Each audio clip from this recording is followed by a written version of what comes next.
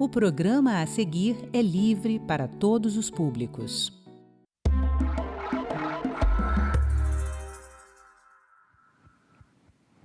Criada para proteger crianças levadas de um país para o outro por um dos genitores sem autorização, a Convenção de Haia tem gerado debates, principalmente quando envolve casos de violência doméstica.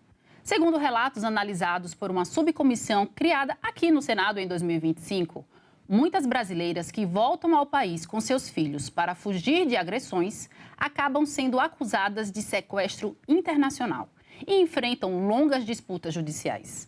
Hoje vamos conversar sobre essa realidade, sobre os desafios enfrentados por essas mães e as propostas para garantir mais proteção às mulheres e às crianças. E nossa convidada é Janaína Albuquerque, ela é advogada, especialista em direito internacional e conversa com a gente agora de forma online, direto de Portugal. Janaína, muito obrigada por aceitar o nosso convite, por estar aqui com a gente. Você é uma pessoa que já milita nessa área, né, há algum tempo, tem bastante repertório sobre o assunto. E a gente quer começar perguntando o que é a Convenção de Haia, que você explique um pouco sobre essa legislação e qual é a questão que envolve hoje essas disputas judiciais entre pais de países diferentes e que sempre tem a criança como um foco central dessa questão. Raquel, muito obrigada pela pergunta, muito obrigada pelo convite da TV Senado. É um prazer estar aqui com vocês hoje e também obrigada aos ouvintes que estão aqui assistindo essa entrevista. A Convenção da Haia é um tratado internacional que estabelece um mecanismo de cooperação internacional para regressar crianças que foram retiradas ou ficaram no outro país, que é diferente daquele de onde elas moram, além do tempo autorizado. Então, basicamente, é justamente o fato da criança de alterar a residência da criança sem autorização do outro genitor. E muito se fala sobre a Convenção da Haia ser talvez uma convenção sobre disputas internacionais de guarda, mas na verdade não é isso. A pretensão da convenção é justamente não falar de guarda. A convenção ela só vai estabelecer um procedimento para que a criança fique ou para que a criança retorne. Então, também é um instrumento que hoje em dia ele tem se falado muito a respeito dele em virtude dos casos de violência doméstica. Porque a convenção, quando ela foi criada, foi num momento muito diferente do que a gente vê hoje. A convenção foi elaborada ali no final da década de 70, para o início da década de 1980, e a pretensão na época é que as crianças pudessem retornar para o país onde elas residem, justamente para que se discutisse a guarda no foro correto, no lugar correto, porque o lugar onde a criança mora é o lugar que vai ter mais acesso à rotina da criança, vai poder produzir provas, vai ter mais contato, de fato, com a vida da criança. Então, é como se fosse quase um regulador dessa competência internacional, sem necessariamente falar da competência direta. E, com o passar do tempo, a situação ela foi mudando um pouco de aspecto, porque na época, 1970, por aí, os pais homens eram os que mais subtraíam as crianças para outros foros, porque eles se viam desprivilegiados em ações de guarda que concediam a guarda para as mulheres, para as mães. Então, eles levavam a criança para outro país na expectativa de obter uma decisão mais favorável sobre a guarda dos filhos. E com o passar do tempo isso foi mudando. Então, desde a década de 90, houve uma inversão e as mulheres passaram a configurar como as principais genitoras subtratoras nesses casos que envolvem a convenção. E hoje em dia, a gente sabe que, pelos dados globais, pelo menos 75% dos casos de subtração são cometidos por mães, e sabemos que a grande maioria deles, não existem números exatos por diversos fatores, mas que a grande maioria deles, a subtração é motivada pela violência doméstica. Então, esse é, de fato, o principal tópico de discussão nessas circunstâncias, porque a violência doméstica não é prevista como uma exceção ao retorno. Isso teve uma certa mudança dentro do Brasil por conta de uma série de iniciativas legislativas e jurisprudenciais, mas, essencialmente, entre todos os estados contratantes, essa não é a realidade. Você tem noção, dados, de quantas mulheres brasileiras hoje possuem processos judiciais que precisam se utilizar dessa convenção como base? Números exatos são muito complicados. É preciso verificar Tem casos que eles... Vamos lá. Esses casos, eles têm duas fases do procedimento. Tem uma fase que é uma fase administrativa e uma fase que é judicial. Então, pelo trâmite previsto na convenção, esses procedimentos eles seguem um fluxo, primeiramente, o que a gente chama entre autoridades centrais, que são órgãos designados pelos governos de cada país signatário da convenção, que vão unificar esse tipo de demanda. No caso do Brasil, a Autoridade Central Administrativa Federal fica no Ministério da Justiça. Então, os casos, via de regra, passam pela CAF e, eventualmente, eles se tornam processos judiciais que correm na Justiça Federal. Mas existem também caminhos por meio dos quais a via da cooperação pela autoridade central, ela não acontece. Então, os processos, eles são ajuizados diretamente na Justiça Federal. Isso sem contar outros tipos de situações, por exemplo, de negociações que não chegam, às vezes, num processo. Então, esses números, os mais exatos que a gente vai ter são os números divulgados pelo próprio Ministério da Justiça, mas é muito provável que existam mais casos ainda. E eu ainda iria um pouquinho mais além, porque qualquer família que possua elementos internacionais, famílias binacionais de nacionalidades diferentes, ou famílias brasileiras que residam no exterior, se existe a possibilidade de acontecer um deslocamento da criança para outro país não consentido, a convenção sempre vai estar ali no pano de fundo. Ela sempre vai ser objeto de discussão, porque sempre vai ser um receio, na hipótese de uma ruptura familiar, que aconteça de fato a subtração. Então, é um pouco difícil de estimar esse número. A gente tem os números do Ministério da Justiça, mas é provavelmente um número muito maior. E já que a gente está falando da instituição brasileira, como o Estado, de que forma o Estado oferece algum tipo de suporte para essas mulheres? Como isso acontece na prática ou não acontece? Depende de cada país, Raquel. Cada país vai proporcionar um tipo de sistema de assistência próprio, porque a convenção ela não vai tão além assim. Existe uma parte da convenção que é padronizada para todos os países signatários, mas existem medidas de interiorização que dependem de cada sistema, de cada lei. No caso do Brasil, quando as mulheres chegam, elas têm que responder a esse processo, seja para o Ministério da Justiça ou, eventualmente, na Justiça Federal. Atualmente, a Defensoria Pública lançou um programa de assistência para as mães da AIA, que oferece esse auxílio jurídico especializado nesse tipo de demanda. Então, as mulheres que sofrem violência, elas podem recorrer, sim, à Defensoria Pública, mas esse é um programa novo, já é uma inovação do direito brasileiro. Mas, fora isso, elas têm que responder a esse processo.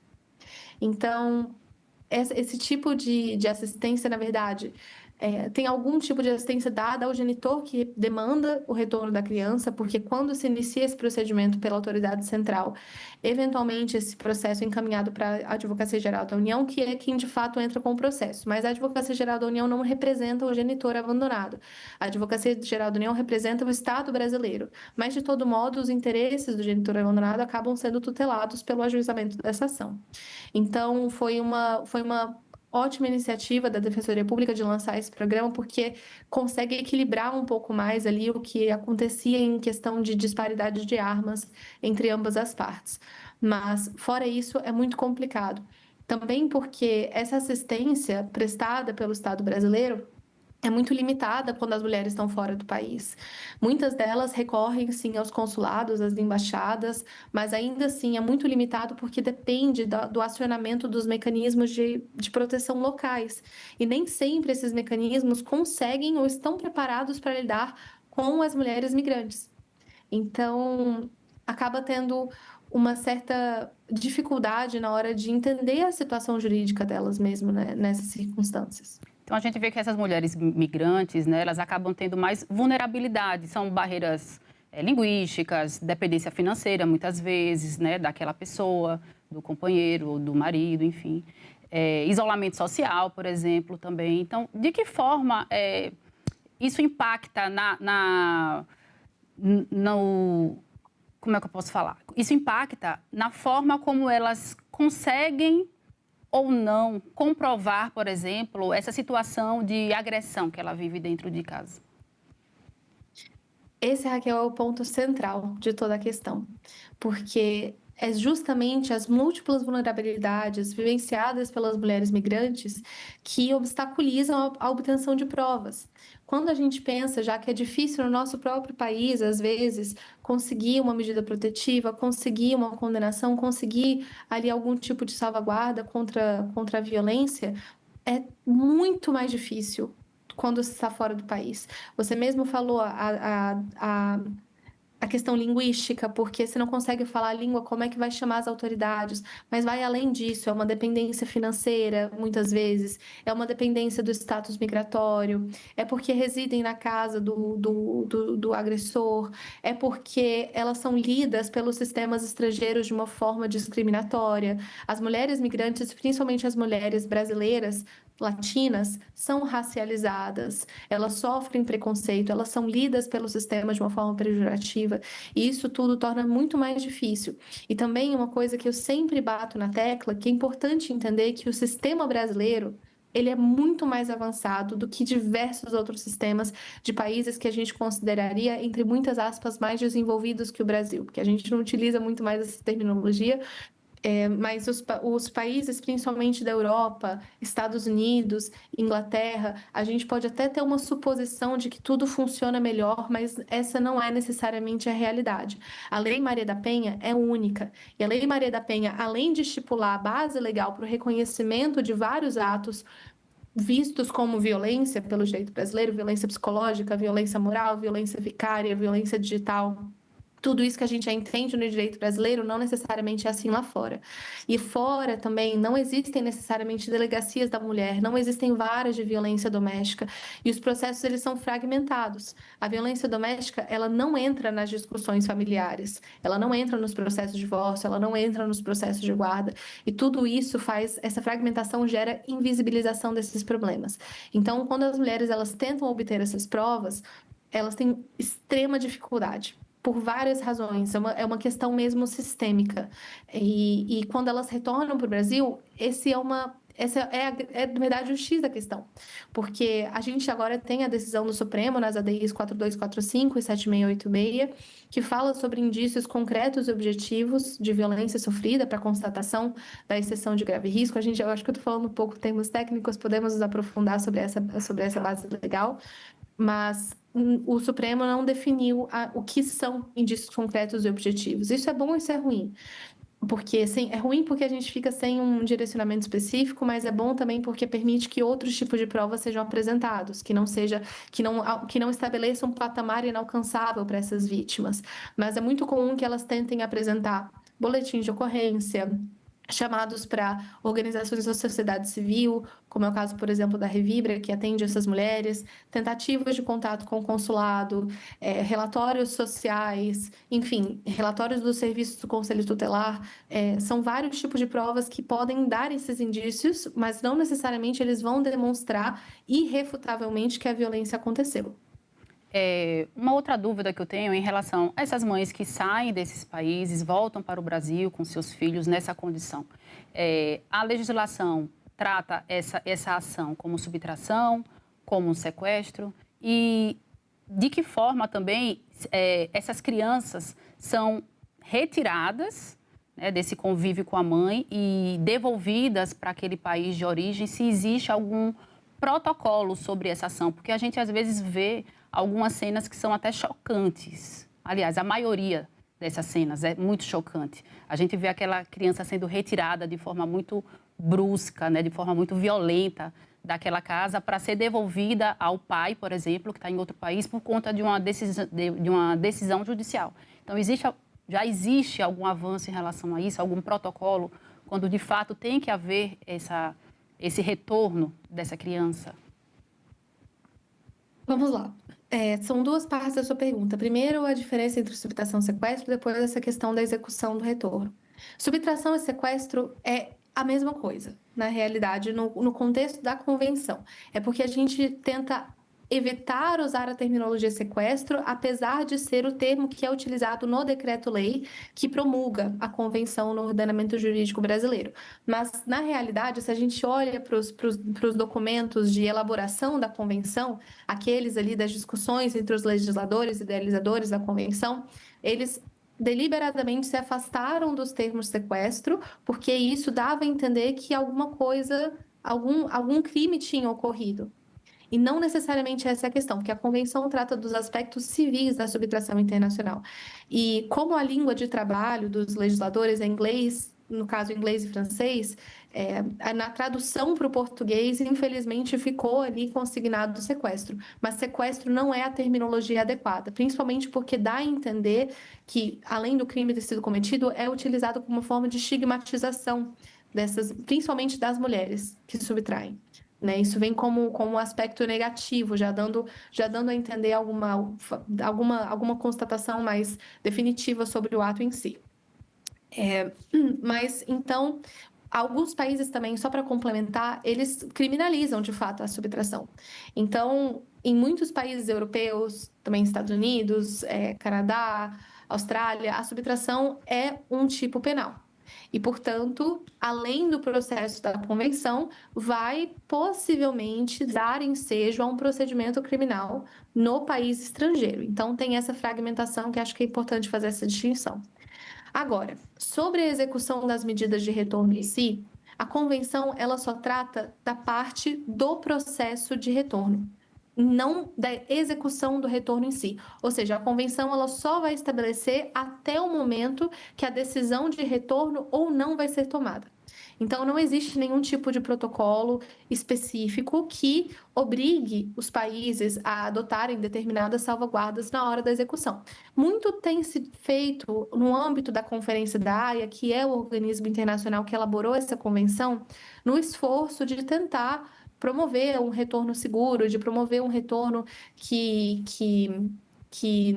leve em consideração, por exemplo, situações de risco, o que eles chamam de medidas de proteção, que seria como se fosse condicionantes para que o juiz que determina o retorno, no caso o juiz brasileiro, por exemplo, ficasse satisfeito que o risco poderia estar eventualmente mitigado com o cumprimento dessas salvaguardas. Mas é justamente a falta de uma estrutura normativa que garanta a executibilidade dessas medidas lá fora que torna isso tudo muito frágil. O que eu tenho visto na realidade aqui também em Portugal, porque eu atendo algumas mulheres também por aqui, que elas vieram de um retorno de outro país, não só necessariamente do Brasil, mas de outros países, e os juízes às vezes até tentam colocar algumas medidas, por exemplo, um pagamento em dinheiro, um afastamento temporário do lar da família. Algumas também falam sobre a retirada das queixas criminais ou não iniciar um processo de guarda até que a mãe volte, alguma coisa nesse sentido. Mas precisa haver algum outro tipo de procedimento para garantir que essas medidas serão cumpridas. Existem algumas convenções que poderiam tratar de partes disso, mas o Brasil não faz parte de nenhuma delas. Aqui o Brasil poderia eventualmente assinar, seria a Convenção de 1996, que é a convenção que a gente fala é a Convenção da Haia de 1980, mas existem outras convenções da Haia, e essa convenção está em processo de ser estudada, inclusive com uma medida do próprio Supremo nas ADIs que eu havia mencionado. Mas essa convenção, por exemplo, ela não trata necessariamente das medidas de proteção direcionadas à mãe, só à criança. Então, só haveria um tipo de reconhecimento e execução das medidas que cobrem a criança. Então, todo esse cenário está sendo construído, mas também fica a questão, Raquel. Será que risco de violência doméstica pode, de fato, ser mitigado por essas medidas? Porque, na verdade, mesmo que elas sejam ali oferecidas, elas podem ser meramente ilusórias, né? Por exemplo, teve um caso que eu acompanhei, por exemplo, que o retorno foi condicionado a um pagamento de uma estadia temporária, a um pagamento de uma quantia para que a mulher conseguisse chegar e se reerguer, só que o retorno aconteceu antes de assegurar que isso teria acontecido. Então, ela chegou até o outro local, até havia uma reserva no hotel, mas chegou no hotel, precisava de um cartão de crédito. Ela não tinha um cartão de crédito, resultado, ela não pôde ficar no hotel. E a transferência bancária que ia ser feita, de fato, foi feita, mas só chegaria na conta dela dali a 10 dias. Então, nesses 10 dias, ela ficou completamente vulnerável. Por isso, essas falhas, esses pontos cegos, eles são muito importantes e muito difíceis de mensurar. Então, é muito delicado. Não é uma obrigação que essas salvaguardas sejam estipuladas, mas também, paralelamente, acontece toda uma discussão a respeito se elas são ou não adequadas ou se elas são meramente ilusórias. Em algum momento desse processo, a manifestação da vontade da criança, ela é levada em consideração? Deve ser, até porque a vontade da criança consta como uma das exceções ao retorno. É o artigo 13(2). No caso, 13, parágrafo 2º. Mas no ordenamento jurídico brasileiro, as crianças só são, de fato, escutadas diretamente a partir dos 12 anos. Existem algumas hipóteses que são escutadas um pouquinho antes, mas é orientado que o juiz deva levar em consideração não só a idade, mas o grau de maturidade da criança. Então, quanto mais a criança tem autonomia para poder decidir sobre aquilo de conta própria, até porque é uma decisão muito grande a ser tomada. Muitas crianças, elas ficam ali divididas entre agradar um genitor, agradar o outro, e isso pode levar, enfim, a uma série de discussões. Também isso dá ensejo a outros tipos de argumentações, falam que a criança está sendo às vezes manipulada, se ela fala que ela quer ficar. Então, é complicado, mas é uma obrigação. A gente não pode deixar de esquecer que o Brasil é signatário da Convenção da ONU sobre os Direitos da Criança, que prevê o direito de toda criança ser ouvida e de a opinião dela ser levada em consideração nos processos que dizem respeito a elas. Portanto, isso é viabilizado de alguma forma, mas com todas essas ressalvas de que vai se levar em consideração a idade e a maturidade da criança. Janaína, eu comecei o programa informando que no ano passado, em 2025, o Senado Federal criou uma subcomissão dentro da Comissão de Direitos Humanos para tratar especificamente sobre esse tema. E eu sei que você acompanhou todo esse processo, todos os debates. E eu queria entender se, da conclusão que foi tirada dessa subcomissão, houve relatório, né, no final, se houve algum encaminhamento concreto, se houve algum avanço em relação a isso, de que forma o legislativo brasileiro também tem atuado ou pode atuar em relação a essa questão. Raquel, o trabalho da subcomissão foi realmente fantástico e inovador. Inclusive, eu até tive a oportunidade de falar para o Senado mexicano há alguns meses e eu até elogiei o trabalho da senadora Mara Gabrilli na condução dessa subcomissão, porque realmente foi importantíssimo para poder dar voz a essas mulheres. Essa que é a grande dificuldade. A gente precisa escutar essas mulheres. Eu sempre também falo muito isso nas minhas intervenções. A gente não tem como mensurar a dificuldade real que elas passam sem que a gente entenda a situação que elas viveram pelos olhos delas. Então, foi essencial que esse debate acontecesse, inclusive com a participação de outros especialistas e de outros participantes do governo, que foram ali também partilhar suas experiências e as próprias dificuldades institucionais na condução desses casos. E foi realmente de muito, muito valor agregado para todo o avanço desse debate. Inclusive, tem um projeto de lei que está correndo agora, que acabou de ser aprovado salvo engano, foi na CCJ, que é o PL 565 de 2022, salvo engano, eu posso estar equivocada sobre o número, mas também foi de relatoria agora da senadora Mara Gabrilli, que foi um grande avanço. E esse relatório, ele pode, na verdade, quer dizer, esse projeto de lei, ele pode chegar, inclusive, a complementar a ação do Supremo, porque o projeto de lei ele vai além, ele dá, por exemplo, as provas que podem ser eventualmente aceitadas como indícios concretos objetivos de violência doméstica, o que ajuda um pouco a orientar o que elas significam, né? Porque sem uma condenação, às vezes criminal, pode parecer muito frágil. Então, ele fala sobre, por exemplo, o que eu havia mencionado de relatórios da sociedade civil, de comunicações para o consulado. E esse projeto de lei, na verdade, ele nasceu na Câmara dos Deputados. Então, uma vez que ele seja aprovado pelo Senado, ele vai ter que retornar à Câmara. E agora ele tem que finalizar o seu trâmite também no Senado com a aprovação do relatório em si, com as suas devidas modificações.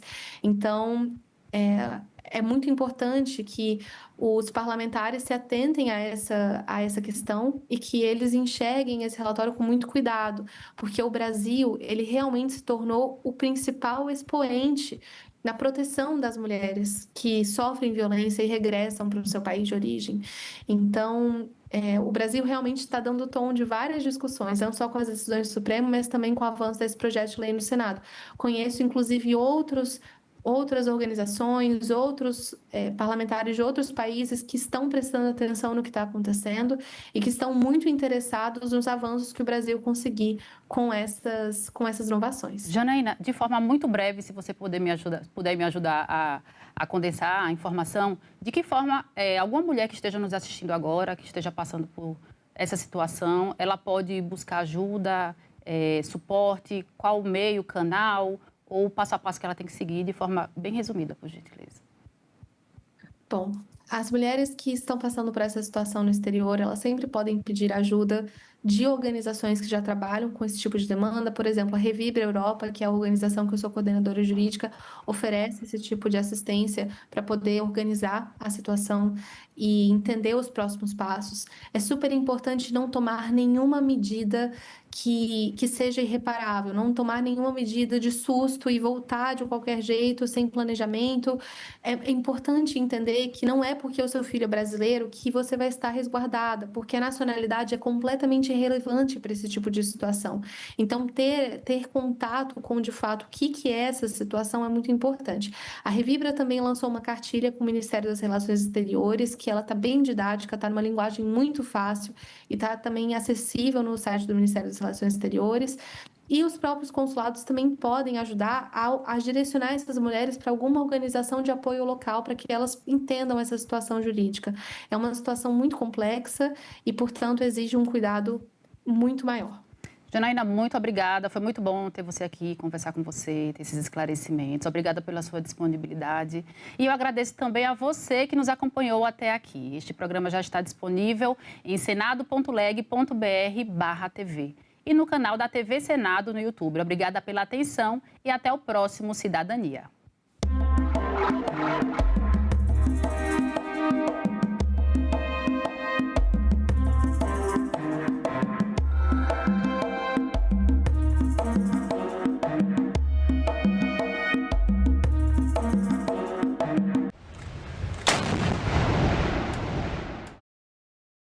Nós temos um momento que grande parte da juventude está atravessando, digamos, um período muito triste. Essa geração de adolescentes agora é a primeira geração que, de fato, é exposta à rede social desde criança. Precisa, enquanto sociedade, também ter um olhar para essa adolescência. Algum dia eu imaginei que não valia a pena Em Discussão. Hoje, 20h, aqui na TV Senado. A gente também fala tupi. O nome Sergipe tem origem no tupi e significa no Rio dos Siris. É formado por seri, que quer dizer siri, mais i, palavra para água ou rio, mais p, que significa a preposição em, no. O siri é uma espécie de crustáceo encontrado em locais de areia ou de mangue. O termo siri também vem do tupi e tem o significado de correr, deslizar, provavelmente em razão de como ele se move. A gente também fala tupi.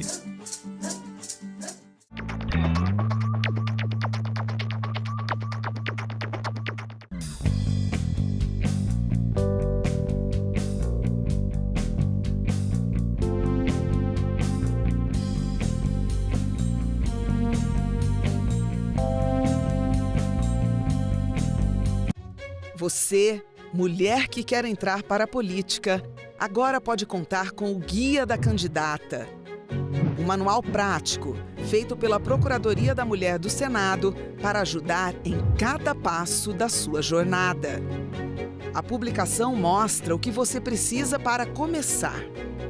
Estar em dia com a Justiça Eleitoral, garantir sua filiação a um partido e o domicílio eleitoral 6 meses antes da eleição. Lá, você descobre como garantir os recursos para sua campanha, como os 30% do fundo eleitoral e do tempo de rádio e TV, que são seus por direito.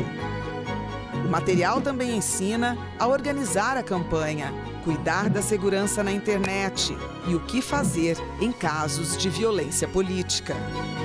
Acesse o guia na página da Procuradoria do Senado na internet. Basta clicar em Publicações no alto da página e selecionar o Guia da Candidata. É informação rápida e segura para você ocupar o seu lugar na política. Porque porque não existe democracia sem a sua participação.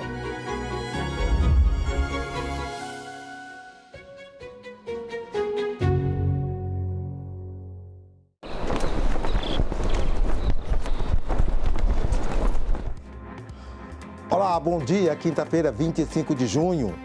O senador Jacques Wagner anuncia que vai deixar a liderança do governo. Saúde mental em discussão na TV Senado. A audiência debate o futuro das vacinas estratégicas no Brasil. E mais 2 audiências públicas devem movimentar amanhã na casa. Fique com a gente que o Senado Notícias está no ar.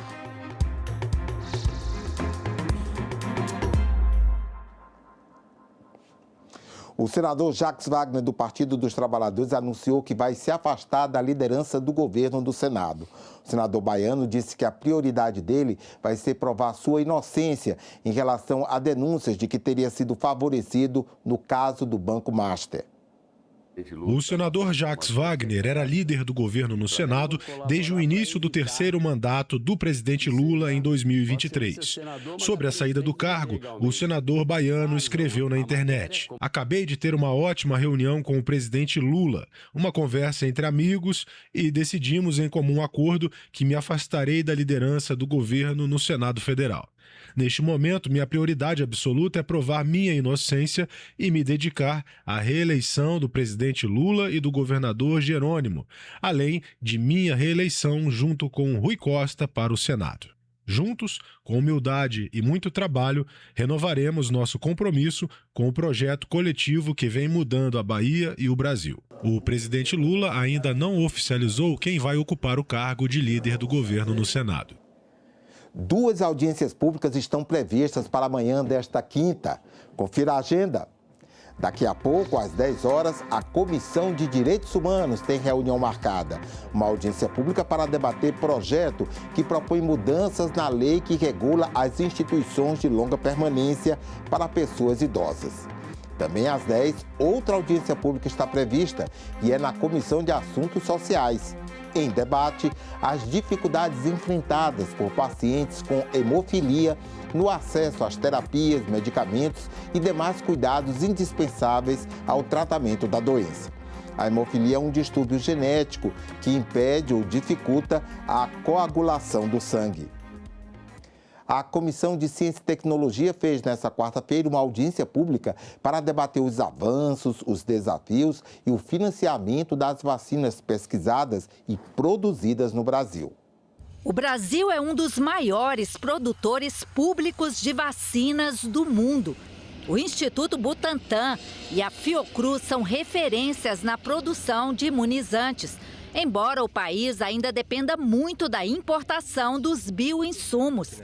Na audiência pública, o representante do Ministério da Saúde citou o compromisso do governo com o financiamento e desenvolvimento de tecnologias nacionais para a produção das vacinas. O novo PAC lançado já no governo do presidente Lula, foram destinados 6,3 bilhões de reais para financiar o complexo econômico industrial da saúde em vacinas.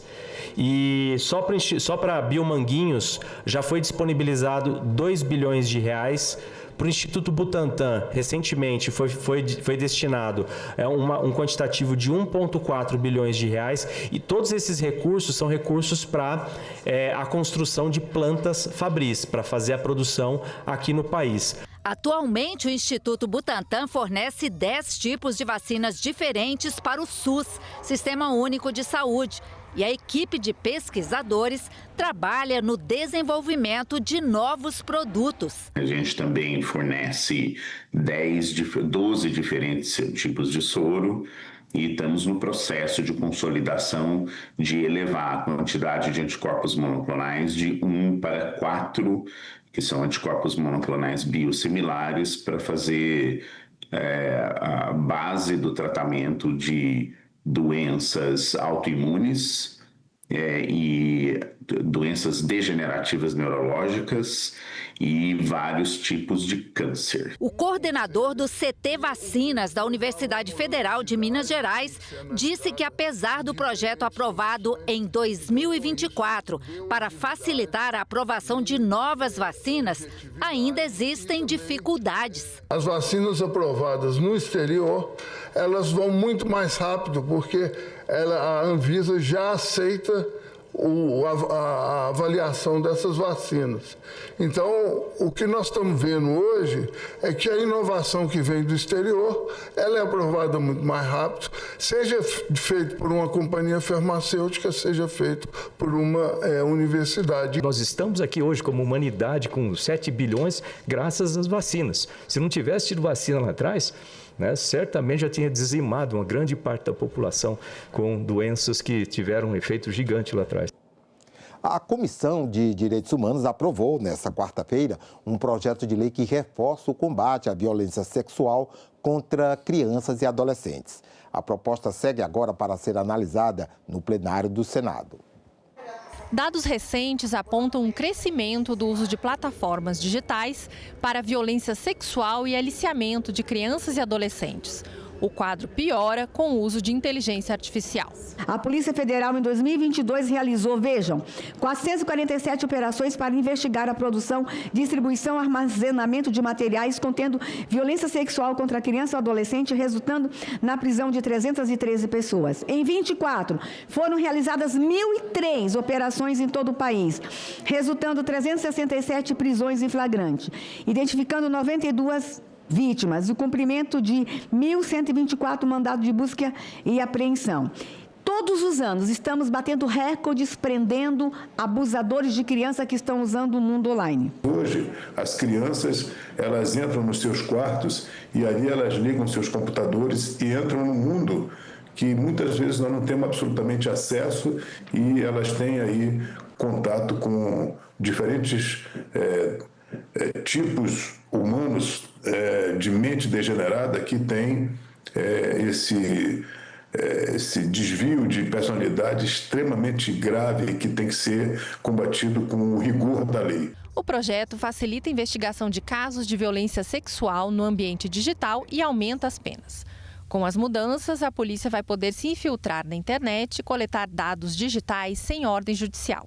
Além disso, os agressores terão que pagar pelo tratamento psicológico das vítimas e podem enfrentar uma pena de 4 a 10 anos de prisão. Para além do aumento das penas dos crimes que o projeto promove, ele também traz avanços significativos. A modernização dos instrumentos investigativos, em especial a positivação da ronda virtual e ampliação da infiltração policial, confere maior segurança jurídica à atuação estatal diante da sofisticação dos crimes cibernéticos. A substituição da expressão pornografia infantil por violência sexual contra criança ou adolescente reconhece com a seriedade devida a inexistência de consentimento e a natureza abusiva dessas condutas, alinhando-se às recomendações da Unicef e dos organismos internacionais especializados. Esse projeto veio exatamente para fechar todas as brechas, tanto no mundo digital,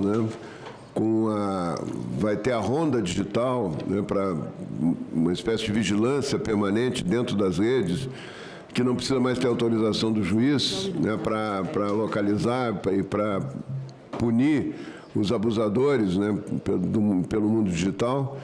E também o cuidado com a criança, obrigar o tratamento, o abusador vai ter que pagar o tratamento psicológico, Até o tratamento que for pelo SUS, ele vai ter que reembolsar o SUS pelo tratamento. E a Comissão de Direitos Humanos realizou uma audiência pública nesta terça-feira para debater o Plano Nacional de 2026 de enfrentamento da violência contra crianças e adolescentes. O Plano Nacional de Enfrentamento da Violência contra Crianças e Adolescentes tem como objetivo incentivar e realizar ações para seu desenvolvimento integral e saudável. A audiência da Comissão de Direitos Humanos debateu a avaliação do plano de 2026 e discutiu seus resultados. Os dados apresentados foram extremamente preocupantes. Os registros de violência sexual continuam crescendo. Os sistemas de saúde, assistência social e segurança pública seguem recebendo milhares de notificações todos os anos. E a violência continua atingindo, sobretudo, meninas, adolescentes e crianças em situação de maior vulnerabilidade.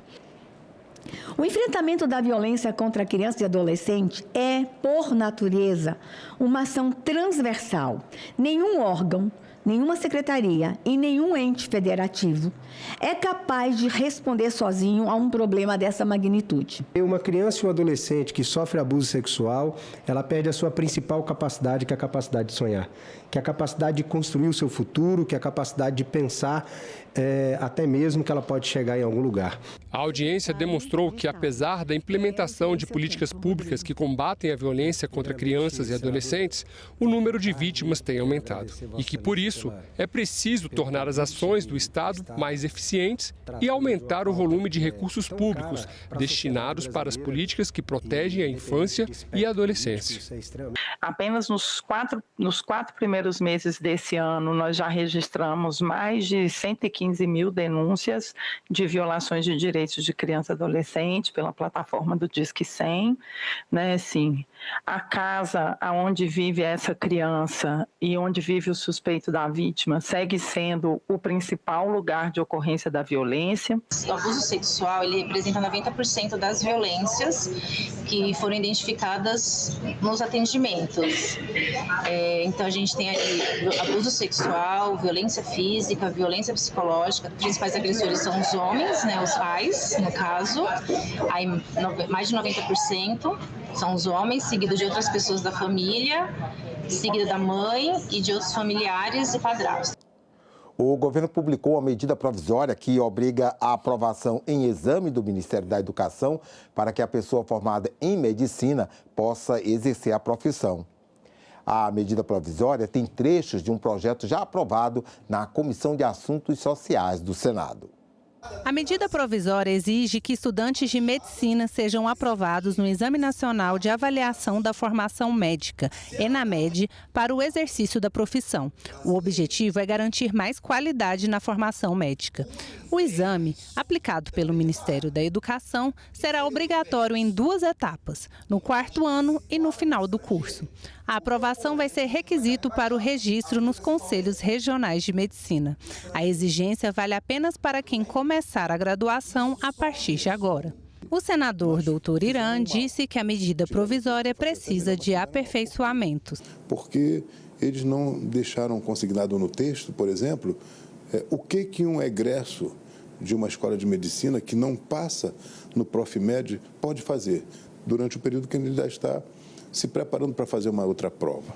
Além do que, nós estabelecemos também que temos que aplicar sanções a escolas médicas que não aprovam adequadamente os seus egressos, que vão desde a diminuição do número de vagas, suspensão temporária de vestibular, até o fechamento de escolas. A medida provisória repete trechos de um projeto já aprovado na Comissão de Assuntos Sociais do Senado e que aguarda votação no plenário. Um dos pontos de divergência com a MP é que a proposta atribui ao CFM a aplicação da prova de proficiência e não ao MEC.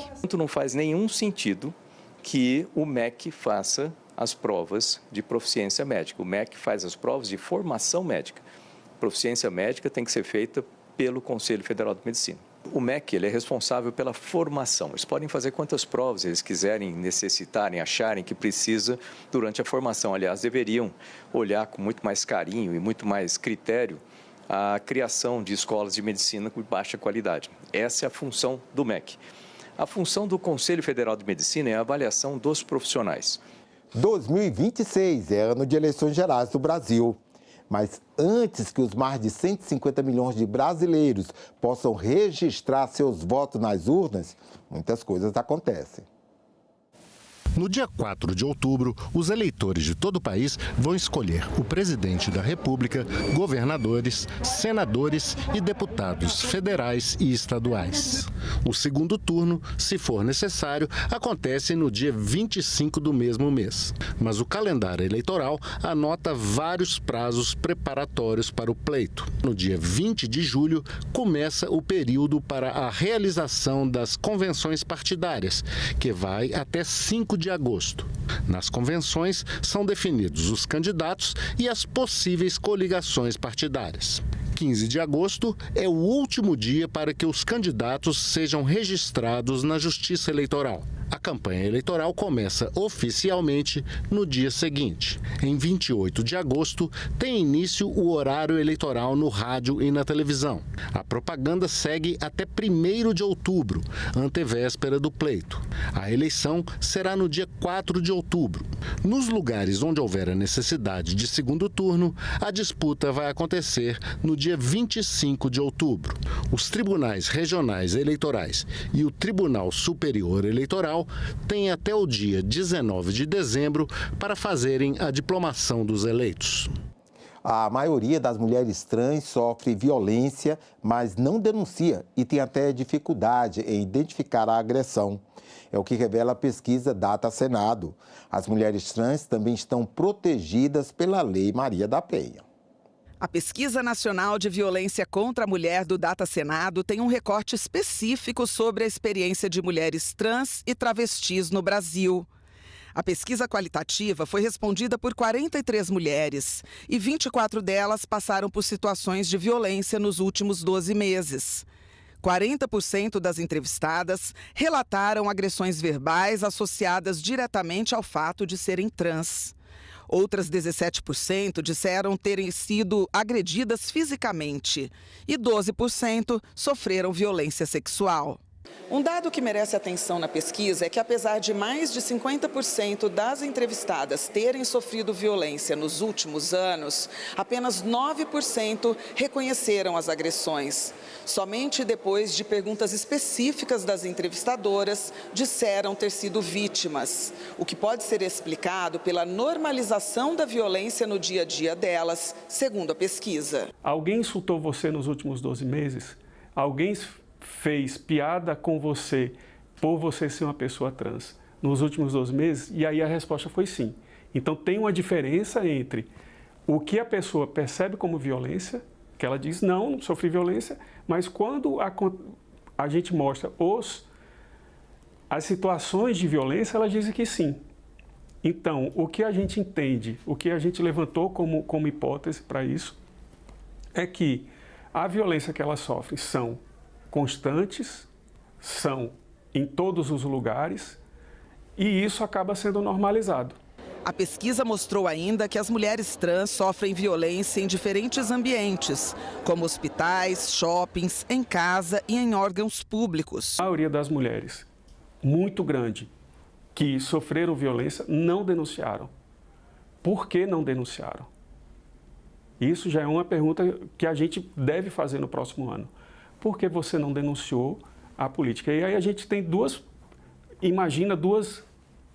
hipóteses. A primeira, as mulheres trans não sabem que a Lei Maria da Penha protege elas nesse sentido, ou elas não confiam nos órgãos de denúncia.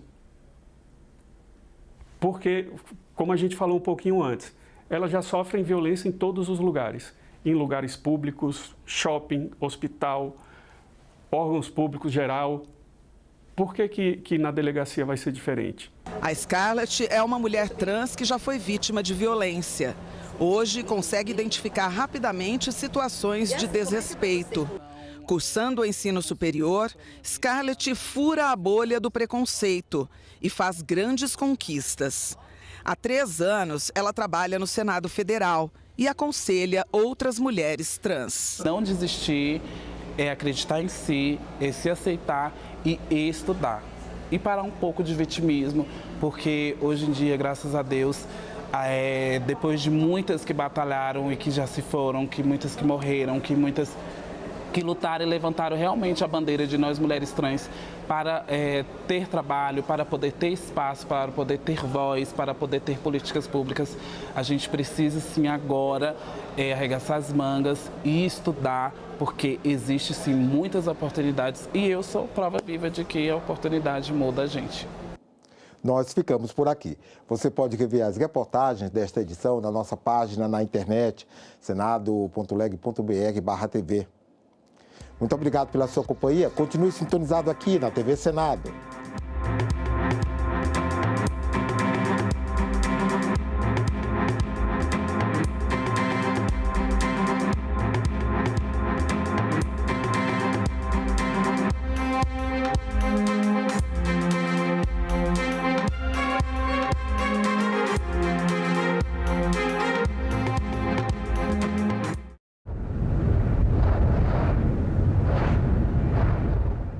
Nós temos um momento que grande parte da juventude está atravessando, digamos, um período muito triste. Essa geração de adolescentes agora é a primeira geração que de fato é exposta à rede social desde criança. Precisa, enquanto sociedade, também ter um olhar para essa adolescência. Algum dia eu imaginei que não valia a pena Em discussão.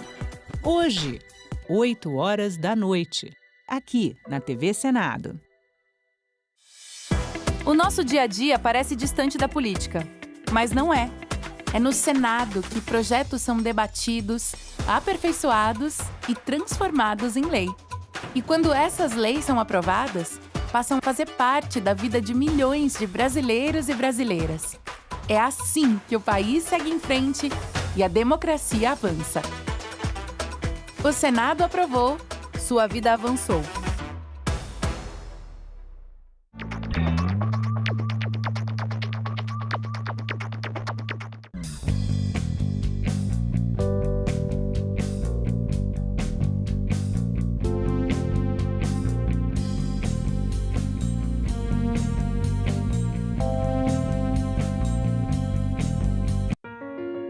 Eu sou Olívia Dias Moreira Duarte, sou jornalista e sou supervisora de qualidade de programação aqui no setor de Vivo e Íntegras da TV Senado. O que a gente faz, basicamente, é captar e transmitir tudo que é atividade legislativa aqui no Senado Federal. A pessoa que vai sentar à noite e assistir uma TV comercial do jornal mais assistido do país, ela vai assistir uma coisa que foi captada aqui por esse setor da TV Senado. A transparência é o principal produto que o Vivo oferece, a transparência pública. Então a TV, eu acho que ela contribui com a democracia e com a cidadania mesmo.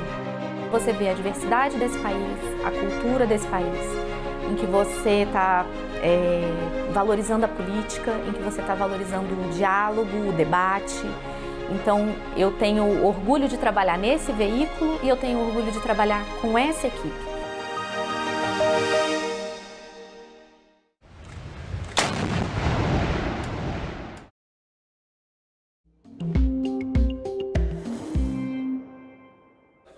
Há quórum regimental e a reunião ocorre de forma semipresencial. Há parlamentares presentes no plenário e parlamentares que participam de forma virtual através da plataforma Zoom. Declaro iniciada a presente reunião deliberativa da Comissão Mista de Planos, Orçamentos Públicos e Fiscalização do Congresso Nacional para a votação das matérias constantes da pauta. Há quórum para deliberação nas representações das duas casas do Congresso Nacional. Solicito que sejam declarados como lidos os expedientes recebidos pela comissão do dia 19 de dezembro de 2025 até a presente data, inclusive os avisos do TCU, que não receberam recomendação para autuação, tendo em vista que essas informações encontram-se publicadas na página da CMO na internet. Entretanto, caso algum parlamentar se interesse pela relatoria da matéria, peço que se manifeste. Havendo concordância do plenário, proponho a dispensa da leitura das atas da 10ª reunião deliberativa ordinária, realizada nos dias 2, 9, 23 e 30 de setembro, 14 e 21 de outubro, 5 de novembro, 2, 3, 9, 10 e 19 de dezembro de 2025 e da primeira reunião de instalação e eleição da mesa realizada no dia 16 de junho de 2026. Caso haja alguma retificação, peço aos senhores parlamentares que se manifestem.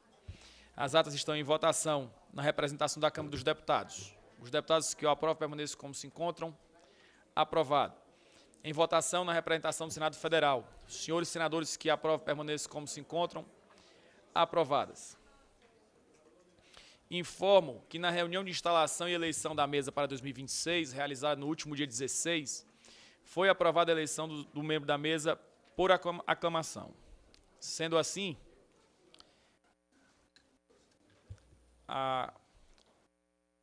só um minutinho.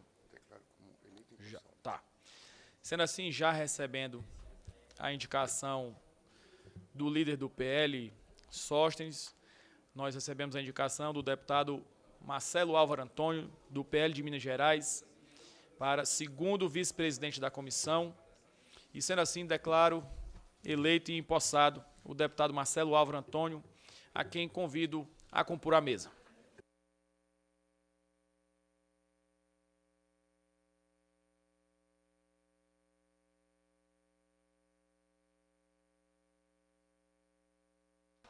Presidente.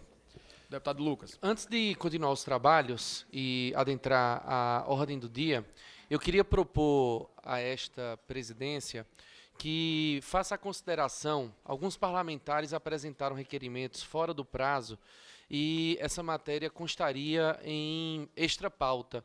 Eu faço um apelo a Vossa Excelência para a gente ganhar tempo que possa colocar em votação as matérias que foram propostas fora do tempo para apreciação nesta reunião. Agradeço a sugestão do deputado Lucas e assim o farei. Tentei fazer com que seja votado em globo os requerimentos, inclusive os extra pauta. Antes de entrar na pauta, na extra pauta e na votação, eu consulto se deseja fazer uso da palavra o agora empossado segundo vice-presidente da comissão, deputado Marcelo Álvaro Antônio. Muito obrigado, presidente. Prazer enorme estar aqui nesse momento importante, abertura dos trabalhos nessa sessão, agradecendo aqui já a Vossa Excelência, agradecendo os nobres pares, os senadores que tiveram presentes na reunião, e dizer que, como segundo vice-presidente, estou aqui para contribuir com a melhor fluidez dos trabalhos, presidente. Muito obrigado a todos, conte comigo. Senador Isalci. Presidente, hoje de manhã participei de um simpósio com a Embrapa. Todos nós aqui sabemos, e todo ano a gente tem essa discussão da Embrapa aqui, né, que é uma referência internacional, é um motivo de orgulho por todo brasileiro, a Embrapa. E todo ano a gente tem questão de contingenciamento, falta de recursos. Eu apresentei, o ano passado, uma audiência pública aqui para falar da Embrapa. Eu não fiz o requerimento ainda, mas se pudermos também aprovar no extra pauta já, eu não apresentei o requerimento ainda não, mas não pode ser um requerimento verbal aqui não. Audiência com a Embrapa, coisa muito simples, acho que é unanimidade isso aqui. Bom, o requerimento... Manda fazer hoje ainda, o requerimento passa aqui. Se o requerimento conseguir chegar aqui durante a sessão, a gente faz uma inclusão, porque infelizmente nós não conseguiríamos fazer um requerimento de forma verbal. Acho que, no máximo talvez um adendo a algum requerimento que acho que tem do ministro da Agricultura, não tem? Tem um requerimento de convite que se inclua a Embrapa na audiência pública do ministro da Agricultura, como, por exemplo, acho que isso a gente conseguiria fazer. Se puder ser assim, nós, é importante. No requerimento... Até para ter o apoio do ministro também. Perfeito. Há um dos requerimentos que acredito de minha autoria, de convite do ministro André de Paula, da Agricultura, e havendo concordância, a gente inclui para que venha na mesma audiência pública a presidente da Embrapa. Eu queria, presidente, fazer a solicitação para subscrever os requerimentos de audiência pública, de forma que eu possa participar também. Perfeitamente. Presidente. Pois não, deputado Gilmar Tato. Eu protocolei um pedido de requerimento para realizar uma audiência pública para debater o financiamento da tarifa zero no transporte público e as medidas necessárias para a implantação. Convidando, inclusive, órgãos do governo, representando o Ministério das Cidades, da Fazenda, Casa Civil. E, como é extra pauta, gostaria do apoio dos nobres pares para aprovação desse requerimento. Perfeito, deputado. Inclusive, primeiro quero aqui já deferir o pedido do deputado Lucas para que possa constar também como subscritor dos requerimentos de audiência pública apresentados na tarde de hoje.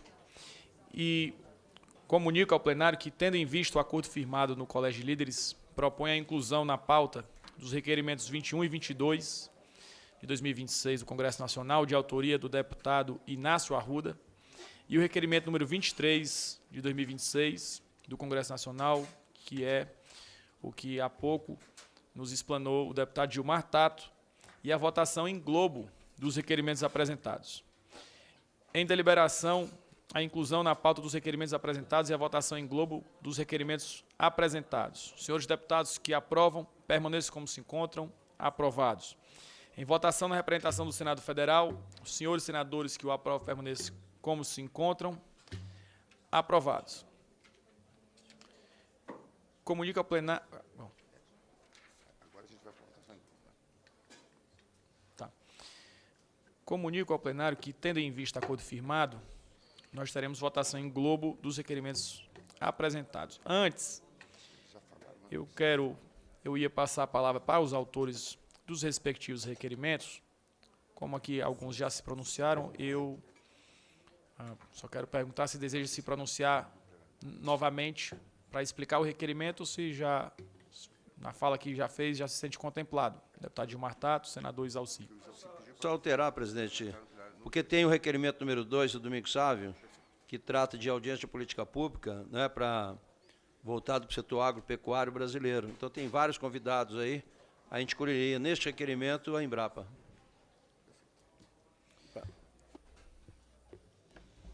Perfeito. Aqui eu quero, já atendendo assim a indicação, fazer essa sugestão para que na votação a gente possa, já com o adendo que sugestão do senador Isalci, incluir a Embrapa na audiência pública sugerida pelo deputado Domingos Sávio. Presidente. Deputado Gilmar Tato. Não, o que me levou a aprovar esse requerimento é porque o modelo de financiamento do sistema de transportes ele está falido. Este modelo onde o usuário paga para usar o sistema de transportes, ele não funciona mais. Ele não funciona porque, na medida que aumenta os custos do transporte, você tem que aumentar o valor da passagem. O que acontece? Você tem uma migração das pessoas, elas deixam de usar o sistema de transportes. Ou porque não tem dinheiro, ou porque passa a ser mais viável andar de Uber, andar de moto, comprar um carro. E o que está acontecendo? A cidade está entrando em colapso. Então, o grande debate, isso já está acontecendo no mundo, nós temos um país que tem a tarifa zero, nós temos 2 capitais no mundo, senador Salsi, que tem a tarifa zero, que é Tallinn e Luxemburgo, e Belgrado, onde tem 1.700.000 habitantes, e no Brasil nós temos 146 cidades que têm a tarifa zero. O que acontece? Nós temos que criar um sistema único de mobilidade, como tem o sistema de saúde, onde tem a participação do governo federal, do governo estaduais e dos municípios. O usuário, a pessoa que entra no sistema de transporte, seja de ônibus, de trem, de metrô, ele paga 2 vezes. Está na Constituição que o transporte é um direito fundamental no artigo 6º. Veja, uma mãe, quando entrega uma criança na creche todos os dias, ela não passa no guichê para pagar R$10 todos os dias. Ou quando um cidadão, cidadã, vai no posto de saúde, numa UPA, para fazer uma consulta, ela não paga para fazer a consulta. Por que ela, quando entra no sistema de transportes, ela tem que pagar? Todos pagam. O sistema de saúde todos pagam, segurança todos pagam, saúde todos pagam, e o transporte, quem usa, paga 2 vezes. Então, é um debate que nós temos que fazer, e a grande questão é como financiar.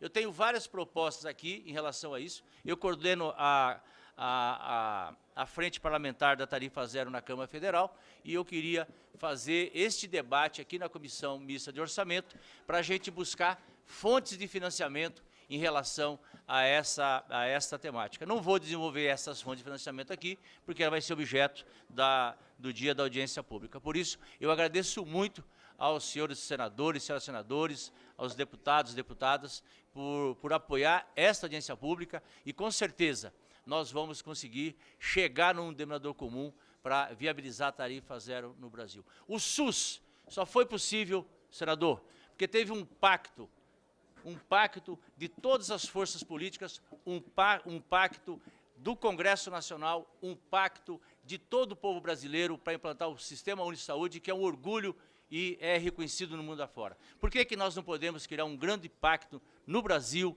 para a gente implantar a tarifa zero e dar o direito de milhões de pessoas a usar um transporte e que o fator econômico não seja empecilho e que nós possamos priorizar o transporte coletivo em detrimento do carro individual, que é o que a Europa está fazendo, que é o que outros países avançados estão fazendo, porque diminui a poluição, diminui o congestionamento, aumenta, melhora a economia e faz com que as cidades possam ser apropriadas por todos e por todas. Obrigado. Presidente, eu só quero pedir ao nosso querido deputado para que eu possa também subscrever esse requerimento, que eu acho de suma importância esse debate. Evidente que a gente não deve votar nada antes das eleições, né, para não contaminar, mas de forma esse assunto é de suma importância e faço questão de participar junto. Consulto o deputado Gilmar Tato se... Então, vamos também colocar o senador Isalci como subscritor do requerimento de autoria do deputado Gilmar Tato. Os requerimentos de audiência pública aqui, que estão na pauta de hoje, todos trazem os principais ministros para discutir a temática dos seus ministérios. Não está aqui, até porque já é, por regra legal e regimental, e nós já formalizamos o convite ao presidente do Banco Central, ao secretário do Tesouro e ao ministro da Saúde. Então, nós desejamos que o mais breve possível consigamos fazer essas reuniões ainda, tentar que iniciem-se na semana que vem, no mês de julho, podendo esse plenário funcionar mais de uma vez por semana para que a gente possa ter as reuniões deliberativas e também as audiências públicas. Em deliberação, a votação em globo dos requerimentos apresentados. Os senhores que os aprovam permaneçam como se encontram. Aprovados. Em votação na representação do Senado Federal, os senhores senadores que os aprovam permaneçam como se encontram. Aprovados. Aprovados, então, na Câmara dos Deputados, no Senado Federal. Declaro encerrada a presente reunião.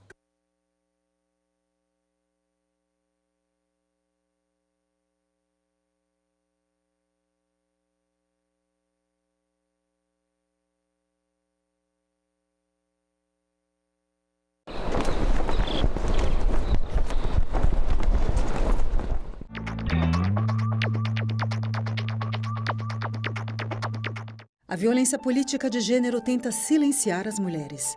Mas você não precisa enfrentar isso sozinha. O Zap Delas é o canal da Procuradoria da Mulher do Senado para acolher e orientar candidatas e lideranças. É um espaço seguro para denunciar ataques, ofensas e perseguições. Anote o número 619-8309-0025. Zap Delas, um canal da Procuradoria da Mulher do Senado.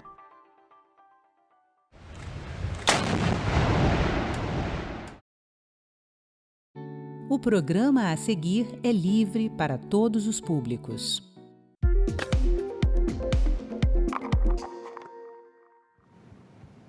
O Instituto de Pesquisa Econômica Aplicada divulgou no mês de maio o Atlas da Violência 2026, que revelou a menor taxa de homicídios da história do Brasil. O estado do Ceará, no entanto, apresenta números preocupantes com o aumento da criminalidade em diferentes municípios. Começa agora mais um assunto de Estado e hoje a gente vai falar aqui no programa sobre essa situação, além de saúde, educação, entre outros temas. E para conversar comigo, o nosso convidado de hoje é o senador Eduardo Girão, do Novo do Ceará. Bem-vindo, senador. Obrigado, Sérgio. Tudo de bom. Senador, como eu falava sobre o Atlas da Violência, o Ceará tem 4 dos 5 municípios brasileiros com maior índice de homicídios. A gente preparou aqui um infográfico para falar mais a respeito.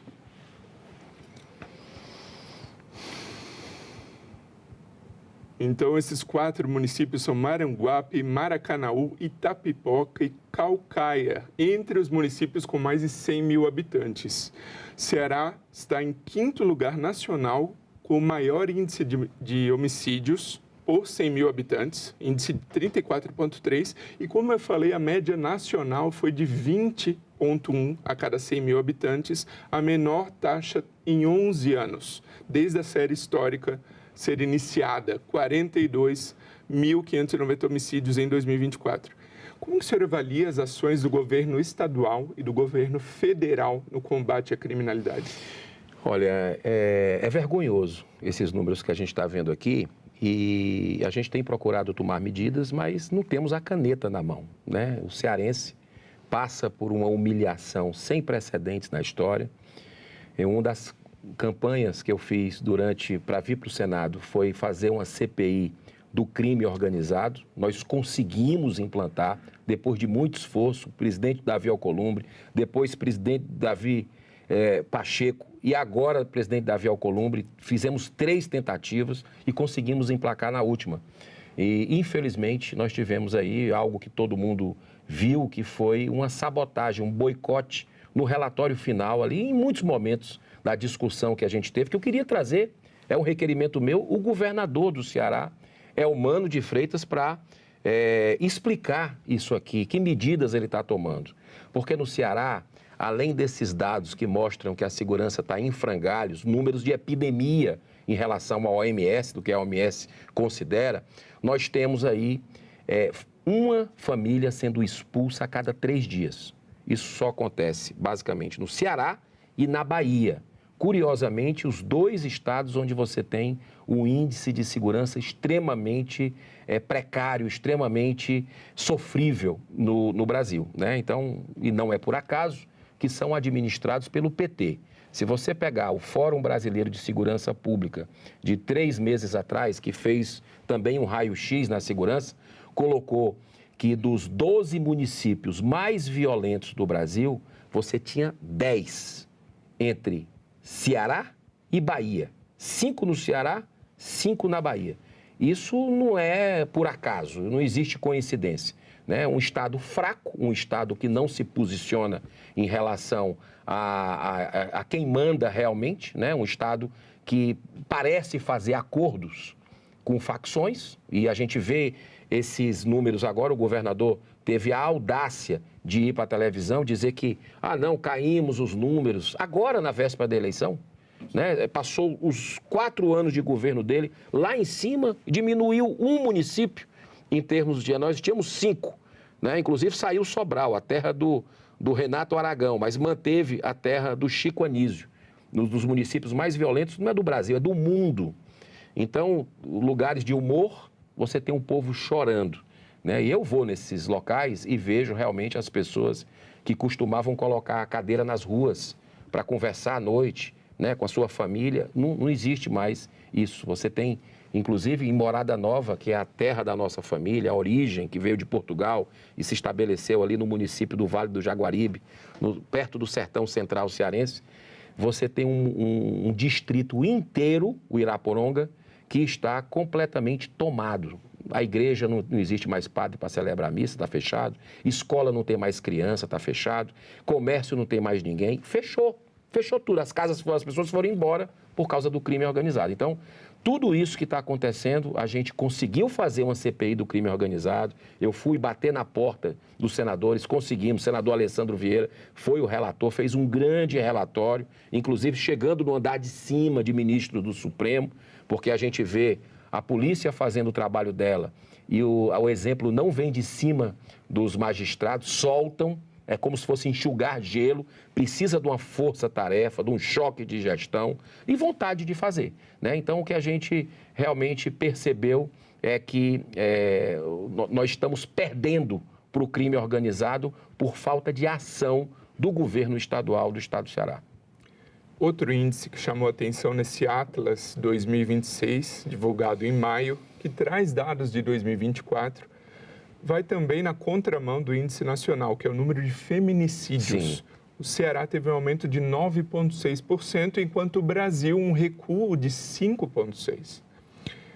Que ações o senhor vem adotando ao longo do seu mandato aqui no Senado no combate à violência de gênero? Nós viemos apoiando, né, muitos projetos, né, que são sérios, não projetos que têm o cunho populista, né, de fazer média para a população, mas exatamente buscar efetivar, aumentar penas, né? Questões aí que nós votamos recentemente para ter tornozeleira eletrônica em potenciais violadores do direito das mulheres, né? De agressores. E a gente procura realmente fazer um trabalho junto com os colegas. O Ceará é um estado que, repito, a caneta na mão desse governador, né, infelizmente, não tem trazido resultados. Está aí o número de feminicídio. Né? Nós temos uma vice-governadora que vive falando do que está, das melhoras lá para o estado, e nós temos aí exatamente os piores índices.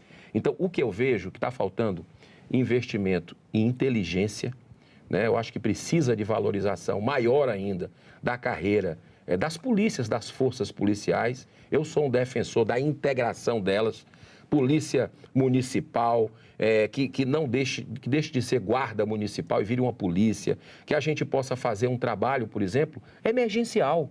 O Ceará precisa de um governo de emergência.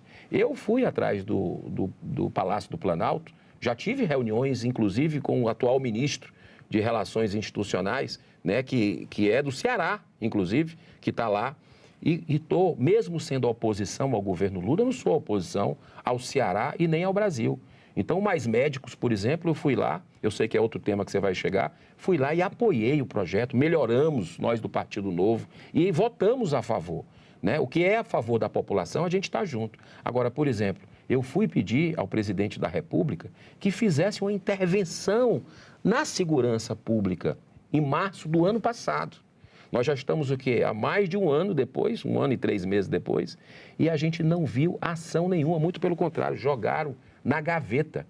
Eles que dizem proteger os menos favorecidos, os mais pobres, que não têm no Ceará o direito de ir e vir.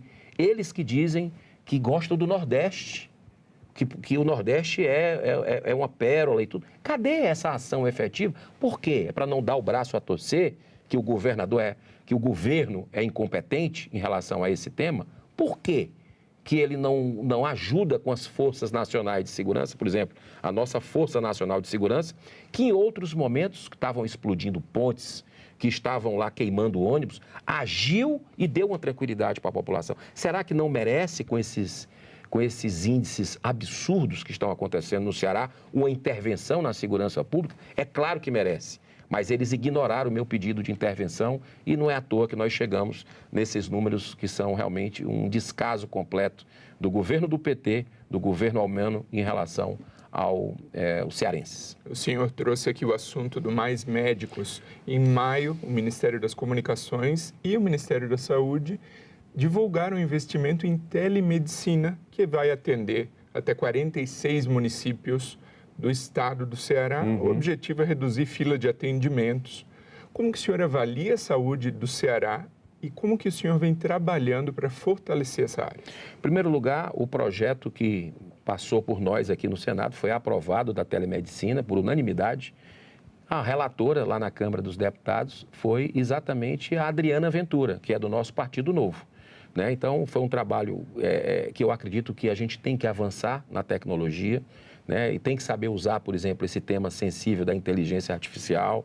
Né? E agora, o que nós estamos tendo de problemas no estado do Ceará, e eu faço questão, Sérgio, de nos 184 municípios do estado, desde o começo do mandato, finais de semana, quem me acompanha nas redes sociais me vê nos hospitais. Não tem nenhum hospital público do estado do Ceará que a gente não tenha enviado recurso, independente se aquela cidade é administrada pelo PT, pelo PL, pelo PDT, não importa. O povo não tem culpa com essa briga por política e eu faço questão de fiscalizar. E eu fico assim, com o coração na mão, quando eu vejo 7 meses, 8 meses num leito que desprovido de equipamentos. Muitas vezes os equipamentos que a gente chega foi o que a gente mandou. Né? A falta de atenção, a falta de cuidado, de zelo com a saúde, que é o bem mais precioso que nós temos, é tão grande que a gente chega nesses rincões do interior do Ceará e não vê raio-x, e não vê ultrassom. Né? E nós estamos equipando. Nós levamos lá para o estado do Ceará, foi o 18º estado a receber, demorou. Mas foi através do nosso mandato, integralmente o nosso mandato, que levou o Hospital de Amor. lá de Barretos, né, que é uma excelência, uma referência internacional no enfrentamento ao câncer de mama e do colo de útero. E que a gente conseguiu colocar esse equipamento, que inaugura agora nos próximos dias, para a região do Cariri inteiro, é em Juazeiro, mas vai atender todos os municípios da região do Cariri. E levamos o IPRED, que é o Instituto da Primeira Infância, que faz um trabalho junto com a Universidade de Sorbonne, lá na França, e ela tinha 36 anos na capital Fortaleza. Nunca tinha ido para o interior.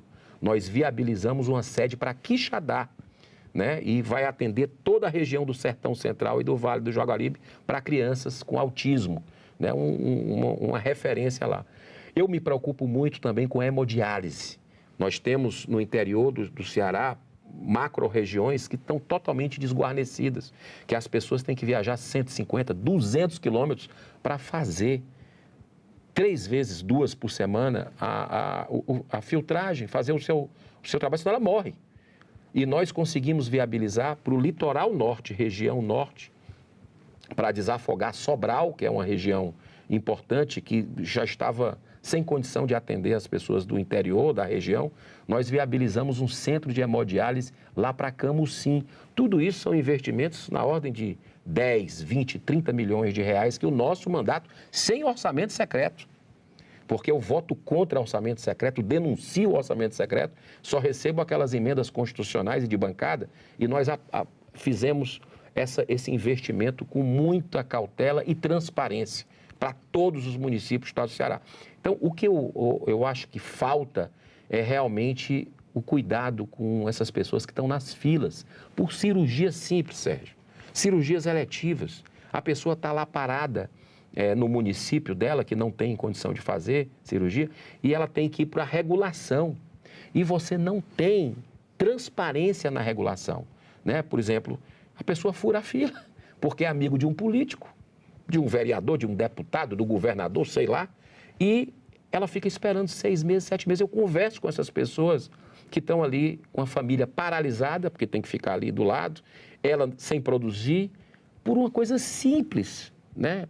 Porque não tem a estrutura e não tem transparência. Eu acho que precisa, estou entrando com um projeto, né? Já elaboramos com a nossa assessoria, com a assessoria do Senado Federal, para dar transparência a essas listas exatamente de prioridade. Se alguém passar na sua frente, é o quê? Caso de vida ou morte? Ok. Ele está desde quando resguardando, claro, o direito da pessoa de privacidade, claro. Mas ele entrou quando no sistema? Qual é o assunto? É vida ou morte? Então, a gente precisa saber exatamente para o cearense se programar. E um dos obstáculos, o senhor mencionou algumas vezes aqui, é chegar a esse atendimento de excelência no interior do estado. E o desafio é atrair profissionais, bons profissionais de saúde, para o interior. O que o senhor imagina como uma estratégia efetiva para convencer esses bons profissionais a atenderem bem a população para que não precise se deslocar tantos quilômetros para o atendimento? A telemedicina é fundamental, existem centros sendo formados e nesse aspecto eu sou oposição, como eu disse aqui, ao governo Lula, mas eu reconheço coisas positivas que ocorreram, né? E eu vejo que os mais médicos é algo fundamental, atrelado com a tecnologia, para que se faça banco de dados. Por exemplo, um dos problemas mais graves que a gente tem de crianças é o diagnóstico da questão do autismo. Diagnóstico. Você tem um neuropediatra para milhões de pessoas. Você não encontra ali no estado do Ceará, são raros os municípios que têm uma por mês a visita de um neuropediatra.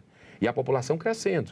E essa demanda, você sabe, né? Segundo organismos internacionais, mostra que até 2040, agora 2040, nós vamos ter em cada núcleo familiar do Brasil uma criança autista.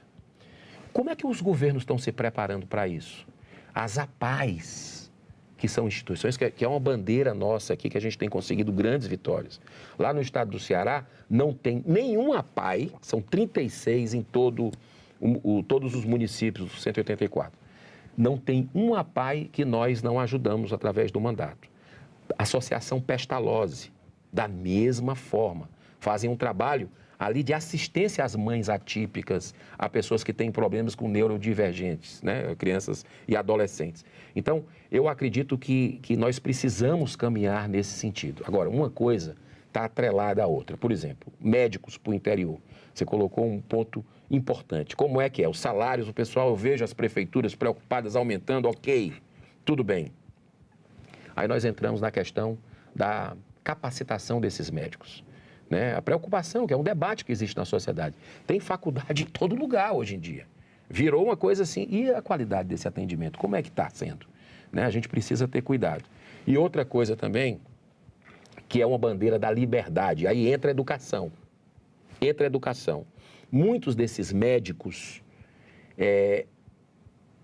precisam levar suas famílias para terem condições. É justamente o próximo tópico que a gente então vai falar. Vamos deixar para a gente entrar. Educação. Pronto. O senhor vem apoiando muitos municípios cearenses por meio de emendas parlamentares. A gente já falou aqui de contribuições do seu mandato em segurança pública, em saúde pública e também, agora falaremos de educação. O Ceará é destaque nacionalmente no índice de alfabetização, por exemplo, com a referência do município de Sobral.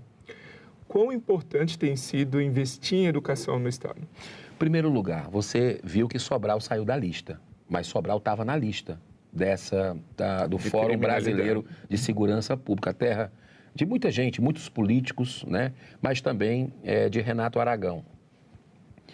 Criou-se uma referência de Sobral da educação, mas a gente precisa se aprofundar com relação a esse tema. Como é que um dos lugares onde a educação é um berço da boa educação é um dos mais violentos do mundo? Me parece uma contradição, porque essa questão da educação está muito ligada à questão da segurança. Então, eu acho que o governo Lula cometeu um grande erro. Na verdade, eu considero, do ponto de vista político, até um crime que foi acabar com as escolas cívico-militares.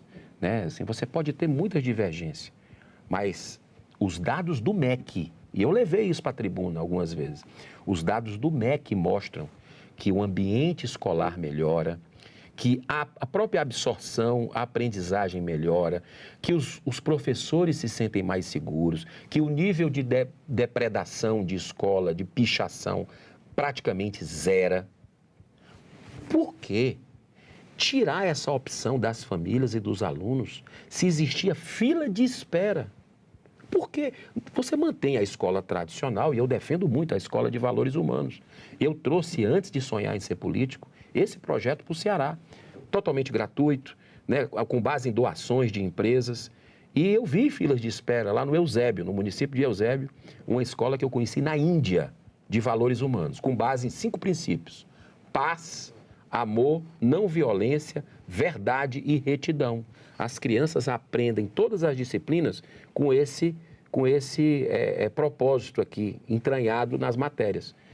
Você precisa ver a autoestima dessas crianças. Já passaram milhares de crianças por essa escola que nós trouxemos da Índia. Mas se você...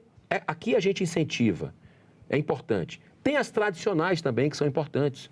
Mas por que não dá o viés também, para quem quiser, da escola cívico-militar? Você sabe quanto era o incentivo do governo federal? Do governo anterior? Eram 80 milhões de reais. O governo Lula tirou, isso é 0,000 do investimento do Fundeb na educação. Então, isso é deixar a ideologia estar acima da técnica, né? Da liberdade das pessoas.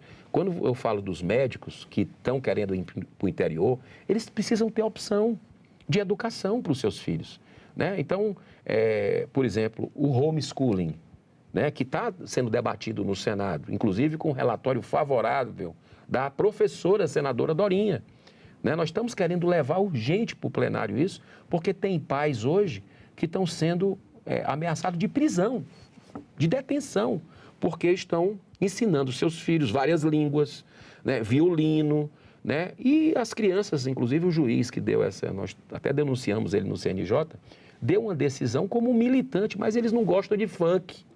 A criança tem a obrigação de gostar de funk? Pode gostar, pode não gostar. Então o cara está sendo criminalizado, porque existe esse limbo jurídico. Constituição não proíbe, o Brasil é signatário do Pacto de San José da Costa Rica, que permite que os pais tenham a liberdade também, passando por certas fiscalizações. E eu defendo isso até para que os médicos e outros profissionais na globalização possam ir levar o seu empreendedorismo e sua família junto, né, para ter a questão do estudo. Eu pretendo retomar a escola cívico-militar. Acho fundamental que o Brasil tenha projetos apoiando isso aqui também, para que a gente possa ter opções para as famílias. Agora, senador, falando aqui de turismo, no ano passado, 2025, o Ceará teve um aumento de 8,3% no turismo, com mais de 3,4 milhões de visitantes. O que fazer, na opinião do senhor, para manter um crescimento sustentável no turismo cearense? Chave, esse número que você falou, 8%. Você já foi no Ceará? Você sabe da beleza do nosso estado ali. Eu não falo nem Fortaleza, que é uma capital hoje que não falta nada. Eu falo de Jericoacoara, eu falo de Canoa Quebrada, eu falo de Flecheirinha, eu falo de Caraí de Amontada.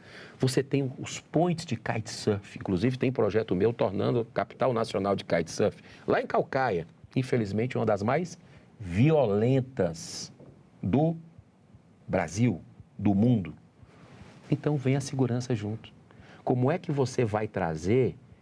e eu me preocupo com isso. Aconteceu um fato lá atrás, quando o Ceará era mais calmo, que um grupo de turistas portugueses, eu não sei se você lembra disso, foi assassinado. Chegou no aeroporto, foi direto ser assassinado numa praia. Qual foi a coisa que não acabou com a imagem do Ceará perante o mundo ali? Porque foi um desastre na época. Eu lembro que isso repercutiu em Londres, nos Estados Unidos. 6 turistas assassinados. Chegaram no aeroporto, foram para uma barraca de praia, ia ter aquelas festas ali na Praia do Futuro, e foram assassinados ali, para tomar as malas, tomar coisas assim absurdas. Tinha um português envolvido. Isso amenizou um pouco a imagem do estado do Ceará perante. Mas agora, com esses índices aqui, assustadores de violência, você imagina se acontecer alguma coisa? E infelizmente a gente vê de vez em quando, né, turistas roubados, né, e a população não se sente segura. Ninguém com aplicativo sendo assassinado sempre. Família sendo expulsa de suas casas. É uma coisa de terrorismo. Por isso que eu sou a favor de equiparar essas facções criminosas a organizações terroristas, para ter acordo de cooperação internacional, para combater, para asfixiar financeiramente, porque elas estão em outros países também, já chegaram lá. Então, o que é que eu vejo com relação ao turismo? Esse índice de 8% é um índice para bater palma? Mas poderia ser 18%, poderia ser 30%. A localização do estado do Ceará no mundo geopolítico, né, ela está bem próximo da Europa, talvez o ponto mais próximo ali, o Ceará, e dos Estados Unidos. Nós estamos ali estrategicamente. Você tem um turismo agrícola no estado do Ceará, nas fazendas que exportam frutas, que é uma coisa que está se desenvolvendo interessante ali na região norte, chegando ali na divisa com o Rio Grande do Norte, no litoral leste. Você tem o plantation, né? É o chamado plantation. Você tem dunas maravilhosas com praias. Você tem serra. No Ceará tem lugar que você sente frio. Você vai na serra de Guaramiranga, de Baturité, lugares de Mulungu, que você sente frio em julho, né? Você tem um turismo fantástico do sertão, da cultura sertaneja, né? Então, você tem possibilidades fantásticas de vento, a energia renovável no estado do Ceará, aquilo é gigantesco. Mas sem segurança, nada disso vai para frente. Então, o meu receio com tudo isso, por isso que o foco tem que ser em segurança, para você receber um turista nacional e o turista estrangeiro, aí ninguém segura o nosso estado. Tem uma cidade chamada Cruz, não sei se você foi, é o ponte ali para Jericoacoara, bem pertinho. Chega avião de São Paulo, dia sim, dia não, lotado. Está multiplicando pousadas ali. Agora, o trabalho ostensivo da polícia está só ali. E as pessoas se matando em facções aqui, dividindo o território. Vai chegar no aeroporto, vai chegar em todo lugar, se a gente não agir. Então, eu acho que precisa de vontade política para isso, ação e inteligência e realmente ter, vamos dizer, uma competência para lidar com essa situação. Senador Eduardo Girão, muito obrigado pela participação aqui no Assunto de Estado. Muito obrigado, Sérgio. Um abraço a todos os cearenses que me acompanham, meus conterrâneos, e os brasileiros que no Assunto de Estado estão sempre ligados. Muito obrigado. Obrigado. E obrigado também a você que nos prestigia com a sua audiência. Essa entrevista já está disponível para você rever ou compartilhar no nosso site senado.leg.br/tv. Também no nosso canal no YouTube. Aproveita e se inscreve lá. Até o próximo.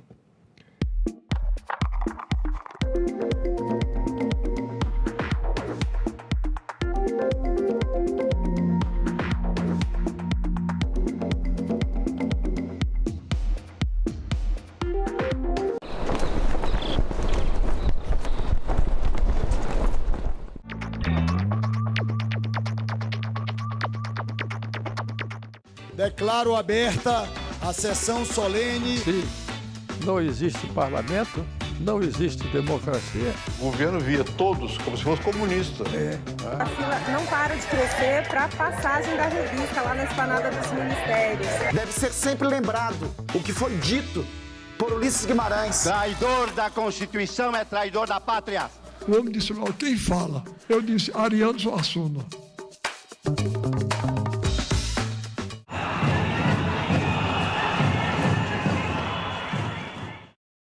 O programa a seguir é livre para todos os públicos.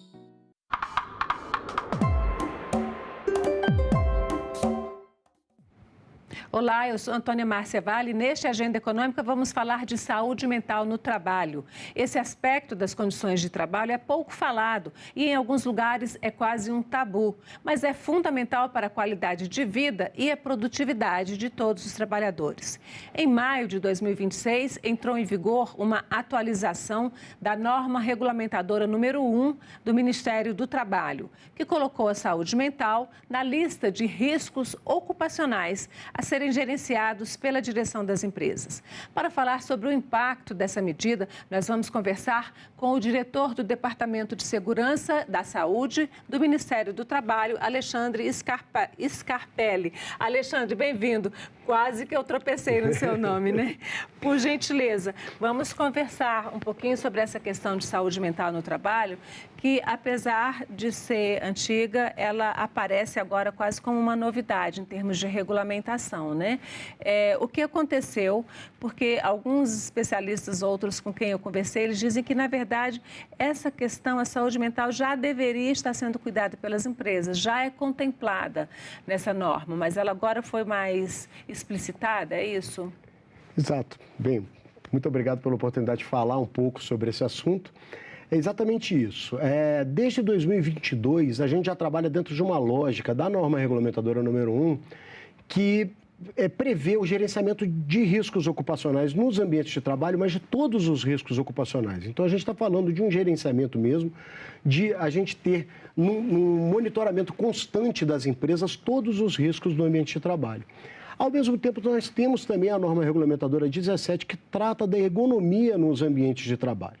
Então, a leitura mais correta desde 2022 seria de que todos os riscos do ambiente de trabalho já deveriam estar englobando também os riscos ergonômicos, que têm a ver com a organização dos processos de trabalho. Então, a organização do ambiente de trabalho faz parte também da ergonomia.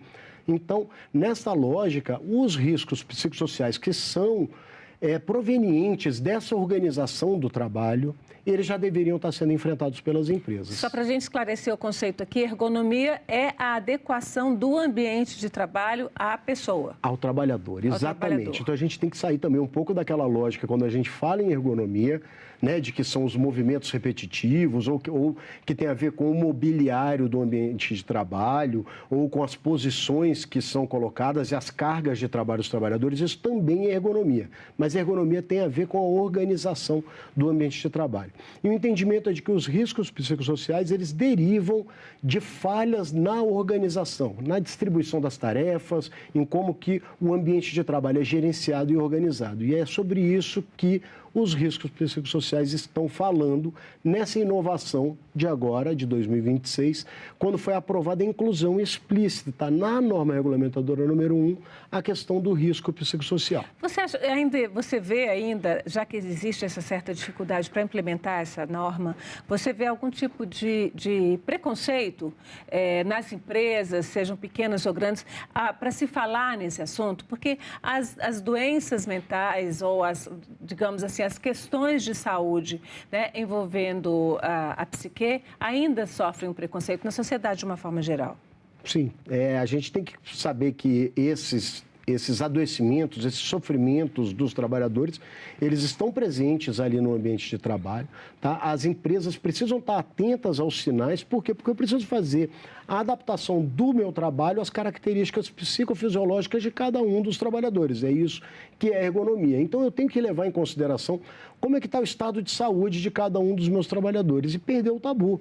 O adoecimento mental, ele é um adoecimento comum, como qualquer outro, né? Então, a gente tem que entender que isso é algo que pode estar acontecendo dentro das organizações do trabalho. Mas é também importante destacar que a norma regulamentadora número 1, ela não está pedindo o tratamento desses trabalhadores.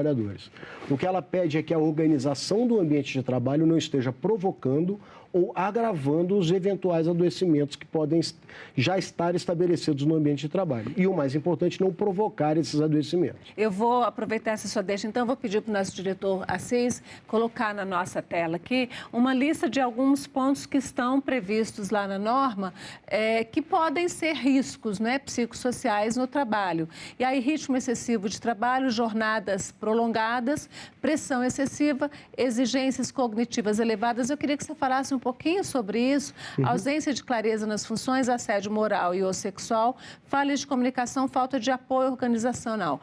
Quando vocês levantaram essa lista, que eu sei que não é a lista completa, qual é a motivação para cada uma delas? Então, isso aqui, ela entra. Quando a gente está falando de gerenciamento de riscos ocupacionais nos ambientes de trabalho, a gente sempre tem que pensar que a primeira etapa que eu tenho que tentar, né, quando eu vou fazer esse gerenciamento de risco, eu identificar quais são os perigos do meu ambiente de trabalho, quais são esses fatores de risco dentro do ambiente de trabalho. Para os riscos psicossociais, a gente traz isso de maneira exemplificativa, tá? Então, assim, não são esses, não vão estar presentes em todos os ambientes de trabalho. A gente tem níveis de complexidade, né, tamanhos de empresas, né, as organizações de trabalho, elas são extremamente variadas. Então, aqui a gente traz uma lista aqui do que poderia ser identificado como alguns desses perigos no ambiente de trabalho. Então, o que é importante é que a empresa faça a identificação de situações como essa, né? Ritmo de trabalho excessivo, a jornada prolongada, pressão excessiva, né? Quando eu estou falando aqui de pressão excessiva, a questão das metas pode estar envolvido aqui, exigências cognitivas elevadas, ou seja, eu estou passando para um trabalhador tarefas para as quais aquele trabalhador não está qualificado, não está preparado, não está treinado, né? A ausência de clareza, sabe, esse ambiente de trabalho onde ninguém sabe qual que é a atribuição de cada um, qual que é a responsabilidade de cada um. Assédio moral e sexual, a gente tem que cuidar muito disso, lideranças capacitadas para evitar que esse tipo de situação seja possível de ocorrer. A gente tem ambientes onde fica mais favorável que o assédio moral, o assédio sexual ocorra. Então, a gente tem que trabalhar o ambiente de trabalho, a organização, para que essas questões estejam controladas e onde não tem um ambiente propício para isso. Falha de comunicação, né, as pessoas não sabendo exatamente o que precisam fazer, e o apoio organizacional. Quando um trabalhador se depara com uma tarefa para a qual ele não está conseguindo vencer, ele tem que ter o apoio, ele tem que ter uma equipe, ele tem que ter os mecanismos para poder vencer essas tarefas. Então, repare que isso tudo eu estou falando da organização do trabalho. É aqui que a gente quer frisar bem. Quando eu estou falando de riscos psicossociais, eu estou falando de ergonomia, dessa organização. E, é claro, essa lista não é exaustiva. Aqui a gente traz alguns exemplos para que fique mais claro, para que as pessoas entendam do que é que a gente está falando. Agora, essa nova regra, ela foi definida em uma comissão tripartite no Ministério, ou seja, formada por representantes do governo, dos empregadores e dos trabalhadores, e ela era para ter entrado em vigor em abril de 2025. Na época, os patrões pediram para adiar, né? E agora queriam adiar novamente. O que você vê como de grande dificuldade para ser implementada? Existe alguma coisa nas empresas, de uma forma geral, que dificulte essa implementação ou é apenas a cultura de não estabelecer essas modernidades aí no mundo do trabalho? Eu acho que é um pouco de tudo, assim, um pouco de desconhecimento do que a gente estava falando. A gente começou a ver também no mercado, né? Existe todo um mercado de segurança e saúde no trabalho, né? De empresas que oferecem essas consultorias. Muitas empresas oferecendo serviços que a gente não julga adequados, tá? Não existe solução milagrosa. A gente não está falando também de assistência, ou seja, de eu colocar o trabalhador em algum programa de atendimento psicológico, de atendimento psiquiátrico. Não é sobre isso. Tá? É claro que o trabalhador adoecido precisa ser dado encaminhamento para ele fazer o tratamento, mas o enfrentamento de risco psicossocial não tem a ver com a assistência. Então, com essa oferta de soluções milagrosas, me parece que o próprio mercado, né, as empresas se perderam um pouco qual era a obrigação. E a gente tem trabalhado aí bastante na divulgação para poder deixar claro. É um enfrentamento das questões ergonômicas e de organização do trabalho, de eu observar essas questões de jornada, de trabalhadores que estão cansados, de trabalhadores que estão em excesso de tarefas e tentar controlar essas situações no ambiente de trabalho. Não é uma coisa individual. Você pode até ter pessoas com problemas com questões individuais que você vai identificar, mas é ver se a sua estrutura de trabalho não está favorecendo aí esse adoecimento. Chegamos no ponto. É uma abordagem coletiva, uma abordagem de olhar o ambiente de trabalho. Eu não preciso ficar olhando cada um dos trabalhadores. Não estou dizendo que as empresas podem negligenciar um trabalhador que esteja doente, um trabalhador que já esteja apresentando sinais, né, de sofrimento mental, de algum tipo de adoecimento mental, não é para negligenciar.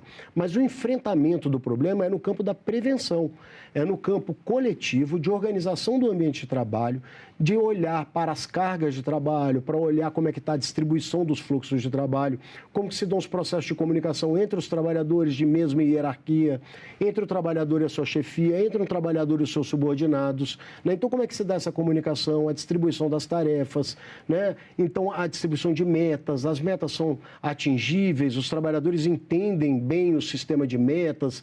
Então, são diversos aspectos que cada uma das organizações vai precisar estabelecer uma metodologia para entender quais são as fontes de perigo e tentar controlar. Agora, Alexandre, a gente tem aí um levantamento que é feito pelo Ministério da Previdência Social, e eu vou pedir ao nosso diretor para colocar aqui na tela, que são os afastamentos de trabalhadores por doenças psicossociais, por doenças mentais, né? No popular, por questões de psique, afastamento formais por transtornos mentais, né? É o nome técnico dado no Ministério da Previdência. E isso aqui são trabalhadores formais, né? Com carteira assinada, que pediram afastamento e conseguiram afastamento. De 2021 para cá, a gente tinha 185 mil. É um pouco maior, eu arredondei para o número central. Subiu de 185 mil em 2021 para 546 mil em 2025. A gente tem esses números desde 2014 e eles vinham aí mais ou menos nessa média de 180, 185 mil. Mas tem esse crescimento exponencial aqui nesses últimos 5 anos. Isso aqui não é tudo doença, é afastamento de trabalhador, mas não é tudo doença causada por questões de trabalho, obviamente, né? Eu acho que esse gráfico mostra muito o que está acontecendo na sociedade como um todo. Tá? Então, assim, se a gente for olhar os dados de saúde em geral, a gente vai observar essa mesma curva de crescimento. Então, assim, o mundo está vivendo uma explosão no número de casos de adoecimentos mentais, tá? E isso tudo se reflete no mundo do trabalho. Então, assim, parte desses adoecimentos que a gente está vendo aí, parte deles tem origem lá no ambiente de trabalho, nem todos, tá? Então, aqui a gente está falando dos afastamentos. O que a gente está agora buscando é que o mundo do trabalho entre nessa luta para que a gente consiga controlar esses transtornos mentais, esses sofrimentos, né, da população como um todo, mas para que os ambientes de trabalho não sejam as fontes de origem e nem sejam as fontes de agravamento, né? Então, quando a origem não for no ambiente de trabalho, mas que o ambiente de trabalho também não seja uma fonte de agravamento desse sofrimento mental, desses adoecimentos mentais que a gente está enxergando na população como um todo. Agora, como é que as empresas podem atuar né, a partir dessa nova regra, né?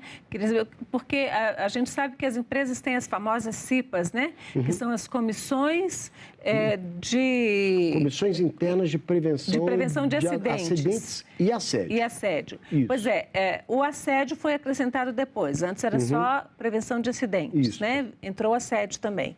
Como é que essas comissões vão ficar responsáveis por isso? São essas comissões, porque hoje são comissões formadas pelas direções das empresas, mas também muito por trabalhadores. Quem é que vai cuidar dessa questão dentro da empresa? Quem tem que cuidar do risco psicossocial é a empresa, tá? Então, naquelas empresas onde a gente tem CIPA, não são todas as empresas, isso vai depender do grau de risco e do número de trabalhadores de cada uma das empresas, mas nas empresas onde a gente tem a CIPA tem um papel fundamental. Porque a CIPA pode ser um mecanismo de levantamento, né? Pode ser uma instância de debate e de levar informações para os trabalhadores, porque o trabalhador consciente também tem um potencial muito maior de identificar onde estão os problemas. E para o enfrentamento do risco psicossocial, isso é uma questão crucial. A participação dos trabalhadores é fundamental. A gente não consegue fazer o gerenciamento de risco ocupacional para o risco psicossocial se o trabalhador não for ouvido, tá? Porque quem sabe onde estão os problemas, quem sabe se o trabalho é com sobrecarga, se está acontecendo uma questão de sobrejornada. É claro que a jornada a gente tem os controles internos da empresa também, mas a questão desse cansaço do trabalhador, a questão desses fluxos de trabalho, de distribuição das tarefas, da questão das metas. Então, tudo aquilo que a gente coloca como os fatores de risco, se a gente não tiver a voz do trabalhador, se o trabalhador não tiver voz ativa para que proponha soluções, para que aponte onde estão os problemas, a gente não vai ter um enfrentamento correto. Você está falando aí em jornada e a gente tem uma discussão, né, que tomou conta do país aí no último ano, que é a questão da jornada de trabalho, numa parcela muito grande dos trabalhadores, mais de um terço, que é a jornada de 6x1, ou seja, 6 dias de trabalho para apenas 1 dia de descanso. Qual é o impacto? Vocês conseguem medir? Vocês conseguem ter alguma informação sobre o impacto dessa jornada de trabalho na saúde mental, na saúde geral dos trabalhadores? É uma questão crucial, fundamental e central nesse debate, tá? Do risco psicossocial, ele está intimamente ligado ao sofrimento do trabalhador. Que quando eu estou falando de sofrimento, né, dessas questões que o trabalhador enfrenta ali no dia a dia do trabalho, o trabalhador descansado, com 2 folgas na semana, ele tem muito mais capacidade de enfrentar. O mundo do trabalho, ele traz pressão para todo mundo. Nós todos passamos por pressões, né? Nós todos temos que entregar resultados, né? E é assim que as coisas funcionam. A vida é assim, né? A vida é assim, exatamente. O que a gente está pedindo aqui é que não se extrapole ao ponto de eu provocar um sofrimento no trabalhador. Quando eu estou falando, então, da jornada 6x1, a gente está falando de uma jornada que traz um sofrimento por natureza. Um trabalhador que precisa se deslocar para o ambiente de trabalho, que precisa entregar, né, e se dedicar à empresa 6 dias da semana e fica com apenas 1 dia de folga, ele fica sem tempo para conviver com a família, ele fica sem tempo para cuidar das suas questões pessoais, fica sem tempo para poder progredir, estudar e tentar melhorar de carreira, melhorar, né, dentro da empresa. Então, é uma questão assim, central. A gente, quando está falando de risco psicossocial, adoecimento mental, eu estou falando muito também de jornada e de descanso dos trabalhadores. Então, as duas pautas estão intimamente relacionadas. Agora, essa norma não determina, né, uma metodologia específica para que como as empresas vão fazer esse controle. Que tipo de orientação vocês estão dando?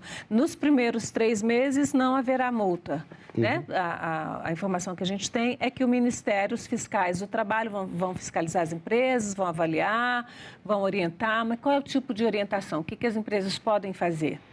Bem, é uma determinação legal, né? Não foi assim um prazo maior que o Ministério do Trabalho tenha concedido. A gente tem uma previsão na própria CLT de quando a gente tem um normativo novo, a gente tem que passar por um período orientativo, e esse período orientativo é dado também por regulamentação em 90 dias. Então, é isso que nós estamos agora nessa etapa de orientar as empresas. Basicamente, o que as empresas precisam fazer agora é o início do enfrentamento do problema. Então, enxergar o problema, reconhecer os riscos de os riscos, os fatores de riscos psicossociais dentro do seu ambiente de trabalho, alguns daqueles exemplos que nós já colocamos ali, jornada, distribuição das tarefas, as questões das metas, né, descanso do trabalhador, fluxo de comunicação, esses são alguns dos exemplos, mas fazer um exercício de identificar quais são esses fatores de risco e estabelecer medidas de controle.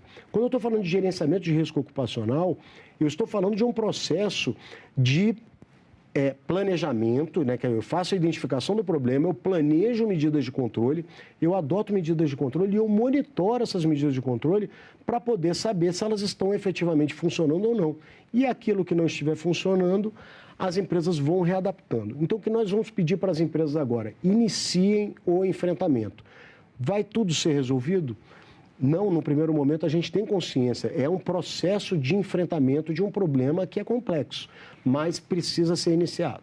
A gente tem também uma listinha de pontos que podem levar as empresas a sofrerem algum tipo de sanção se não forem atendidos, que é, no caso, como está começando, então, a partir de um momento, a não identificação dos riscos, a não adoção de medidas para evitar os danos, a implementação de ações insuficientes e também deixar de monitorar esses riscos ao longo do tempo. Como é que uma empresa pode identificar os riscos que podem causar adoecimento, algum tipo de transtorno mental em seus funcionários, em seus trabalhadores?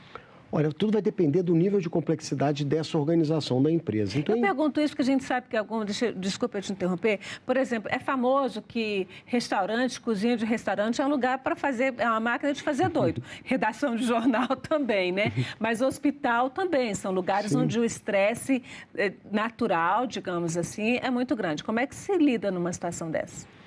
Vai depender do nível de complexidade. Então, o que a gente está orientando as empresas? Existe uma ferramenta essencial que é a avaliação ergonômica preliminar, tá? Porque ela está prevista lá na NR17.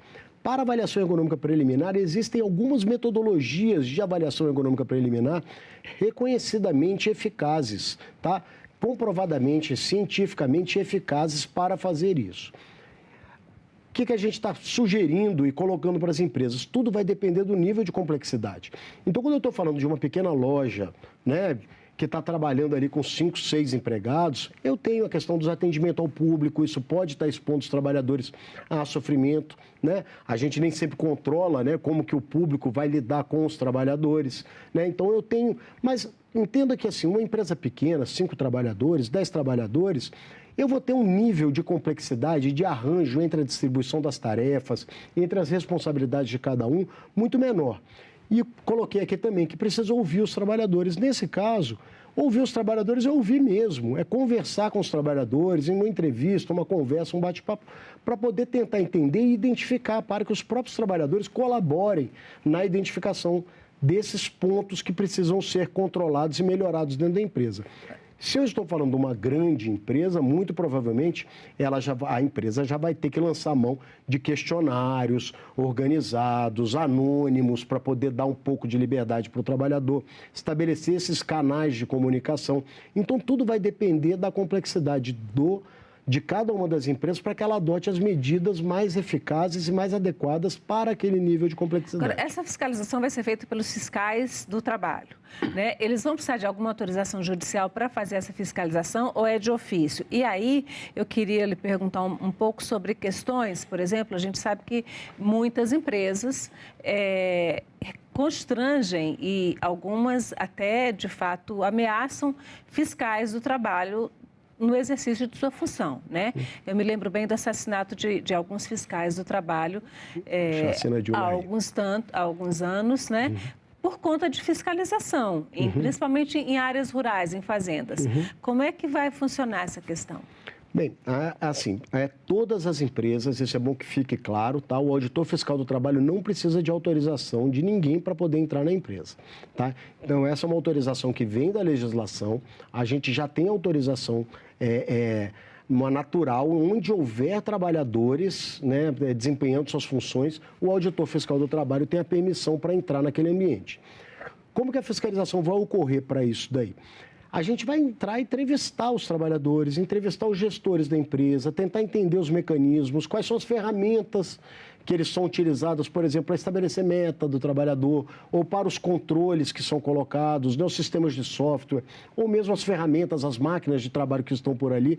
Imagina um trabalhador dentro de uma indústria onde a máquina dele está o tempo inteiro quebrando e ele não consegue entregar a produção que é exigida para ele.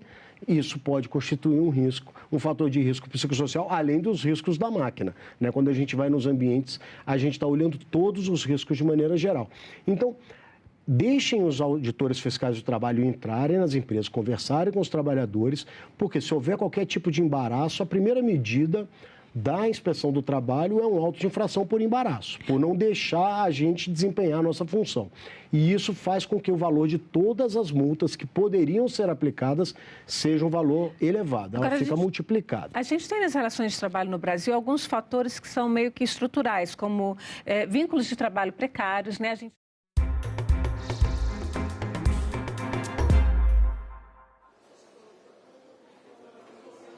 Olá, estamos de volta, são 10 horas em ponto. Está começando nesse momento uma audiência pública na Comissão de Assuntos Sociais para debater as dificuldades enfrentadas pelos pacientes com hemofilia no acesso às terapias e demais cuidados no tratamento dessa doença. A hemofilia é uma dificuldade na coagulação do sangue. Você vai, então, acompanhar ao vivo esta audiência. 061-2211 e cidadania, por meio do portal www.senado.leg.br/cidadania, que transmitirá ao vivo a presente reunião e possibilitará o recebimento de perguntas e comentários aos expositores e expositoras via internet.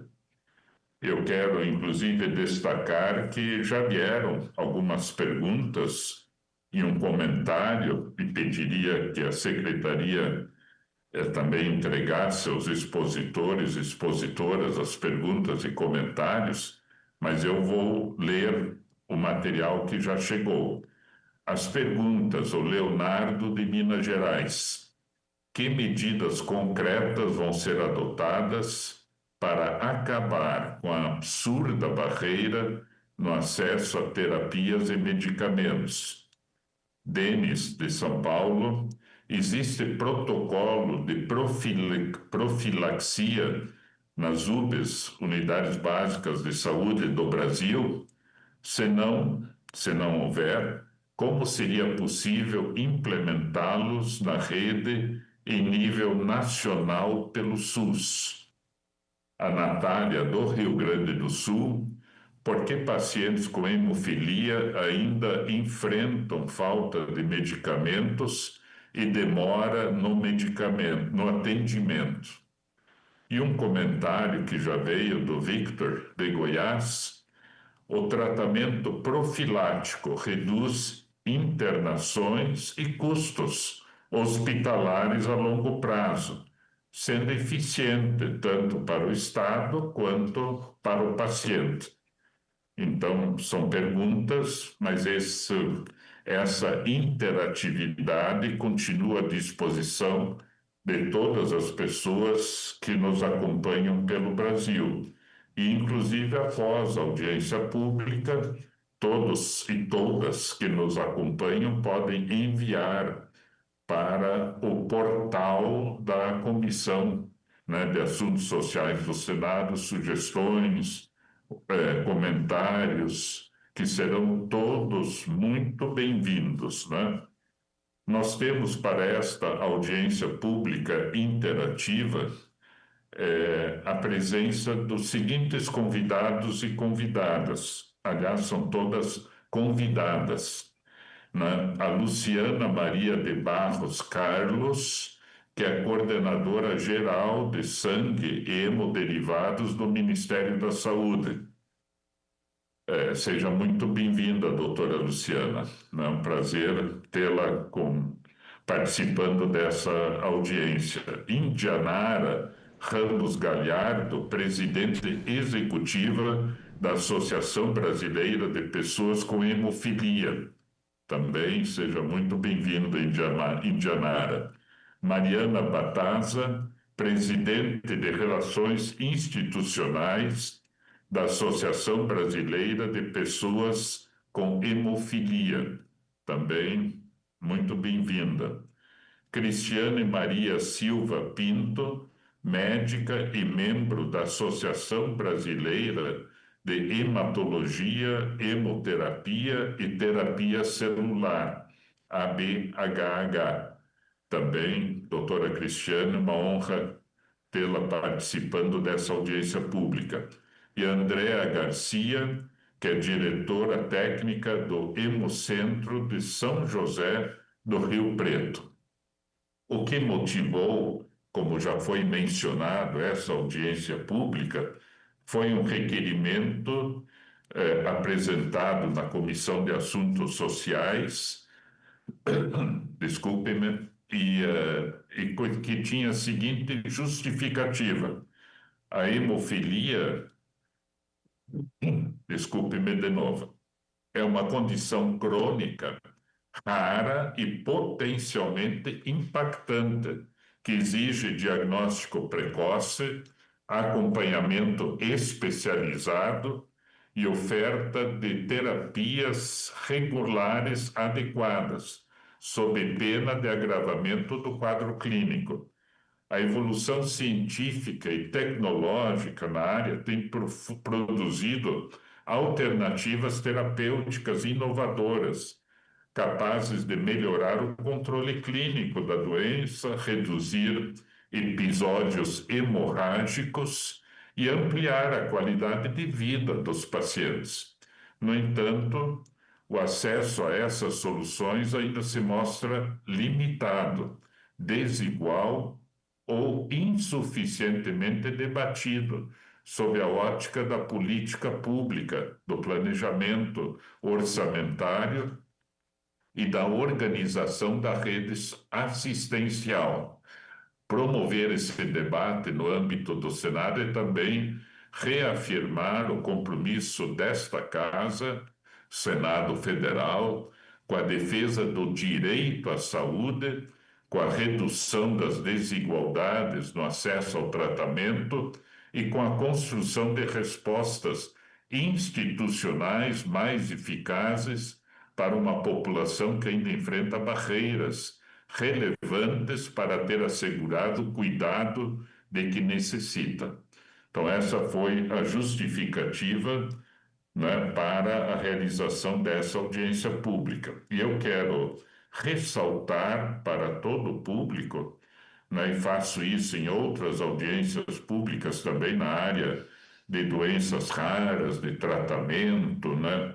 Ainda tivemos essa semana uma discussão sobre ataxias, porfiria, né? Agora sobre hemofilia, mas também sobre AME, a glicogenose hepática. São 8.000 doenças que afetam, né, cerca de 15 milhões de brasileiros. Então, é uma área importante, necessária. Muitas coisas são raras, porém o público é muito grande. E todas essas doenças, as famílias, os pacientes, os profissionais, podem ter absoluta certeza da solidariedade e do apoio integral que todos os partidos representados no Senado Federal dão para a área. Né? Há manifestações frequentes na tribuna, no plenário, nas comissões de senadores e senadoras de todos os partidos políticos dizendo, olha, estamos juntos. Isso é suprapartidário. Queremos que as famílias, os pacientes, os profissionais apontem as necessidades. Por isso que hoje, inclusive na audiência pública, nós vamos primeiro escutar a representação das famílias e dos pacientes, né? Porque nós temos que, com base no que a família disser, o paciente propuser, termos a política pública, né? Porque nada, a gente tem aquela expressão que vale para todas as áreas, agricultura, comércio, indústria, mas também na área da saúde, nada sobre nós sem nós. Então, a família tem que apontar, né, a dificuldade, porque está vivendo, né, com essa necessidade de apoio diariamente.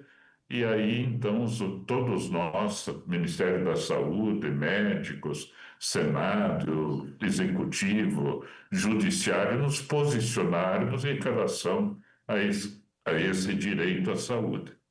Mas agradeço sobremaneira, novamente, a participação dos expositores, expositoras, do apoio dos meios de comunicação, porque isso está sendo, como já dito, transmitido para o Brasil inteiro. Então, em primeiro lugar, nós vamos passar a palavra para a Mariana, que é presidente das Relações Institucionais da Associação Brasileira de Pessoas com Hemofilia. Seja bem-vinda, Mariana, com a palavra. Muito obrigada, senador. Obrigada pela apresentação e principalmente pela oportunidade que o senhor está nos dando aqui de trazer a discussão da hemofilia para essa casa, que é tão importante para nós. Eu gostaria de agradecer a presença de todos aqui, especialmente da doutora Luciana Barros, a doutora Cristiane Pinto, a doutora Andréa Garcia, que provavelmente já está online nos acompanhando, a doutora Melina Swen aqui também, e todos os presentes. Bom, o senador já me apresentou, eu sou psicóloga, eu já estou nessa área de associação de pacientes há pouco mais de 12 anos, eu tenho um filho com hemofilia grave, e também sou casada com um paciente com hemofilia grave. E hoje a gente vai falar sobre o trabalho da Abrapem, né? O que nós ouvimos dos pacientes, o que nós defendemos e o que nós ainda precisamos avançar.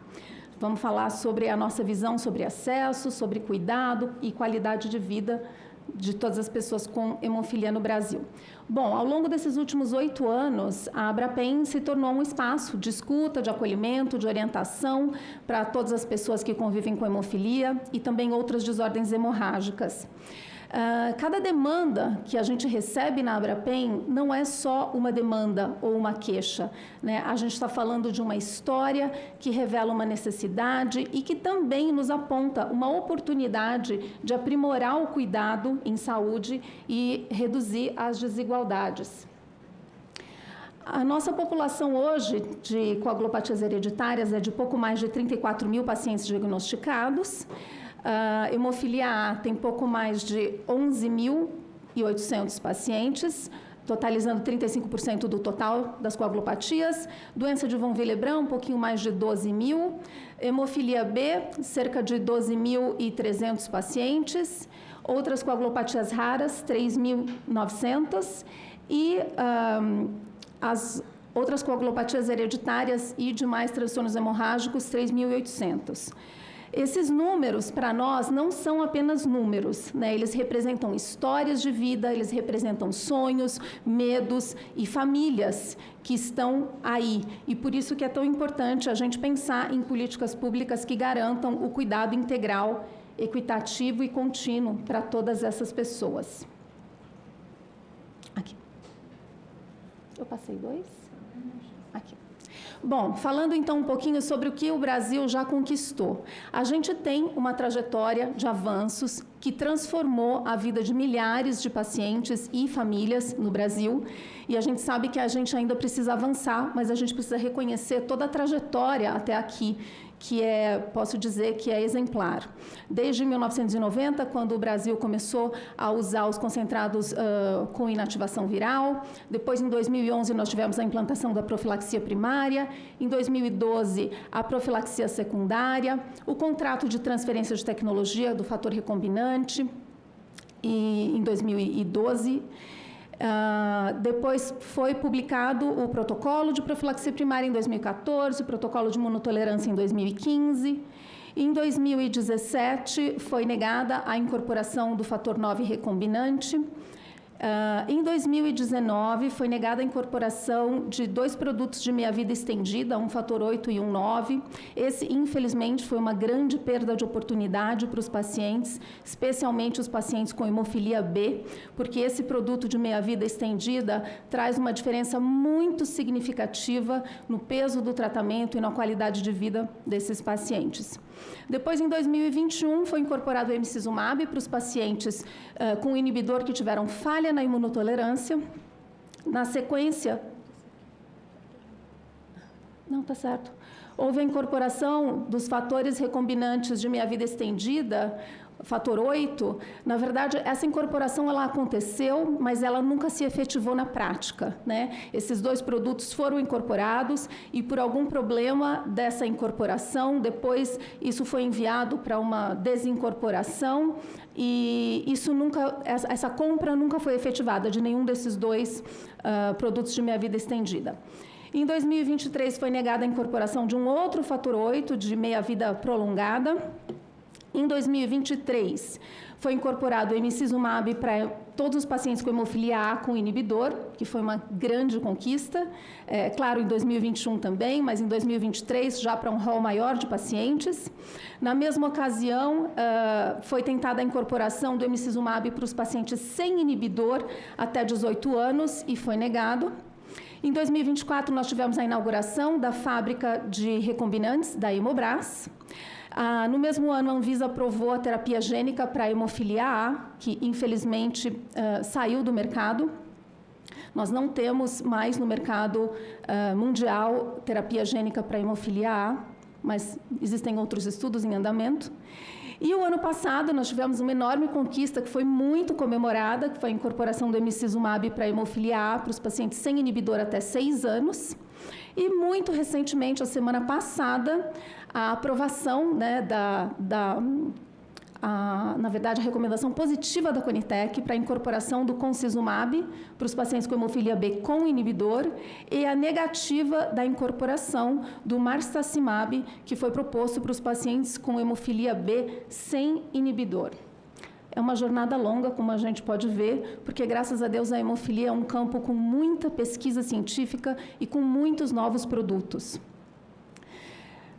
E a jornada não é só do tratamento, a jornada também é dos pacientes, dos medicamentos, dos protocolos e da vida das pessoas, né? Quando a gente fala sobre hemofilia, sobre uma doença rara, a gente costuma focar muito em medicamento, em protocolo, mas a gente sabe que a experiência dos pacientes mostra que a jornada vai muito além do cuidado, né? O problema não termina quando ele recebe uma medicação.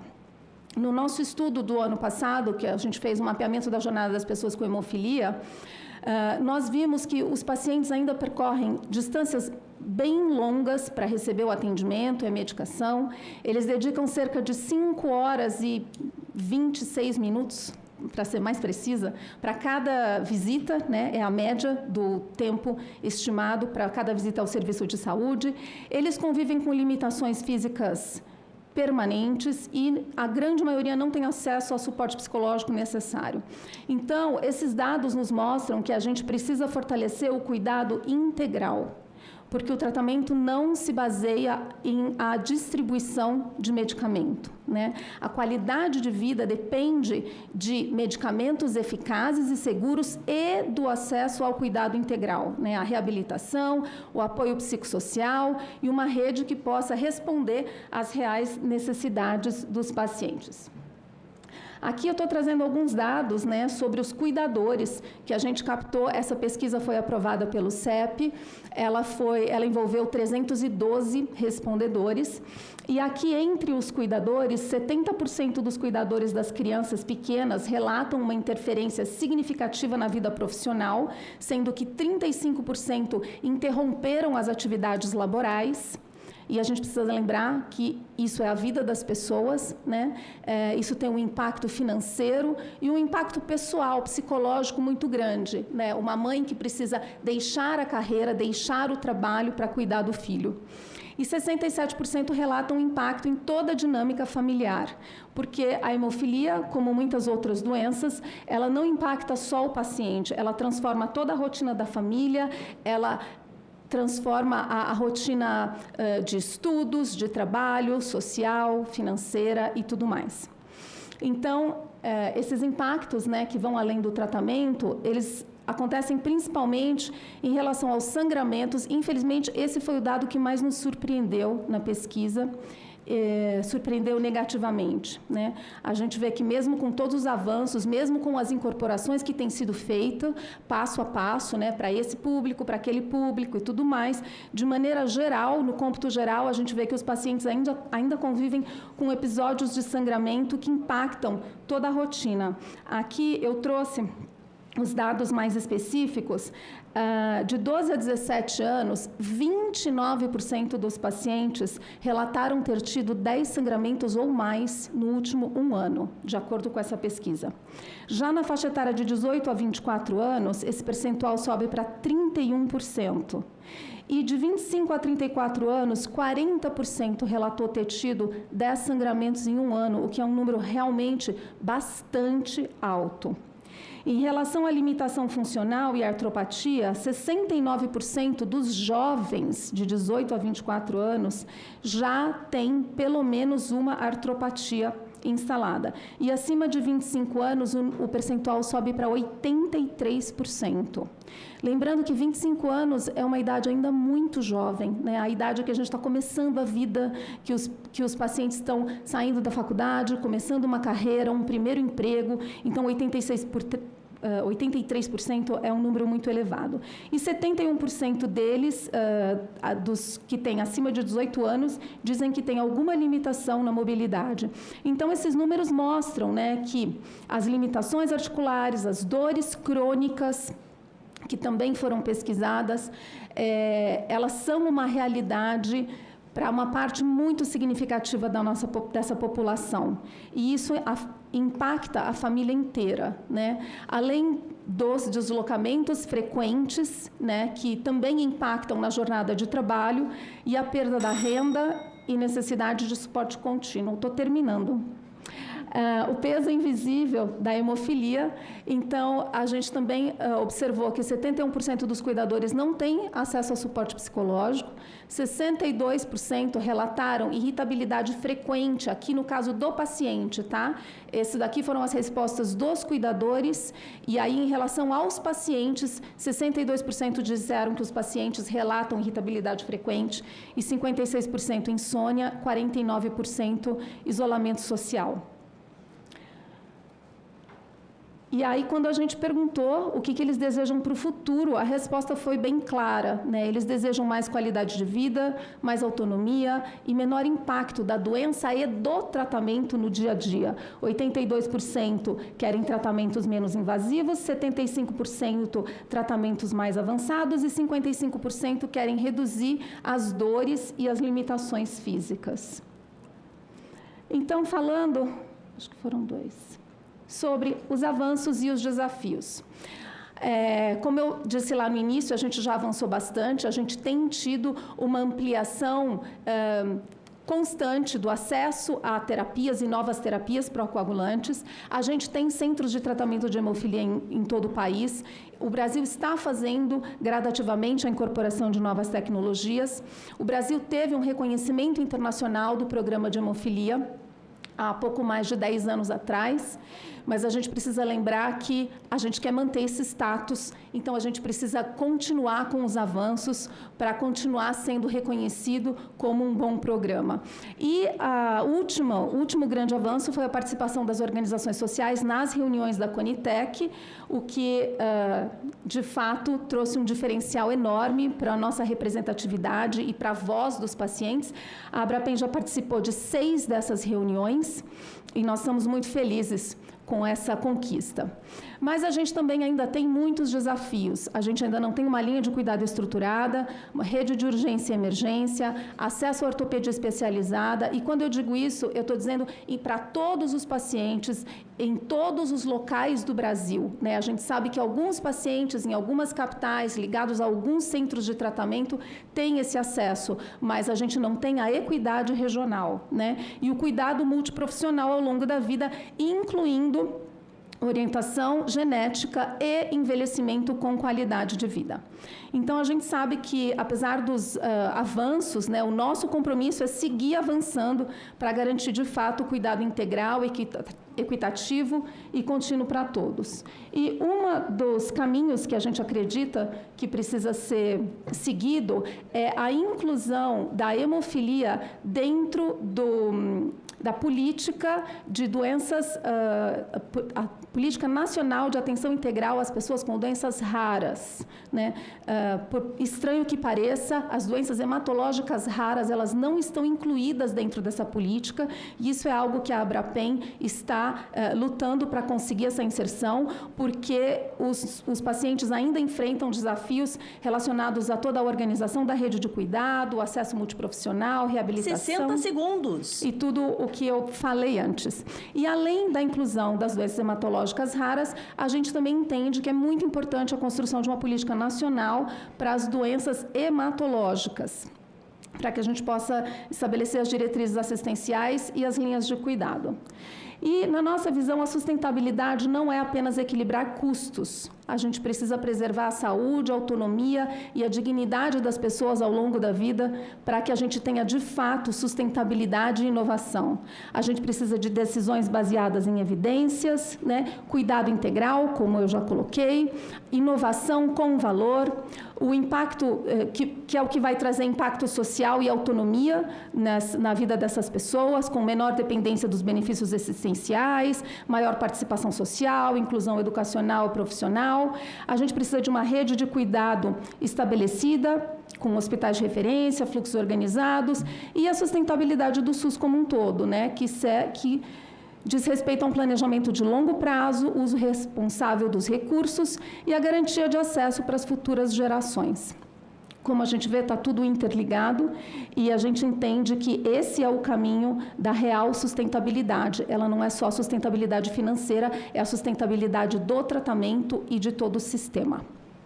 Eu vou ficar por aqui e agora eu vou passar a palavra para a Indy, para ela dar continuidade. Agradeço Mariana Batasa, presidente de Relações Institucionais da Associação Brasileira de Pessoas com Hemofilia, mãe, esposa, né, trazendo o ponto de vista da família, inclusive incentivamos as famílias que tenham filhos, filhas, esposa com hemofilia, parentes, que sempre olhem na Associação Brasileira, porque a organização da sociedade dá muito mais força para essa caminhada a favor de uma saúde cada vez mais, né, apoiada nessas situações. Agradeço, Mariana, passo, como você já mencionou, a palavra para Indianara Ramos Galhardo, que é presidente executiva da Associação Brasileira da Pessoa com Hemofilia. Seja bem-vinda também, Indianara, com a palavra. Bom dia a todos. Obrigada, senador. É uma honra estar aqui. Senador que é meu conterrâneo, paranaense. Eu sou lá de Apucarana, interior do estado do Paraná. A Abrapem tem um escritório dela localizado em Apucarana, então é muito gratificante estar aqui. E também agradeço a presença de todos. Como a Mari já fez um bom apanhado aí a respeito do nosso trabalho, quanto pesquisa, o que a gente tem feito, qual que é a nossa visão como instituição, eu vou trazer hoje para vocês um pouquinho das demandas que nós atendemos na nossa ouvidoria. A Abrapem acredita que para que a gente possa realmente mostrar dados com qualidade, a gente precisou profissionalizar muito isso. Então, para isso, a Abrapem criou uma ouvidoria, onde nós atendemos os nossos pacientes, a gente qualifica todas as demandas, a gente organiza isso, trabalha com base de cadastro, base de dados, para que a gente possa realmente trazer dados concretos e reais. Eu sou mãe de um paciente com hemofilia, o Theo, que tem 14 anos, sou assistente social e estou agora como presidente executiva da Abrapem, trabalhando dentro dessa instituição, para que a gente possa realmente trazer qualificação e não apenas vozes da nossa cabeça. Então, tudo que vocês vão ver a partir daqui são dados reais, dados que nós temos atendido e que nós estamos trabalhando de uma forma bem profissionalizada dentro da instituição, tá? Então, as demandas que nós trazemos aqui, elas são mais do que demandas, né? A gente sempre costuma dizer que por trás de cada número, por trás de cada dado, existe um paciente, existe uma família, existe uma realidade que nós precisamos compreender para que a gente possa melhorar cada vez mais a qualidade de vida e o acesso dessas pessoas. Então, as demandas, elas que são recebidas, elas mostram que os desafios não terminam quando o paciente recebe o medicamento, tá? Então, aqui são alguns dados que nós trouxemos aí, são dados da ouvidoria desse período de 2026, tá? Então, 27% dos casos que nós atendemos, eles correspondem à questão de medicamento e acesso ao tratamento. Então, para frente vocês vão o que significa esse medicamento e acesso. 18% ortopedia, cirurgia e reabilitação. 14% sobre informação e educação. Então, eles contatam a instituição para que a gente possa, já respondendo algumas perguntas aqui, né, entrar em contato muitas vezes com a UBS, que não quer atender o paciente, ou com a escola, que muitas vezes tem negativa de matrícula também para um paciente com hemofilia. 14% entra em contato sobre materiais e insumos, que às vezes é para solicitar bolsa térmica, algum material, algum folder informativo. 14% também para saber sobre direitos, como que ele acessa a rede de cuidado, seja direito a um benefício, seja direito a uma pessoa que passou num concurso público e teve a vaga negada porque ele não se encaixou como PCD. Então, também a gente recebe bastante demanda nesse sentido. E 13% são situações críticas de urgência e emergência, casos de internamentos, casos que o paciente está lá precisando de um acesso naquele momento, tá? Então, aqui eu vou compartilhar alguns dos casos com vocês, que mais uma vez é um recorte desse período aí de 6 meses da Abrapem. Então, o primeiro caso é de um adolescente de 16 anos com hemofilia B com inibidor. Esse paciente, ele estava em uma família de situação de vulnerabilidade social, morava distante do centro de tratamento, não havia profissional habilitado para administração do tratamento na cidade onde ele morava, então ele dependia de deslocamento frequente e complexo para receber assistência. Então, esse paciente, ele tinha um caso de alergia, onde ele precisava fazer frequentemente a medicação e ele precisava se deslocar e ir até o centro de tratamento. E, mais uma vez, eu coloco aqui a situação da família em vulnerabilidade social, que é um ponto muito importante, tá? Era uma mãe que tinha também uma deficiência, que não conseguia atender sozinha esse paciente, e ele teve, depois de alguns sangramentos, ele veio a óbito em abril, agora, no dia 10 de abril de 2026. Aí a gente vê que estava quase chegando o Concizumab e esse paciente poderia ter recebido. Então, a gente vê aqui que não foi apenas uma perda individual, né, mas é um alerta para as desigualdades que ainda persistem. E quando a gente fala, mais uma vez, nós precisamos pontuar, não é apenas o medicamento, é compreender o território onde esse paciente está inserido, é compreender a realidade dessa família para que a gente possa trabalhar para além daquilo. Então, é uma família que ela não está tendo acesso psicológico, ela não está tendo visita de um assistente social, e que quem está dando esse apoio é a instituição, né, a Abrapem. Aqui um segundo caso, que é referente a uma reabilitação. É um paciente adulto de 53 anos, com hemofilia moderada, e ele está há 3 anos aguardando a resolução para esse caso que vocês estão vendo aqui, que é a necessidade de uma cirurgia ortopédica especializada. Ele tem prótese nos tornozelos, a prótese deslocou e ele não consegue fazer uma cirurgia para que isso seja corrigido. E ele já entrou, e assim, geralmente os pacientes chegam para a gente, as famílias chegam quando eles já bateram em todas as portas, tá? Eles já acessaram toda a rede. Então, dentro da Abrapem hoje, a gente tem adotado um trabalho que não é aquele trabalho quando o paciente me liga e eu vou ligar para o médico dele e falar, olha, o que você está fazendo? Não.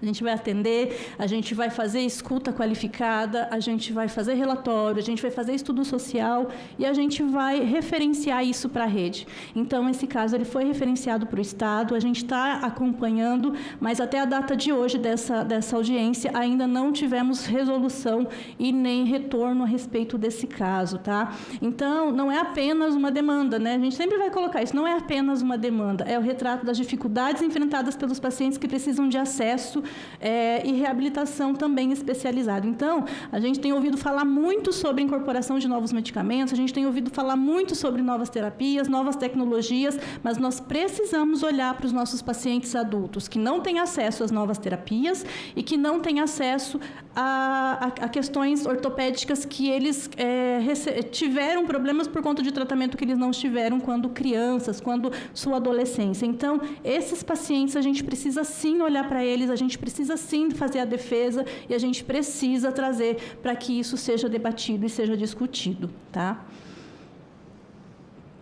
Um outro ponto também que a gente tem recebido, que eu comentei com vocês lá no início, que era aquela porcentagem maior de demandas que a gente tem recebido, é referente à dispensação de medicamento. Nós estamos recebendo muito contato de paciente, Paraná, São Paulo, que vai buscar a medicação e não consegue as doses completas. Tá? Então, assim, já mandei alguns e-mails, aí o pessoal já tem recebido. E recebe, chega lá, olha, não tem a dose total do mês, tem a dose da semana e volta para casa, e tem que ir toda semana. E, geralmente, o Hemocentro não notifica antes o paciente.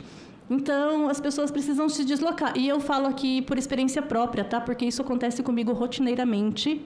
Eu estando na Abrapem, eu tendo filho com hemofilia, eu sendo assistente social e eu falando com Deus e o mundo. E isso acontece rotineiramente também com o meu centro de tratamento. A gente vai buscar medicação, chega lá, às vezes tem 2 doses. E aí eu preciso me deslocar na outra semana. Então, realmente, se nós temos um programa estruturado, nós temos compra estruturada, a gente precisa olhar também para esses gaps e entender o porquê que está acontecendo essa falha na ponta. Então, viajar 2, 3, 4 vezes para retirar as doses de um único mês, isso a gente não consegue compreender. Então, assim, a gente tem recebido essas demandas, a gente tem sido cobrado todos os dias, a gente tem colocado isso, contatado os hemocentros, tem notificado os centros.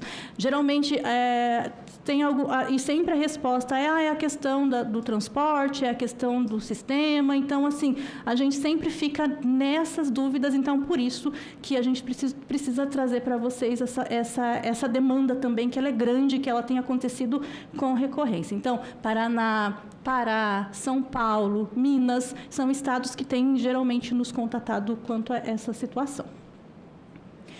Outra questão é a questão da sustentabilidade. 60 segundos. Aqui a gente trouxe...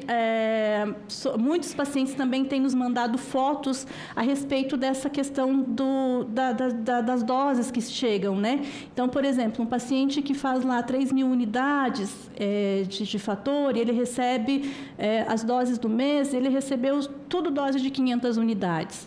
E aí ele falou, olha, para a gente fica muito ruim, né? Então, assim, e muitas vezes o paciente, é interessante que ele chega para a gente, às vezes até com certo cuidado de como ele vai falar, porque ele fala, nossa, não quero parecer que eu estou reclamando, sabe?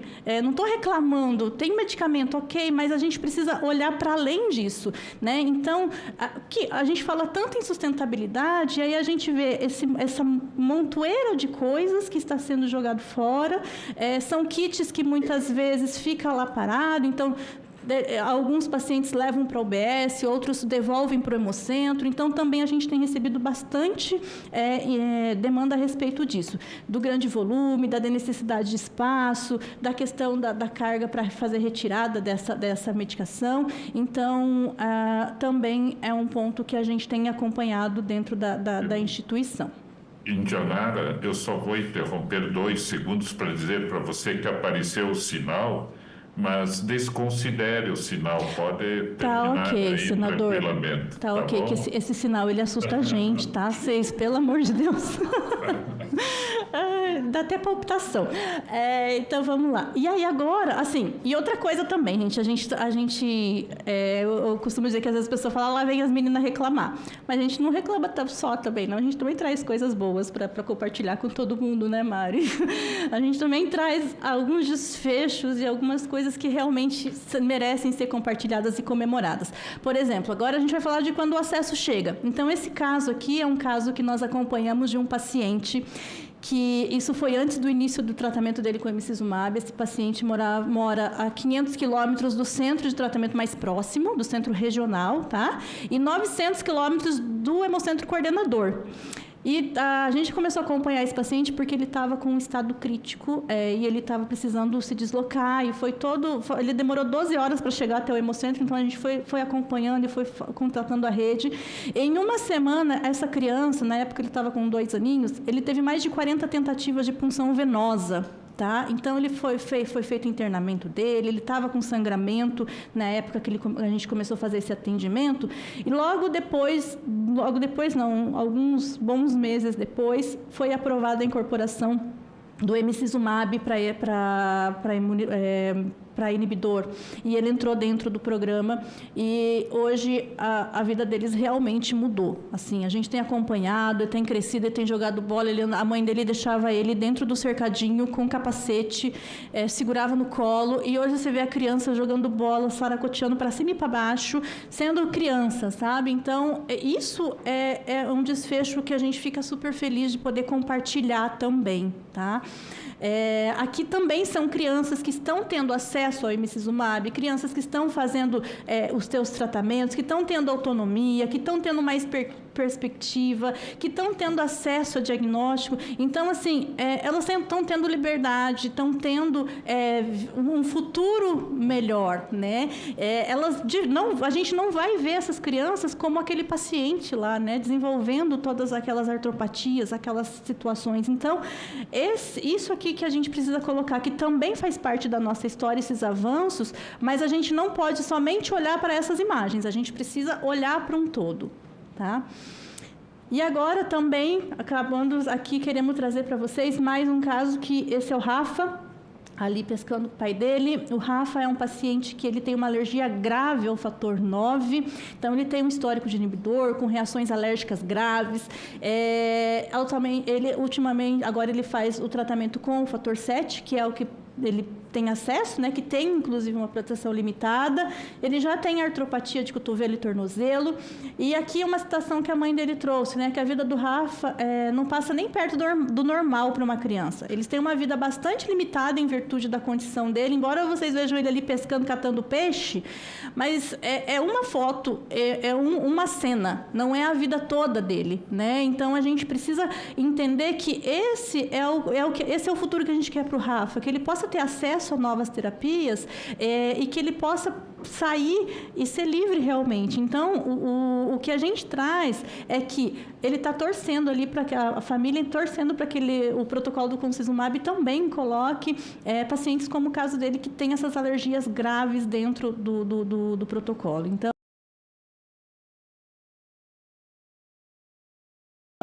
que é mais proteção, menos dor, mais saúde para o futuro, poder brincar, correr, pertencer, né, ao meio, liberdade para ir mais longe e menos complexidade. Então, menos frasco, menos transporte e poder ter uma vida um pouco mais leve. E aqui eu trago para vocês a história de quem vive com hemofilia todos os dias. Esse ali é o Miguel, acho que boa parte de vocês já conhecem o Miguel, já conversaram com ele. Ali a Camila, querida Camila. Então, o Miguel é um dos pacientes que vai entrar aí no novo protocolo de concizumab. É um paciente com hemofilia B com inibidor. Ele tem uma limitação aí bem grande, com bastante sequelas. Atualmente, ele está no uso de cadeiras de roda por conta dos sangramentos frequentes que ele teve. E ontem, no aeroporto, falei, Miguel, manda para mim uma mensagem para eu passar para o pessoal lá. E aí, essas aspas é a fala do Miguel, que ele fala que a chegada desse medicamento vai melhorar significativamente minha qualidade qualidade de vida. Com o medicamento, os hematomas nos acessos, porque ele tem bastante dificuldade de acesso, vai ser menor, vai reduzir a frequência dos sangramentos, também poderá intensificar a fisioterapia e realizar mais exercícios, e o que será fundamental para voltar a andar. Essa conquista representa uma nova esperança e uma grande oportunidade de melhorar a qualidade de vida de todos nós hemofílicos. E aqui, eu quero fechar com vocês falando que o nosso futuro ele tem nome, rosto e história. E que, enquanto a gente está aqui discutindo protocolo, linha de cuidado, política, sustentabilidade, orçamento, fator, medicamento, né, meia-vida estendida, tudo isso, existem crianças, adolescentes, adultos, e famílias que sonham com mais liberdade, mais autonomia, segurança e qualidade de vida.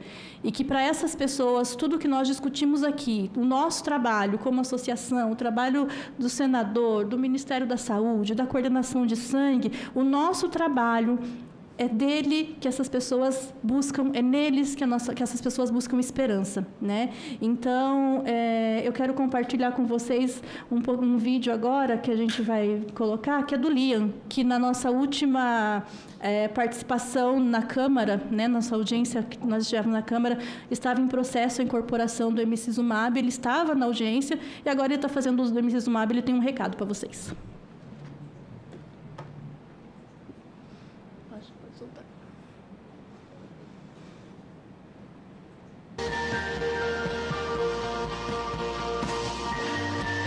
O Liam é uma das crianças brasileiras com hemofilia A grave, com até 6 anos de idade, que agora iniciou o tratamento com emicizumab. Ao tornar esse tratamento acessível pelo SUS, o Brasil não está apenas ampliando o acesso, mas está garantindo dignidade, proteção e mais qualidade de vida para as nossas crianças. Fazer o emicizumab não dói nada. A Abrapem e você, lado a lado, construindo um futuro com mais acesso e mais qualidade de vida. Também. Agradeço. Ok? Ok, obrigada, senador, era isso. Eu só quero, da minha parte também, parabenizar vocês, enaltecer o trabalho da Mariana, Indianara, mães, né? A Indianara, a esposa também de uma pessoa com hemofilia, e o trabalho da Associação Brasileira de Pessoas com Hemofilia. As apresentações foram extremamente didáticas, contundentes e mostrando a necessidade daquilo que foi falado no início, de escutarmos as famílias, escutarmos os pacientes, para que as políticas públicas atendam às necessidades apontadas pelas famílias, né? Quer dizer, que essa linha de cuidado, né, no decorrer da vida, esteja acompanhada, né, no diagnóstico, do remédio, da medicação, do tratamento, do apoio, né? E aí a vida das famílias fica uma vida muito mais digna, mais solidária, mais humana, e é isso que tem que acontecer. Eu quero, inclusive, dizer para todas as pessoas que nos acompanham que tanto as falas como o material que foi exposto, tudo isso fica à disposição no portal da Comissão de Assuntos Sociais. Então, quem quiser depois escutar alguma coisa de novo, ver o material de todas as apresentações, está lá. Parabéns, e peço também, Dianara, que mande um abraço para todo o pessoal de Apucarana, né? Uma cidade próspera, capital do boné, né? Inclusive nessa época da Copa, muitos bonés devem estar relacionados à Copa, né? E parabéns pelo trabalho, né? Muito interessante, importante, e é bom o Brasil ver como uma associação pode se organizar dessa forma e ir apontando, quer dizer, os problemas, os desafios e as soluções também. Tá? Parabéns. Obrigada, senador. Esse é o nosso trabalho. Passo em seguida a palavra à doutora Cristiane Maria Silva Pinto, que é médica e membro da Associação Brasileira de hematologia, hemoterapia e terapia celular. Seja muito bem-vinda, doutora Cristiane, né? Uma alegria tê-la conosco. Com a palavra. Obrigada, senador. Obrigada a Mariana e as demais pessoas pelo convite. Eu hoje aqui estou representando a BHH, mas eu sou uma tratadora há 18 anos, eu sou hematologista pediátrica e há 18 anos trabalho no serviço de hemofilias e coagulopatias hereditárias da Universidade Federal de São Paulo. Então, aí um tempo nessa jornada, venho acompanhando, tive a felicidade de começar na hemofilia com a chegada da profilaxia, vejo o impacto que a profilaxia é na saúde dos pacientes e trabalho junto de tanto das associações de pacientes, sou muito próxima à Associação de Pacientes do Estado de São Paulo, CHESP, a Mariana mesmo, quando precisa, aciona, e a gente, como órgão que representa a sociedade médica, né, os hematologistas, a gente tem esse papel importante de dar suporte ao Ministério da Saúde nas suas escolhas, nas suas preocupações e nas tentativas de igualar o atendimento. O Brasil é um país continental, né? São dimensões muito grandes. Nós somos a 4ª população de portadores, né? Estamos atrás dos Estados Unidos, da China e da Índia. Então, assim, mas nós somos o único desses 4 que compra fator para todo mundo e que tem um programa nacional para todo mundo. Isso é um grande orgulho para mim. Eu sou muito orgulhosa da gente entrar dentre as doenças raras. Muitas pessoas nos procuram e falam: nossa, como é que a gente pode um dia ser como a hemofilia, né? Porque nosso programa nacional atende a todos, a gente consegue ter números porque a gente tem essa estrutura, né? Mas a nossa dimensão continental com muitas pessoas também nos dá limitações, né? E essa sim é um trabalho que a gente precisa melhorar, mas ele já existe, né? O próprio Ministério tem um comitê de assessoramento técnico, né, um comitê que é composto por tratadores de todas as regiões do Brasil, então tem representantes de tratadores de todas as regiões do Brasil, e todas as propostas costumam ser discutidas junto desse CTA, que a gente chama, né, para que os próprios tratadores, por exemplo, do Amazonas, do Pará, tragam as suas viagens de barco dos pacientes, coisa que não acontece, por exemplo, aqui em São Paulo. Do ponto de vista a BHH, que nós somos, a gente trabalha bastante para fazer suporte técnico do ponto de vista evidências científicas, o que a comunidade de hematologistas que fazem tratamento de coagulopatias no mundo tem tido como experiência. A gente sabe que o preço é importante para a gente na aquisição de uma medicação, mas não é só o preço, e sim o que aquilo, para o ponto de vista população brasileira, vai nos ajudar. Então, precisa ter preço bom para a gente incorporar? Precisa, mas o que mais ele precisa, né? Tem que ser uma medicação que atenda às necessidades que o Brasil tem, né? Claro, um menino que tem hemofilia na Suíça é igual um menino que tem hemofilia no Brasil? Do ponto de vista doença, talvez, né? Sim, mas do ponto de vista social no qual ele está incluso, né? Não é. Então, nem sempre a incorporação feita lá fora vai ser a melhor incorporação para a gente aqui no Brasil. Então, a gente tem trabalhado junto com os tratadores e junto com o Ministério nos avanços que nos são permitidos. Sim, eu sou tratadora, eu vejo as crianças aqui, nem todo mundo faz parte dos protocolos que a gente tem. Às vezes a gente tem as excepcionalidades e essas excepcionalidades são levadas ao Ministério. Eu também acho que as associações de Estado, junto com as secretarias de saúde, podem se organizar melhor para que a gente veja melhor cada região. Como eu falei, são regiões diferentes, necessidades diferentes. Um garoto daqui de São Paulo não anda de barco, né? Mas ele enfrenta outras coisas que o amazonense, por exemplo, não enfrenta. Eu acho que essa multiplicidade é o que torna mais complexo a resolução do que a gente tem, mas o que eu vejo é que a comunidade, o desenvolvimento do nosso programa veio de um tripé, né, tratadores, poder público e os pacientes, e que isso permanece hoje nessa conversa e que é só esse tripé que vai permitir que a gente continue nos avanços que a gente tem. Participei pessoalmente da incorporação do emicizumab para as crianças, levantei junto com as pessoas, os dados científicos que fariam diferença para a gente, e vejo aí com muita felicidade, tanto aqui no meu hemocentro como nos hemocentros do Brasil, esse avanço. Eu sei que o avanço vai continuar, estamos aí junto com o Ministério discutindo uma possibilidade de incorporação de nova e de longa duração, avaliando as novas tecnologias de rebalanço.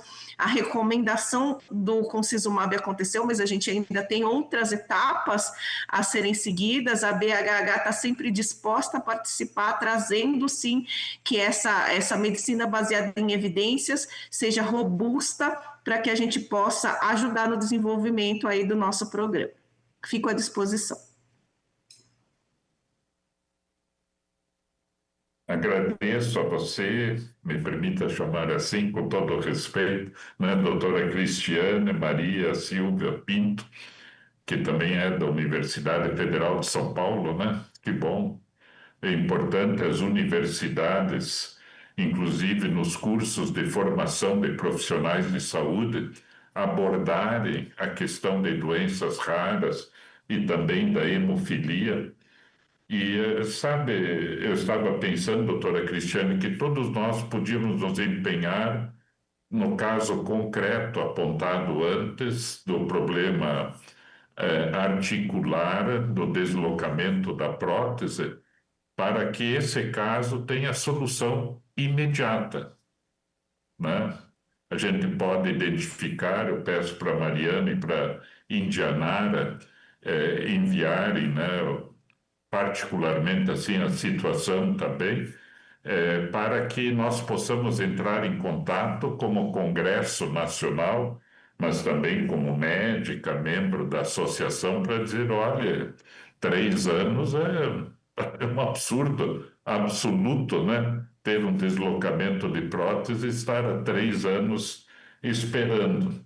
Então, vamos assim, como resultado dessa audiência pública imediato, pensarmos nesse caso, porque não há, eu penso, né, justificativa para essa demora desumana, né? Mas obrigado, doutora Cristiane, nesse momento, no final a gente passa novamente a palavra para algumas considerações e passa em seguida a palavra a doutora Andréa Garcia, diretora técnica do Hemocentro de São José do Rio Preto, São Paulo. Obrigado também pela participação, né? Assim como das demais pessoas, né? Juntos. Quer dizer, o interessante de uma audiência é que a resposta tem que ser coletiva, do executivo, da universidade, da pesquisa, das famílias, todo mundo trabalhando para conduzirmos as soluções que devem ser aí construídas, não é, por todos nós. Com a palavra, doutora Andréa Garcia. Bom dia a todos. Obrigada, senador. Assim, muito bom participar dessa audiência, minha primeira vez numa audiência. Na verdade, eu não sabia exatamente qual era o meu papel aqui. Prestei atenção em todas essas apresentações, na fala da Cris, né, que conheço bem. E, como a Cris disse, eu também estou no tratamento dos pacientes com hemofilia há 30 anos, mais que a Cris.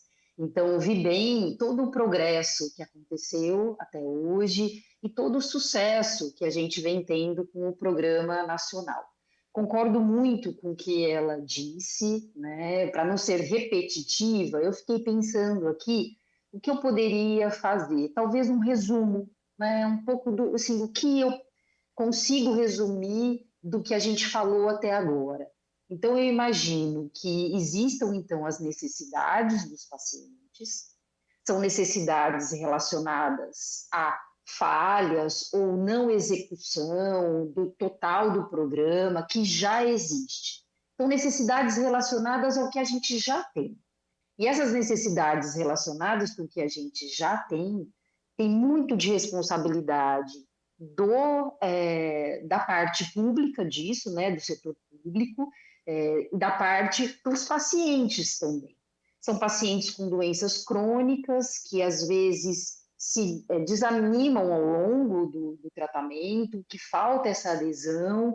Então, assim, muito também pelas falhas do que a gente não consegue e poderia oferecer. Então, acho que são necessidades que o programa poderia... o programa teria, né, essas falhas do programa dele. Eu vejo que a coordenação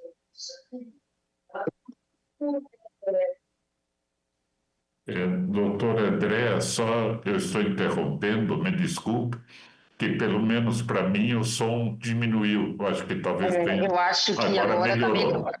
Melhorou. Porque o meu foninho caiu. Pois não, desculpe, pode continuar. Então, na verdade, essas necessidades do programa que já existe, né, é uma necessidade que às vezes depende da nossa, do empenho mesmo, da coordenação do sangue tem sido grande, né? A gente recebeu agora, essa semana, uma nota, né, início, pedindo que a gente faça levantamento de cirurgias ortopédicas. Às vezes, sabe, doutor André, trabalhando aí toda a fala também, mas às vezes o som desaparece, né? Tá, e depois volta. Só dá um pequeno ajuste aí, que daí nós aproveitamos ao máximo a sua exposição. Vocês falam melhor? Pode falar um pouquinho para ver? Pode. Vocês estão ouvindo melhor agora? Sim, estamos. Tá. Então, assim, na verdade, o que acontece?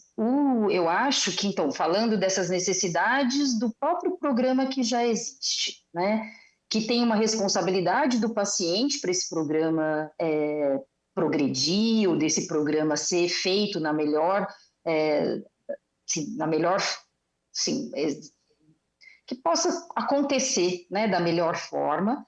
E existe um empenho também, toda uma dedicação que eu tenho visto da coordenação do sangue para que isso seja executado. Mas falhas existem, a Cris disse, e é verdade, nós somos um país continental, existem individualizações que precisam ser feitas, né, porque existem necessidades diferentes em diferentes locais. Então, que o programa às vezes fica meio difícil de ser executado da mesma forma em todos os lugares. Então, são problemas dentro do programa, né, que a gente está falando aqui, que podem ser resolvidos talvez de forma mais fácil.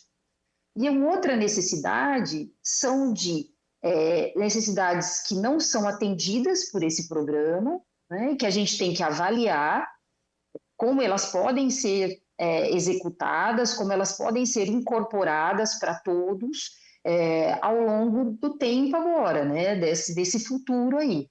Então, eu vejo que são dois tipos de necessidade que a gente está discutindo aqui, né, uma necessidade de algo que precisa ser executado melhor e a necessidade de algo que a gente ainda precisa que seja incorporado e que seja disponível. Então, também participei da parte na Conitec, da parte da tentativa de incorporação do concizumab, que agora foi favorável, e como diz a Cris, precisa de uma etapa agora para que isso seja aplicado, né? Para que essa incorporação realmente aconteça para os pacientes.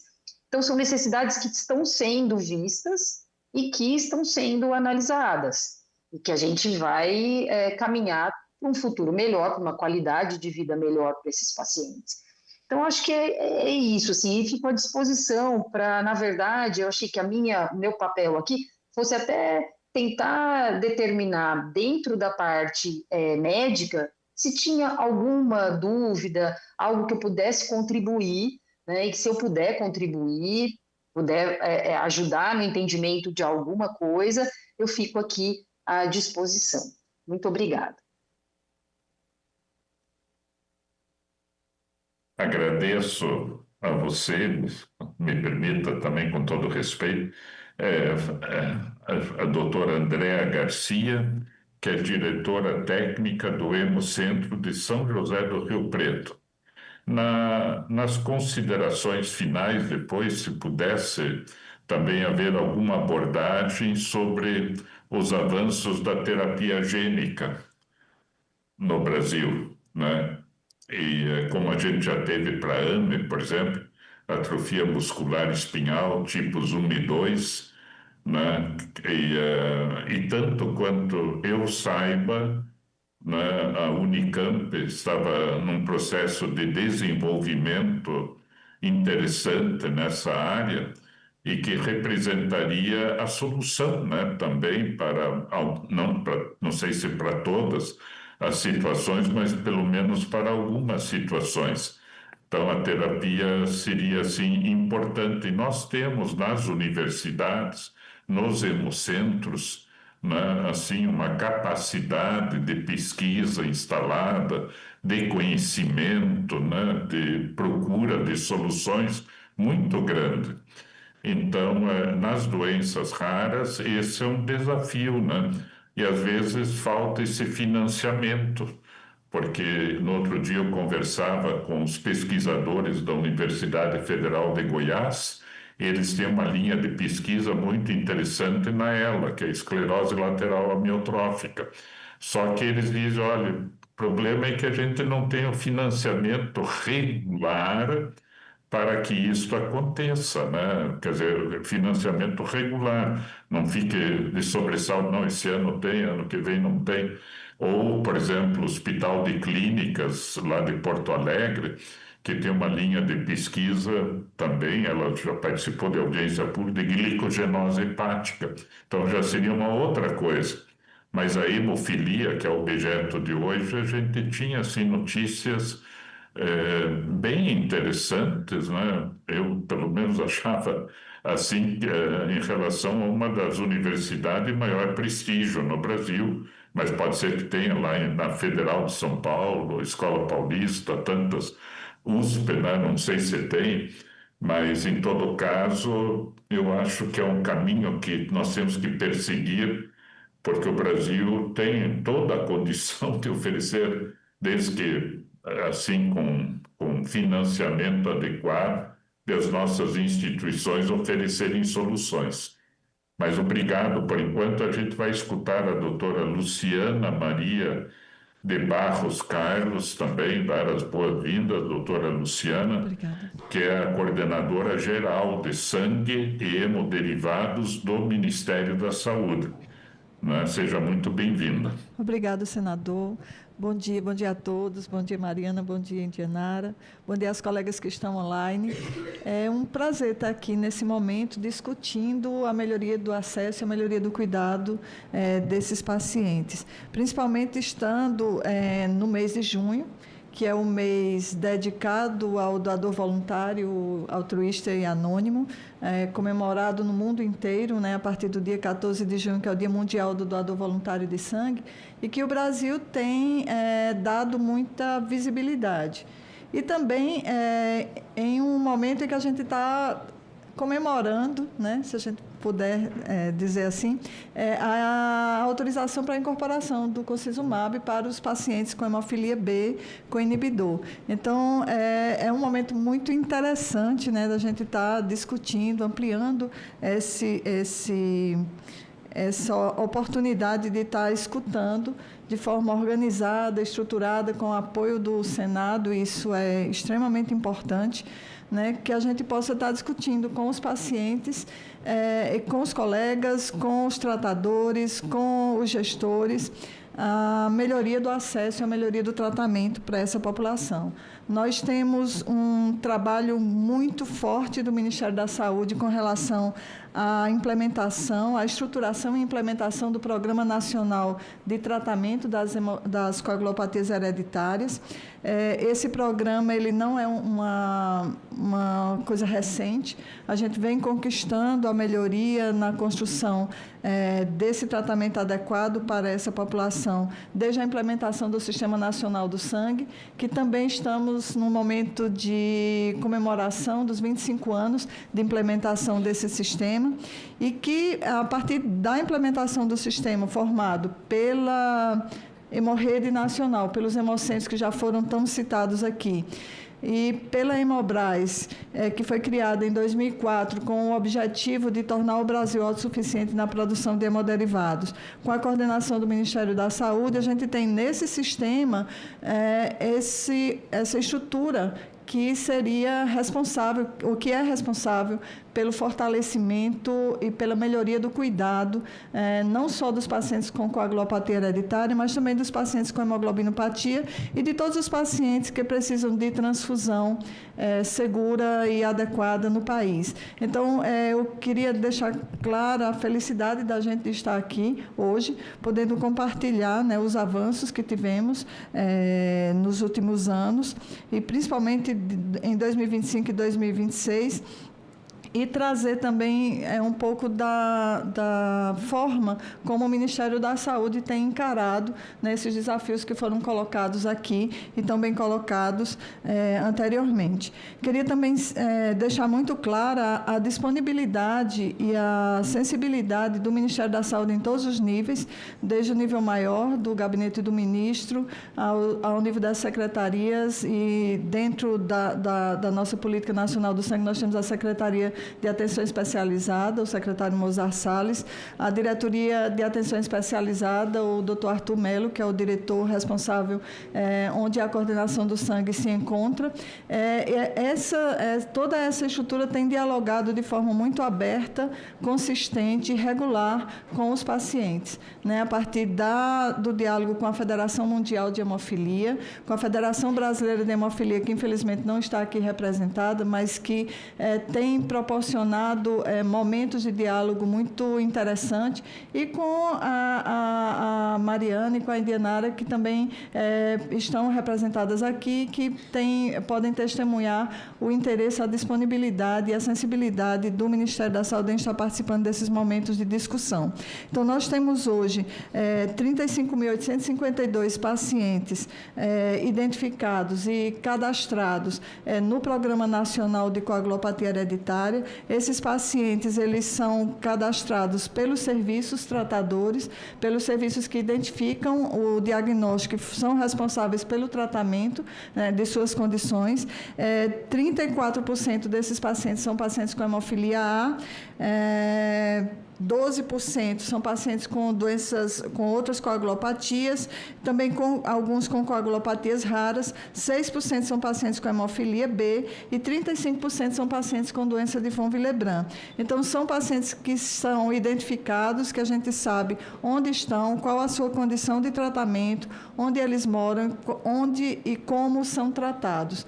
Esse desafio de acompanhamento é um desafio muito importante. Eu queria citar aqui e agradecer também a presença da área especializada dentro da coordenação do sangue por esse acompanhamento, né? Temos aqui a doutora Melina, que é a nossa consultora no tratamento desses pacientes, a doutora Vera, a Tassiana, a Sônia, a Cauane e a Sara, que está de férias, mas que também com certeza está representada aqui, que são as pessoas que estão no dia a dia acompanhando cada paciente cadastrado, cada paciente diagnosticado, cada situação de risco e cada situação de alguma coisa que não deu certo. Eu queria deixar claro que nós realmente concordamos quando vocês dizem que não são números, são pessoas, e não são apenas o paciente, mas temos famílias, temos o entorno desse paciente que precisa também ser entendido e precisa também entrar no contexto do tratamento e da melhoria do acesso e da garantia de uma vida melhor, apesar da condição e com a condição que esse paciente apresenta. Então, essas pessoas, e eu tenho muito orgulho de fazer parte da equipe, estão apoiadas também pela Câmara Técnica, que já foi citada pela Cris e pela Andréa, que é uma Câmara que funciona sistematicamente e que envolve a escuta ativa do Ministério da Saúde e da área responsável do Ministério da Saúde por esse tratamento para os tratadores. E, para além disso, para também a Hemobras e com a interlocução constante com os pacientes. Então, esse grupo da Câmara Técnica, ele envolve profissionais que estão em todo o Brasil. Então, a gente tem profissionais do Sul representados, profissionais do Sudeste, profissionais do Nordeste, do Norte e Centro-Oeste representados, de forma que a gente possa ter um diálogo sempre muito aberto e muito realista com relação às dificuldades que podem surgir em cada território. Já foi citado aqui, a gente costuma dizer que o Brasil é um país continental, mas isso é verdade. O tratamento ele não depende apenas da disponibilidade dos medicamentos, ele vai muito além disso. Então, ele precisa do apoio do Ministério da Saúde enquanto coordenador da política, enquanto disponibilizador, enquanto responsável pelo encaminhamento dos medicamentos, mas ele precisa também da interface dos serviços estaduais e dos serviços municipais. A responsabilidade do Ministério da Saúde extrapola, não é suficiente para garantir tudo que vocês colocaram aqui, em virtude da necessidade dessa interlocução constante. Então, o trabalho da coordenação do sangue tem a dimensão da necessidade dessa interlocução constante. O senador citou as universidades como uma interlocução de pesquisa e de futuro e prospecção de melhoria do tratamento, e isso a gente tem uma interlocução também, porque as universidades estão presentes também dentro da Câmara Técnica, representadas pelos profissionais que fazem parte dos serviços e também das universidades, e temos os serviços estaduais, os hemocentros, que são os executores dessa política. Muitas vezes, alguns hemocentros têm uma facilidade em algumas situações, como, por exemplo, mais especialistas presentes. Então, nós temos estados em que temos um número de hematologistas suficiente para que o tratamento seja feito a partir desse profissional especializado, mas temos estados também que 60 segundos. Oi, esse aviso realmente... e para mim veio mais forte, né? Nossa. Então, temos estados também que a gente tem... Por favor, sim, eu desconsidere os 60 segundos. Agradeço, senador, sua sensibilidade e sua delicadeza. Temos também estados em que o número de hematologistas é muito pequeno. Isso é um desafio muito grande. E quando a gente pensa também no número de outros especialistas, odontologistas especializados no tratamento da hemofilia, ou de pacientes com coagulopatias hereditárias, eu queria deixar aqui claro que a gente não se atém especificamente à hemofilia, mas também aos pacientes com outras coagulopatias, psicólogos, assistentes sociais, farmacêuticos, ortopedistas, cirurgiões, outros especialistas. Esse é um desafio do país, formar esses profissionais e ter esses profissionais em todos os territórios. Então, muitas vezes, a atenção ultra especializada precisa também passar pelo movimento de centralização de alguns procedimentos mais complexos e mais especializados, para que a gente possa ter acesso garantido a todos. Então, hoje a gente tem, a Andréa falou do formulário que a gente enviou semana passada, buscando entender a situação dos pacientes com necessidade de intervenções ortopédicas, porque a gente está com um trabalho forte dentro do Ministério para viabilizar uma solução de acesso para esses pacientes, de forma que a gente possa ter um movimento de equidade, de tratar um pouco dar uma prioridade de acesso aos pacientes que tenham uma necessidade de um atendimento mais especializado e mais rápido. Então, esse olhar do tratamento para além do medicamento, é um olhar que o Ministério da Saúde realmente tem se comprometido fortemente. E hoje acho que, como especialista em hematologia, não sou tratadora especificamente de hemofilia, de coagulopatia, mas como hemoterapeuta, toquei sempre na minha trajetória profissional no tratamento desses pacientes, especificamente nas situações de emergência, e a gente tem prospectado no país soluções que alguns estados têm encontrado para problemas que foram citados aqui. Então, o Ceará tem um trabalho muito interessante com relação à identificação das situações de emergência, com um aplicativo chamado SOS Hemofilia, que já está em funcionamento. A gente tem trabalhado para expandir essa solução para o país. O estado de Goiás também, recentemente, desenvolveu um sistema muito interessante que apoia os pacientes na sustentabilidade, no manejo dos resíduos que são criados a partir do uso do medicamento. Então, são experiências que podem ser escaladas nacionalmente. Então, isso também está no radar da gente na coordenação, para que a gente entenda que não é somente disponibilizar o medicamento, mas estar do lado do paciente, da família do paciente, para além disso, buscando o que a Federação Brasileira e a Federação Mundial de Hemofilia chamam de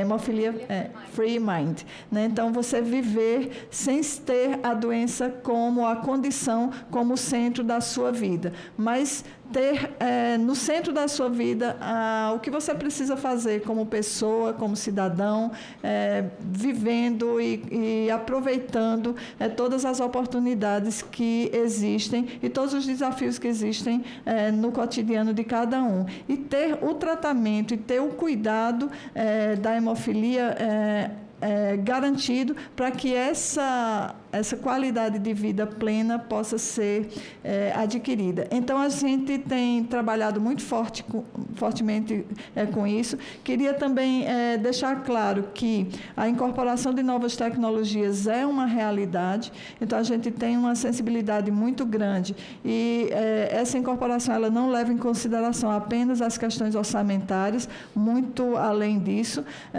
mas existe o compromisso de que as incorporações sejam feitas a partir de evidências clínicas. Então, algumas coisas que vocês falaram que não foram incorporadas porque ainda não temos evidências clínicas fortes o suficientes para amparar essa incorporação. Então, o compromisso do Ministério tem sido incorporar o que tem de novo no mundo com relação à melhoria do tratamento, mas de forma que não coloque a nossa população em risco e que não traga para a nossa população experiências. Então, a gente tem sido muito cuidadoso com relação a isso. Isso o Ministério não faz apenas na hemofilia, né? A gente tem tecnologias e a gente tem estruturas dentro do Ministério que são guardiões dessa incorporação de tecnologias amparada na evidência clínica e na melhoria do cuidado da população. Então, eu acho que esse tipo de discussão é um momento ímpar,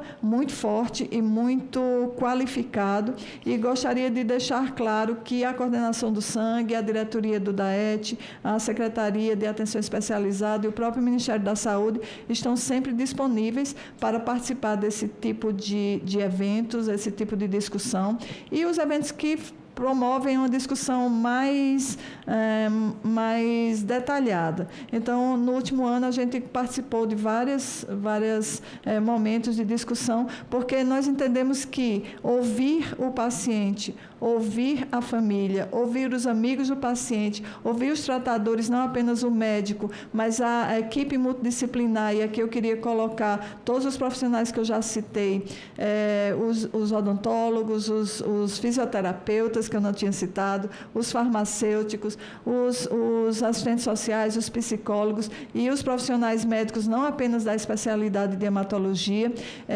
ouvir todo mundo, ouvir esse ecossistema, faz com que a gente traga valor para o cuidado desses pacientes. Então, dentro do Ministério, a gente acompanha diariamente a entrega dos medicamentos nos territórios, para que não haja falha nessa entrega.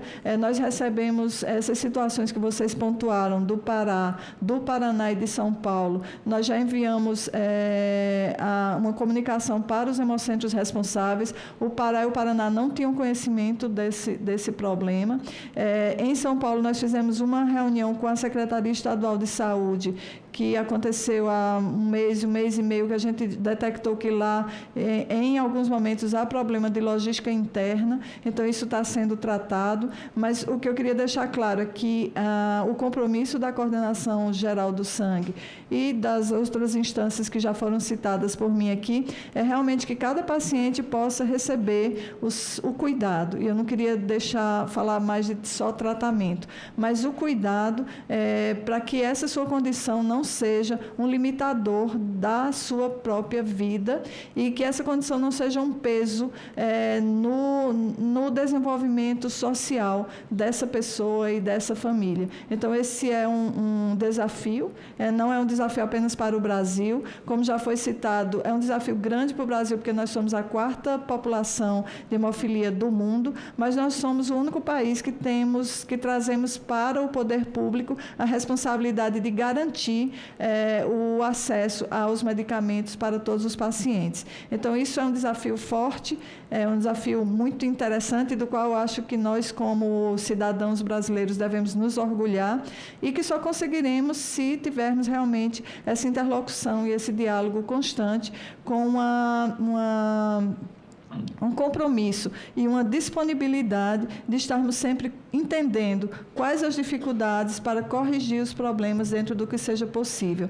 E aí, o senador falou da terapia gênica, e a gente tinha uma expectativa muito forte da terapia gênica como uma solução definitiva até para o tratamento da hemofilia, mas as pesquisas foram interrompidas em nível mundial, então acho que a gente ainda está tendo que esperar um pouco do ponto de vista de acesso a todos os pacientes com relação a essas alternativas. Mas essa mudança no tratamento da hemofilia que a gente está vivendo agora, que eram pacientes que dependiam sempre da reposição do fator de coagulação, e agora a gente ter outras tecnologias e outras possibilidades disponíveis, acho que é um momento histórico que a gente está vivendo e que o Brasil tem sido muito sensível e tem estado ao par e passo desses avanços tecnológicos. Então, assim, ter o concizumab já em vias de incorporação, ter o emicizumab já incorporado para os pacientes de 0 a 6 anos, facilitando e melhorando a adesão do tratamento dos pacientes, é um testemunho disso.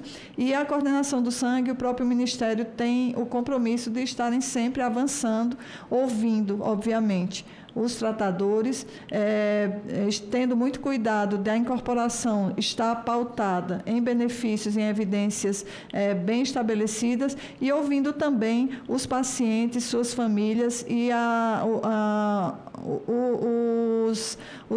o paciente de uma forma organizada também, dentro do Conselho Nacional de Saúde, participando dos eventos promovidos pelas federações e pelas associações, de forma que a gente possa estar sempre ouvindo e estar sempre participando e fazendo essa interlocução organizada e qualificada com o principal interessado na melhoria do cuidado, que é o próprio paciente. E aí deixo para vocês como uma mensagem final esse compromisso nosso em duas situações mais, vamos dizer assim, mais individualizadas, que seriam o fortalecimento do diagnóstico, como eu falei para vocês, a diversidade do Brasil e a ausência de, em alguns estados, serviços mais especializados, ou dificuldade de ter serviços mais especializados em todos os estados, pode ser um problema. Então, a gente está trabalhando, inclusive com a Federação Mundial Social de Hemofilia, para que a gente possa fazer uma estruturação do diagnóstico a partir dos centros mais qualificados, inclusive incluindo métodos mais robustos de diagnóstico, e também a ampliação do tratamento, não só com a incorporação de novos medicamentos, mas vendo também os tratamentos, o que o paciente precisa de apoio em outras especialidades como odontologia, ortopedia, fisioterapia. Acho que fisioterapia foi pouco tocada aqui. A gente precisa ter o fortalecimento da fisioterapia nos territórios para que o paciente possa ter acesso realmente e ter uma menor repercussão articular de sua condição. E eu espero que essa mudança que a gente vê, eu com 30 anos de acompanhamento de pacientes, eu já consigo ver uma mudança dos pacientes que começaram o seu tratamento antes da implementação da profilaxia, depois da implementação da profilaxia, e eu espero também poder testemunhar o que a gente vai ver daqui a alguns 5, 10 anos, a mudança do perfil dos pacientes após a incorporação do emicizumab e do concizumab e de novas drogas que também a gente está prospectando, drogas, medicamentos, que a gente também está prospectando para o tratamento do paciente com hemofilia B. Então, acho que a gente está num lugar melhor do que o lugar que já estivemos, mas a gente sempre tem o compromisso de estar construindo, estar ao lado, né, da sociedade, como gestora e como tratadora e como cidadã brasileira também, na construção de um lugar melhor, que o futuro nos reserve esse lugar melhor do que o que estamos agora. Mas acho que a gente já pode se orgulhar e já pode ser um testemunho para o mundo, inclusive. É uma coisa que a gente tem ouvido em eventos internacionais. O Brasil tem sido muito saudado internacionalmente com relação ao que conseguiu fazer, apesar dos desafios de ser um país continental, de ter uma população muito grande de pacientes e de ter uma diversidade regional muito importante, com situações geográficas, inclusive, que muitas vezes poderiam ser um impedimento para o tratamento e que são tratadas como um desafio vencido, porque os pacientes conseguem fazer o tratamento apesar disso. Então, gostaria de agradecer a oportunidade e fico disponível para as informações que possam ser necessárias a partir de agora. Agradecemos a você, doutora Luciana Maria de Barros Carlos, que é coordenadora geral de sangue e hemoderivados do Ministério da Saúde, participação também muito importante, né? Uma solidariedade grande com toda a área, atenção, isso é muito importante. Agradecemos. Eu até faria um apelo, doutora Luciana, para que o Ministério da Saúde também possa, com a ajuda da Mariana e de Indianara, localizar aquela situação do deslocamento da prótese para que a pessoa possa fazer essa cirurgia, né? Depois desse tempo, né? 3 anos também.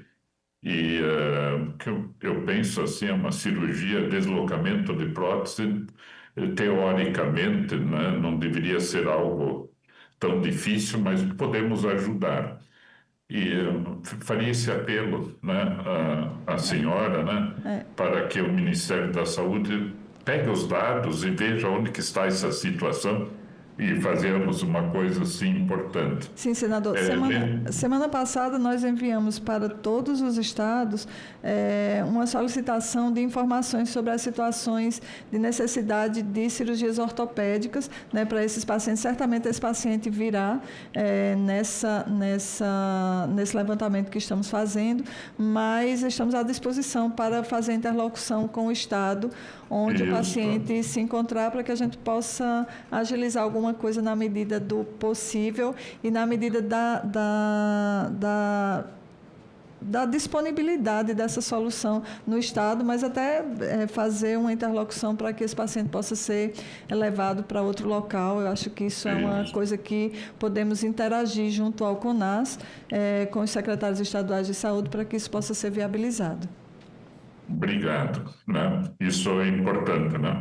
Que a gente possa dar essa resposta também fruto dessa audiência. Lembrando a todos que nos acompanham pelo Brasil que agora, em função de uma legislação aprovada no Congresso Nacional recentemente, a representação de todas as áreas cujos protocolos, medicamentos estejam sendo discutidos na Conitec, a representação da área tem que estar presente, né? Então, hemofilia, quando se discute hemofilia, a representação social, né, da área tem que estar presente na reunião, o que a gente considera um avanço assim muito importante no sentido, inclusive, do que a doutora Luciana falou, de escutarmos sempre a família, os pacientes, né? Só se pudesse alguém abordar um pouco mais uma pergunta que até veio do Denis de São Paulo, né? Como é que é o protocolo nas unidades básicas de saúde, dar uma ideia, pelo menos, né, do que isso está acontecendo, ouvir as famílias, lógico, e sempre lembrar que o sistema de saúde, dentro da organização de um sistema nacional do SUS, mas acontece também na educação, na assistência, na segurança, é tripartita, né? Sempre municípios, estados e governo federal, né? Que também fazem essa parte. E, inclusive, eu falei na terapia gênica, mas há um avanço importante, né, na questão dos medicamentos, porque na fibrose cística, o Ministério da Saúde, Conitec, incorporou recentemente uma medicação que permite a interrupção do ciclo da doença, não a cura, mas a interrupção, que causa, como consequência, uma qualidade de vida muito melhor, né, para os pacientes. Até parabenizando por essa possibilidade. A doutora Cristiane levantou a mão, né? Então, por favor, então, com a palavra, doutora Cristiane. Gostaria de responder o questionamento, porque como eu estou em São Paulo, né, fica fácil. A gente tem, quando saiu a nossa portaria para profilaxia, existe uma menção na portaria que a efetivação da profilaxia tem que estar de mãos dadas com a atenção secundária e primária, ou seja, o Estado e o município precisam estar de mãos dadas conosco para que isso seja efetivado. Infelizmente, essa informação não é uma informação que está na mão do pessoal da UBS, né? Então, aqui em São Paulo, na cidade de São Paulo, o CHESP, que é a Associação de Pacientes do Estado, né, ela tem conversado com a prefeitura, eles fizeram uma reunião, inclusive, com o secretário, com o assessor de doenças raras do município, e a gente tem trabalhado com isso, entrado em contato toda vez que a gente tem uma dificuldade maior, às vezes a gente aciona ele e ele consegue acionar a UBS, são muitas, né? Imagina numa cidade como São Paulo, quantas UBSs a gente tem, então, assim, nem sempre a UBS tem a ciência de como fazer, de como receber e de que ele precisa ser uma mão ali no cuidado desse paciente, mas às vezes eu mando a portaria para os meus pacientes em especial, já precisei mandar a portaria algumas vezes, mas com a chegada desse novo assessor técnico de doenças raras, que é um geneticista, isso melhorou bastante. Do ponto de vista outros municípios, talvez a gente precise, igual eu falei, o caminhar junto com a associação de pacientes, para a gente é sempre muito valoroso, né? Então, porque o paciente procura a associação e às vezes a própria assistente social da própria associação mune o paciente para resolver. Algumas vezes ela faz esse entremeio, né, da UBS conosco, a minha enfermeira põe a enfermeira do Hemocentro em contato com a enfermeira da UBS para que viabilize alguma orientação melhor. Isso é sempre muito bom.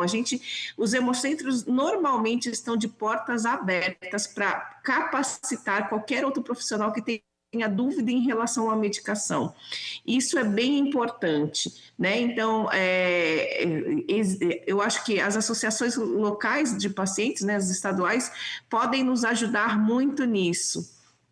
a Andréia pediu para falar, mas eu creio que possa ter respondido o Denis aí com o que ele está falando a respeito das UBSs, né? Então, como é toda a cidade, aqui em São Paulo a gente atende a grande São Paulo, então às vezes eu preciso conversar com o UBS de Santo André, com o UBS de Guarulhos, de Osasco, então não é só a cidade onde a gente está. Então, hoje eu tenho uma Secretaria Municipal de Saúde da Grande São Paulo que tem orientação, mas eu tenho outras secretarias municipais que não, e aí a gente vai fazendo a abordagem pessoal mesmo. Muito bem. Doutora Andréa Garcia também quer contribuir, eu acho que para esse debate. Por favor, doutora Andréa. Sim, acho que eu posso até confirmar o que a Cris disse. O que o Hemocentro tenta fazer, que eu acho que é o que os hemocentros fazem, é um contato direto com cada UBS no qual os pacientes estão vinculados.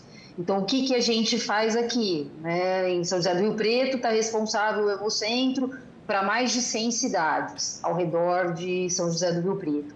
Então, os pacientes, a gente faz o levantamento, a gente já fez isso há um tempo, né? Quais são os municípios envolvidos, fazemos capacitação presencial, né? E a cada novo diagnóstico, a gente entra em contato, porque o que a UBS pode fazer para a gente?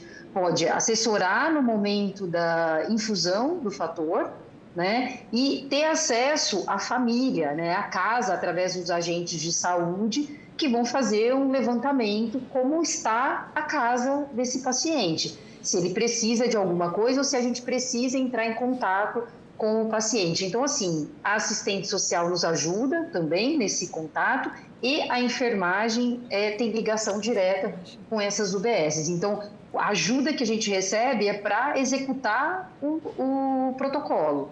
É isso que a gente consegue da UBS. Muito bem. Eu passo a palavra a Mariana Batassa, que é presidente de Relações Institucionais da Associação Brasileira de Pessoas com Hemofilia. Se deseja acrescentar também. Sim.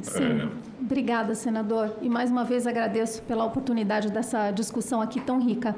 Eu queria agradecer à doutora Luciana e toda a equipe aqui da coordenação, coisa que eu não fiz no início, que eu estava um pouco tensa, preocupada com o tempo, mas a gente percebe de um tempo para cá, principalmente desde da sua entrada na coordenação, doutora Luciana, uma sensibilidade, uma abertura maior da coordenação e essa interlocução com o Ministério da Saúde, a gente também consegue perceber que existe uma movimentação muito maior, né? E por isso a gente tem tido essas conquistas desde o ano passado e isso nos traz muita alegria. Eu queria dizer que essa expressão cunhada, né, o Hemophilia Free Mind, que a Federação Mundial coloca muito e que é também o que nos move, essa expressão foi cunhada num artigo científico com o Dr. Cedric Hermans e o Dr. Glenn Pierce, que é o meu marido. E a gente tem uma interlocução muito grande também com a Federação Mundial, apesar de não sermos filiados à Federação Mundial, a gente tem uma proximidade muito grande, né, profissional e pessoal também, e o que nos permite, claro, estar inteirados de todo o contexto mundial do tratamento da hemofilia, de todos os desafios, né, não só do Brasil, mas também internacionalmente. E eu quero aqui deixar a Abrapen à disposição. A gente quer muito colaborar, né, com todas as construções de políticas públicas, todo o planejamento de linha de cuidado, participar enfim, como titular ou como convidado de reuniões que a coordenação possa fazer e tenha interesse, né, em ouvir os pacientes. A gente está aberto e a gente deseja muito trazer essa colaboração. Um ponto só que eu queria colocar em relação, né, às novas tecnologias. Primeiro eu queria destacar, eu não sei se foi a doutora Andréa ou a doutora Cris que comentaram, né, que em relação às outras doenças raras, a hemofilia está muito na frente, e é verdade, né? Toda doença rara queria ser uma hemofilia no Brasil. E a gente tem orgulho de ter esse programa tão bem estruturado. Mas a gente sabe que ainda há muito a ser feito e, como a doutora Luciana mesmo comentou, a gente tem esse compromisso com a construção do que é melhor possível. E, especificamente, em relação novas terapias, o que a gente tem tido agora no mundo, a gente tem assistido algo que é inédito, né, que são inovações tecnológicas que trazem o paciente para um nível de cuidado muito mais elevado do que antes, né? Quando a gente passou do fator plasmático para o fator recombinante, a gente deu um passo, mas quando a gente passa para um anticorpo monoclonal ou para uma terapia de rebalanço, a gente está dando muitos passos, né? E a gente já sabe que não vai parar por aqui. A inovação científica ainda vai ser maior que esta, né? Eu gosto de usar muito o exemplo da diabetes, porque atualmente no mundo as terapias de diabetes, consideradas terapias ouro, elas deixam o paciente num nível normal de insulina, né? Ele não vai de 400 para 300 ou para 350. A ideia é que ele fique num patamar de normalidade. A gente ainda não chegou lá na hemofilia, mas a gente sabe que a gente está nesse caminho. Então, é muito importante a gente ter essa consciência de que as terapias que estão vindo para a incorporação agora, né, e a gente sabe que não vai parar por aqui, tem novas drogas já dando entrada na Conitec, elas trazem um diferencial muito grande dentro do contexto do tratamento, e isso vai mudar muito a vida dos pacientes e também o contexto das necessidades que eles têm em relação ao resto do cuidado, né? Por exemplo, uma terapia subcutânea não exige tanto da enfermagem quanto exige uma terapia endovenosa. Então, a gente entende sim que parte das demandas que nós trouxemos, elas são muito mais relacionadas às secretarias de saúde, né, e a esse trabalho interconectado, e é por isso que a gente também já levou para o Conselho Nacional de Saúde essa demanda de incluir a hemofilia dentro da portaria das doenças raras, e a gente se coloca à disposição, mais uma vez, para essa interlocução com todas esses entes, né, governamentais que são responsáveis pelo cuidado integral da hemofilia. Obrigada. Obrigado pela participação, muito importante, Mariana. Parabéns pelo trabalho desenvolvido, né, pela Associação Brasileira, e continuemos firmes na caminhada, né? Muito importante. Também passo a palavra à presidente da Associação Brasileira de Pessoas com Hemofilia, aqui de Apucarana, Paraná, né? Indianara Ramos Galhardo, com a palavra. Obrigada, senador. É muito bom realmente a gente ter esse momento de diálogo, de discussão, para trazer as demandas recebidas pela instituição, para a gente, juntos, né, eu acredito que realmente são esses atores que estão aqui, que constroem o acesso, que constroem a melhoria na questão das políticas públicas. E uma coisa que a gente foi colocado, tanto pelas doutoras, é essa questão de como que é, por exemplo, a questão da UBS. Então, a doutora Andréia comentou que dentro do hemocentro onde ela está, contata-se a UBS, a doutora também trouxe como funciona ali em São Paulo. Então, cada estado vai ter uma forma, né, de abordagem. Então, eu acho que é dentro para esse olhar que a gente precisa estar atento. Cada hemocentro ele tem uma forma, então a gente precisa tentar padronizar isso, né? Então, por exemplo, se eu recebo o diagnóstico hoje e o hemocentro contata a UBS onde eu estou inserida com o meu filho, eu não vou ter que chegar lá na UBS e explicar e implorar o que acontece muitas vezes. Nós tivemos um caso no Dia Mundial da Hemofilia, onde um pai chegou com uma carta do hemocentro para que pudesse fazer o fator no filho, e porque estava na carta segunda, quarta e sexta, e aquele pai foi na quinta porque ele precisou trocar a data, o pessoal daquele centro, daquela UBS, não fez o fator. Né? Aquele enfermeiro, ele se negou a fazer. Então, e isso a gente contatou, a gente explicou, a gente se colocou à disposição, falou, vamos ligar para o hemocentro, vamos contatar o hemocentro. Não podemos porque está escrito segunda, quarta e sexta. Então, é esse engessar. Então, a gente compreende que realmente a coordenação tem feito um trabalho brilhante dentro daquilo que lhe cabe, porém o município precisa também se atentar, o estado precisa se atentar. Em Apucarana, a gente tem feito inúmeros eventos com profissionais, por exemplo, da saúde, para explicar sobre isso. Olha, se chegar um paciente, como que vai ser essa orientação? Para quem que você tem que contatar? Contate o centro de tratamento desse paciente. Então, nós entendemos que é um trabalho feito em conjunto, né? Nós temos a nossa responsabilidade como instituição de representar realmente a voz do paciente e trazer casos que realmente acontecem, né? Nós hoje conseguimos ocupar espaços dentro da sociedade, dentro dos órgãos, né? Por exemplo, o Conitec.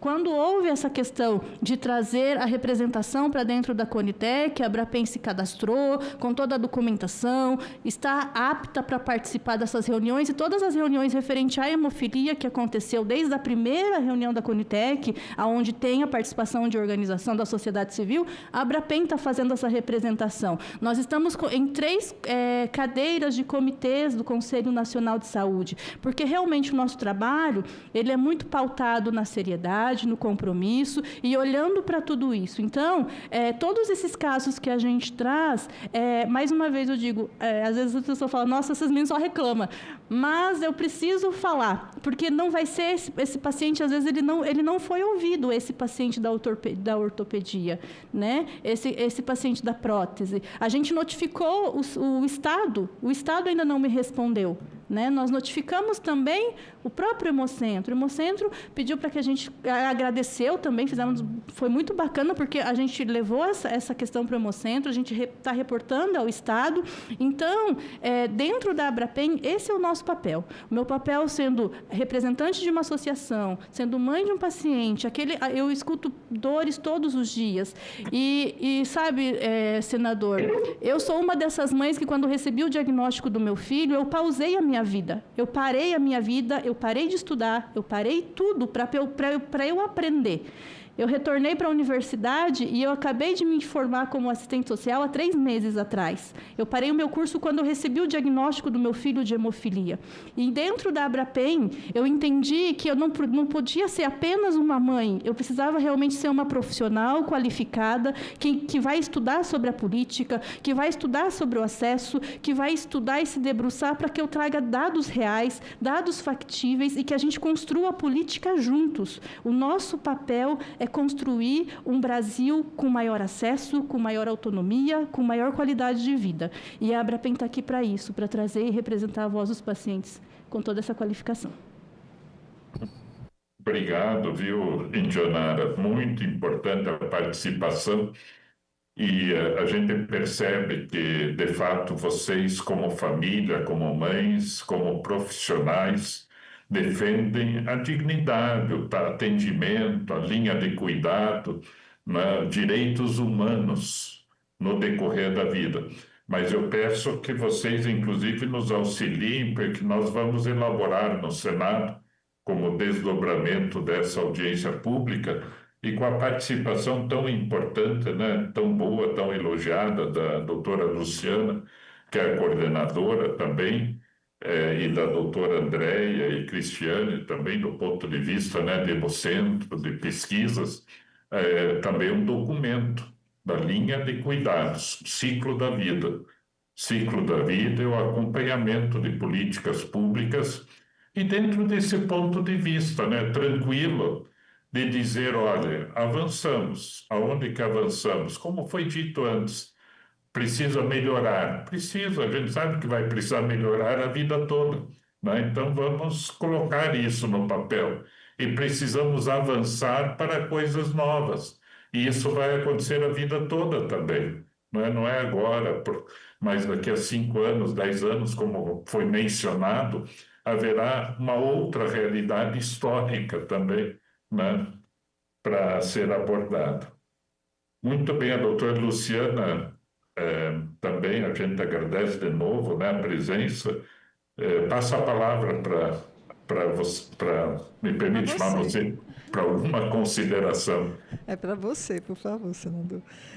Eu gostaria de colocar que o Ministério da Saúde prepara materiais com apoio da Câmara Técnica, com apoio da rede toda, a Hemorrede, e também, inclusive, das universidades, prepara materiais com protocolos que estão disponíveis para toda a rede de saúde do país. A gente tem a gente está fazendo algumas interlocuções dentro do Ministério para discutir uma forma de capacitação mais qualificada para o pessoal da assistência básica, né, os postos, as unidades básicas de saúde, para que a gente possa ter, quando o paciente chega lá, não apenas o paciente com aglopatia, mas esses pacientes com necessidade de tratamento e de abordagem mais especializadas, quando o paciente chega, eles saibam entender, né, quais as principais necessidades desse paciente e eles também possam se referenciar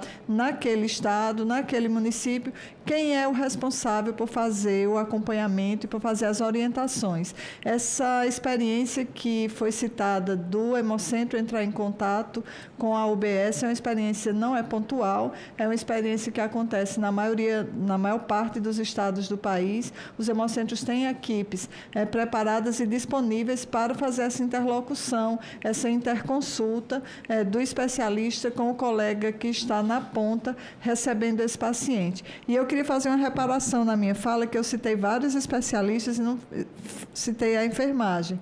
A enfermagem tem um papel muito importante, fundamental, no acompanhamento e na qualificação do cuidado desses pacientes. Então, é uma equipe realmente multidisciplinar que precisa estar envolvida diariamente e não apenas de dia, né? Eu falo diariamente, mas também em se tratando desse tipo de cuidado, a gente precisa que esse cuidado seja realmente 24/7, que a gente tenha atenção à noite, nos feriados, nos finais de semana, para que esses pacientes recebam essas orientações, não apenas o paciente, mas os colegas que estão recebendo o paciente na ponta, na emergência, na UBS, na UPA, possam ter com quem falar de uma forma qualificada e recebam essa orientação especializada dessa maneira. Queria também destacar que a coordenação do sangue, através da área de coagulopatias, faz visitas técnicas periódicas e sistemáticas aos territórios. Então, nessas visitas técnicas, a gente vê toda a parte de armazenamento, logística, distribuição dos medicamentos, mas também, para além disso, né, como esses pacientes estão cadastrados, a qualificação dos dados que estão inseridos no sistema Hemovida Web Coagulopatias, que são também uma base de dados interessantíssima e importantíssima para o acompanhamento, o planejamento das ações, né, de forma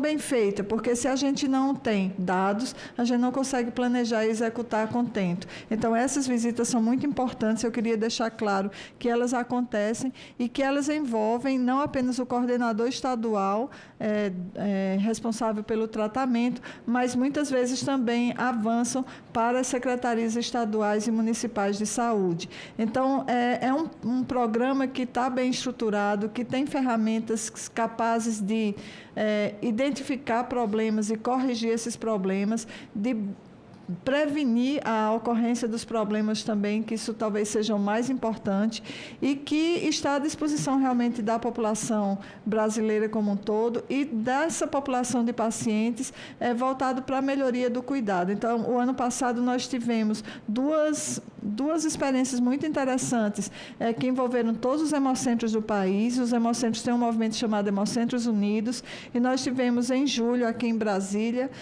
um evento que trouxe todos os hemocentros do país para discutir dificuldades, possibilidades, soluções, e depois nós participamos também do Juntos pela Hemofilia com a Federação Brasileira, e depois recebemos a Federação Mundial de Hemofilia aqui no Ministério. Então, assim, essa interlocução é necessária, ela não é apenas protocolar nem burocrática, mas ela é necessária para que todos possam ser ouvidos e todos possam interagir na busca das soluções e do avanço, né, do cuidado dos pacientes. Então, eu queria também deixar uma palavra de agradecimento a esse enorme grupo, esse enorme ecossistema de profissionais, de mães, de famílias, de professores, sei lá, tantas pessoas que são envolvidas, que têm sensibilidade, que se disponibilizam para contribuir voluntariamente, todos os profissionais da Câmara Técnica, todos os profissionais que trabalham ajudando na construção dos manuais e dos protocolos, fazendo as consultorias técnicas que são solicitadas continuamente pelo Ministério, trabalhando de forma voluntária, né, contribuindo para que a gente tenha um dos melhores e maiores programas de tratamento e de cuidado da hemofilia do mundo. Um programa que como já foi dito, citado como uma experiência de sucesso e um programa que tem sido visualizado como uma experiência a ser copiada também por outros países. Então, acho que isso traz uma responsabilidade ainda maior para a gente, né, de estar sempre buscando ser ter esse olhar disruptivo, né? É uma doença, é uma condição, eu não queria falar em doença, mas é uma condição que vai acompanhar a pessoa por toda a sua vida, que exige cuidados muito constantes e que essas pessoas precisam de apoio. E acho que o Brasil conseguiu estruturar um programa que tem esse olhar para uma atenção integral e isso só fala a favor dessa opção que nós fizemos há tantos anos atrás de construir um sistema único de saúde, né, que agora a gente está completando 36 anos, e dentro desse sistema tem um programa nacional do sangue voltado para atendimento com qualidade e segurança para todos os doadores e pacientes. E queria citar novamente a importância da Hemobras, né, como a empresa brasileira responsável pela produção dos hemoderivados e que já não está se atendo apenas a isso, mas que também já começou a se envolver na produção de fatores de coagulação, de fatores pela tecnologia de biologia molecular, os fatores recombinantes, e que também já está tendo interlocução para avançar na produção de outras soluções, de outros medicamentos. Então, a gente tem um ativo importantíssimo na Hemobras para tornar o Brasil autossuficiente no tratamento desses pacientes. Então, acho que me coloco novamente à disposição e queria agradecer e parabenizar todos os profissionais e todas as pessoas que trabalham e trabalharam historicamente e que trabalharão também, porque a construção desse sistema não acaba, né? É uma coisa viva que a gente vai estar construindo todos os dias. Todos precisam realmente ter essa contribuição reconhecida, né? E quero me colocar novamente à disposição e agradecer, senador, a oportunidade de estar falando aqui e a sua gentileza, porque eu falo muito, né? E de me deixar esgotar, né, a minha fala e me colocando realmente à disposição de vocês para continuar essa interlocução de forma constante, diária e aberta no sentido de construir realmente um futuro e um presente melhor para essa população de pacientes. Agradecemos, viu, Luciana? Não é questão de falar muito, é falar as coisas que às vezes demoram um pouco mais, porque são importantes e necessárias, né, para orientar as famílias, as pessoas, a comunidade. Bom, eu penso, não sei se a doutora Cristiane, André, está tudo bem? Tudo em ordem? Tranquilos? Então está bem. Eu penso que foi uma audiência pública muito interessante, importante. Doutor André, que levantou a mão. Pois não, doutor André. Eu queria responder a sua pergunta, né? Obrigada pela oportunidade, sobre a terapia gênica. Terapia gênica no Brasil ainda é a nível de estudos, né? Protocolos ainda, a nível de estudo.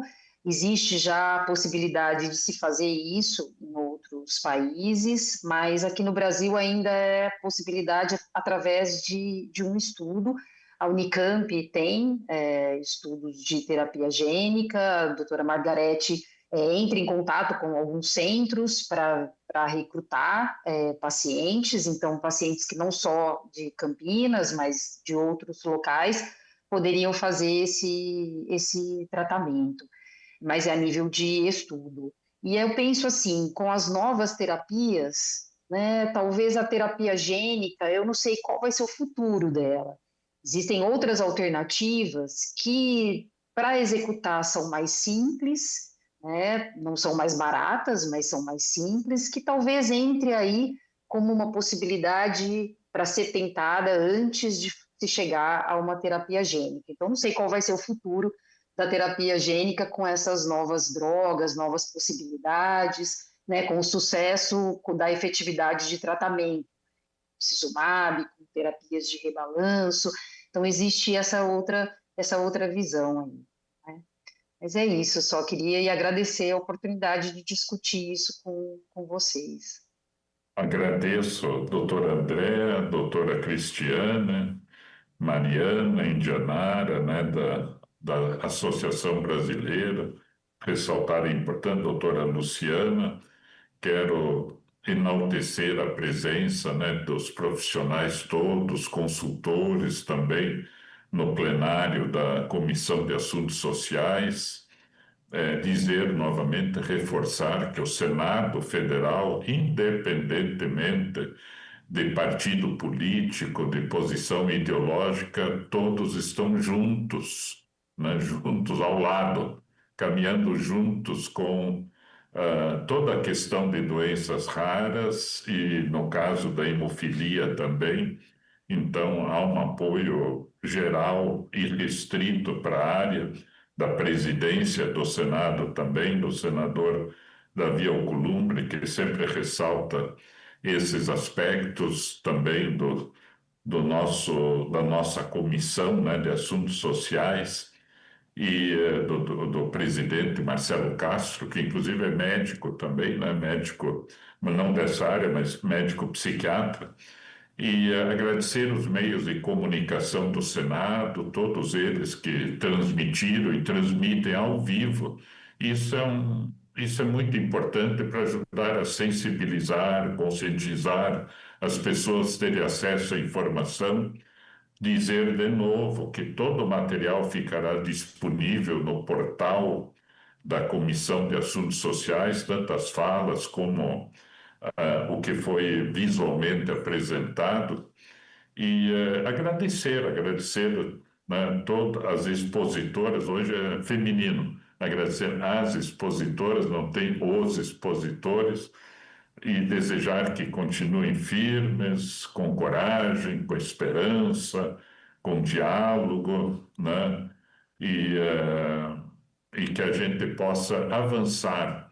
É um esforço coletivo, todo mundo tem que estar junto nessa caminhada para a caminhada dar certo. Unidade básica, né? O Estado, Ministério, Universidade, Congresso, né? Mães, pacientes, né? Isso que é o bonito também, né? O fruto do esforço coletivo, o Brasil, nesta área e em outras também, pode ser muito melhor. Obrigado, então, a todos, agradeço as pessoas que nos acompanharam também pelos meios de comunicação e deixo um grande abraço e nada mais havendo a tratar, declaro então encerrada com muita alegria, né, pela qualidade de tudo, a presente audiência pública. Grande abraço.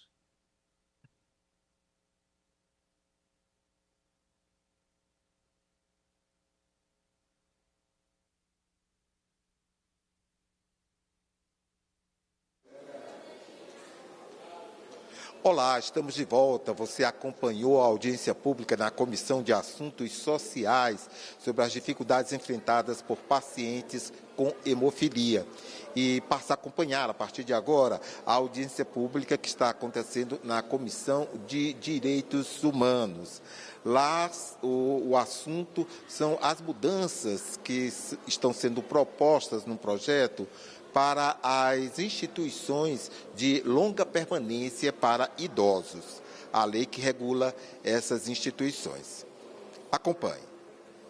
Casas de parentes acolhidos, porque muitos deles, quando eles são colocados lá para nós, a impressão que passa é que eles estão sendo jogados para a morte, que lá é o fim da vida deles, muito pelo contrário. Passa mais um, por gentileza. O projeto de lei aqui que vai ser discutido, né, que ele está alterando a política nacional do idoso, é o foco nosso a partir de agora. Pode passar por gentileza. Qual que é o objetivo desse projeto de lei, tá? Resumidamente, permitir que a saúde seja executada pelas ELPIs. Porém, um erro gravíssimo que já foi comentado aqui, que esse projeto não indica de onde virão os recursos de mão de obra e materiais para atendimento do decreto. Está se jogando uma responsabilidade sem falar de onde vai vir dinheiro. Sem dinheiro a gente não consegue trabalhar, a gente não consegue manter o que nós temos.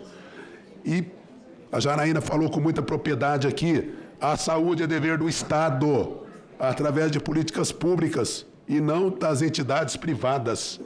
Esse decreto, essa lei, ela é inconstitucional. Ela não pode prosseguir, porque ela está ferindo um direito do idoso. Ela está ferindo um direito dele. Vai ser um crime se essa lei prosseguir. Ela vai tirar a dignidade daquele que já não tem dignidade, porque foi abandonado pela família e agora vai ser abandonado pelo Estado, que está criando uma legislação, que vai aprovar uma legislação que vai abandonar ele de vez. Passar por gentileza.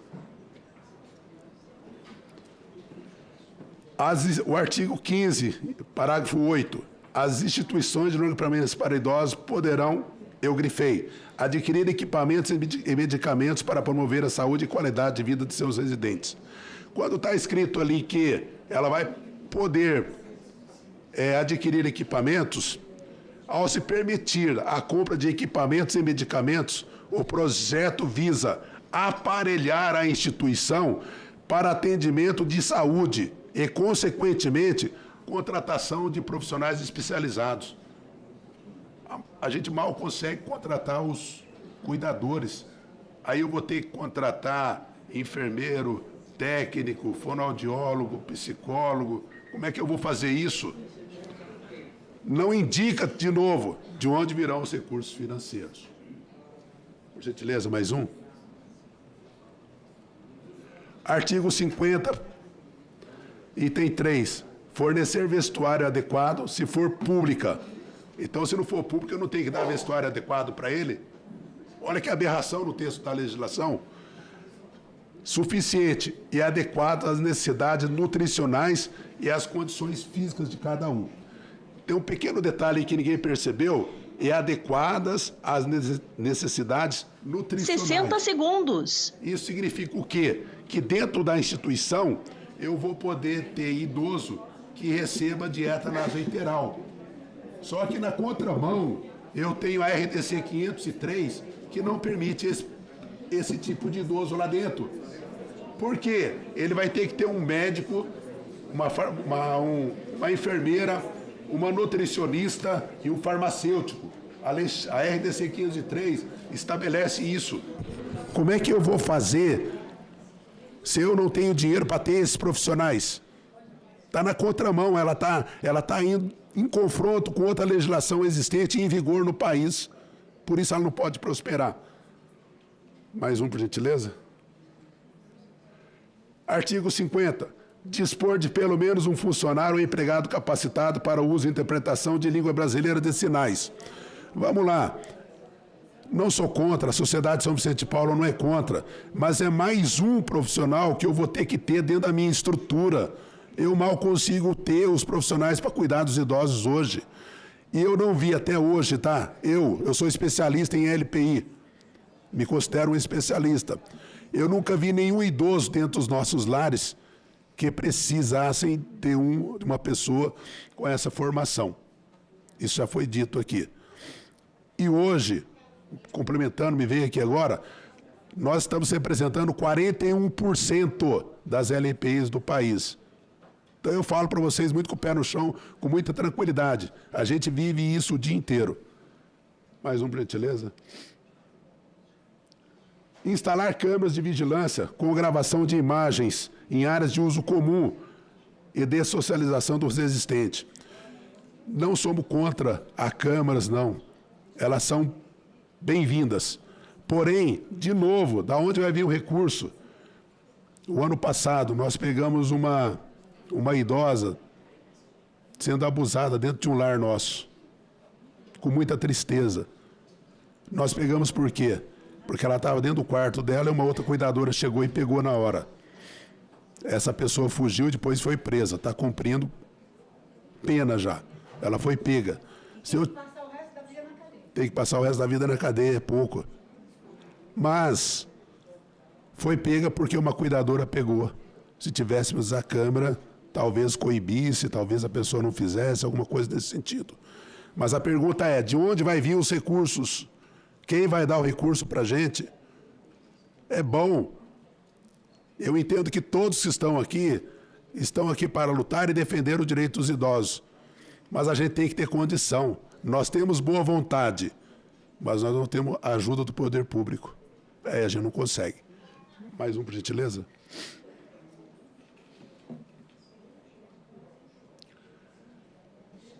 Fica revogado o parágrafo único do artigo 4º da Lei 8.842. O que esse artigo vem a dizer para nós? O atual, né?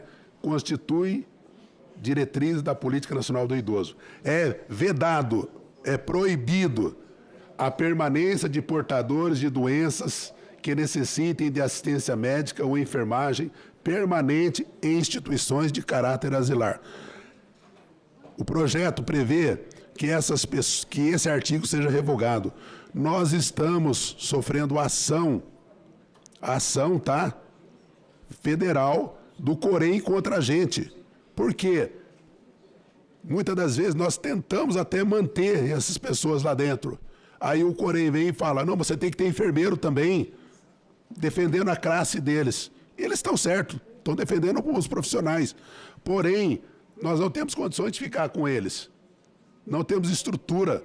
E eu estou falando de doença nasoenteral, aliás, de alimentação nasoenteral, que é o texto anterior que vem permitindo que eu dê esse atendimento para o idoso dentro do nosso lar. Então, esse decreto ele tem que ser mantido, porque nós somos ILPI, nós somos casa, assistência social. A saúde é dever do Estado, não é nosso. Não é nosso. O Estado está se furtando da sua responsabilidade constitucional e está jogando a responsabilidade para nós. Nós não temos condições para isso hoje. Nós somos especialistas em assistência social. Nós nascemos na assistência social e somos especialistas nessa área. Nisso nós sabemos fazer muito bem mesmo. Agora a saúde não é nossa praia. Se o idoso for delegado para nós, ele vai ser mal cuidado. E não é isso que a gente quer. E por último, pode passar um por gentileza. Esse artigo fere a dignidade da pessoa humana, tirando a responsabilidade constitucional do Estado, transferindo para o terceiro setor que não tem condições financeiras para arcar com essa responsabilidade. A ILPI é uma residência coletiva e não um hospital ou uma clínica geriátrica, como foi muito bem falado aqui. Clínica geriátrica é lá que ele vai ser dado cuidado à saúde dele também, não na ILPI. Temos que apartar, separar um trabalho do outro. O último, por gentileza, para a gente finalizar. Conclusão. A SSVP presta serviço de caráter socioassistencial, sem fins lucrativos. Grande parte das LPIs da Sociedade São Vicente de Paulo não tem condição de assumir essa responsabilidade a ser imposta pela nova lei, que é um dever do Estado. Caso venha a ser aprovada, muitas obras irão encerrar suas atividades em todo o Brasil. E quem fala aqui para vocês aqui, eu já fui presidente de LPI, já fui presidente de hospital. Depois que eu saí do hospital, o hospital foi fechado, porque não tinha ajuda do poder público. E uma das LPIs que eu fui presidente, ela fechou. Não porque me faltou vontade, força e saúde, mas faltou a ajuda do poder público local, que não dava verba para a gente, nós fechamos uma casa. Então é assim, senadora, peço gentilmente à senhora que olhe com muito carinho para esse projeto de lei, que Deus te ilumine, que te dê sabedoria. E desde já agradeço a senhora por disponibilizar para a gente esse texto final que a senhora vai fazer, para que a gente possa construir junto melhor qualidade de vida para todos os idosos desse país. E coloco toda a sociedade de São Vicente de Paulo à disposição da senhora, tá? O que a senhora precisar, estamos à sua disposição. Obrigada, Valdir. Eu estava aqui conversando com a doutora Olívia. Escrever um texto sem ouvir realmente quem precisava ser ouvido. Como é que a gente consegue fazer isso? A gente consegue. O parlamento consegue coisas que vocês não imaginam. E eu estou sentindo o peso da minha responsabilidade agora, tá? Mas eu acho também que outras discussões, para além dessa, vocês foram excluídos. Por exemplo, vocês foram chamados para discutir a reforma tributária? O senhor apresentou ali que o senhor tem 13 mil funcionários. O senhor foi chamado para discutir o fim da escala 6x1? Por que vocês são excluídos dos grandes debates nacionais? Então, eu vou aqui dar uma sugestão, tanto para a Federação das Instituições, como para a sociedade. Eu não sei como é que vocês vão fazer isso, só não me peçam para fazer isso. Mas eu acho que os presidenciáveis, os candidatos a presidente da República, têm que ser ouvidos por vocês agora, durante a pré e a campanha. E eles precisam fazer um compromisso público agora com vocês. E vocês... Não, mas eles precisam ser... Como é que vai governar uma nação sem ouvir vocês que estão cuidando dos idosos? Então, eu vou dar uma sugestão, organizem uma roda de conversa, acho que mais para a campanha, porque aí as convenções vão estar fechadas.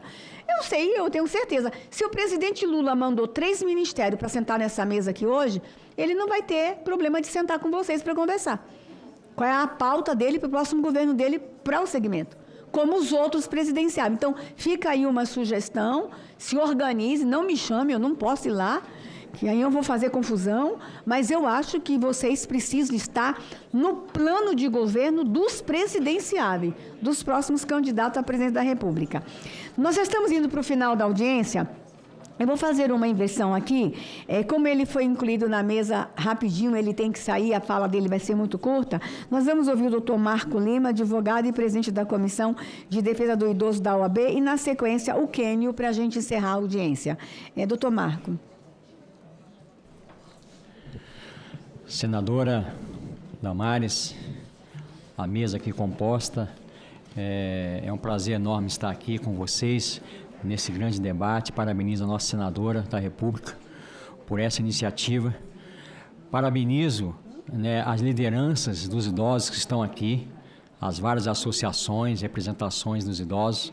Acho que vocês que estão lá na ponta que merecem os nossos aplausos, os nossos elogios, porque não é fácil. A missão de vocês é árdua, é difícil. Então, com toda desenvoltura, a gente diz que vocês que merecem todas as homenagens, porque vocês se predispõem a trabalhar, a cuidar das pessoas que mais são vulneráveis hoje no país, são os nossos idosos. Então, parabéns a vocês. Eu cito aqui algumas pessoas, a Isa, lá do Paraná, Magnólia do Riacho Fundo, Dona Terezinha de Santa Maria, o Instituto Ilais, a Aninha do Fórum, vários que estão aqui, que já passaram por aqui. Senadora, eu não estava preparado para falar aqui hoje, porque nós temos muita coisa a trazer para a senhora. Nós temos muitas informações para trazer para esta Comissão de Defesa dos Direitos Humanos, para a Frente Parlamentar de Defesa do Idoso no Congresso Nacional, que a senhora preside. Enquanto presidente da Comissão de Defesa do Idoso, estou aqui com os nossos membros da diretoria também que estão aqui conosco, doutora Rosana, vice-presidente, doutor Ninô, doutora Vanessa, a Grace Lima, e outros membros não puderam estar aqui, que são advogados e precisam trabalhar, Estão atendendo seus clientes, nem todos podem estar presentes em todo lugar ao mesmo tempo, Então, nós estamos representando a nossa comissão, que temos mais de 41 advogados, aqui de Brasília. E nós, senadora, e toda a mesa aqui presente, nos últimos meses e até anos, nós fizemos diversas audiências públicas para ouvir os nossos idosos e suas lideranças.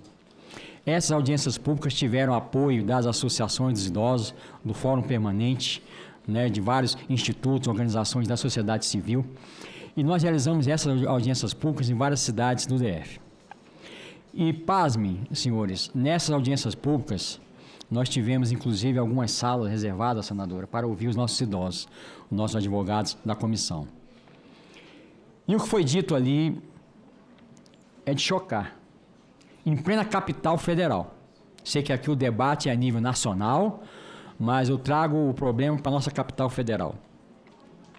Nossos idosos, igual diz a senadora Damares num evento uma vez no plenário do Senado, né, eu parafraseio a fala dela, nossos idosos estão sob ataque. Estão sob ataque constantes. A simples negligência com as nossas LPIs, doutor, a simples falta de apoio, regulamentação, cuidado, incentivo, é uma forma brutal de ataque aos nossos idosos. Nós nos deparamos nessas audiências públicas com idosos tremendo de medo de denunciar a agressão que é vivida dentro de casa. Nós nos deparamos nessas audiências públicas, inclusive esse relatório eu vou fazer chegar às mãos da nossa senadora, presidente dessa comissão e presidente da Frente Parlamentar, nós nos deparamos com idosos relatando agressões físicas de vizinhos, quando seus filhos têm que trabalhar, eles ficam em casa sozinhos e são explorados por vizinhos, explorados por parte da sociedade que não reconhece o idoso como uma pessoa vulnerável.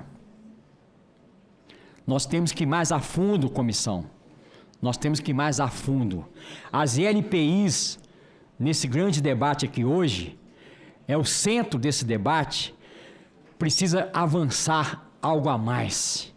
O que está acima hoje das LPIs, dos nossos CCIs? Eu tinha tanta coisa para falar aqui hoje, senadora, mas o tempo não deixa. Os nossos CCIs, nós, a comissão, eu mesmo, tive a grata satisfação de visitar quase todos os CCIs do Distrito Federal. Os nossos CCIs, ao longo dos governos, têm sido negligenciados. Os idosos não são donos dos seus próprios CCIs. O governo agora, com a nossa governadora Celina Leão, a quem a gente tem um apreço, está em fase de construção de mais 10 CCIs para atender as demandas, mas é pouco ainda, sabemos disso. Mas nós precisamos, senadora Damares e a todos aqui, discutirmos a reforma do Estatuto do Idoso. Eu tive a satisfação de lá atrás, em 97, apresentar a primeira lei criando o primeiro Estatuto do Idoso no país, que foi a lei distrital nossa aqui em 97. 5 anos depois, foi apresentado o Estatuto do Idoso a nível federal. 2003. Esse Estatuto do Idoso precisa de reforma, senadora, precisa de reforma, senhores parlamentares do Congresso Nacional, urgentemente. As LPIs precisam ser reformadas, atendidas. Hoje nós temos no DF 15 LPIs privadas, umas a maioria de atendimento social, sem fins econômicos, apenas 4 ou 5 com fins econômicos, 15 apenas. E 48 sem nenhum reconhecimento, sem nenhuma regulamentação sobre elas. Estão largadas ao seu próprio destino. E vai se fazer o quê? Chegar lá, fiscalizar, levar o Ministério Público, levar a comissão da OAB e fechar essas instituições? Ou dar apoio a essas instituições? Ver o que elas precisam? Ajudá-las, como nós temos ajudado pela comissão, a regulamentar algumas entidades. É preciso ir mais a fundo em relação a isso. Vou só citar um caso aqui, senadora, para ir já para o meu desfecho final, rapidamente, meu tempo está esgotado. Nós nos deparamos com a dona Elice, lá do Paranoá. A dona Elice estava ocupando o CCI há vários meses e fazendo terapias com os idosos. Tratamento com terapias alternativas, massagens, né? Óleos corporais, um atendimento psicológico. E a dona Elice foi obrigada a sair do CCI. Porque, segundo algumas autoridades, lá não era local para fazer esse tipo de atendimento. Ou seja, os CCIs precisam ser entregues aos idosos de forma verdadeiramente. Nós defendemos, enquanto OAB, senadora Damares, que o governo federal tenha um Ministério de Defesa da Pessoa Idosa. Já passou da hora. Nós temos pessoas capacitadas, voltadas à atenção ao idoso. E esse ministério ser um guarda-chuva a nível nacional nos estados. E esse ministério, senador, incentive os estados e o Distrito Federal a criarem as suas respectivas secretarias de defesa da pessoa idosa. Nós não podemos ficar relegados ao idoso estar sendo atendido uma hora pela Secretaria de Saúde, uma hora pela Secretaria de Assistência Social, uma hora por outra secretaria. O idoso precisa ter a sua própria secretaria em todos os estados. E essas secretarias darem autonomias às LPIs, fazer um levantamento, prover recursos, tem um fundo do idoso que precisa ser melhor gerido, precisa ser melhor capacitado para investimento. Nós defendemos isso. Defendemos, senador, inclusive, já falamos até com a senhora, vamos entregar um projeto, já foi rascunhado por nossa comissão do idoso, que é a criação dos conselhos de defesa, Conselho Tutelar de Defesa da Pessoa Idosa. Nós precisamos, plenária, termos o Conselho de Defesa da Pessoa Idosa, Conselho Tutelar, igual tem o Conselho Tutelar da Defesa da Criança e do Adolescente. Curatela, exato, que seja, lá na ponta, fazendo atendimento, combatendo as violências contra as pessoas idosas. Então, senadora, eu quero encerrar aqui, inclusive pedindo permissão à senhora, quebrando o protocolo. 60 segundos. Convidar aqui a diretoria da nossa OAB para que nós possamos fazer uma entrega solene à senadora Celina Leão, a nossa senadora, que eu digo com todas as letras, nesse Congresso Nacional temos muitas pessoas que entendem, que se preocupam com os idosos, mas nós temos uma pessoa que mais se preocupa com o idoso, nós temos visto nos últimos tempos, é a senadora Damares. E a nossa comissão, em nossa reunião da comissão, nós aprovamos a entrega da senadora de uma comenda da Comissão de Defesa do Idoso da OAB, de um certificado em honra a ela, por ser uma pessoa, uma parlamentar nesse Congresso Nacional que defende a pessoa idosa. Quero chamar aqui a nossa vice-presidente, doutora Rosane, doutor Ninô, doutora Vanessa, para estar aqui à frente, doutora Gleice também, para estar aqui à frente, para nós entregarmos essa comenda e assim encerrar a minha falação hoje. Obrigada, gente.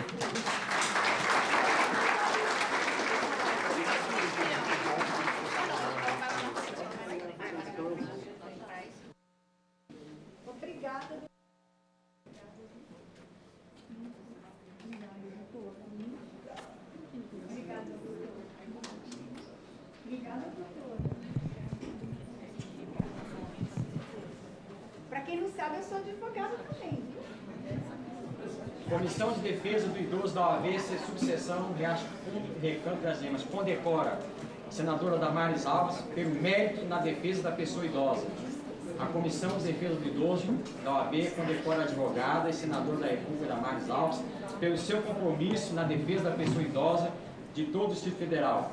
Suas ações demonstram a sua capacidade de ouvir, conduzir e principalmente atender as demandas dessa parcela tão importante da sociedade. Brasília, 25 de julho de 2026.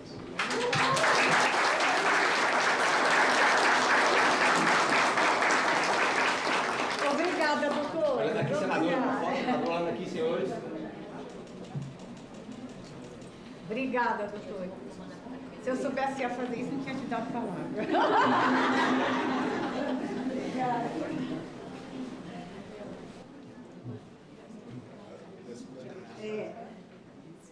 Doutor Marcos ocupou o lugar de um dos nossos convidados que não veio, que é do Conselho do Direito da Pessoa Idosa do Rio de Janeiro. Então, o Marcos, como é um parceiro, trouxe para a mesa, mas fui surpreendida com a homenagem. Obrigada, doutor Marcos. Vamos ouvir o nosso último convidado e a gente já vai para o encerramento da audiência. Quênio Costa de Lima, diretor da Secretaria Nacional dos Direitos da Pessoa Idosa do Ministério dos Direitos Humanos e Cidadania. Clênio, é uma alegria te receber aqui. Bom dia, boa tarde, né, já? Bom, muito embora muita gente ainda não se alimentou, almoçou verdadeiramente. Então, boa tarde, gente. Boa tarde outra vez, gente. Agora eu estou mais feliz. Então, é um prazer estar aqui nesse momento. Eu sou Quênio, estou como diretor de proteção da pessoa idosa do Ministério de Direitos Humanos e da Cidadania. tem uma trajetória na discussão acerca da pessoa idosa há mais de 30 anos. Né? Eu sou pesquisador da área, né, do CNPq e atualmente sou editor da Revista Brasileira de Geriatria e Gerontologia. Então, assim, é um prazer, senadora, estar nesse momento e, assim, a importância dessa pauta e desse debate aqui, nesse momento, acerca de 2 pontos que são fundamentais, o PL e o Junho Violeta, que eu acho que, assim, a gente precisa retomar isso. Quando a gente fala do Junho Violeta, a gente está falando do enfrentamento à violência contra as pessoas idosas. E essa violência, inclusive, ela é institucional. E a gente precisa compreender isso, né? Que é uma violência institucional que é dos vários níveis, né? E que as pessoas idosas precisam ser protegidas e ter seus direitos garantidos. Então, assim, eu acho que esse debate ele é fundamental. Eu gostaria de saudar todas as pessoas idosas que estão aqui, que é por vocês, para vocês e com vocês, que eu acho que é o que faz a diferença para a gente construir uma política pública voltada à pessoa idosa. Esse debate, tanto do Junho Violeta, né, do enfrentamento à violência, quanto o projeto de lei, e principalmente no que diz respeito ao projeto de lei, eu acho que é uma tentativa de atualizar esse marco legal das instituições de longa permanência, mas que a gente precisa ter muito cuidado. Né? Então, a minha fala, ela vem muito numa fala cautelosa da gente entender que as pessoas que estão vivendo ou convivendo em instituições de longa permanência são sujeitos de direito. E a gente precisa entender isso. Não é qualquer coisa que eu faça para as pessoas idosas que lá estão que é algo que é adequado. Então, a gente precisa compreender de onde vem essa trajetória, como é que isso foi construído. Eu posso dizer com grande satisfação que eu andei instituições de longa permanência do Brasil inteiro, porque eu fui coordenador adjunto de uma pesquisa que aconteceu nacionalmente em 2016, com instituições de longa permanência do Norte e Nordeste, Rio de Janeiro e Espírito Santo. Eu sou professor da Universidade Federal do Rio Grande do Norte, sou nordestino com muito orgulho, né, dá para perceber pelo sotaque, e a gente construiu um Instituto do Envelhecer na universidade que dá apoio pela universidade às várias políticas relacionadas à pessoa idosa. E a gente conseguiu fazer uma interface muito interessante com as instituições de longa permanência, contribuindo e qualificando isso. E já para trazer, senadora, a gente, quando estava num processo ano passado de construção da integração SUS, SUAS e direitos humanos, porque as pessoas sempre esquecem dos direitos humanos, mas eles fazem parte desse processo, a gente propôs, já tem todo organizado, uma formação para trabalhadores e trabalhadoras de instituições de longa permanência.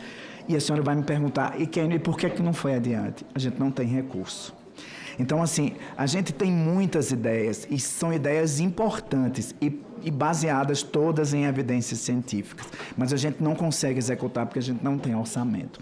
Então, nesse sentido, eu acho que essa discussão e esse debate faz com que a gente consiga pensar esse ecossistema de cuidado para a pessoa idosa, né? Como a senhora mesma disse, a gente não tem que demonizar as ILPIs, sob hipótese alguma. Muito pelo contrário, a gente precisa contribuir para qualificar todo o processo de trabalho que lá está e contribuir para que essa gestão, inclusive, seja uma gestão qualificada. Esse é o primeiro ponto. Então, assim, por se tratar de um tema extremamente importante, né, eu acho que esse debate ele deve ser ampliado e eu já entendi que a senhora vai fazer um substitutivo desse processo e a gente gostaria bastante de contribuir nesse processo. Inclusive, na compreensão de que essas pessoas são sujeitos de direito e trazer essas questões. Hoje, por exemplo, um ponto que a gente precisa entender é que o cuidado, ele é ampliado. O cuidado, ele pode acontecer em qualquer tempo e em qualquer espaço. Então, a gente precisa entender que todos nós que aqui estamos realizamos cuidado em diversos níveis. E isso precisa estar qualificado quando a gente fala da pessoa idosa. Não é qualquer coisa que eu faça, a gente precisa entender de uma vez por todas. Eu preciso qualificar isso. E eu preciso entender que essas pessoas têm os seus direitos e eles precisam ser garantidos, protegidos e promovidos. Esse é um ponto. E um ponto é importante é que esse cuidado ele não pode ser negligente ou violento, nem tampouco infantilizado. Então, essa pessoa idosa, eu discordo do Marco, ela não precisa de um conselho tutelar. Ela precisa efetivamente de um conselho de direitos da pessoa idosa que represente essas pessoas. A gente precisa qualificar os conselhos e não pessoas que se representem lá. Elas precisam representar, de fato, as pessoas idosas de onde elas estão. E mais rotatividade. Isso, exatamente. Não profissionalização. Isso mesmo. Então, eu acho, senadora, que a gente deve focar sempre na autonomia, independência e dignidade. Porque a gente tem uma coisa que é muito séria para a gente. Falar de direitos humanos. O que é simples para todos vocês que estão aqui. O que são direitos humanos? Se a gente tiver esses 3 palavrinhas simples, a gente está falando de direitos humanos.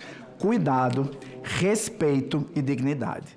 Então, isso a gente entende, não precisa ficar fantasiando em cima. Se a gente tiver esses 3 pontos, a gente está falando de direitos humanos. E a gente precisa pensar isso. E quando a gente pensa nas pessoas idosas, a gente precisa sempre pensar que agora a gente não tem mais como voltar atrás nesse envelhecimento da população.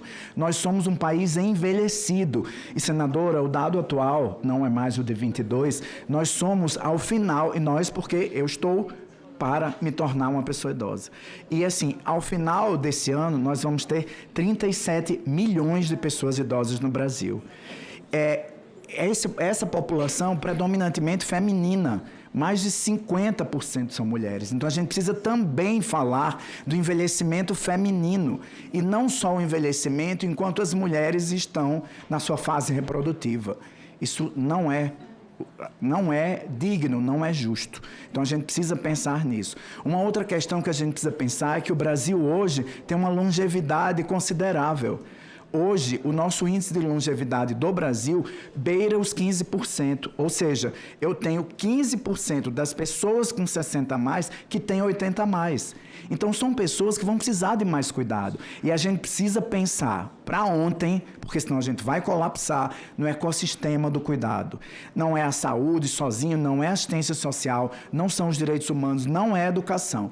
A gente precisa pensar tudo integrado. Enquanto a gente não pensar, senadora, nesse cuidado integrado, que pode ser no transporte, na educação.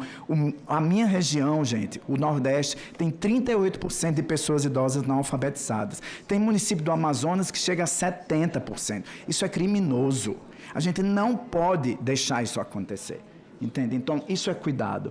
E quando eu penso nisso, quando a gente pensa especificamente nas ILPIs, veja, a gente publicou recentemente um artigo que mostra, de acordo com a Pesquisa Nacional de Saúde, que 4,5% das pessoas idosas do Brasil estiveram ou ainda estão acamadas nas 2 últimas semanas. Estou falando de acamadas, que significa um total de mais de 1.600.000 pessoas. E quem está cuidando dessas pessoas? São as famílias que estão sobrecarregadas, são as ILPIs que, mesmo que queiram funcionar bem, a gente fica mandando pessoas para a ILPI e o cuidado começa a perder a qualidade. Então, assim, a gente precisa ser responsável nessa hora. A gente está defendendo uma causa. A gente está defendendo as pessoas idosas desse país. Então, isso a gente precisa pensar. E se a gente for pensar em independência de atividades de vida diária, a gente sabe que... 60 segundos. Nossa, já não falei quase nada, desculpa. Então, assim, é porque eu sou professor, senadora. E aí, quando eu queria já estar em pé, falando com todo mundo, vocês estão percebendo que eu estou assim, né, querendo sair daqui. E aí a questão, eu acho que é isso, esse PL precisa ser revisto urgentemente. Ele não tem lógica, a gente precisa dizer de onde vem esse orçamento. Não dá para a gente ficar obrigando instituições de botarem em câmera. Não se negocia direitos humanos, se negocia cuidado. Então, assim, essas pessoas, muitas delas não vão ter nem opinião para dizer se sim ou se não. As câmeras são importantes? São, mas a gente precisa qualificar esse cuidado. É o cuidado qualificado que vai fazer com que as pessoas não pratiquem violência. Não é uma câmera que vai impedir. Esse é um outro ponto. A gente precisa pensar na integração suas e direitos humanos. Por favor, lembrem dos direitos humanos e da cidadania das pessoas idosas. É isso. Eu tinha muito mais o que falar, mas eu tenho tudo aqui. Se a senhora precisar, eu estou à disposição para a gente trazer isso. E é isso, gente. Esse PL, da maneira que está, ele não pode passar. Kênio, eu vou deliberar. Atenção, secretaria, encaminhamento. Nós vamos sequestrar o Kênio daquela secretaria para a nossa comissão. Antes do sequestro, eu queria entregar à senadora Damares algo que a gente produziu. O Estatuto da Pessoa Idosa em Cordel.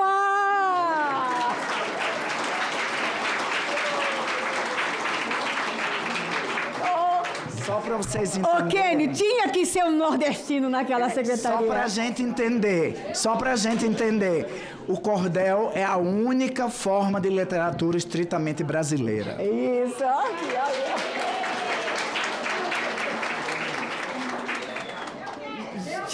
Todo mundo vai querer. Agora você vai ter um problema. Gente, nós acabamos os nossos expositores. Pelo regimento interno, eu preciso devolver 1 minuto para um agradecimento final de todos os expositores. Então, eu peço que vocês realmente usem 1 minuto. E claro que o debate não se encerra nessa audiência. Inclusive, nós recebemos muitas perguntas da internet e vou fazer o seguinte encaminhamento. Veio pergunta de Eliene, de Minas Gerais, Lívia, de Minas Gerais, comentários de Fábio, da Bahia, Sandra, de São Paulo, Leonardo, de Minas Gerais, Bárbara, do Mato Grosso, Renata, do Distrito Federal, Amara, do Rio Grande do Sul, Eliene, de Minas, Jorge, da Bahia. Eu queria tomar a seguinte iniciativa. Eu vou pedir, se o Sérgio pode, cadê o Sérgio?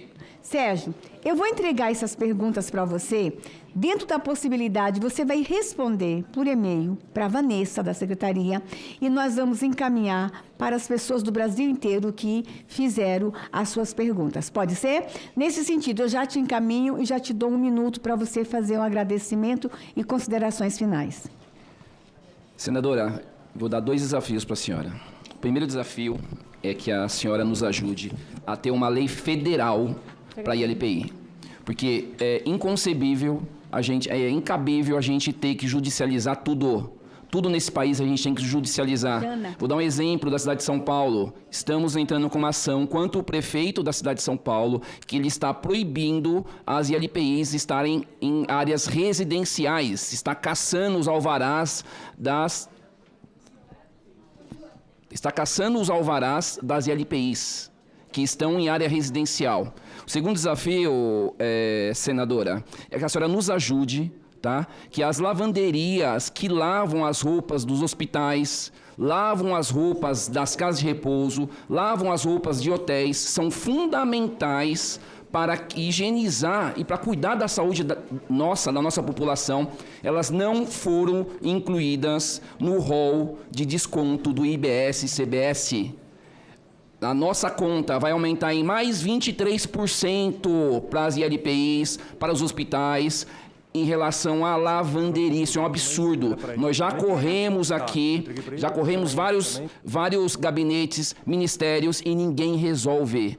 É uma conta que vai chegar para vocês, 23%, vai chegar para nós, vai chegar para os hospitais e ninguém está dando atenção para isso. Peço ajuda da senhora encarecidamente. Mais um assunto extremamente necessário. Obrigado, Sérgio. Responde para nós depois por e-mail essas perguntas.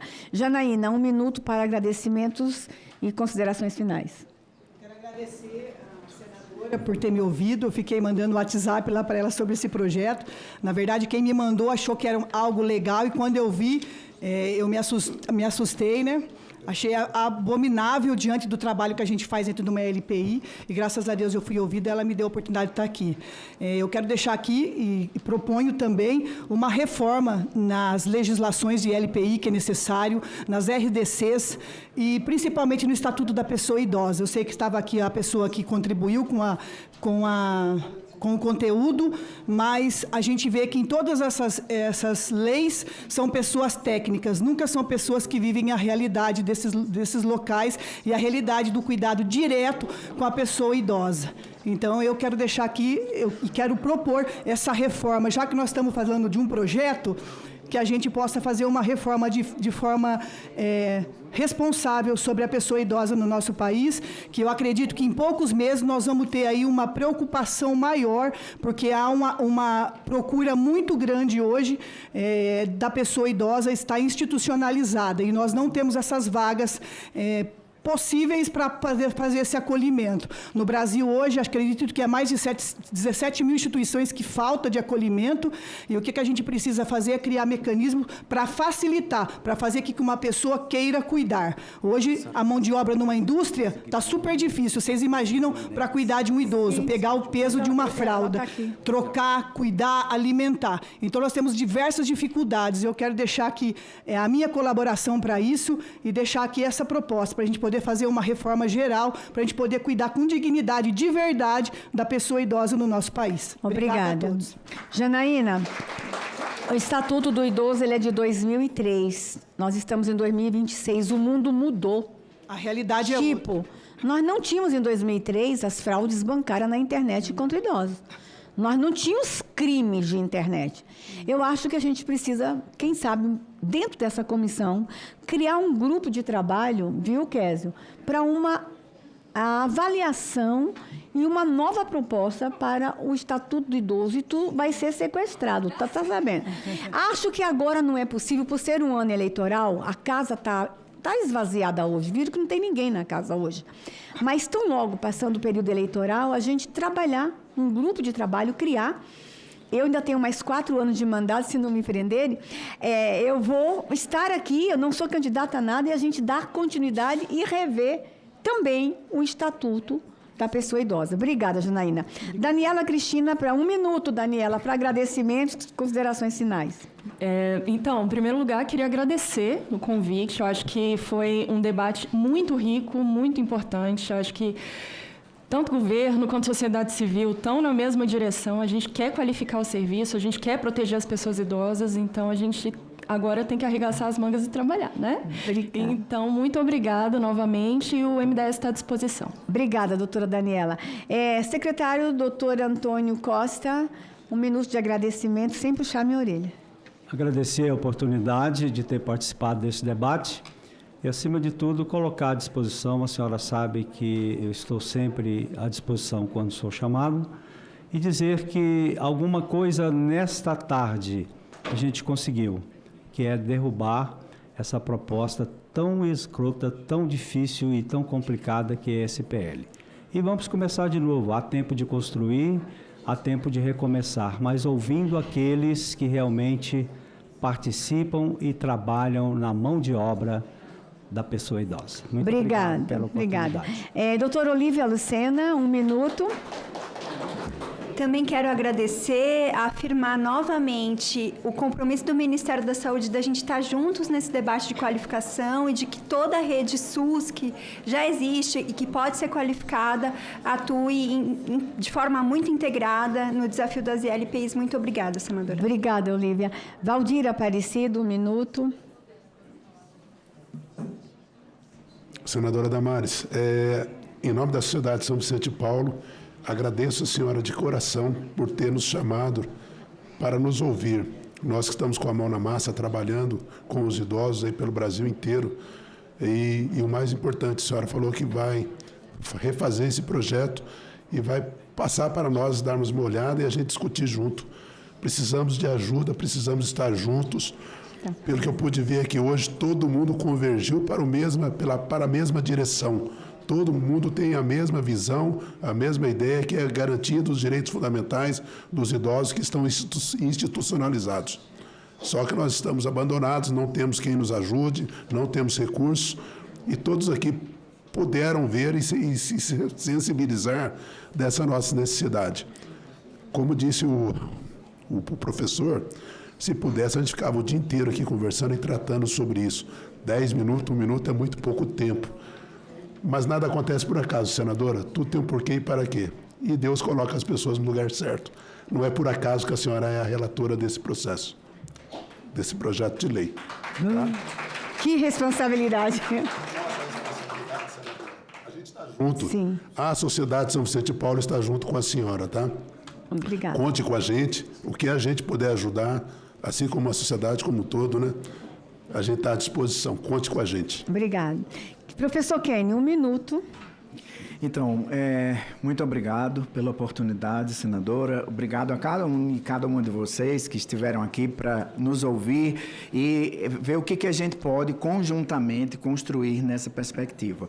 Eu trago um abraço do secretário Alexandre, da ministra Janine, que me permitiram estar aqui representando o Ministério de Direitos Humanos, e respondeu o Leonardo de Minas Gerais, que me pergunta a todos nós como garantir financiamento público estável sem privatizar cuidados essenciais a pessoas idosas.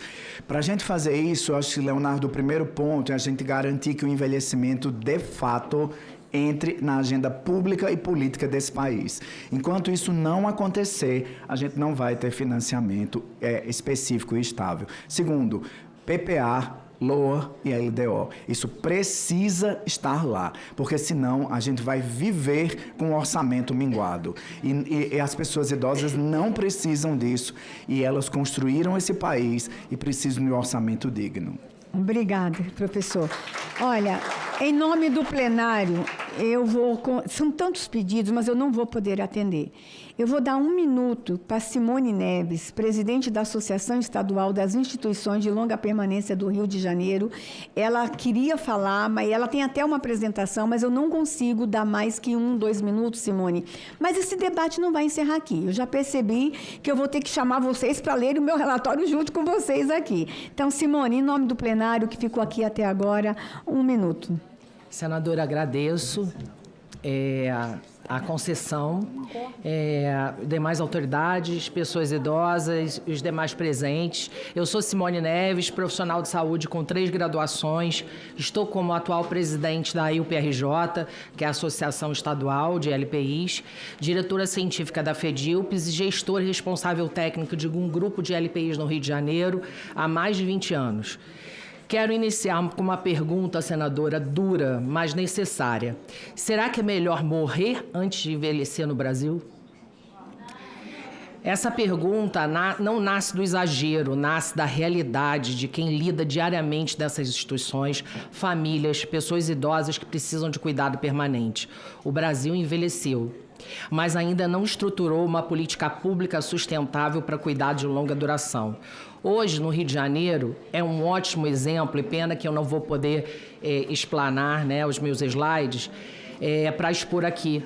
As LPIs são cobradas como se fossem hospitais, fiscalizadas como se fossem grandes estruturas de saúde, mas financiadas quase exclusivamente pelas famílias, pelos residentes, pela filantropia e pela iniciativa privada. Nós lutamos porque somos o único estado que cumpre uma lei estadual, que é a 8049 de 2018, com exigência de profissionais de saúde. Nós não somos contra profissionais de saúde. Porém, os números que eu trago aqui mostram o tamanho desse problema, para a senhora entender o Rio de Janeiro. Em um estudo financeiro realizado por uma LPI no Rio de Janeiro para apenas 20 residentes, considerando a Lei Estadual 8.049 de 2018, o custo da folha de pagamento chega a R$ 63.029 por mês, com encargos trabalhistas estimados em aproximadamente 70%. Esse valor sobe para R$ 107.149. Isso significa que representa um custo aproximado de R$ 5.357 por residente por mês, apenas para manter a equipe exigida na lei estadual em vigor. Mas esse valor ainda não inclui alimentação, aluguel, água, luz, gás, medicamentos, EPIs, manutenção, insumos, lavanderia, contabilidade, impostos e demais despesas operacionais. Quando somamos os custos de funcionamento de uma LPI para 20 residentes, esse custo passa facilmente de 150 mil mês. Isso significa, senadora, um custo real estimado de 7.000 a 8.500 por residente por mês. E nós vivemos uma realidade que, atualmente, que as famílias conseguem pagar em torno de 3.000 a 4.000 reais. E onde esses idosos vão ficar? E já colocando ainda, analisando o cenário para todo o Brasil, que é a exigência da RDC 502, estabelece uma equipe mínima muito inferior, com custo de 28 mil. Com encargos trabalhistas, isso vai subir para exatamente 2.423 por mês. Totalizando com água, luz e o restante, sobe para mais de 100 mil reais, que representando de 5 mil a 6 mil reais por mês, isso para cumprir a RDC. Esses números revelam uma verdade que precisa ser dita com coragem. Cuidar custa caro, mas abandonar custa muito mais. O projeto de lei 411 de 2024 traz uma oportunidade importante para o Brasil enfrentar o limbo dos cuidados de longa duração. Hoje existem pessoas idosas com alta hospitalar que permanecem em hospitais porque não têm para onde ir. Também existem pessoas idosas que vivem em LPIs e com o tempo passam a precisar de cuidados de saúde cada vez mais complexos.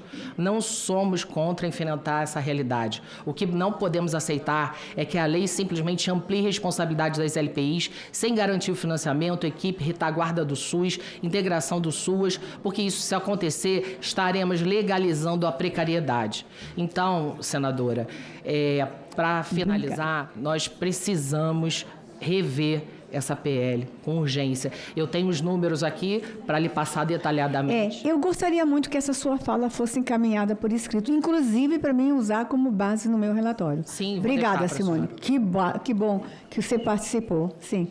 Essa realidade que ela acabou de colocar para nós aqui também é a realidade do Paraná.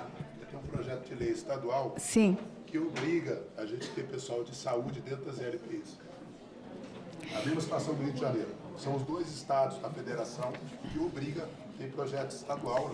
Quer dizer, além de vocês enfrentarem a legislação nacional, por sermos um estado federativo, vocês têm as leis estaduais. E ainda, para piorar, tem as leis municipais. Eu não sei como é que vocês sobrevivem. Mas uma coisa eu sei, posso falar? Ixi, agora eu vou ser censurada. Nos últimos 2 anos, os prefeitos gastaram 6 bilhões em shows e eventos. Por isso, Dani, por isso, eu estou brigando para ser a relatora da PEC da assistência social. A gente vai aprovar essa PEC.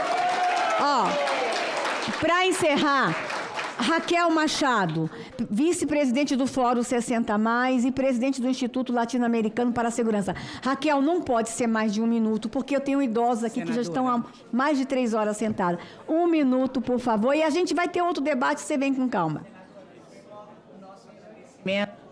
Permanente 60+, do Distrito Federal, que é um movimento constituído por instituições da sociedade civil, lideranças comunitárias, grupos de trabalhos com pessoas idosas, e que hoje está representado nessa audiência por lideranças e instituições de Planaltina, Sobradinho, Itapuã,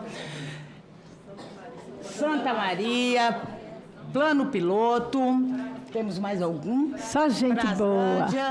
Né? E São Sebastião e Riacho Fundo. Fantástico. É só para dizer, primeiro nos fazer presente, entendendo, acabamos de ouvir essas falas importantíssimas, mas eu considero que o que é mais importante, como sociedade civil organizada, como cidadão, nós temos que nos aproximar do parlamento. Nós temos que ter espaço de fala e exercício cidadão. Cidadania se faz no município, não faz no governo federal. Se a gente não tiver essa ponta estruturada com capacidade de defesa e de fala, nós vamos continuar perdendo esses espaços. Então, estar aqui, sendo convidado para uma audiência dessa, começa com essa importância. Somos a instituição também, o ILAIS, que apoiou e implementou a política pública da pessoa idosa no Distrito Federal. Fizemos análise do impacto das ações que foram realizadas. E, senadora, nós temos um cenário muito delicado. Não existe articulação, não existe transversalidade na política, não existe continuidade e a política pública se torna temporal pertencente a governos, não ao Estado. Precisamos chamar o Estado de volta para a mesa, entendendo que competências pertinentes a ele devem ser cobradas como sujeitos de direitos. E, para finalizar, pessoa idosa não pode ser para amanhã, tem que ser para hoje. Nosso tempo já correu. Raquel. É só isso. Raquel, que bom que eu te dei a palavra. Que bom. Mas vou lhe fazer um desafio. A gente tem muitas propostas de leis ruins aqui, mas temos propostas boas acontecendo.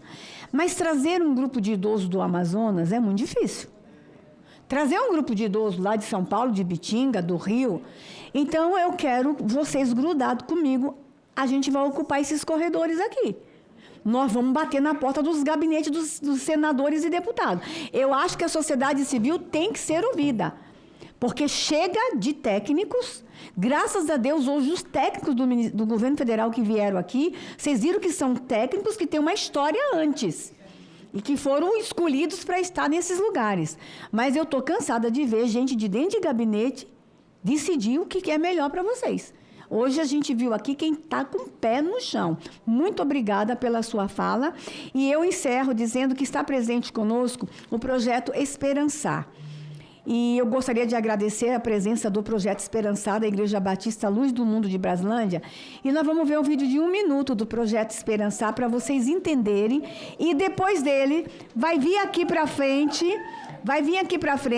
o grupo de convivência de capoterapia da UBS de Santa Maria. Primeiro vamos assistir o vídeo de 1 minuto. Ainda que a vida não dê o seu fruto, mesmo que não haja alimento nos campos tem ti, Senhor, eu me alegrarei.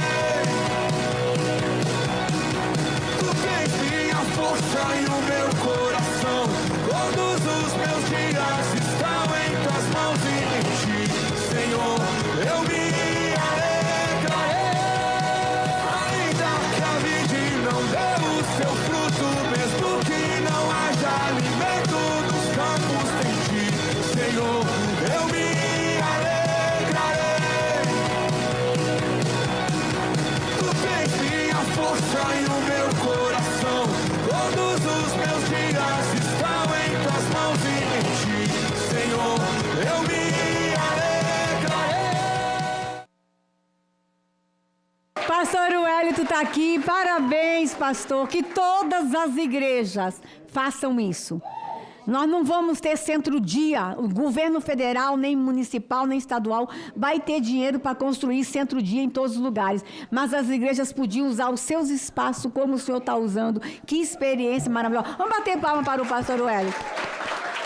Eu convido, para a gente encerrar essa audiência de forma linda, o grupo de capoterapia, o grupo de convivência de capoterapia da UBS 2 de Santa Maria para se posicionar. Enquanto eles se posicionam para a apresentação final, o professor Eloy, cadê o professor Eloy? Professor Eloy, senta aqui nessas cadeiras. Enquanto o grupo se posiciona, eu peço atenção à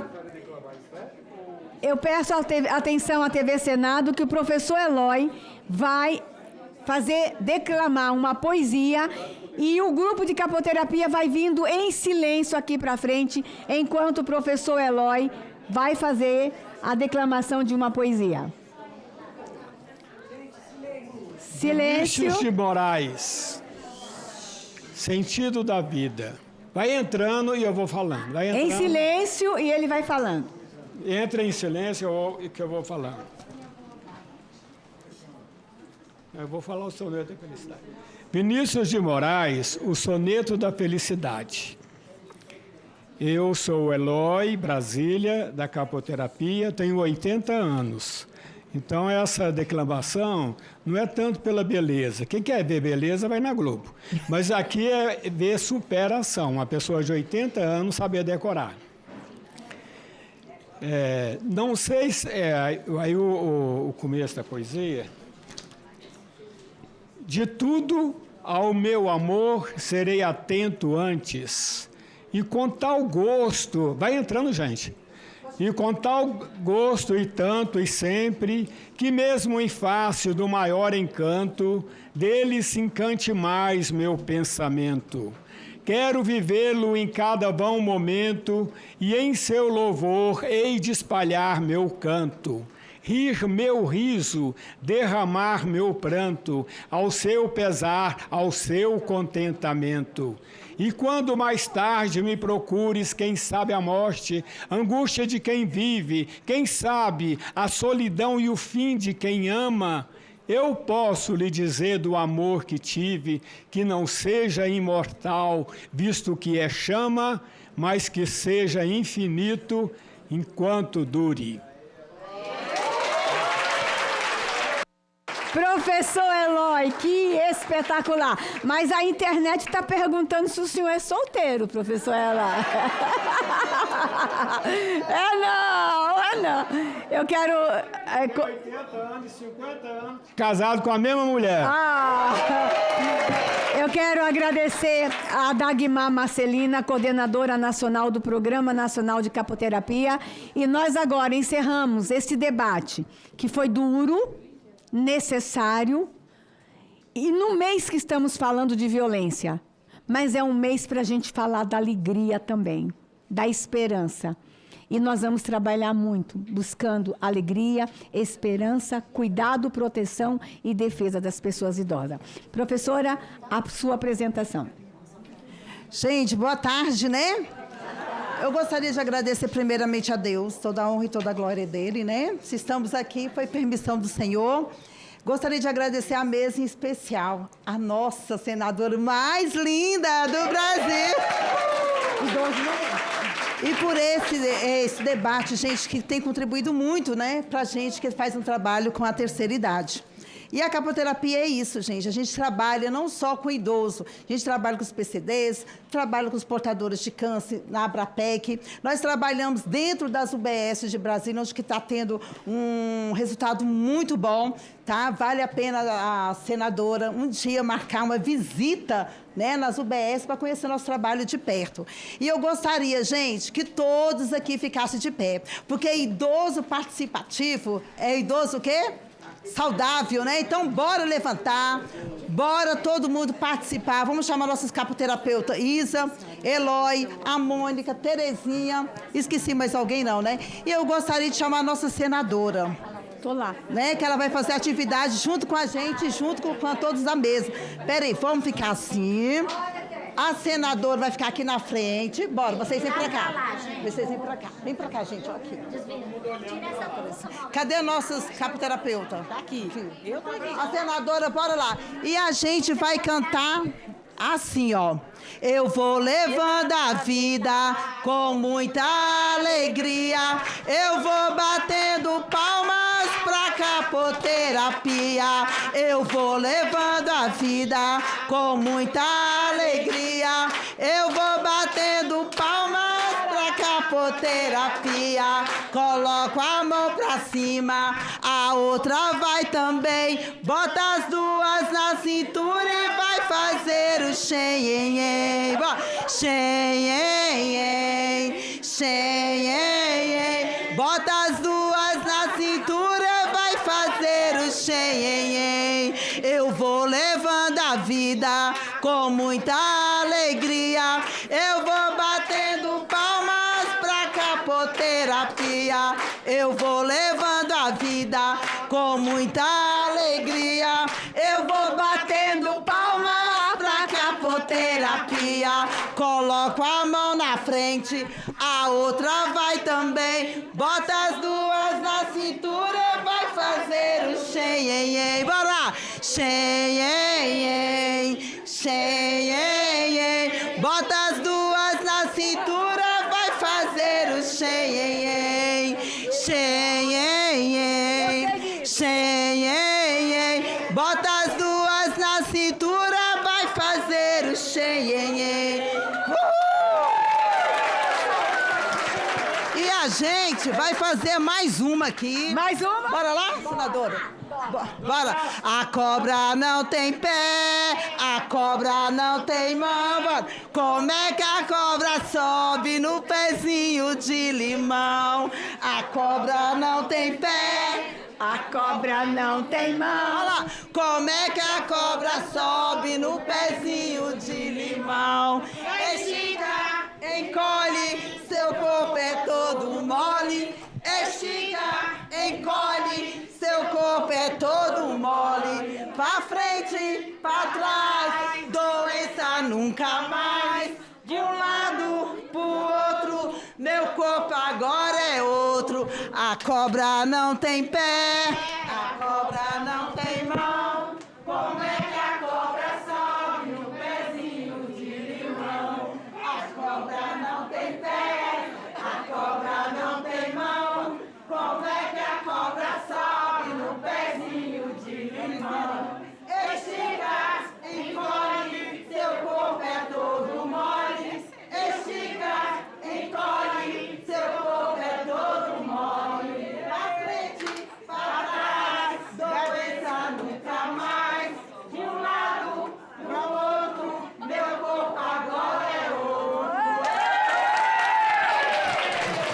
Ufa! Não tem academia. Não tem mais academia hoje. Amém.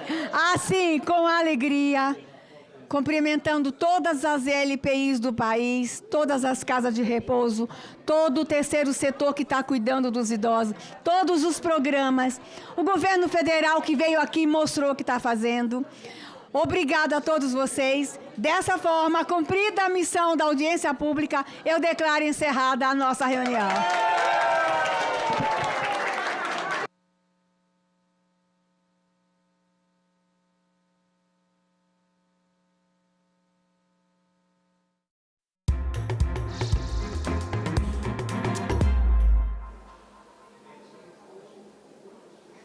Olá, estamos de volta com mais informações sobre o que está acontecendo, o que está repercutindo no Senado Federal. O governo federal editou uma medida provisória que obriga a aprovação em exame do Ministério da Educação para que a pessoa formada em medicina possa exercer a profissão. Essa medida provisória tem trechos de um projeto já aprovado pela Comissão de Assuntos Sociais do Senado. A medida provisória exige que estudantes de medicina sejam aprovados no Exame Nacional de Avaliação da Formação Médica, ENAMED, para o exercício da profissão. O objetivo é garantir mais qualidade na formação médica. O exame, aplicado pelo Ministério da Educação, será obrigatório em 2 etapas, no 4º ano e no final do curso. A aprovação vai ser requisito para o registro nos Conselhos Regionais de Medicina. A exigência vale apenas para quem começar a graduação a partir de agora. O senador Dr. Irã disse que a medida provisória precisa de aperfeiçoamentos. Porque eles não deixaram consignado no texto, por exemplo, o que um egresso de uma escola de medicina que não passa no Profmed pode fazer durante o período que ele já está se preparando para fazer uma outra prova. Além do que, nós estabelecemos também que temos que aplicar sanções a escolas médicas que não aprovam adequadamente os seus egressos, que vão desde a diminuição do número de vagas, suspensão temporária de vestibular, até o fechamento de escolas. A medida provisória repete trechos de um projeto já aprovado na Comissão de Assuntos Sociais do Senado e que aguarda votação no plenário. Um dos pontos de divergência com a MP é que a proposta atribui ao CFM a aplicação da prova de proficiência e não ao MEC. Não faz nenhum sentido que o MEC faça as provas de proficiência médica. O MEC faz as provas de formação médica. Proficiência médica tem que ser feita pelo Conselho Federal de Medicina. O MEC ele é responsável pela formação. Eles podem fazer quantas provas eles quiserem, necessitarem, acharem que precisa durante a formação. Aliás, deveriam olhar com muito mais carinho e muito mais critério a criação de escolas de medicina com baixa qualidade. Essa é a função do MEC. A função do Conselho Federal de Medicina é a avaliação dos profissionais. 2026 é ano de eleições gerais, mas antes que os mais de 150 milhões de brasileiros possam registrar seus votos nas urnas, muitas coisas acontecem. No dia 4 de outubro, os eleitores de todo o país vão escolher o presidente da República, governadores, senadores e deputados federais e estaduais. O segundo turno, se for necessário, acontece no dia 25 do mesmo mês. Mas o calendário eleitoral anota vários prazos preparatórios para o pleito. No dia 20 de julho, começa o período para a realização das convenções partidárias, que vai até 5 de agosto. Nas convenções são definidos os candidatos e as possíveis coligações partidárias.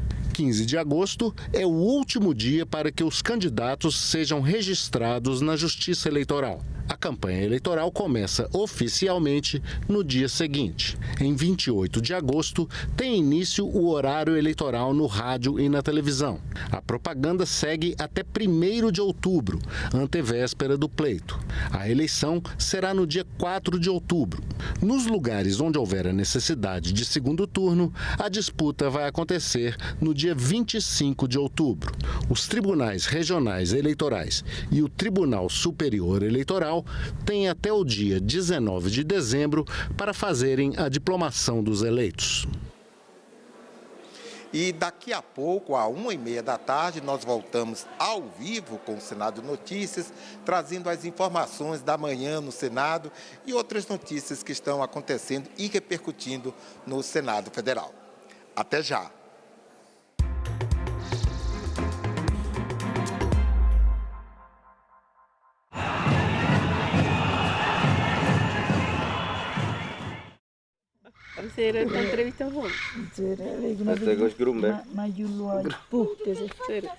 Sabes que yo me crié con mis abuelos, mis abuelas, quienes me hablaban de eso. Ahí fue que yo entendí lo que es Macunaíma.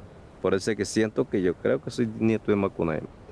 Importante para mantener las tradiciones de las comunidades indígenas es para que los muchachos, los jóvenes, no pierdan esa cultura, esa costumbre que tienen las comunidades indígenas, que han tenido los abuelos. Y yo no perdí pues de hablar en Taurepán, y mi plato típico, mi bebida típica, eso no la he perdido para nada. Ahí estoy dando clases a ellos, los muchachos. Yo les cuento, yo los enseño a ellos todas las informaciones sobre la historia de Macunaíma, donde podamos mantenernos nuestra cultura viva. No solamente Macunaíma, hay muchas historias más que tenemos que contarle bastante.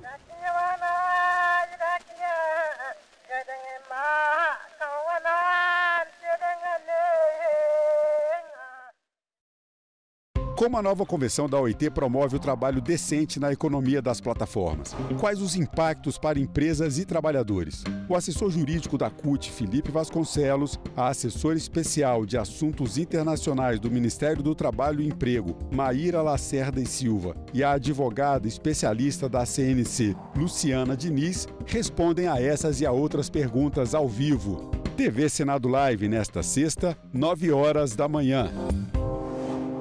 Agora é lei. O programa Luz do Povo vai beneficiar famílias de baixa renda que consomem até 80 kWh. A gratuidade na conta de energia elétrica deve atingir famílias inscritas no Cadastro Único de Programas Sociais com renda familiar mensal por pessoa menor ou igual a meio salário mínimo.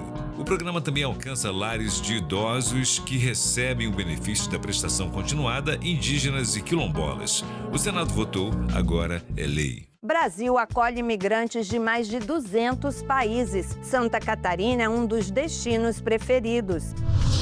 Manaus se enfeita para a Copa. Tradição é patrimônio cultural da cidade. Uma viagem no tempo, do São João de Campina Grande 20 anos atrás ao de agora. Tudo isso no Parlamento Brasil. Parlamento Brasil, toda sexta, 8h da noite, aqui na TV Senado. O nosso dia a dia parece distante da política, mas não é. É no Senado que projetos são debatidos, aperfeiçoados e transformados em lei. E quando essas leis são aprovadas, passam a fazer parte da vida de milhões de brasileiros e brasileiras. É assim que o país segue em frente e a democracia avança. O Senado aprovou, sua vida avançou. A Umbanda, ela tem a origem africana, indígena e cristã. A gente vai ter a associação com os santos católicos, né, que foi o processo sincrético, a invocação da seiva das matas, da presença das matas como elemento vigoroso de força espiritual, e das tradições africanas, o culto aos orixás, né, o orixá, a força da cabeça. Boto Fé, neste sábado, 7h da manhã, aqui na TV Senado.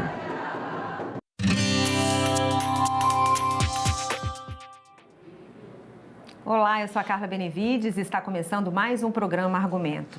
O Senado debateu a criação do Estatuto dos Cães e Gatos, uma proposta que reúne os direitos dos animais, os deveres dos tutores e a responsabilidade do poder público em um único marco legal.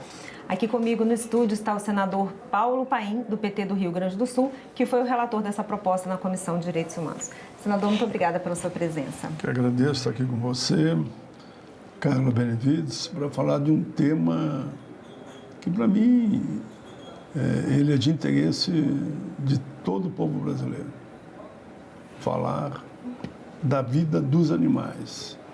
E, nesse caso, especificamente, cães e gatos, porque se você fizesse o estatuto para abraçar toda a causa animal... Fica difícil, né? Fica difícil. então é melhor dar esse primeiro passo com cães e gatos. E essa proposta surgiu devido à enchente no Rio Grande do Sul, né? Aquele período que eu presidi uma comissão especial que foi para o Estado para apoiar e trazer para cá a demanda, né? Daquele momento tão triste para todos nós. E ali eu fui procurado, quando eu estava na estante do Senado lá, fui procurado por os seguintes grupos: o Instituto Arca Animal, a Sociedade Amigo dos Animais, SOAMA, e o Instituto Faço pelos Animais. Eles me mostraram que em torno lá de 20 mil animais estavam sem rumo, perdidos devido à enchente, e muitos morreram, né? E outros tantos estavam lá em abrigos provisórios, que estavam mais de 15 mil em abrigos provisórios ainda. E eles lançaram a ideia naquele dia que eu achava de apresentar um projeto. Como eu sou autor de muitos estatutos de idosos, da igualdade racial, da pessoa com deficiência, da juventude, enfim, que eu fui relator, eu digo, olha, então por que a gente não constrói um estatuto que abrace o maior número possível num primeiro momento? E aí a ideia foi, então, de cachorros e gatos. Muito bem. Mediante aquela discussão que tivemos lá, eles queriam que eu apresentasse o projeto. Mas eu acho que seria uma homenagem às próprias entidades, que são heróis anônimos, né? Que tiram dinheiro do seu bolso para salvar a vida dos bichinhos. Eu disse para eles, não, vocês entregam na CDH, né? Em nome das 3 entidades. Eu assumo o compromisso de conversar com a presidenta, que é a Damares, para que eu seja o relator. E assim foi feito. Eles vieram numa delegação boa, nós marcamos uma audiência pública aqui no Senado, foi uma bela audiência pública, e a partir dali nós então registramos, eles registraram a proposta de estatuto de cães e gatos. Eu fui indicado como relator, como eu tinha mais ou menos já previsto, e o projeto já foi aprovado na comissão, ainda no fim do ano passado. Ele foi para a CCJ agora, e na CCJ o relator é o senador Fabiano Contarato, que também é um apaixonado pela causa animal, como nós todos somos. Ele já deu o parecer foi favorável. Realizamos, a semana que passou, uma audiência pública no plenário do Senado. O plenário do Senado estava, digamos, lotado de militantes, eu diria, né? Todos comprometidos, apaixonados por essa causa. Eu presidi a sessão, o Contarato, por motivo de força maior, não estava presente.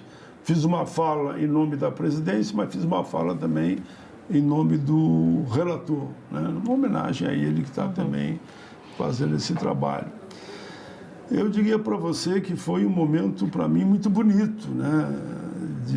E eles falavam muito dessa ideia de, pô, já que você é tanto estatuto, eu digo, não, eu espero que até o fim do ano, quando é meu último mandato aqui de senador, por opção própria, né?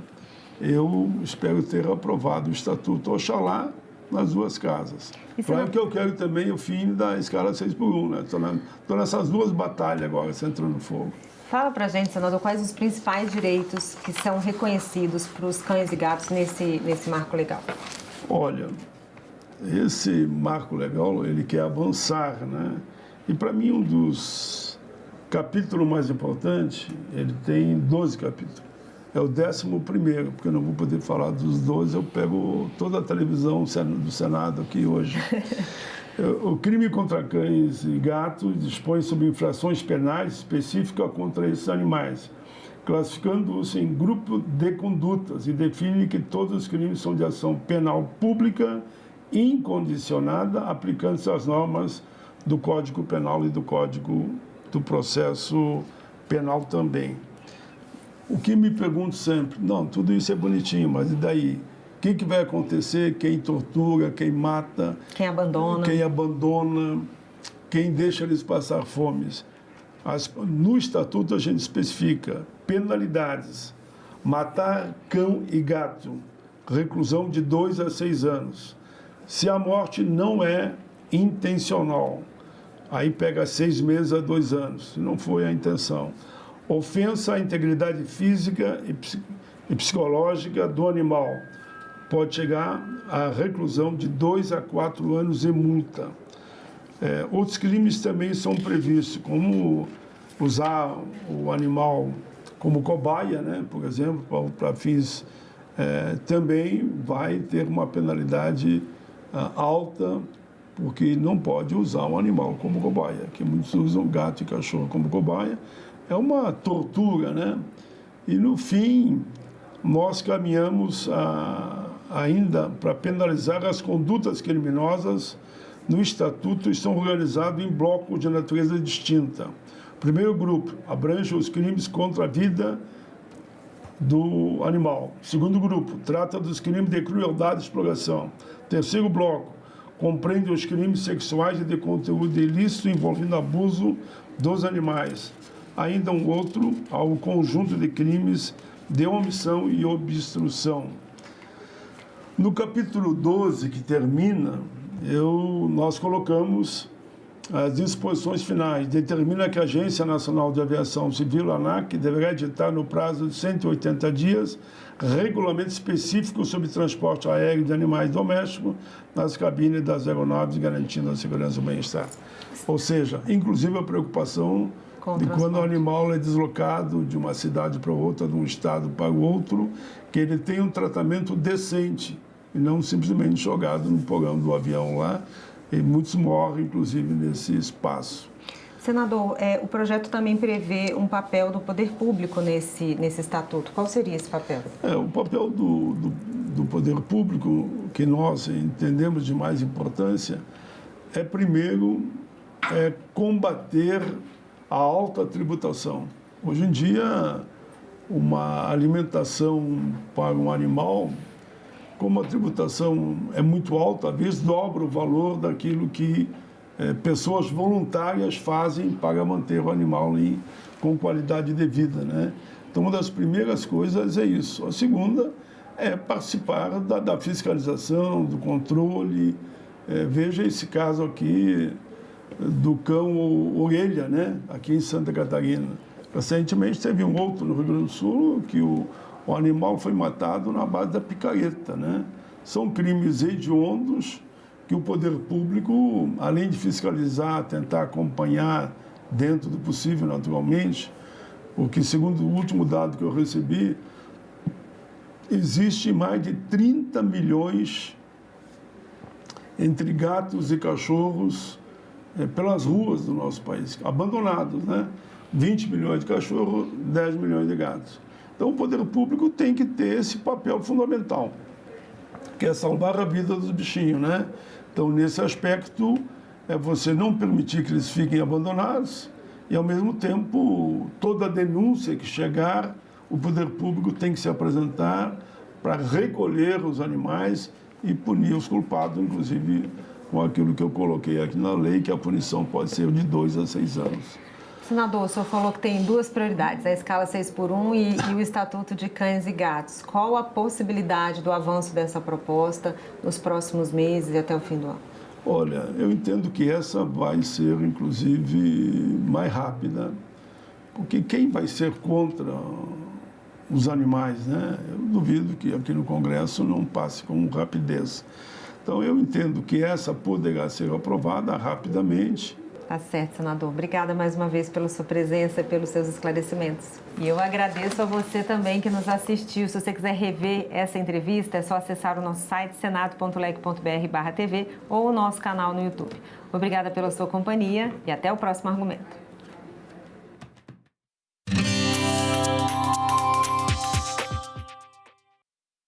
Aqui a situação é precária, tu tem que construir a tua parede, tem que puxar a tua água, puxar a tua luz. A imagem que é passada de ocupação é marginalidade, é crime, é gente sem lei, é gente se apropriando do que não é dele. O povo que mora aqui não tem condições de pagar por essas casas. É assim como a gente vive, normalzinho, do jeito que a gente pode.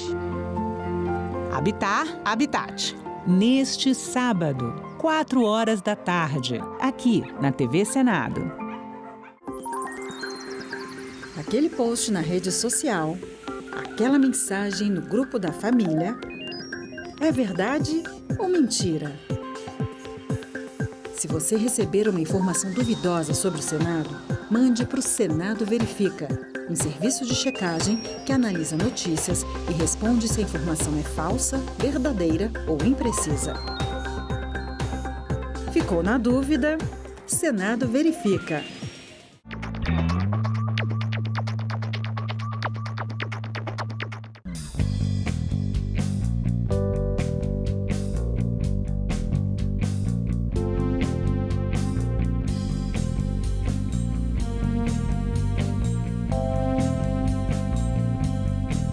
A gente também fala tupi. O nome do estado do Maranhão vem do tupi e é formado por dois termos, mar mais inhã.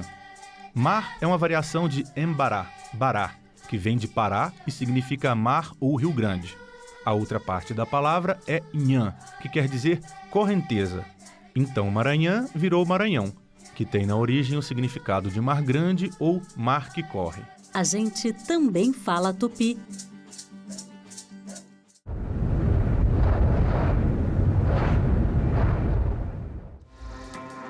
Comissão de Assuntos Sociais discute avanços e desafios no tratamento dos hemofílicos. Comissão de Direitos Humanos faz debate sobre casas de idosos. E senadora Tereza Leitão é a nova líder do governo no Senado.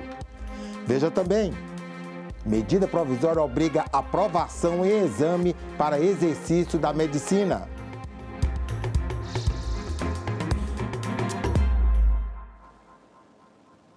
Olá, o Senado Notícias está no ar. O Brasil tem um programa de assistência a hemofílicos que é considerado modelo mundial, mas persiste a desigualdade no acesso às terapias. Avanços e dificuldades no tratamento das pessoas com hemofilia foram debatidos em audiência na Comissão de Assuntos Sociais. O Brasil registra a 4ª maior população de pacientes com hemofilia no mundo e é o único com um programa público de atendimento. São cerca de 13 mil pessoas convivendo com essa condição genética rara, ainda sem cura e caracterizada pela dificuldade de coagulação do sangue, necessária para interromper as hemorragias e sangramentos. Uma doença que impacta não só os pacientes, mas toda a família. As demandas que nós trazemos aqui, elas são mais do que demandas, né? A gente sempre costuma dizer que por trás de cada número, por trás de cada dado, existe um paciente, existe uma família, existe uma realidade que nós precisamos compreender para que a gente possa melhorar cada vez mais a qualidade de vida e o acesso dessas pessoas. A Associação Brasileira de Pacientes com Hemofilia, a Abrapem, reconhece que tratamento e cuidados com a doença avançaram nos últimos anos. Novos medicamentos têm sido incorporados, mas ainda há desafios a vencer. A gente já avançou bastante, a gente tem tido uma ampliação constante do acesso a terapias e novas terapias procoagulantes. A gente tem centros de tratamento de hemofilia em todo o país. O Brasil está fazendo gradativamente a incorporação de novas tecnologias. O Brasil teve um reconhecimento internacional do programa de hemofilia há pouco mais de 10 anos atrás, mas a gente precisa lembrar que a gente quer manter esse status, então a gente precisa continuar com os avanços para continuar sendo reconhecido como um bom programa. As dimensões continentais do país foram citadas por participantes da audiência pública como um fator que dificulta o atendimento igual para todos os pacientes do país. O nosso programa nacional atende a todos, a gente consegue ter números porque a gente tem essa estrutura, né? Mas a nossa dimensão continental com muitas pessoas também nos dá limitações, né? E essa sim é um trabalho que a gente precisa melhorar. A gente ainda não tem uma linha de cuidado estruturada, uma rede de urgência e emergência, acesso à ortopedia especializada. E quando eu digo isso, eu estou dizendo para todos os pacientes, em todos os locais do Brasil, né? A gente sabe que alguns pacientes em algumas capitais, ligados a alguns centros de tratamento, têm esse acesso, mas a gente não tem a equidade regional. As falhas existem, a Cris disse, e é verdade, nós somos um país continental. Existem individualizações que precisam ser feitas, né? Porque existem necessidades diferentes em diferentes locais. Então, que o programa às vezes fica meio difícil de ser executado da mesma forma em todos os lugares. A representante do Ministério da Saúde ressaltou que o Ministério acompanha de perto não só os pacientes com hemofilia, mas os cerca de 34 mil pacientes com outras coagulopatias hereditárias e também reconhece os desafios. Temos também estados em que o número de hematologistas é muito pequeno. Isso é um desafio muito grande. E quando a gente pensa também no número de outros especialistas, odontologistas especializados no tratamento da hemofilia, psicólogos, assistentes sociais, farmacêuticos, ortopedistas, cirurgiões, outros especialistas. Esse é um desafio do país, formar esses profissionais e ter esses profissionais em todos os territórios. Promover esse debate no âmbito do Senado e também reafirmar o compromisso desta Casa, Senado Federal, com a defesa do direito à saúde, com a redução das desigualdades no acesso ao tratamento e com a construção de respostas institucionais mais eficazes para uma população que ainda enfrenta barreiras relevantes para ter assegurado o cuidado de que necessita. A senadora Tereza Leitão foi anunciada como a nova líder do governo aqui no Senado. Acompanhe na nossa reportagem. A senadora Tereza Leitão, do PT de Pernambuco, vai ser a nova líder do governo no Senado. Ela foi indicada pelo presidente Lula para o cargo após o afastamento do senador Jacques Wagner, que deixou a função para, segundo o parlamentar, provar inocência em relação a acusações referentes ao caso Master. A indicação de Tereza Leitão foi divulgada na internet pelo presidente Lula, que estabeleceu como missão da senadora articular o debate e a aprovação de matérias como o fim da escala 6x1 e a PEC da segurança pública. O governo publicou uma medida provisória que obriga a aprovação em exame do Ministério da Educação para que a pessoa formada em medicina possa exercer a profissão. A medida provisória tem trechos de um projeto já aprovado na Comissão de Assuntos Sociais do Senado. A medida provisória exige que estudantes de medicina sejam aprovados no Exame Nacional de Avaliação da Formação Médica, ENAMED, para o exercício da profissão. O objetivo é garantir mais qualidade na formação médica. O exame, aplicado pelo Ministério da Educação, será obrigatório em 2 etapas, no 4º ano e no final do curso. A aprovação vai ser requisito para o registro nos Conselhos Regionais de Medicina. A exigência vale apenas para quem começar a graduação a partir de agora. O senador Dr. Irã disse que a medida provisória precisa de aperfeiçoamentos. Porque eles não deixaram consignado no texto, por exemplo, o que um egresso de uma escola de medicina que não passa no Profmed pode fazer durante o período que ele já está se preparando para fazer uma outra prova. Além do que, nós estabelecemos também que temos que aplicar sanções a escolas médicas que não aprovam adequadamente os seus egressos, que vão desde a diminuição do número de vagas, suspensão temporária de vestibular, até o fechamento de escolas. A medida provisória repete trechos de um projeto já aprovado na Comissão de Assuntos Sociais do Senado e que aguarda votação no plenário. Um dos pontos de divergência com a MP é que a proposta atribui ao CFM a aplicação da prova de proficiência e não ao MEC.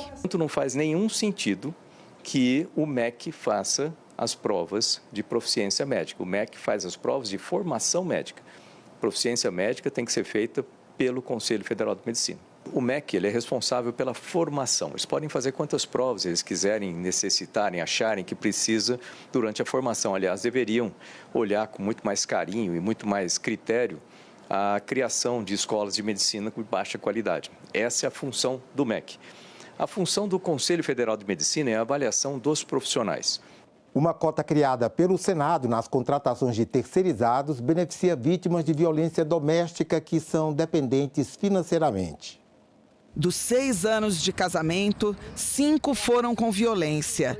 Jaqueline não conseguia se separar do agressor porque, segundo ela, não tinha renda nem estudo e precisava alimentar os filhos. A auxiliar de serviços gerais conseguiu se livrar da violência doméstica graças a uma oportunidade de trabalho no Senado. Eu descobri que a felicidade é eu ter a minha independência, meu emprego aqui e sobreviver com a minha família. A história de Jaqueline é um recorte da realidade brasileira.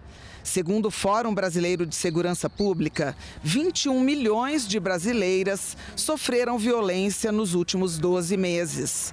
Grande parte delas vive nessas condições porque são dependentes financeiramente. Há 10 anos, o Senado Federal resolveu ajudar a transformar essa realidade. Foi criado um programa de incentivo à contratação de mulheres vítimas de violência. 2% das vagas dos trabalhadores terceirizados são destinadas a elas. Hoje, 44 mulheres nessas condições trabalham aqui. A cota é aplicada a empresas com no mínimo 50 funcionários e a identidade dessas mulheres é mantida em sigilo. O Senado envia currículos para as empresas terceirizadas e oferece suporte às mulheres contratadas pela cota. A gente buscou um acordo com a Secretaria da Mulher do GDF, que a cada 90 dias nos garante que a cota está sendo cumprida nos contratos. Segundo, fornece os currículos para as empresas terceirizadoras. Terceiro, acompanha essas mulheres, tanto na sua capacidade laboral, como nas questões psicológicas. Com a cota, o Senado se antecipou à mudança na legislação. Lembrando que isso é em 2016, antes de ter a nova lei de licitações, né? Que hoje já resguarda essa possibilidade. Quer dizer, o Senado ele foi pioneiro e corajoso, né? Porque ele trouxe uma política organizacional que depois vira política pública. Oportunidades de trabalho que significam mudança de vida para dezenas de mulheres. A lista de conquistas da Jaqueline é grande. Formada, pós-graduada e tudo daqui. Paguei minha faculdade com o salário daqui, as pós-graduações, né? Mobiliei a casa que eu tenho hoje, comprei ela financiado também, trabalhando aqui. Então, assim, é muita realização para mim.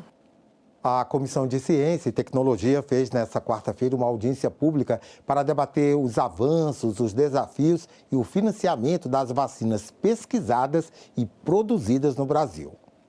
O Brasil é um dos maiores produtores públicos de vacinas do mundo. O Instituto Butantan e a Fiocruz são referências na produção de imunizantes, embora o país ainda dependa muito da importação dos bioinsumos. Na audiência pública, o representante do Ministério da Saúde citou o compromisso do governo com o financiamento e desenvolvimento de tecnologias nacionais para a produção das vacinas. O novo PAC lançado já no governo do presidente Lula, foram destinados 6,3 bilhões de reais para financiar o complexo econômico industrial da saúde em vacinas. E só para Biomanguinhos já foi disponibilizado 2 bilhões de reais. Para o Instituto Butantan, recentemente, foi destinado um quantitativo de 1,4 bilhões de reais e todos esses recursos são recursos para a construção de plantas fabris, para fazer a produção aqui no país. Atualmente, o Instituto Butantan fornece 10 tipos de vacinas diferentes para o SUS, Sistema Único de Saúde. E a equipe de pesquisadores trabalha no desenvolvimento de novos produtos. A gente também fornece 12 diferentes tipos de soro e estamos no processo de consolidação de elevar a quantidade de anticorpos monoclonais de 1 para 4, que são anticorpos monoclonais biosimilares, para fazer a base do tratamento de doenças autoimunes e doenças degenerativas neurológicas e vários tipos de câncer. O coordenador do CT Vacinas da Universidade Federal de Minas Gerais disse que, apesar do projeto aprovado em 2024 para facilitar a aprovação de novas vacinas, ainda existem dificuldades. As vacinas aprovadas no exterior, elas vão muito mais rápido, porque a Anvisa já aceita a avaliação dessas vacinas. Então, o que nós estamos vendo hoje é que a inovação que vem do exterior, ela é aprovada muito mais rápido, seja feito por uma companhia farmacêutica, seja feito por uma universidade. Nós estamos aqui hoje como humanidade com 7 bilhões graças às vacinas. Se não tivesse tido vacina lá atrás, certamente já tinha dizimado uma grande parte da população com doenças que tiveram um efeito gigante lá atrás. Uma audiência pública realizada na manhã de hoje chamou a atenção para as casas de idosos de longa duração, tema de um projeto de lei em tramitação. A proposta já foi aprovada pela Câmara dos Deputados e traz vários itens polêmicos, como a aquisição de medicamento pelas próprias casas de repouso e a instalação de câmaras de monitoramento. Quando a gente conversa com as pessoas, todas são a favor da câmera no quarto. Mas o que está acontecendo no nosso país? Nosso país, o Ministério Público, São Paulo, Rio de Janeiro, Rio Grande do Sul, está obrigando as instituições a retirarem as câmeras dos quartos. Quem eles estão querendo proteger? A pessoa que está agredindo? Será que é isso que a gente está vendo? A inversão de valores? Eu não sabia que o Ministério Público está, desta forma, retirando as câmeras dos quartos. E ele faz isso com base na proteção da privacidade. Entre privacidade e segurança, eu prefiro segurança. O Brasil tem hoje mais de 32 milhões de pessoas com 60 anos ou mais. De acordo com Damares, são 6.200 instituições de acolhimento, que cuidam de cerca de 160 mil idosos. 65% delas têm natureza filantrópica, mas só 6,5% são mantidas diretamente pelo poder público. Mas as estatísticas do setor são bastante falhas. A relatora conta que pesquisa que fez em suas redes sociais dobrou o número de entidades cadastradas. Atenção, instituições, tem um dinheirinho aqui para vocês. É urgente para ajudar na pandemia. Se cadastrem. Sabe quantas instituições se cadastraram para receber o dinheirinho? Quantas, secretário? Quase 4 mil. Quase 4 mil. Era o dobro. Nesse momento, a gente descobriu que não se tinha dados sobre as instituições no Brasil. E isso me deixou muito preocupada. E aí eu fiquei, instituições anônimas, fazendo um trabalho lindo, mas invisibilizadas. Eram 4 mil entidades, mas só podemos acolher 2 mil, porque a maioria são irregulares. Não conseguem nem se relacionar de forma jurídica para a definição. Um dos problemas apontados na audiência pública foi a característica principal de uma casa de idosos. A casa que acolhe, ela é assistência social ou ela é saúde? Ok, ela é assistência social. Mas nós temos casas que estão acolhendo pessoas no oxigênio. Nós temos casas que estão acolhendo idosos com doenças crônicas e que precisam de enfermeiros, e que precisam de remédios, e que precisam de aparelhos. É justo deixar esses idosos que não têm família morando em hospital? Nós temos quase 10 vezes mais ILPIs do que casas de repouso. Mas por quê? Casa de repouso tem saúde, casa de repouso é onde o idoso precisaria estar para ser atendido por um médico, por um enfermeiro, constantemente. Mas por que tem tão menos casas de repouso assim no nosso país? Dentro de uma casa de repouso, você tem que ter médico, nutricionista, fisioterapeuta, psicólogo, assistente social, porque isso precisa ter, é uma instituição de saúde. O caminho correto é fortalecer a articulação entre ILPI, assistência social e rede pública de saúde. É garantir fluxo com o SUS, é garantir acesso a atendimento, é garantir apoio técnico, é garantir financiamento, é garantir corresponsabilidade do Estado. A gente precisa olhar para o orçamento da assistência social. né? E mais uma vez a gente tem a PEC do SUS, PEC 7 de 2026, que está tramitando nesta casa, que garante orçamento para o SUS e orçamento vinculado. Sem orçamento vinculado, a gente não consegue expandir serviço, a gente não consegue qualificar serviço. E quando a gente fala nas unidades de acolhimento, a gente está falando de serviços caros. Pelo que eu estou vendo, vamos ter que apresentar um substitutivo totalmente diferente do projeto, né? 2026 é ano de eleições gerais no Brasil. Mas antes que os mais de 155 milhões de brasileiros possam registrar seus votos nas urnas, muitas coisas acontecem. No dia 4 de outubro, os eleitores de todo o país vão escolher o presidente da República, governadores, senadores e deputados federais e estaduais. O segundo turno, se for necessário, acontece no dia 25 do mesmo mês. Mas o calendário eleitoral anota vários prazos preparatórios para o pleito. No dia 20 de julho, começa o período para a realização das convenções partidárias, que vai até 5 de agosto. Nas convenções são definidos os candidatos e as possíveis coligações partidárias. 15 de agosto é o último dia para que os candidatos sejam registrados na Justiça Eleitoral. A campanha eleitoral começa oficialmente no dia seguinte. Em 28 de agosto, tem início o horário eleitoral no rádio e na televisão. A propaganda segue até 1º de outubro, antevéspera do pleito. A eleição será no dia 4 de outubro. Nos lugares onde houver a necessidade de segundo turno, a disputa vai acontecer no dia 25 de outubro.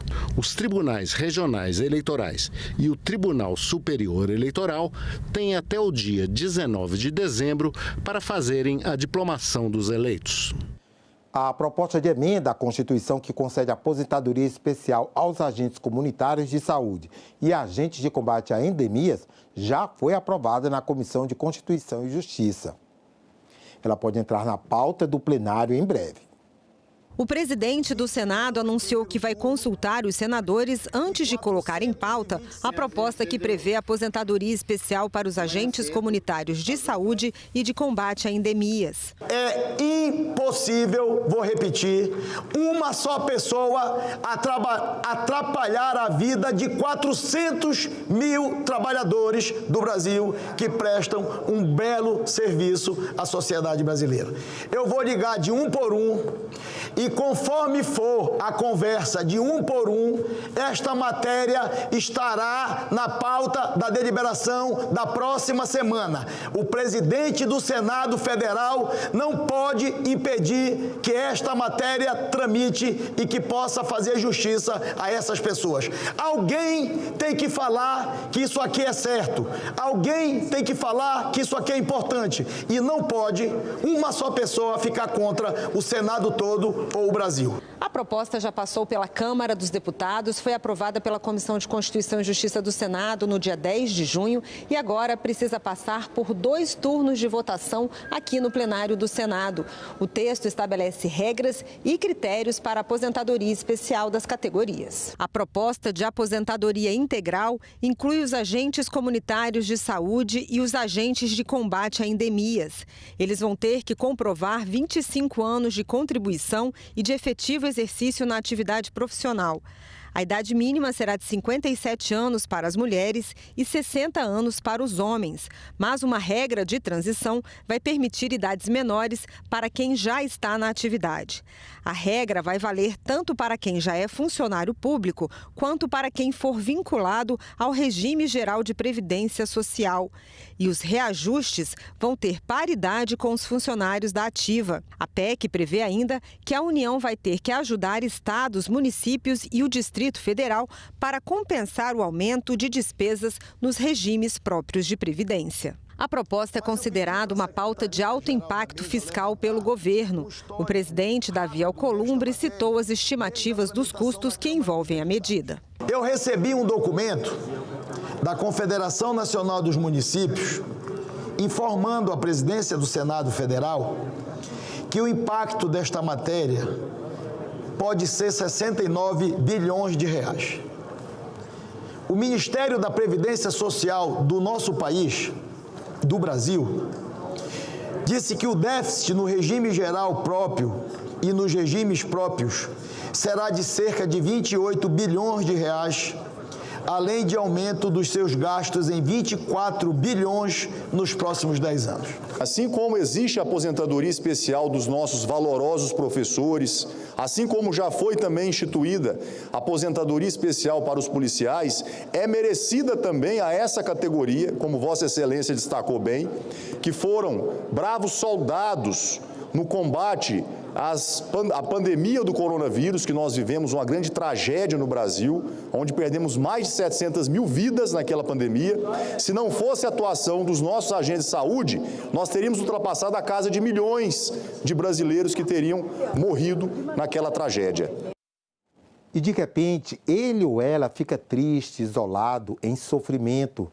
Muitas vezes nem percebemos, mas quem está do nosso lado está com a saúde mental comprometida, jovens principalmente. E esse é o tema do programa Em Discussão, que vai ao ar hoje, logo após a edição da noite do Senado Notícias. Elas estão mais tristes do que eles. Em 2024, cerca de 30% dos estudantes entre 13 e 17 anos tinham esse sentimento. A vontade de se machucar de propósito também atinge mais as meninas do que os meninos.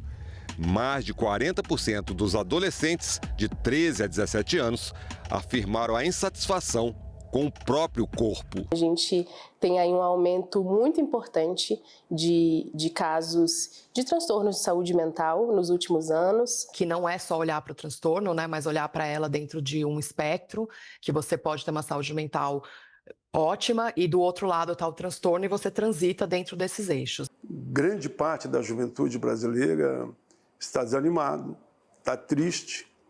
Muitos cometem aquela violência nos pulsos e outros dizem que não têm expectativa de um futuro melhor. Um dos maiores fatos foi que meu pai morreu na minha frente, né, no banheiro. Eu tinha 17 anos, aí eu tive que tirar ele do banheiro. Aí não deu uma semana, um amigo meu se matou, com depressão também. Aí eu falei, velho, não vou me cair nisso. O ECA, o Estatuto da Criança e do Adolescente, mudou.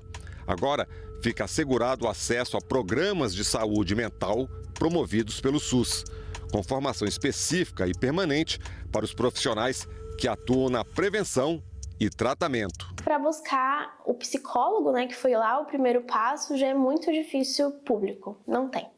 E aí, quando eu precisei buscar psiquiatra, eu não tinha assistência porque eu era menor de idade. É o mal do século, né? Depressão, ansiedade, insônia.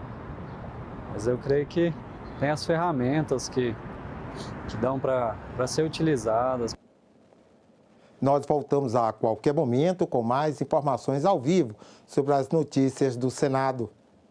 Acompanhe nosso site senado.leg.br/TV e também as nossas redes sociais. Até já!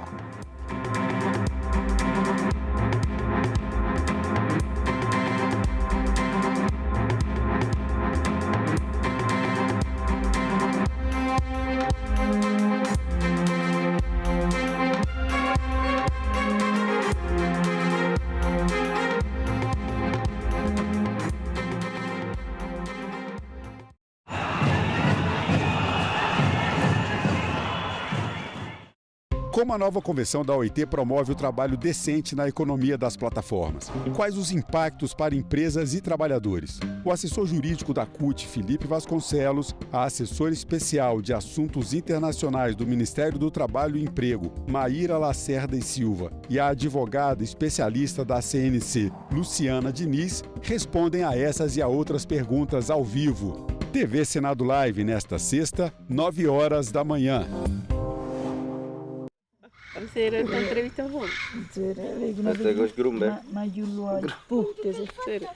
Sabes que yo me crié con mis abuelos, mis abuelas, quienes me hablaban de eso. Ahí fue que yo entendí lo que es Macunaíma.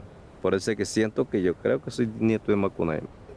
Importante para mantener las tradiciones de las comunidades indígenas es para que los muchachos, los jóvenes, no pierdan esa cultura esa costumbre que tienen las comunidades indígenas, que han tenido los abuelos. Y yo no perdí pues de hablar en Taurepán, y mi plato típico, mi bebida típica, eso no la perdió para nada. Ahí estoy dando clases a ellos, los muchachos. Yo les cuento, yo los enseño a ellos todas las informaciones sobre la historia de Macunaíma, donde podamos mantenernos nuestra cultura viva. No solamente Macunaíma, hay muchas historias más que tenemos que contarle bastante.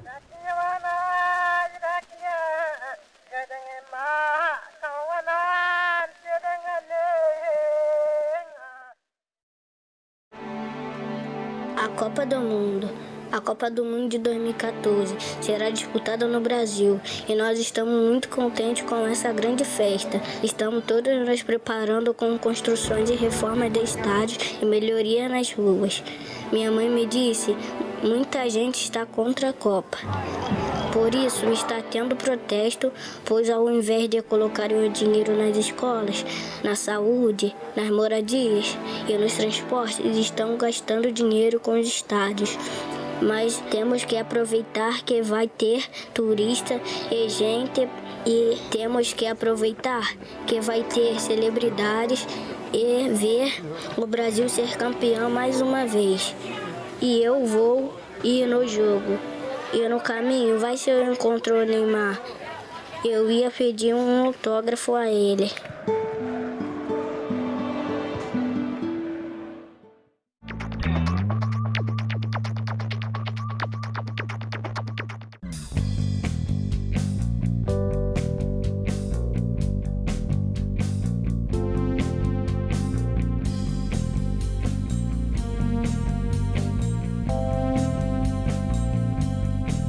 A gente também fala tupi. O nome do estado do Maranhão vem do tupi e é formado por dois termos, mar mais nhan. Mar é uma variação de embará, bará, que vem de Pará e significa mar ou Rio Grande. A outra parte da palavra é nhan, que quer dizer correnteza. Então Maranhão virou Maranhão, que tem na origem o significado de mar grande ou mar que corre. A gente também fala tupi.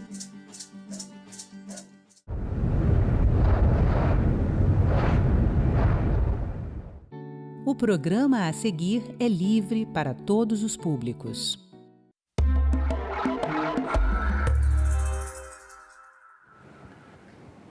O futebol brasileiro chega a mais uma Copa em 2026 com um grave problema. Os times brasileiros vêm enfrentando crises financeiras que podem os levar à falência. E o endividamento atinge grandes times como o Corinthians, o Vasco da Gama, o Atlético Mineiro, Palmeiras, Bahia e outros times. Estimativas apontam cerca de 12 bilhões de reais se somadas às dívidas dos 14 times mais endividados do Brasil. Mas o que aconteceria ou o que acontecerá se times como Corinthians, Vasco da Gama e outros grandes clubes pedirem falência? Hoje é dia de falar de futebol. Recuperação judicial de clubes de futebol é assunto de cidadania.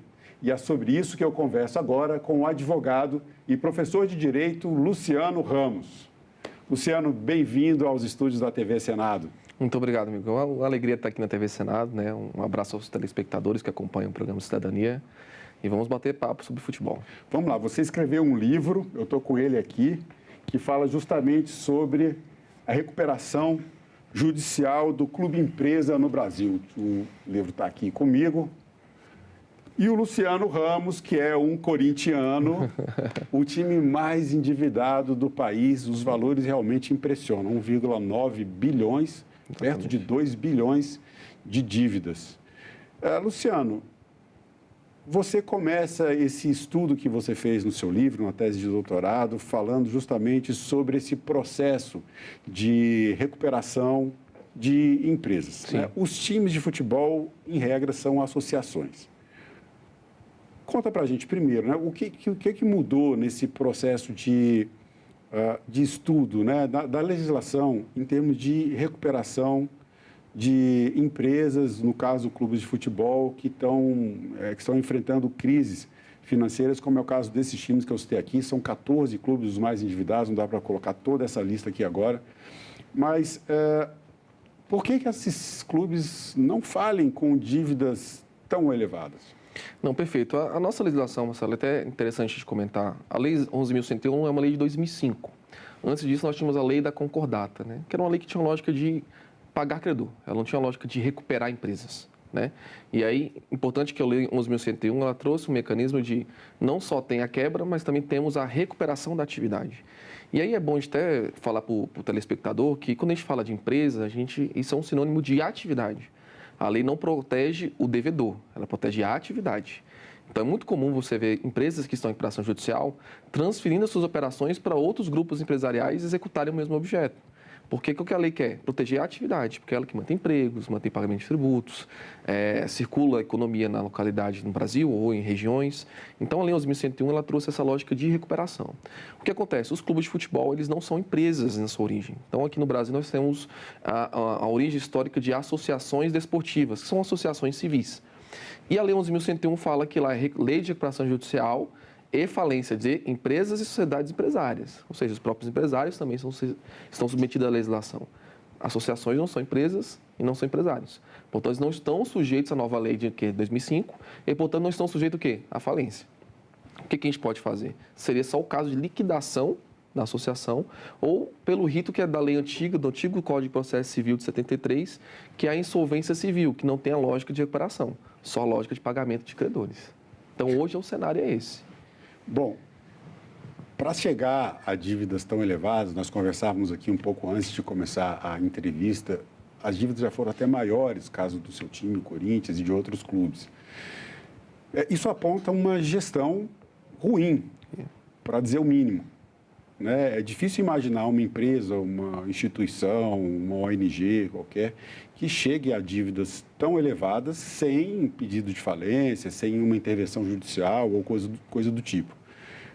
Por que acontece isso? O que está acontecendo na gestão desses times de futebol e o que muda se os clubes passam de associação para clube-empresa? Tá. A lógica hoje que a gente tem nos clubes é a seguinte, né? No processo histórico do futebol brasileiro, ele é um processo que foi criado com uma lógica muito cultural e puramente desportiva no seu início. Claro que nós tínhamos a questão social, um distanciamento de quem poderia competir, quem não poderia participar, quem poderia ser atleta, quem não poderia. Só que foi enraizado na nossa cultura a cultura associativa dos clubes. Ela tem uma ligação direta com as pessoas que fundam os clubes e com a região que ele se encontra. Quando nós tratamos de associação e ele tem esse endividamento, o processo nosso legislativo ele não acompanhou a evolução econômica do futebol. O futebol antes deixou de ser um futebol amador para ser profissional e começou a chamar a atenção de patrocinadores. No rádio, depois com a TV, depois com patrocínio nos uniformes. E isso começou a gerar um mercado que antes a associação não se atentava. E a lógica da associação, ela não tem uma lógica empresarial que é um de controle financeiro muito mais robusto. Uma lógica de você ter uma governança muito mais equilibrada, então você precisa prestar contas de forma mais efetiva. A associação não. A associação ela tem um poder político em volta dela que ela vai reger se o clube vai para lá, se o clube vai para cá. E a lógica, geralmente, da associação não é uma lógica econômica. Ela não quer saber se o jogador custa 8, 12 milhões de reais. Vamos ganhar ou não vamos ganhar esse campeonato?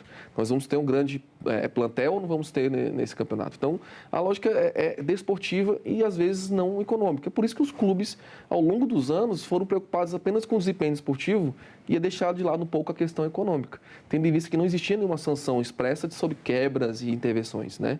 Então, hoje, o cenário nacional se atentou tanto para o resultado esportivo que esquecemos a parte principal, né? Que é o coração financeiro que bombeia os estádios, que bombeia o pagamento dos atletas, dos funcionários.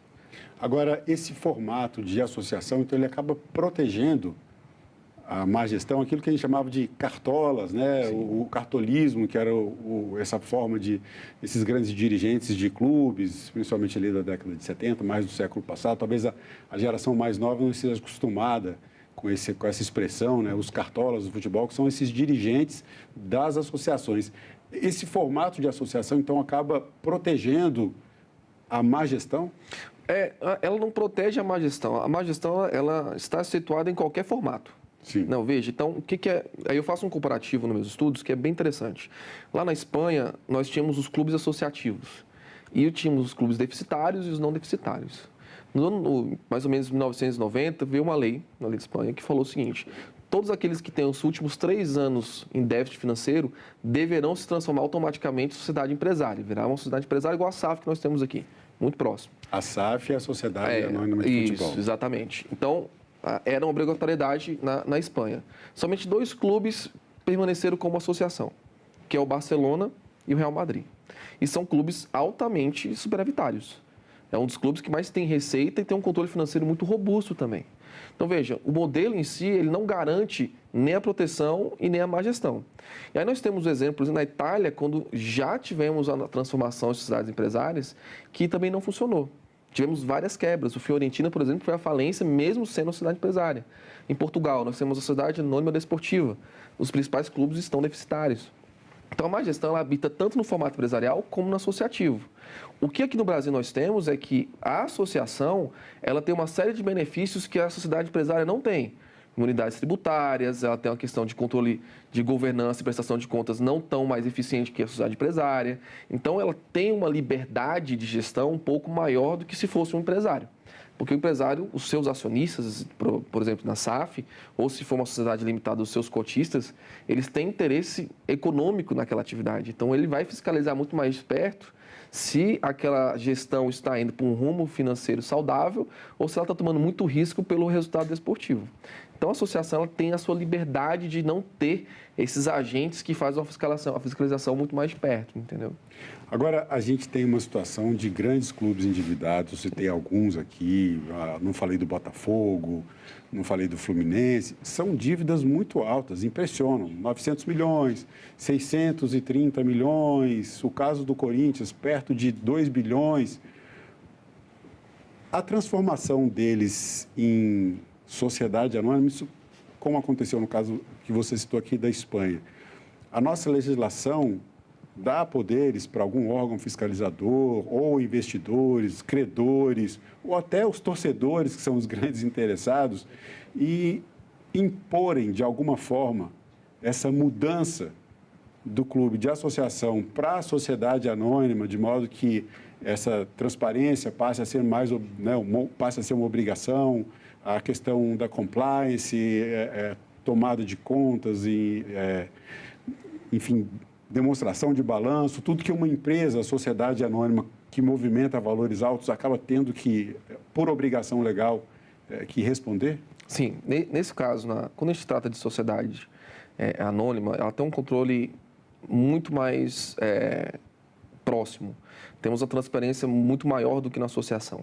Primeiro que você tem uma publicação de balanços, você tem conselho fiscal, você tem órgãos de fiscalização dentro da própria sociedade anônima e você tem também a questão da fiscalização pelos próprios acionistas, né? Então, se porventura nós tivermos emissão de ações e que os torcedores podem adquirir as ações da SAF, ainda não temos até o presente momento, essa possibilidade, eles serão acionistas, poderão participar das assembleias, né? E aí o cuidado que nós temos que ter é que nem sempre o torcedor olha com um olhar econômico. O torcedor ele quer que o time esteja bem financeiramente, mas também que ganhe títulos e não seja rebaixado. Sim. Quando se trata de controle de governança, nós precisamos ter, dentro do corpo diretivo e do conselho fiscal, pessoas que tenham essa noção financeira e contábil e fiscalize esses atos da administração. Quando a gente tem essa transformação para a sociedade anônima do futebol, faz com que os gestores tenham um pouco mais de cuidado ao fazer os seus empenhos financeiros dentro da atividade. Mas, novamente, o que é interessante, isso não garante bons resultados financeiros. Porque muita gente acha que a SAF, que é a Sociedade Anônima do Futebol, ela vai resolver os problemas financeiros, ela não vai resolver. Ela vai dar um mecanismo de maior controle e maior profissionalização da prática empresarial futebolística. A ideia dela é você ter maior governança, maior controle, compliance e abrir para novos investidores exercer aquela atividade. Então, nós temos um exemplo agora muito recente, que é o Botafogo. O Botafogo virou SAF e entrou em recuperação judicial. Então, veja, não é a mudança do modelo que garante o desempenho financeiro. Nós tivemos associações, que, por exemplo, vou dar o exemplo do Palmeiras, que tem um endividamento que, a princípio, parece estar controlado, ele tem bons resultados desportivos, mas ele não precisou recorrer à recuperação judicial. Então, veja, ele ainda consegue ter mais receita e menos despesas e fazer um controle do seu passivo de forma a conseguir pagar isso ao longo do prazo. Se ele transformar numa SAF, ele precisa ter o maior controle desses pagamentos. Ele precisa criar um conselho fiscal, ele tem os seus órgãos dentro da sociedade anônima que fazem esse controle, inclusive a própria Assembleia de Acionistas.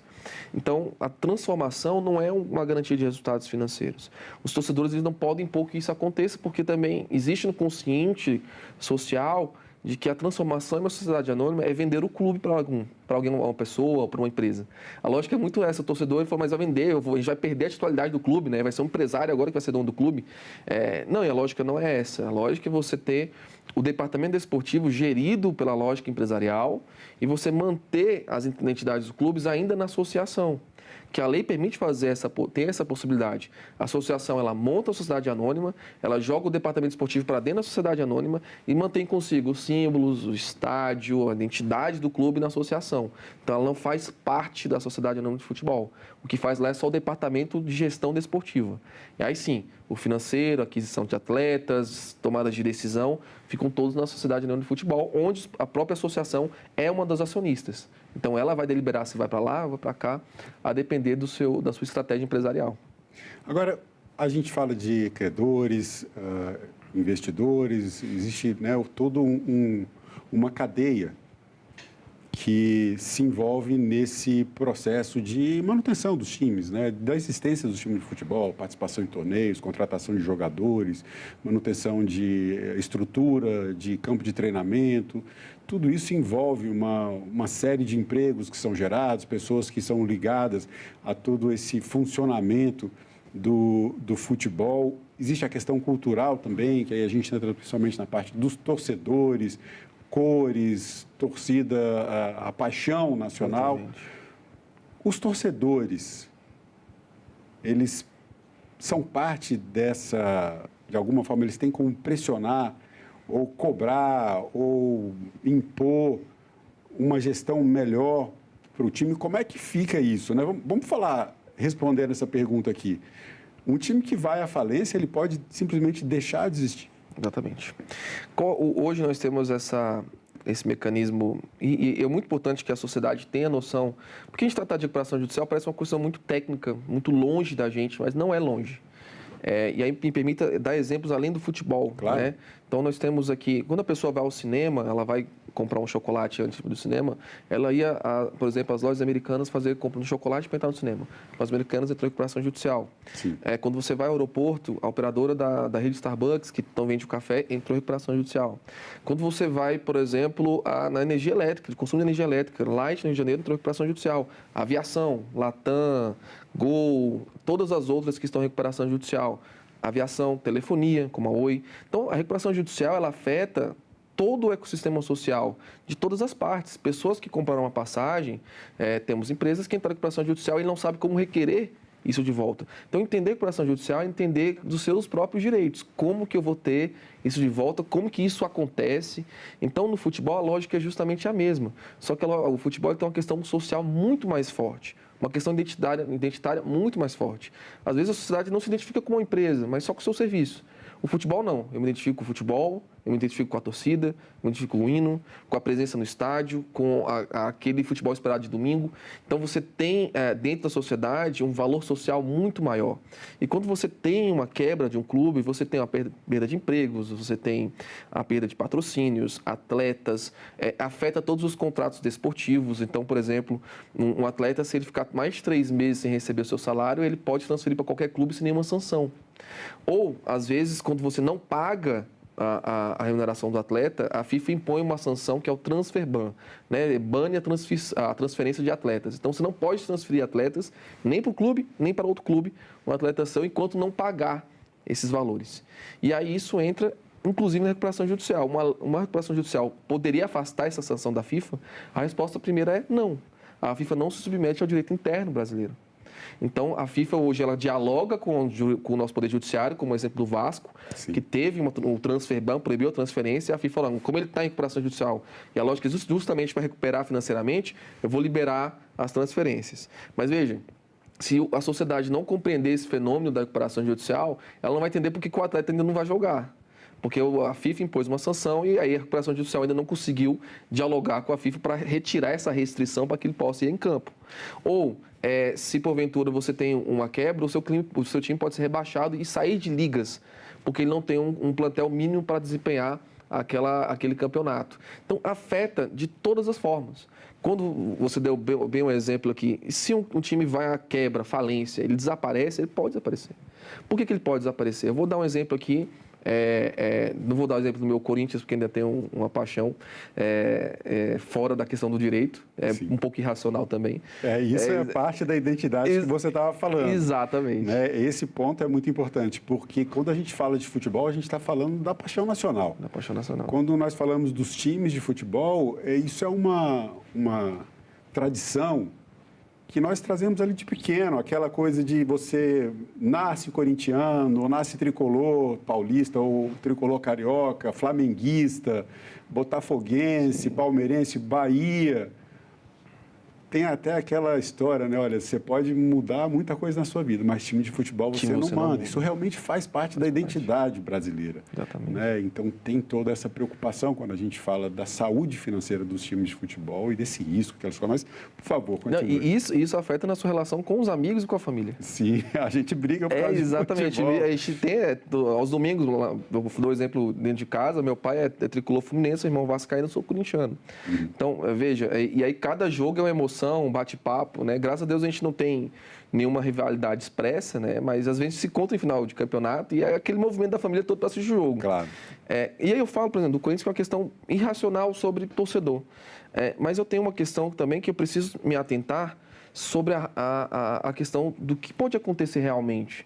Se porventura o clube que eu torço, ele vai à falência, quando ele vai à falência, aí para o nosso telespectador compreender, a falência é como se fosse a morte da sociedade empresária, e nesse caso a morte da associação. É a mesma coisa uma pessoa quando ela falece, surge aquele espólio, o espólio de fulano. E aí vai ter uma pessoa que vai gerir aquele patrimônio, pagar, né, cada uma parte no inventário. E aqui na falência é a mesma coisa. Quando morre um clube, quando morre uma sociedade, ela vira massa falida, que é igual o espólio. E aí vai ter uma pessoa, um administrador, que vai gerir isso. E que é a lógica da falência? A falência nossa na 2101, ela fala que precisa ser rápida e realocar esses ativos mais rápido na economia para que ele consiga voltar a gerar empregos, né, manutenção, pagamento de tributos e por aí vai. Só que pode acontecer desses ativos não retornarem. Como, por exemplo, vamos lá, dando exemplo do Corinthians, ele vá à falência. Pode ser que um rival vá lá na massa falida e adquira o seu patrimônio e não utilize. Ele pode ir lá adquirir a marca, a patente, o clube, o centro de treinamento, o estádio.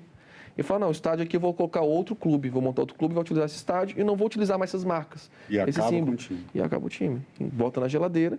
A lei não trata sobre isso, porque a Lei 11.101 não é feita para a associação, ela não tem a sua lógica para associações e clubes e entidades desportivas, ela não tem essa lógica. Veja, legalmente, tudo ok. Teve o pagamento, pagou os credores, encerrou a falência, está tudo certo. Mas socialmente um clube deixou de existir. Agora, ele também poderia utilizar essa marca, essa patente, esse símbolo e montar um clube que não seja na região. Tirar o Corinthians de São Paulo e jogar ele lá no Rio Grande do Sul.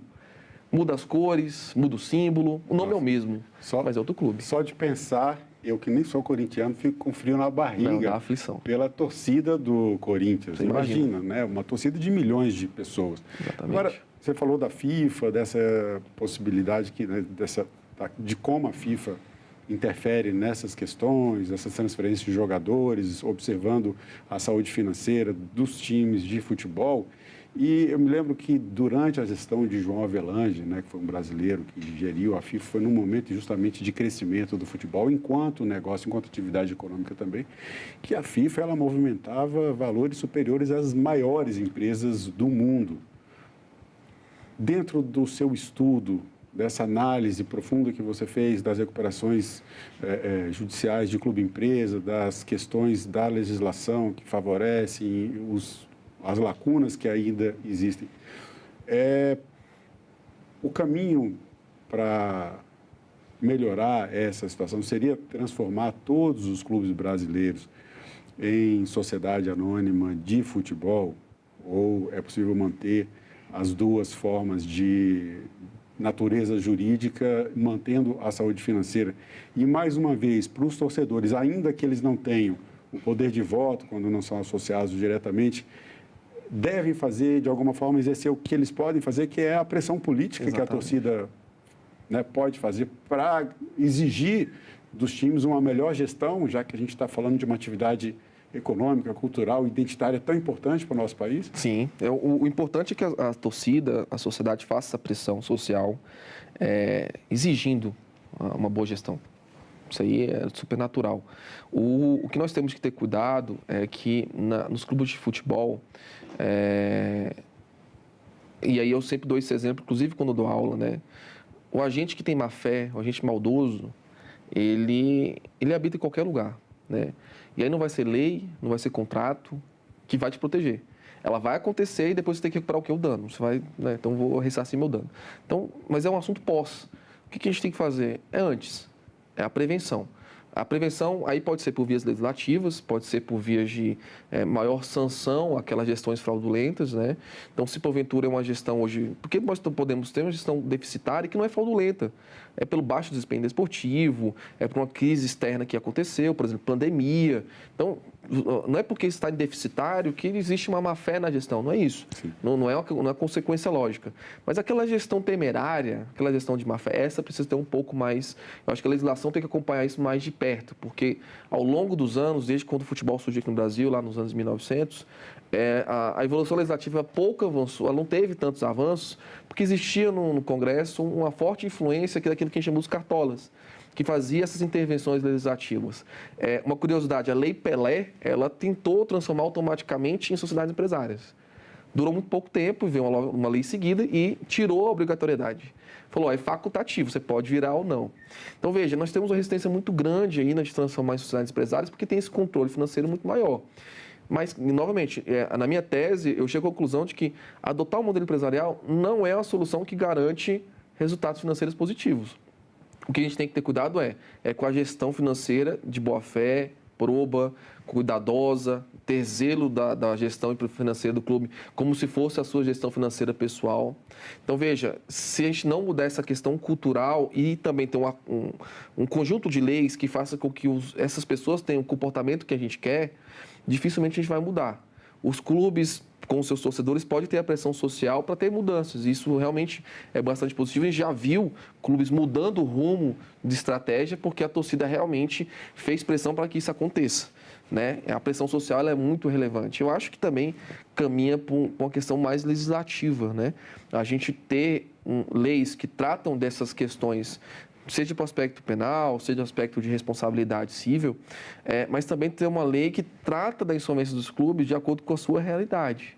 Ter uma lei que consiga fazer um diálogo do Poder Judiciário com a própria FIFA, para que a gente tenha essa comunicação institucional, para que a gente consiga fazer recuperações melhores, mais saudáveis e mais eficientes, e não a todo custo, né? Bom, Luciano, nós estamos chegando ao finalzinho da nossa entrevista, 30 segundos. O que é cidadania? Cidadania, e aqui eu vou citar a frase do meu amigo Manuel de Andrade, né? Que é querer para o outro aquilo que você mais quer para si. Então, acho que a cidadania, quando você quer para você direitos, também tem que querer para o outro. Se você quer liberdade, tem que querer também para o outro. Isso é um bom caminho. Esperamos que no futebol as coisas funcionem dessa forma também. Exatamente. Obrigado pelo seu tempo. Eu que agradeço a oportunidade de estar aqui. Um abraço aos telespectadores e aos colegas que estão conosco aqui. E eu agradeço também a você que acompanha a programação da TV Senado. Assine o canal da TV Senado no YouTube, ative as notificações e acompanhe toda a produção do Poder Legislativo diretamente da fonte. Na TV Senado, democracia todo dia.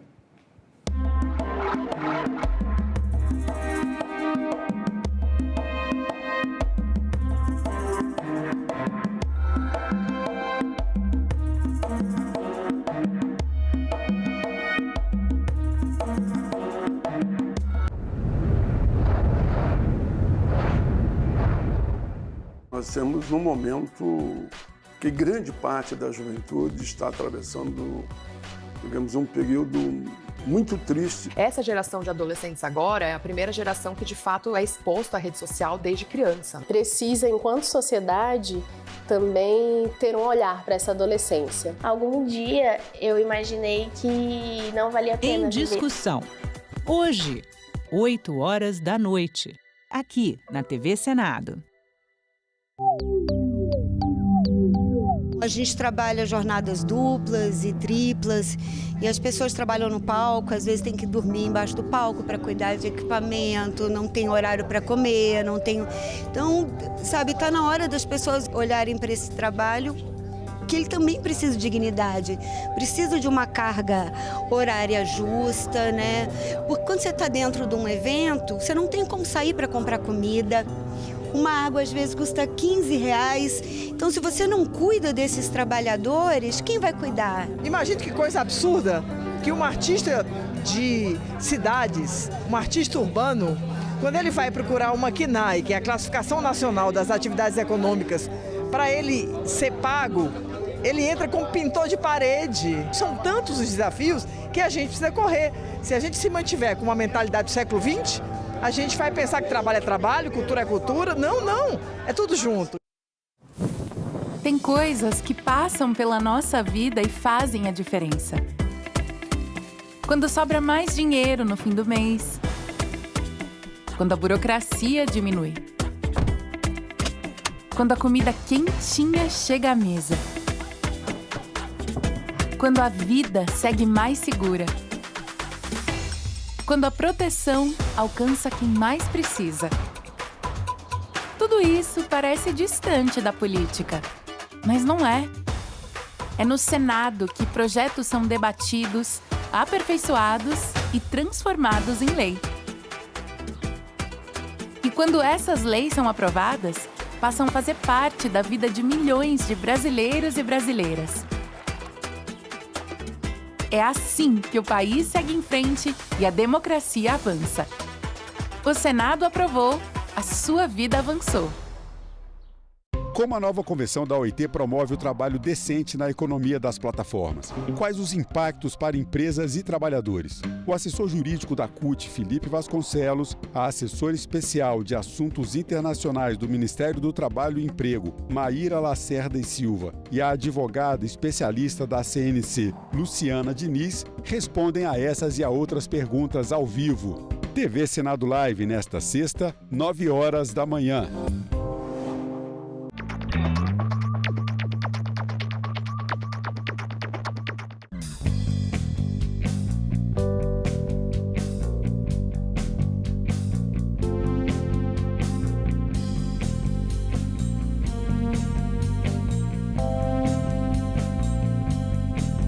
A gente também fala tupi. Pernambuco é uma palavra de origem tupi, formada por Paranã, que quer dizer mar, mais umbuca ou puca, que significa furo. Logo, Pernambuco seria mar furado, ou buraco que o mar fez, isto é, uma pedra furada por onde o mar entra. Era um termo comum usado em toda a costa do Nordeste, para lugares onde havia recifes, como o local onde hoje está a cidade do Recife.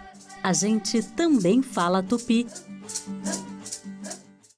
O programa a seguir é livre para todos os públicos.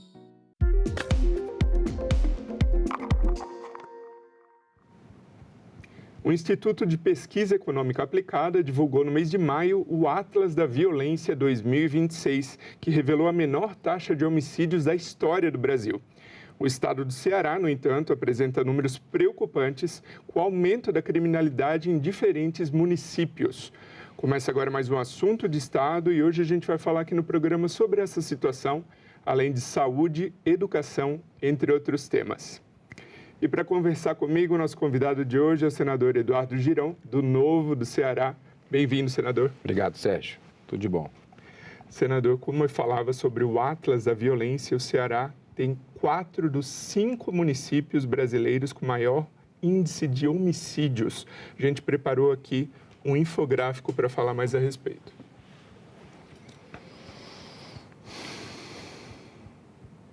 Então, esses 4 municípios são Maranguape, Maracanaú, Itapipoca e Caucaia, entre os municípios com mais de 100 mil habitantes.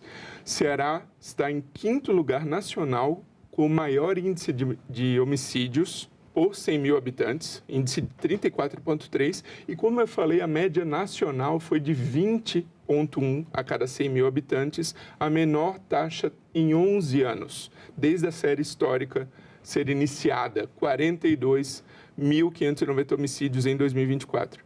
Como que o senhor avalia as ações do governo estadual e do governo federal no combate à criminalidade? Olha, é vergonhoso esses números que a gente está vendo aqui e a gente tem procurado tomar medidas, mas não temos a caneta na mão, né? O cearense passa por uma humilhação sem precedentes na história. Uma das campanhas que eu fiz para vir para o Senado foi fazer uma CPI do crime organizado. Nós conseguimos implantar, depois de muito esforço, o presidente Davi Alcolumbre, depois o presidente Davi Pacheco e agora o presidente Davi Alcolumbre, fizemos 3 tentativas e conseguimos emplacar na última. E, infelizmente, nós tivemos aí algo que todo mundo viu, que foi uma sabotagem, um boicote no relatório final ali, em muitos momentos da discussão que a gente teve, que eu queria trazer, é um requerimento meu, o governador do Ceará, Elmano de Freitas, para explicar isso aqui, que medidas ele está tomando. Porque no Ceará, além desses dados que mostram que a segurança está em frangalhos, números de epidemia em relação ao OMS, do que a OMS considera, nós temos aí uma família sendo expulsa a cada 3 dias. Isso só acontece basicamente no Ceará e na Bahia. Curiosamente, os 2 estados onde você tem um índice de segurança extremamente precário, extremamente sofrível no Brasil, né? Então, e não é por acaso que são administrados pelo PT. Se você pegar o Fórum Brasileiro de Segurança Pública de 3 meses atrás, que fez também um raio-x na segurança, colocou que dos 12 municípios mais violentos do Brasil, você tinha 10 entre Ceará e Bahia. 5 no Ceará, 5 na Bahia.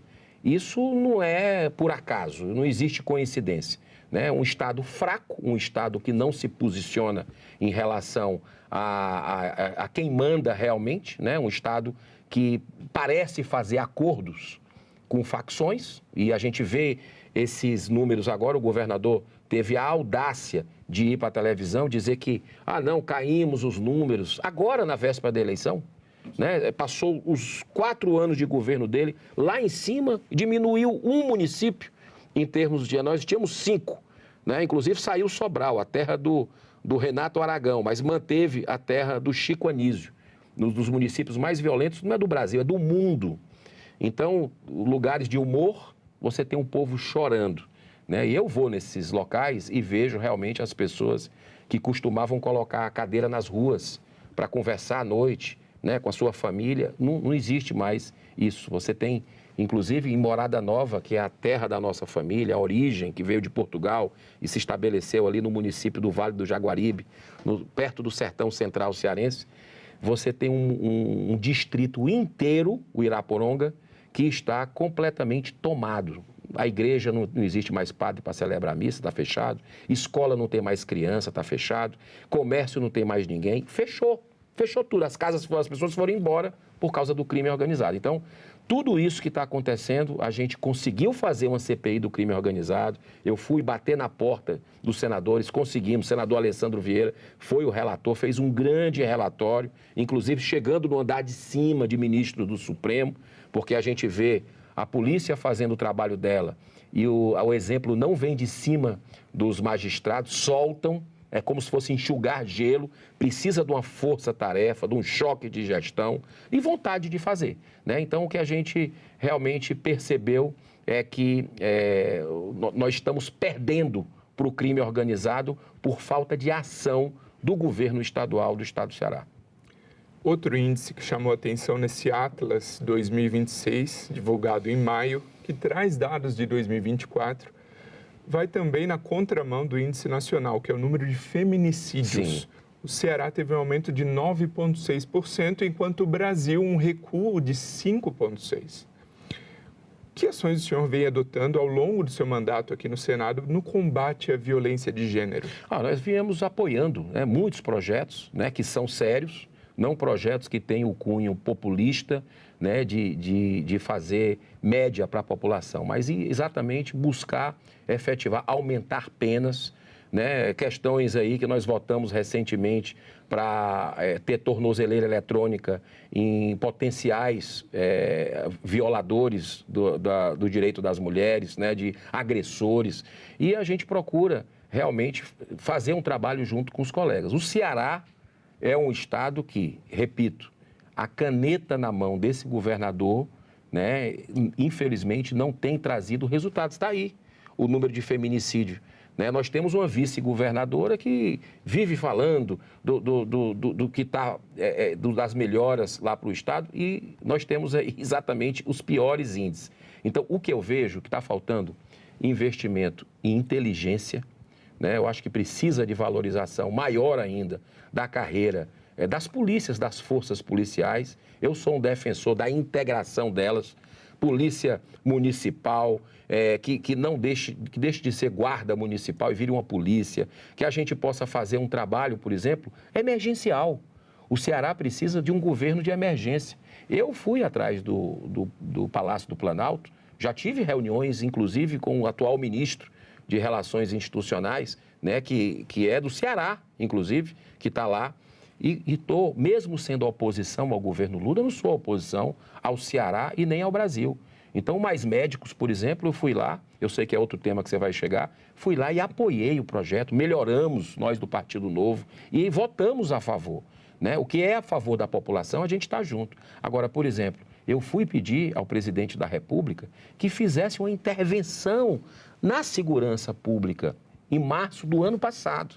Nós já estamos, há mais de um ano depois, 1 ano e 3 meses depois, e a gente não viu ação nenhuma, muito pelo contrário, jogaram na gaveta. Eles que dizem proteger os menos favorecidos, os mais pobres, que não têm no Ceará o direito de ir e vir. Eles que dizem que gostam do Nordeste, que o Nordeste é uma pérola e tudo. Cadê essa ação efetiva? Por quê? É para não dar o braço a torcer, que o governo é incompetente em relação a esse tema? Por quê que ele não ajuda com as forças nacionais de segurança, por exemplo, a nossa Força Nacional de Segurança, que em outros momentos que estavam explodindo pontes, que estavam lá queimando ônibus, agiu e deu uma tranquilidade para a população? Será que não merece, com esses índices absurdos que estão acontecendo no Ceará, uma intervenção na segurança pública? É claro que merece, mas eles ignoraram o meu pedido de intervenção e não é à toa que nós chegamos nesses números que são realmente um descaso completo do governo do PT, do governo Almeno em relação aos cearenses. O senhor trouxe aqui o assunto do Mais Médicos. Em maio, o Ministério das Comunicações e o Ministério da Saúde divulgaram um investimento em telemedicina que vai atender até 46 municípios do estado do Ceará. O objetivo é reduzir fila de atendimentos. Como que o senhor avalia a saúde do Ceará e como que o senhor vem trabalhando para fortalecer essa área? Em primeiro lugar, o projeto que passou por nós aqui no Senado foi aprovado da telemedicina por unanimidade. A relatora lá na Câmara dos Deputados foi exatamente a Adriana Ventura, que é do nosso Partido Novo. Né? Então, foi um trabalho que eu acredito que a gente tem que avançar na tecnologia, né? E tem que saber usar, por exemplo, esse tema sensível da inteligência artificial. Né? E agora, o que nós estamos tendo de problemas no estado do Ceará, e eu faço questão, Sérgio, de ir nos 184 municípios do estado, desde o começo do mandato, finais de semana, quem me acompanha nas redes sociais me vê nos hospitais. Não tem nenhum hospital público do estado do Ceará que a gente não tenha enviado recurso, independente se aquela cidade é administrada pelo PT, pelo PL, pelo PDT, não importa. O povo não tem culpa com essa briga por política e eu faço questão de fiscalizar. E eu fico assim, com o coração na mão, quando eu vejo 7 meses, 8 meses num leito desprovido de equipamentos. Muitas vezes os equipamentos que a gente chega foi o que a gente mandou. Né? A falta de atenção, a falta de cuidado, de zelo com a saúde, que é o bem mais precioso que nós temos, é tão grande que a gente chega nesses rincões do interior do Ceará e não vê raio-x, e não vê ultrassom. Né? E nós estamos equipando. Nós levamos lá para o estado do Ceará, foi o 18º estado a receber, demorou. Mas foi através do nosso mandato, integralmente o nosso mandato, que levou o Hospital de Amor, lá de Barretos, né? Que é uma excelência, uma referência internacional no enfrentamento ao câncer de mama e do colo de útero. E que a gente conseguiu colocar esse equipamento, que inaugura agora nos próximos dias, para a região do Cariri inteiro. É em Juazeiro, mas vai atender todos os municípios da região do Cariri. E levamos o IPRED, que é o Instituto da Primeira Infância, que faz um trabalho junto com a Universidade de Sorbonne, lá na França, e ela tinha 36 anos na capital, Fortaleza. Nunca tinha ido para o interior. Nós viabilizamos uma sede para Quixadá, né? E vai atender toda a região do Sertão Central e do Vale do Jaguaribe para crianças com autismo, né? Uma referência lá. Eu me preocupo muito também com hemodiálise. Nós temos no interior do Ceará macro-regiões que estão totalmente desguarnecidas, que as pessoas têm que viajar 150, 200 quilômetros para fazer 3 vezes, 2 por semana a filtragem, fazer o seu trabalho, senão ela morre. E nós conseguimos viabilizar para o litoral norte, região norte, para desafogar Sobral, que é uma região importante, que já estava sem condição de atender as pessoas do interior da região, nós viabilizamos um centro de hemodiálise lá para Camusim. Tudo isso são investimentos na ordem de 10, 20, 30 milhões de reais que o nosso mandato, sem orçamento secreto, porque eu voto contra orçamento secreto, denuncio o orçamento secreto, só recebo aquelas emendas constitucionais e de bancada, e nós fizemos esse investimento com muita cautela e transparência para todos os municípios do estado do Ceará. Então, o que eu acho que falta é realmente o cuidado com essas pessoas que estão nas filas por cirurgias simples, Sérgio. Cirurgias eletivas. A pessoa está lá parada no município dela, que não tem condição de fazer cirurgia, e ela tem que ir para a regulação. E você não tem transparência na regulação, né? Por exemplo, a pessoa fura a fila porque é amigo de um político, de um vereador, de um deputado, do governador, sei lá, e ela fica esperando 6 meses, 7 meses. Eu converso com essas pessoas que estão ali com a família paralisada, porque tem que ficar ali do lado, ela sem produzir, por uma coisa simples, né? Porque não tem a estrutura e não tem transparência. Eu acho que precisa, estou entrando com um projeto, né? Já elaboramos com a nossa assessoria, com a assessoria do Senado Federal, para dar transparência a essas listas exatamente de prioridade. Se alguém passar na sua frente, é o que? Caso de vida ou morte? Ok. Ele está desde quando resguardando, claro, o direito da pessoa de privacidade, claro. Mas ele entrou quando no sistema? Qual é o assunto? É vida ou morte? Então, a gente precisa saber exatamente para o cearense se programar. E um dos obstáculos, o senhor mencionou algumas vezes aqui, é chegar a esse atendimento de excelência no interior do estado. E o desafio é atrair profissionais, bons profissionais de saúde, para o interior. O que o senhor imagina como uma estratégia efetiva para convencer esses bons profissionais a atenderem bem a população para que não precise se deslocar tantos quilômetros para o atendimento? A telemedicina é fundamental, existem centros sendo formados e nesse aspecto eu sou oposição, como eu disse aqui, ao governo Lula, mas eu reconheço coisas positivas que ocorreram, né? E eu vejo que os mais médicos é algo fundamental, atrelado com a tecnologia, para que se faça banco de dados. Por exemplo, um dos problemas mais graves que a gente tem de crianças é o diagnóstico da questão do autismo. Diagnóstico. Você tenha um neuropediatra para milhões de pessoas. Você não encontra ali no estado do Ceará, são raros os municípios que têm uma por mês a visita de um neuropediatra. E a população crescendo. E essa demanda, você sabe, né? Segundo organismos internacionais, mostra que até 2040, agora 2040, nós vamos ter em cada núcleo familiar do Brasil uma criança autista. Como é que os governos estão se preparando para isso? As APAES, que são instituições que é uma bandeira nossa aqui, que a gente tem conseguido grandes vitórias. Lá no estado do Ceará não tem nenhum APAE, são 36 em todos os municípios, dos 184. Não tem um APAE que nós não ajudamos através do mandato. Associação Pestalozzi, da mesma forma, fazem um trabalho ali de assistência às mães atípicas, a pessoas que têm problemas com neurodivergentes, né? Crianças e adolescentes. Então, eu acredito que nós precisamos caminhar nesse sentido. Agora, uma coisa está atrelada à outra. Por exemplo, médicos para o interior.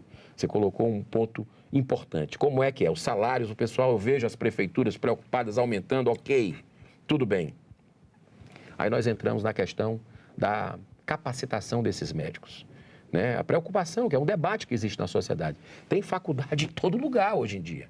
Virou uma coisa assim. E a qualidade desse atendimento? Como é que está sendo? Né? A gente precisa ter cuidado. E outra coisa também, que é uma bandeira da liberdade. Aí entra a educação. Entra a educação. Muitos desses médicos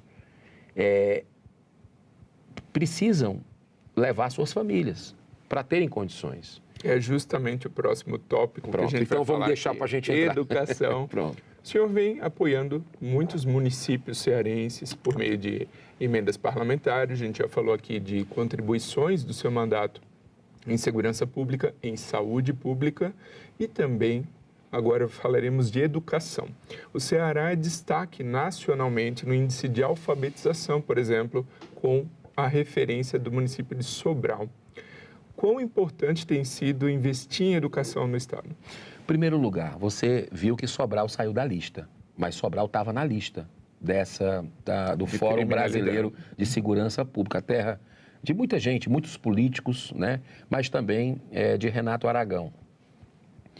Criou-se uma referência de Sobral da educação, mas a gente precisa se aprofundar com relação a esse tema. Como é que um dos lugares onde a educação é um berço da boa educação é um dos mais violentos do mundo? Me parece uma contradição, porque essa questão da educação está muito ligada à questão da segurança. Então, eu acho que o governo Lula cometeu um grande erro.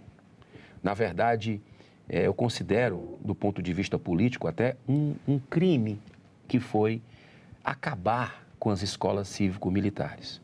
Né? Assim, você pode ter muitas divergências, mas os dados do MEC, e eu levei isso para a tribuna algumas vezes, os dados do MEC mostram que o ambiente escolar melhora, que a própria absorção, a aprendizagem melhora, que os professores se sentem mais seguros, que o nível de depredação de escola, de pichação, praticamente zera. Por quê? Tirar essa opção das famílias e dos alunos se existia fila de espera? Porque você mantém a escola tradicional, e eu defendo muito a escola de valores humanos. Eu trouxe, antes de sonhar em ser político, esse projeto para o Ceará, totalmente gratuito, né, com base em doações de empresas.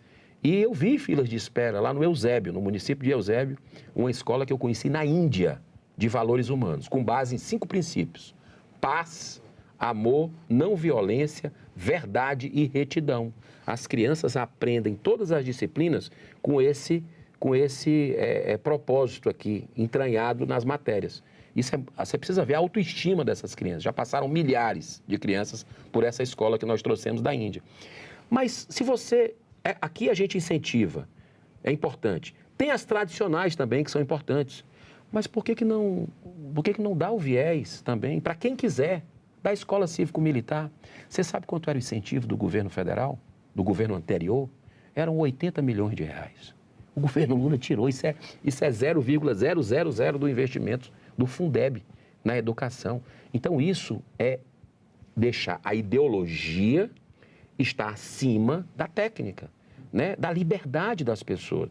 Quando eu falo dos médicos que estão querendo ir para o interior, eles precisam ter opção de educação para os seus filhos, né? Então, por exemplo, o homeschooling, né, que está sendo debatido no Senado, inclusive com um relatório favorável da professora senadora Dorinha.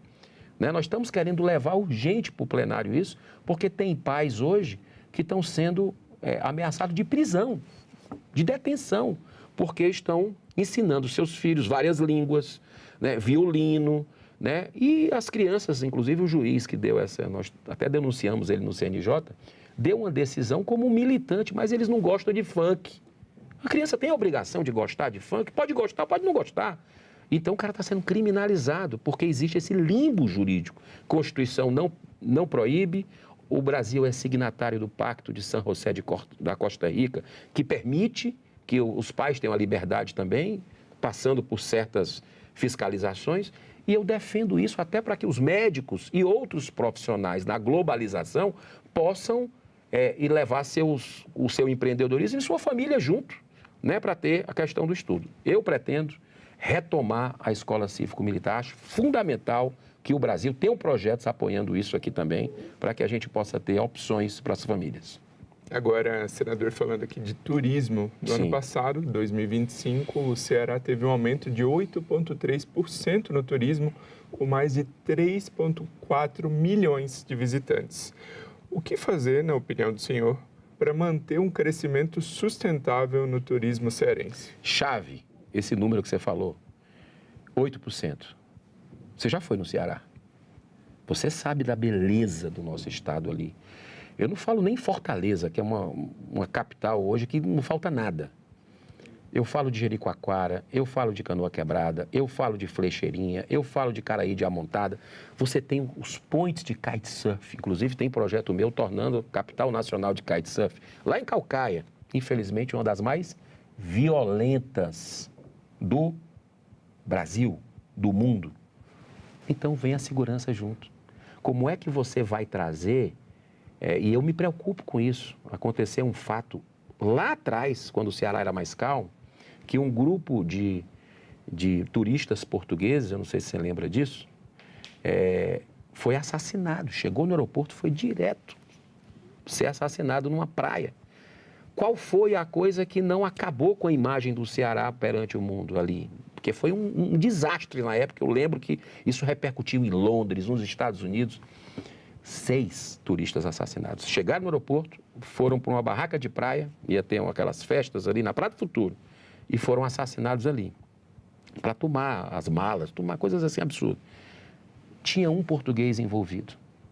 Isso amenizou um pouco a imagem do estado do Ceará perante. Mas agora, com esses índices aqui, assustadores de violência, imagina se acontecer alguma coisa, e infelizmente a gente vê de vez em quando, né, turistas roubados, né, e a população não se sente segura, ninguém com aplicativo sendo assassinado sempre, família sendo expulsa de suas casas, é uma coisa de terrorismo. Por isso que eu sou a favor de equiparar essas facções criminosas a organizações terroristas, para ter acordo de cooperação internacional, para combater, para asfixiar financeiramente, porque elas estão em outros países também, já chegaram lá. Então, o que é que eu vejo com relação ao turismo? Esse índice de 8% é um índice para bater palma? Mas poderia ser 18%, poderia ser 30%. A localização do estado do Ceará no mundo geopolítico, né, ela está bem próximo da Europa, talvez o ponto mais próximo ali, o Ceará, e dos Estados Unidos. Nós estamos ali estrategicamente.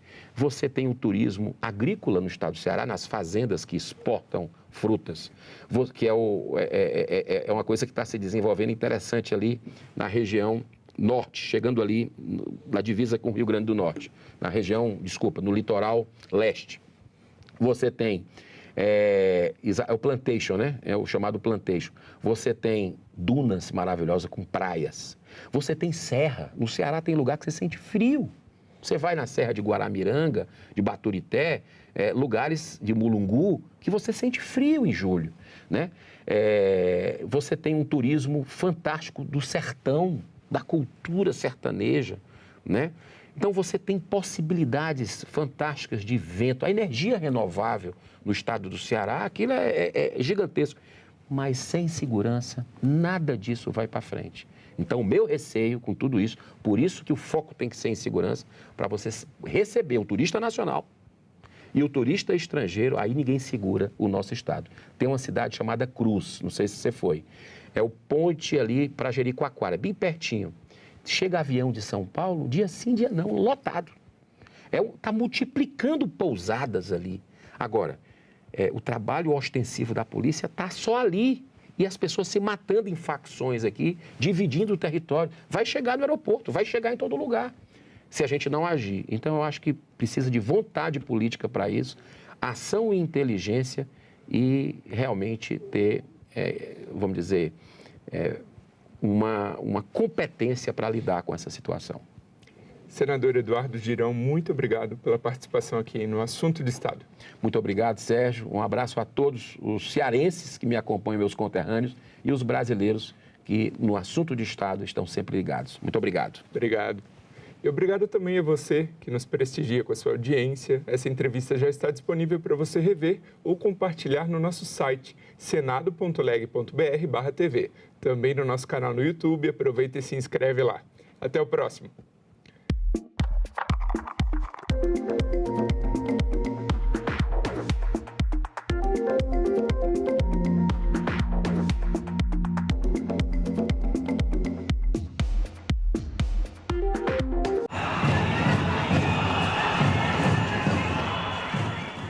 Nós estamos num momento que grande parte da juventude está atravessando, digamos, um período muito triste. Essa geração de adolescentes agora é a primeira geração que de fato é exposta à rede social desde criança. Precisa, enquanto sociedade, também ter um olhar para essa adolescência. Algum dia eu imaginei que não valia a pena Em discussão. Hoje, 8h, aqui na TV Senado.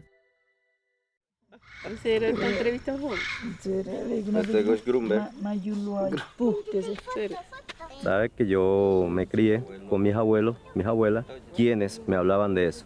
Ahí fue que yo entendí lo que es Macunaíma. Por eso es que siento que yo creo que soy nieto de Macunaíma. Importante para mantener las tradiciones de las comunidades indígenas es para que los muchachos, los jóvenes, no pierdan esa cultura, esa costumbre que tienen las comunidades indígenas, que han tenido los abuelos. Y yo no perdí pues de hablar en Taurepán, y mi plato típico, mi bebida típica, eso no lo he perdido para nada. Ahí estoy dando clases a ellos, los muchachos. Yo les cuento, yo los enseño a ellos todas las informaciones sobre la historia de Macunaíma, donde podamos mantenernos nuestra cultura viva. No solamente Macunaíma, hay muchas historias más que tenemos que contarle bastante.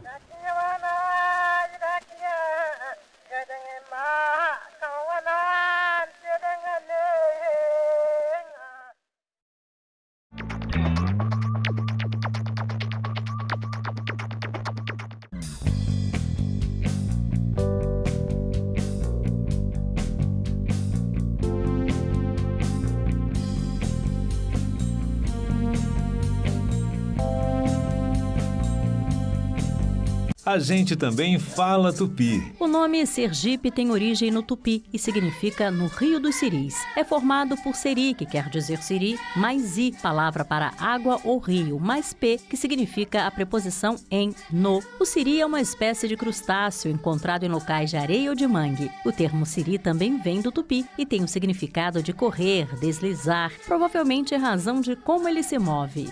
A gente também fala tupi.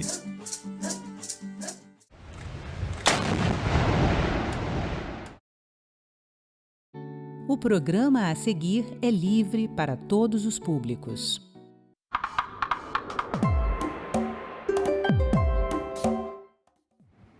Olá, eu sou Antônia Márcia Vale e neste Agenda Econômica vamos falar de saúde mental no trabalho. Esse aspecto das condições de trabalho é pouco falado e em alguns lugares é quase um tabu, mas é fundamental para a qualidade de vida e a produtividade de todos os trabalhadores.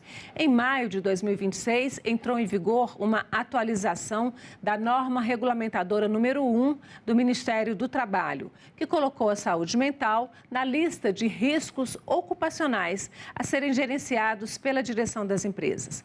Para falar sobre o impacto dessa medida, nós vamos conversar com o diretor do Departamento de Segurança da Saúde do Ministério do Trabalho, Alexandre Scarpelli. Alexandre, bem-vindo.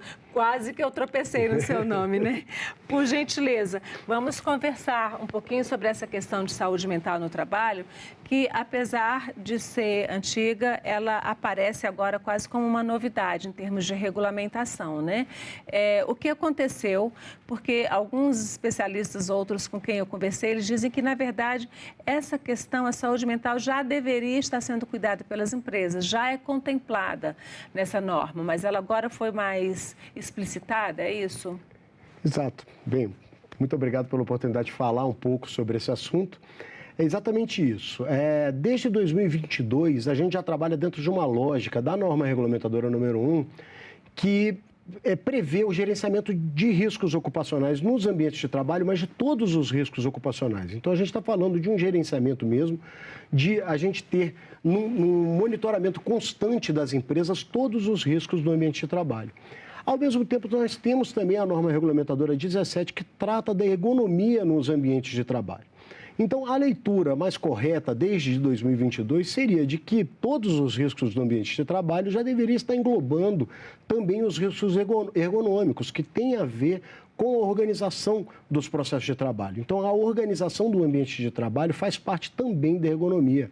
Então, nessa lógica, os riscos psicossociais que são provenientes dessa organização do trabalho, eles já deveriam estar sendo enfrentados pelas empresas. Só para a gente esclarecer o conceito aqui, ergonomia é a adequação do ambiente de trabalho à pessoa. Ao trabalhador, exatamente. Então, a gente tem que sair também um pouco daquela lógica, quando a gente fala em ergonomia, né, de que são os movimentos repetitivos ou que tem a ver com o mobiliário do ambiente de trabalho ou com as posições que são colocadas e as cargas de trabalho dos trabalhadores. Isso também é ergonomia, mas a ergonomia tem a ver com a organização do ambiente de trabalho. E o entendimento é de que os riscos psicossociais, eles derivam de falhas na organização, na distribuição das tarefas, em como que o ambiente de trabalho é gerenciado e organizado. E é sobre isso que os riscos psicossociais estão falando nessa inovação de agora, de 2026, quando foi aprovada a inclusão explícita na norma regulamentadora número 1, a questão do risco psicossocial.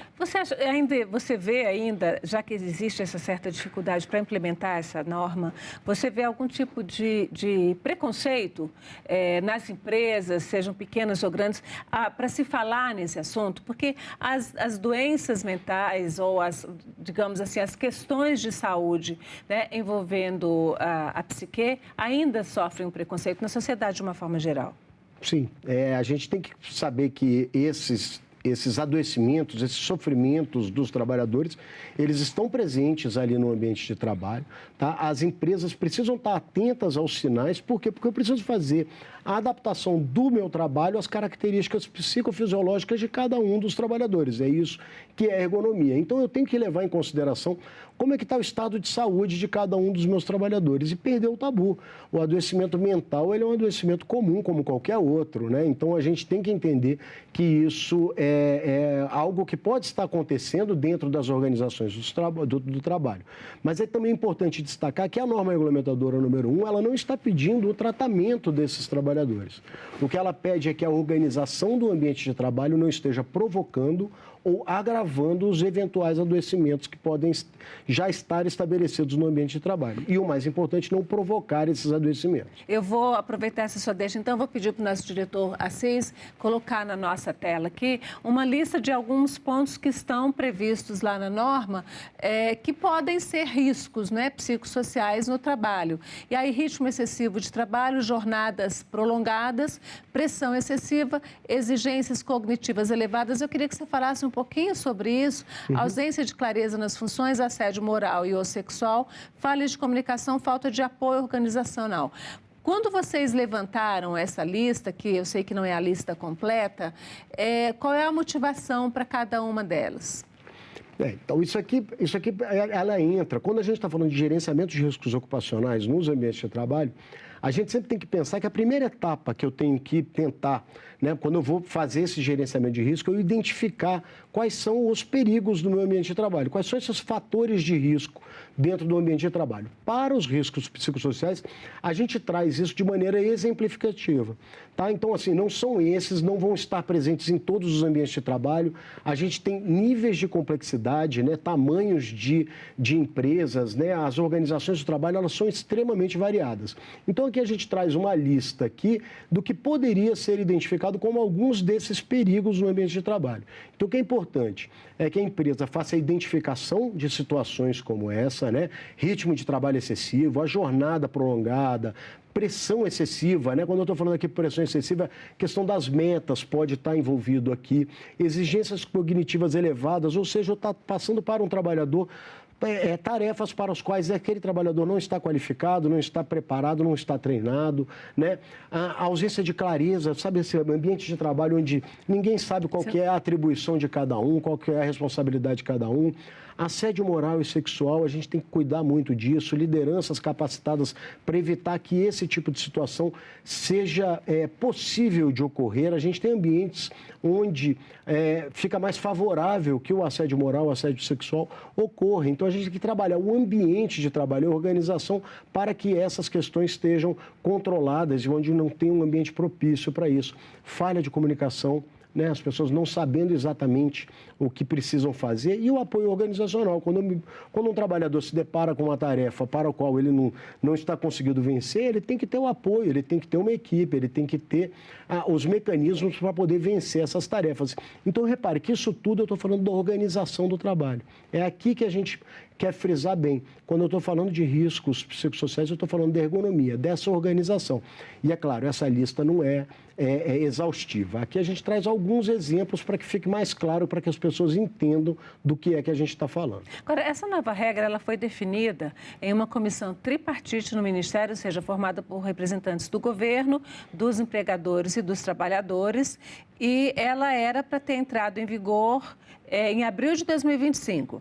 Na época, os patrões pediram para adiar, né? E agora queriam adiar novamente. O que você vê como de grande dificuldade para ser implementada? Existe alguma coisa nas empresas, de uma forma geral, que dificulte essa implementação? Ou é apenas a cultura de não estabelecer essas modernidades aí no mundo do trabalho?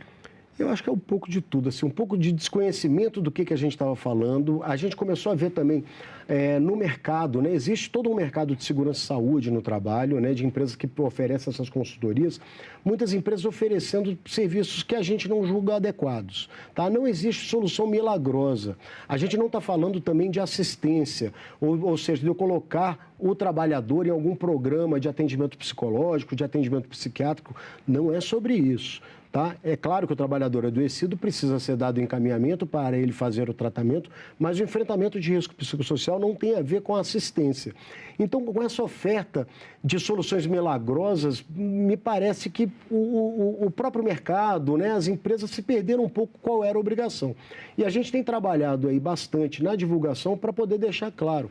É um enfrentamento das questões ergonômicas e de organização do trabalho. De eu observar essas questões de jornada, de trabalhadores que estão cansados, de trabalhadores que estão em excesso de tarefas e tentar controlar essas situações no ambiente de trabalho. Não é uma coisa individual. Você pode até ter pessoas com problemas com questões individuais que você vai identificar, mas é ver se a sua estrutura de trabalho não está favorecendo aí esse adoecimento. Chegamos no ponto. É uma abordagem coletiva, uma abordagem de olhar o ambiente de trabalho. Eu não preciso ficar olhando cada um dos trabalhadores.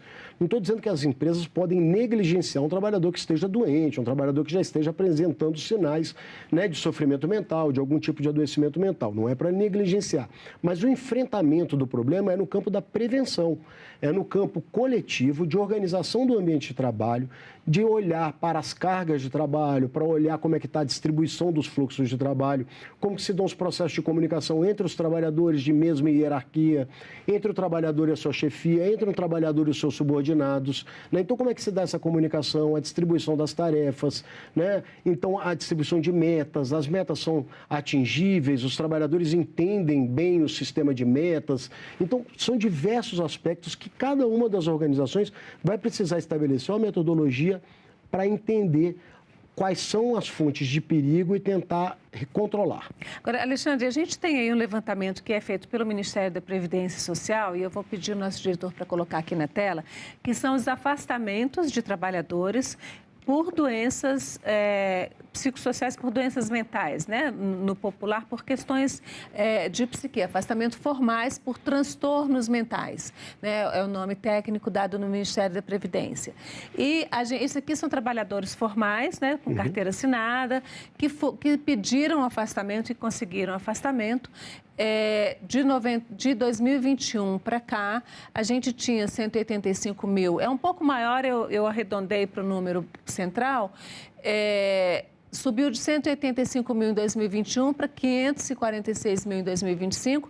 A gente tem esses números desde 2014 e eles vinham aí mais ou menos nessa média de 180, 185 mil. Mas tem esse crescimento exponencial aqui nesses últimos 5 anos.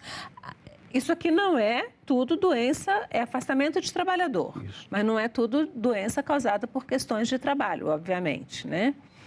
Eu acho que esse gráfico mostra muito o que está acontecendo na sociedade como um todo. Tá? Então, assim, se a gente for olhar os dados de saúde em geral, a gente vai observar essa mesma curva de crescimento. Então, assim, o mundo está vivendo uma explosão no número de casos de adoecimentos mentais. Tá? E isso tudo se reflete no mundo do trabalho. Então, assim, parte desses adoecimentos que a gente está vendo aí, parte deles tem origem lá no ambiente de trabalho, nem todos. Tá? Então, aqui a gente está falando dos afastamentos. O que a gente está agora buscando é que o mundo do trabalho entre nessa luta para que a gente consiga controlar esses transtornos mentais, esses sofrimentos, né, da população como um todo, mas para que os ambientes de trabalho não sejam as fontes de origem e nem sejam as fontes de agravamento. Né? Então, quando a origem não for no ambiente de trabalho, mas que o ambiente de trabalho também não seja uma fonte de agravamento desse sofrimento mental, desses adoecimentos mentais que a gente está enxergando na população como um todo. Agora, como é que as empresas podem atuar, né, a partir dessa nova regra, né? Porque a gente sabe que as empresas têm as famosas CIPAs, né? Uhum. Que são as comissões Comissões internas de prevenção de acidentes e assédio. E assédio. Isso. Pois o assédio foi acrescentado depois. Antes era só prevenção de acidentes, isso, né? Entrou assédio também. Como é que essas comissões vão ficar responsáveis por isso? São essas comissões, porque hoje são comissões formadas pelas direções das empresas, mas também muito por trabalhadores. Quem é que vai cuidar dessa questão dentro da empresa? Quem tem que cuidar do risco psicossocial é a empresa. Tá? Então, naquelas empresas onde a gente tem CIPA, não são todas as empresas, isso vai depender do grau de risco e do número de trabalhadores de cada uma das empresas, mas nas empresas onde a gente tem a CIPA tem um papel fundamental. Porque a CIPA pode ser um mecanismo de levantamento, né? Pode ser uma instância de debate e de levar informações para os trabalhadores, porque o trabalhador consciente também tem um potencial muito maior de identificar onde estão os problemas. E para o enfrentamento do risco psicossocial, isso é uma questão crucial. A participação dos trabalhadores é fundamental. A gente não consegue fazer o gerenciamento de risco ocupacional para o risco psicossocial se o trabalhador não for ouvido. Tá? Porque quem sabe onde estão os problemas, quem sabe se o trabalho é com sobrecarga, se está acontecendo uma questão de sobrejornada, é claro que a jornada a gente tem os controles internos da empresa também, mas a questão desse cansaço do trabalhador, a questão desses fluxos de trabalho, de distribuição das tarefas, da questão das metas, então tudo aquilo que a gente coloca como os fatores de risco, se a gente não tiver a voz do trabalhador, se o trabalhador não tiver voz ativa para que proponha soluções, para que aponte onde estão os problemas, a gente não vai ter um enfrentamento correto. Você está falando aí em jornada e a gente tem uma discussão, né, que tomou conta do país aí no último ano, que é a questão da jornada de trabalho, numa parcela muito grande dos trabalhadores, mais de um terço, que é a jornada de 6x1, ou seja, 6 dias de trabalho para apenas um dia de descanso. Qual é o impacto? Vocês conseguem medir? Vocês conseguem ter alguma informação sobre o impacto dessa jornada de trabalho na saúde mental, na saúde geral dos trabalhadores? É uma questão crucial, fundamental e central nesse debate, tá? Do risco psicossocial, ele está intimamente ligado ao sofrimento do trabalhador. Que quando eu estou falando de sofrimento, né, dessas questões que o trabalhador enfrenta ali no dia a dia do trabalho, o trabalhador descansado, com 2 folgas na semana, ele tem muito mais capacidade de enfrentar. O mundo do trabalho, ele traz pressão para todo mundo. Nós todos passamos por pressões, né? Nós todos temos que entregar resultados, né? E é assim que as coisas funcionam. A vida é assim, né? A vida é assim, exatamente. O que a gente está pedindo aqui é que não se extrapole ao ponto de eu provocar um sofrimento no trabalhador. Quando eu estou falando, então, da jornada 6x1, a gente está falando de uma jornada que traz um sofrimento por natureza. Um trabalhador que precisa se deslocar para o ambiente de trabalho, que precisa entregar, né, e se dedicar à empresa 6 dias da semana e fica com apenas um dia de folga, ele fica sem tempo para conviver com a família, ele fica sem tempo para cuidar das suas questões pessoais. fica sem tempo para poder progredir, estudar e tentar melhorar de carreira, melhorar, né, dentro da empresa. Então, é uma questão assim, central. A gente, quando está falando de risco psicossocial, adoecimento mental, eu estou falando muito também de jornada e de descanso dos trabalhadores. Então, as duas pautas estão intimamente relacionadas. Agora, essa norma não determina, né, uma metodologia específica para que as empresas, como as empresas vão fazer esse controle. Que tipo de orientação vocês estão dando? Nos primeiros 3 meses não haverá multa, né? A informação que a gente tem é que o Ministério, os fiscais do trabalho vão fiscalizar as empresas, vão avaliar, vão orientar, mas qual é o tipo de orientação? O que as empresas podem fazer? Bem, é uma determinação legal, né? Não foi assim um prazo maior que o Ministério do Trabalho tenha concedido. A gente tem uma previsão na própria CLT de quando a gente tem um normativo novo, a gente tem que passar por um período orientativo, e esse período orientativo é dado também por regulamentação em 90 dias. Então, é isso que nós estamos agora nessa etapa de orientar as empresas. Basicamente, o que as empresas precisam fazer agora é o início do enfrentamento do problema. Então, enxergar o problema, reconhecer os riscos, os fatores de riscos psicossociais dentro do seu ambiente de trabalho, alguns daqueles exemplos que nós já colocamos ali, jornada, distribuição das tarefas, as questões das metas, né, descanso do trabalhador, fluxo de comunicação, esses são alguns dos exemplos, mas fazer um exercício de identificar quais são esses fatores de risco e estabelecer medidas de controle. Quando eu estou falando de gerenciamento de risco ocupacional, eu estou falando de um processo de planejamento, né, que eu faço a identificação do problema, eu planejo medidas de controle, eu adoto medidas de controle e eu monitoro essas medidas de controle para poder saber se elas estão efetivamente funcionando ou não. E aquilo que não estiver funcionando, as empresas vão readaptando. Então, o que nós vamos pedir para as empresas agora? Iniciem o enfrentamento. Vai tudo ser resolvido? Não, no primeiro momento a gente tem consciência, é um processo de enfrentamento de um problema que é complexo, mas precisa ser iniciado. A gente tem também uma listinha de pontos que podem levar as empresas a sofrerem algum tipo de sanção se não forem atendidos, que é, no caso, como está começando, então, a partir de um momento, a não identificação dos riscos, a não adoção de medidas para evitar os danos, a implementação de ações insuficientes e também deixar de monitorar esses riscos ao longo do tempo. Como é que uma empresa pode identificar os riscos que podem causar adoecimento, algum tipo de transtorno mental em seus funcionários, em seus trabalhadores? Olha, tudo vai depender do nível de complexidade dessa organização da empresa. Então, eu pergunto isso porque a gente sabe que desculpa eu te interromper, por exemplo, é famoso que cozinha de restaurante é um lugar para fazer, é uma máquina de fazer doido. Redação de jornal também, né? Mas hospital também, são lugares onde o estresse natural, digamos assim, é muito grande. Como é que se lida numa situação dessa?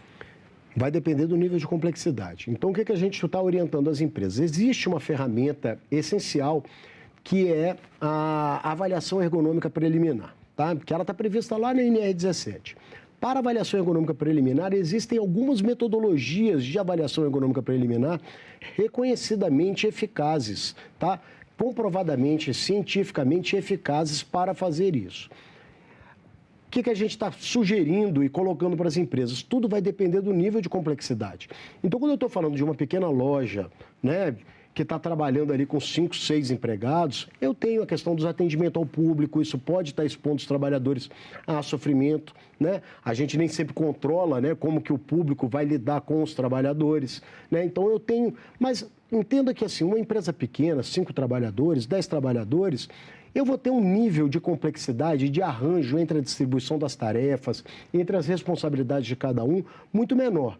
E coloquei aqui também que precisa ouvir os trabalhadores. Nesse caso, ouvir os trabalhadores é ouvir mesmo, é conversar com os trabalhadores, em uma entrevista, uma conversa, um bate-papo, para poder tentar entender e identificar, para que os próprios trabalhadores colaborem na identificação desses pontos que precisam ser controlados e melhorados dentro da empresa. Se eu estou falando de uma grande empresa, muito provavelmente a empresa já vai ter que lançar mão de questionários organizados, anônimos, para poder dar um pouco de liberdade para o trabalhador, estabelecer esses canais de comunicação. Então, tudo vai depender da complexidade de cada uma das empresas para que ela adote as medidas mais eficazes e mais adequadas para aquele nível de complexidade. Agora, essa fiscalização vai ser feita pelos fiscais do trabalho, né? Eles vão precisar de alguma autorização judicial para fazer essa fiscalização ou é de ofício? E aí, eu queria lhe perguntar um pouco sobre questões, por exemplo, a gente sabe que muitas empresas constrangem e algumas até, de fato, ameaçam fiscais do trabalho no exercício de sua função, né? Eu me lembro bem do assassinato de alguns fiscais do trabalho há alguns anos, né? Por conta de fiscalização, principalmente em áreas rurais, em fazendas. Como é que vai funcionar essa questão? Bem, assim, todas as empresas, isso é bom que fique claro, tá? O auditor fiscal do trabalho não precisa de autorização de ninguém para poder entrar na empresa, tá? Então, essa é uma autorização que vem da legislação, a gente já tem autorização uma natural, onde houver trabalhadores, né, desempenhando suas funções, o auditor fiscal do trabalho tem a permissão para entrar naquele ambiente. Como que a fiscalização vai ocorrer para isso daí? A gente vai entrar e entrevistar os trabalhadores, entrevistar os gestores da empresa, tentar entender os mecanismos, quais são as ferramentas que eles são utilizadas, por exemplo, para estabelecer meta do trabalhador, ou para os controles que são colocados, né, os sistemas de software, ou mesmo as ferramentas, as máquinas de trabalho que estão por ali. Imagina um trabalhador dentro de uma indústria onde a máquina dele está o tempo inteiro quebrando e ele não consegue entregar a produção que é exigida para ele. Isso pode constituir um risco, um fator de risco psicossocial, além dos riscos da máquina, né? Quando a gente vai nos ambientes, a gente está olhando todos os riscos de maneira geral. Então, deixem os auditores fiscais do trabalho entrarem nas empresas, conversarem com os trabalhadores, porque se houver qualquer tipo de embaraço, a primeira medida da inspeção do trabalho é um auto de infração por embaraço, por não deixar a gente desempenhar a nossa função. E isso faz com que o valor de todas as multas que poderiam ser aplicadas seja um valor elevado, ela fica multiplicada. A gente tem nas relações de trabalho no Brasil alguns fatores que são meio que estruturais, como vínculos de trabalho precários, né? A gente tem aí a pejotização, jornadas muito longas, pressões nesses momentos de mudança tecnológica. Como é que se lida com essa situação?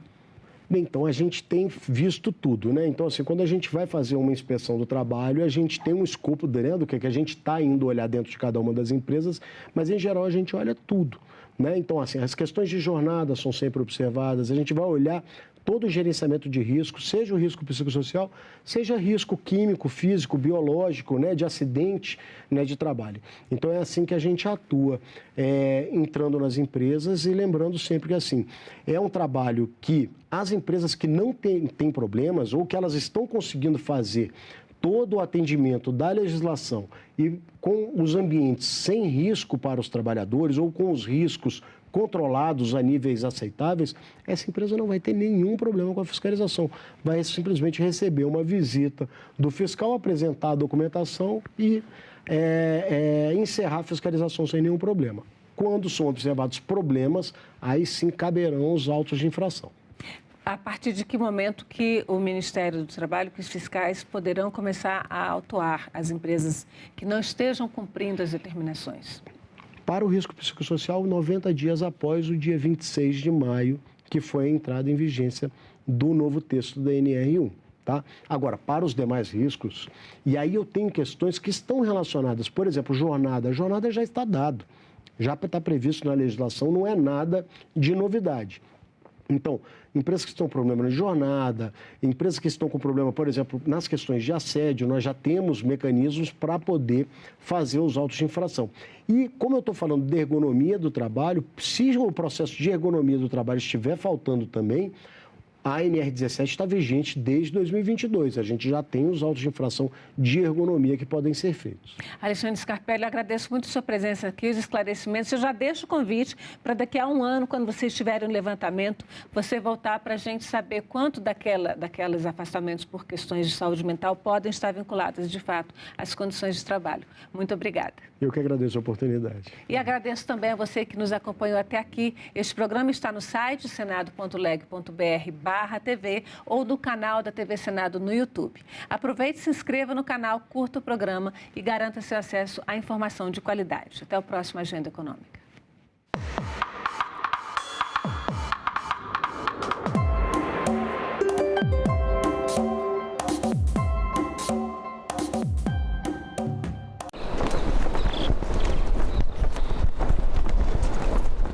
Nós temos num momento que grande parte da juventude está atravessando, digamos, um período muito triste. Essa geração de adolescentes agora é a primeira geração que de fato é exposta à rede social desde criança. Precisa, enquanto sociedade, também ter um olhar para essa adolescência. Algum dia eu imaginei que não valia a pena Em Discussão. Hoje, 20h, aqui na TV Senado. Tem coisas que passam pela nossa vida e fazem a diferença. Quando sobra mais dinheiro no fim do mês. Quando a burocracia diminui. Quando a comida quentinha chega à mesa. Quando a vida segue mais segura. Quando a proteção alcança quem mais precisa. Tudo isso parece distante da política, mas não é. É no Senado que projetos são debatidos, aperfeiçoados e transformados em lei. E quando essas leis são aprovadas, passam a fazer parte da vida de milhões de brasileiros e brasileiras. É assim que o país segue em frente e a democracia avança. O Senado aprovou, a sua vida avançou. Como a nova convenção da OIT promove o trabalho decente na economia das plataformas? Quais os impactos para empresas e trabalhadores? O assessor jurídico da CUT, Felipe Vasconcelos, a assessora especial de assuntos internacionais do Ministério do Trabalho e Emprego, Maíra Lacerda e Silva, e a advogada especialista da CNC, Luciana Diniz, respondem a essas e a outras perguntas ao vivo. TV Senado Live nesta sexta, 9h.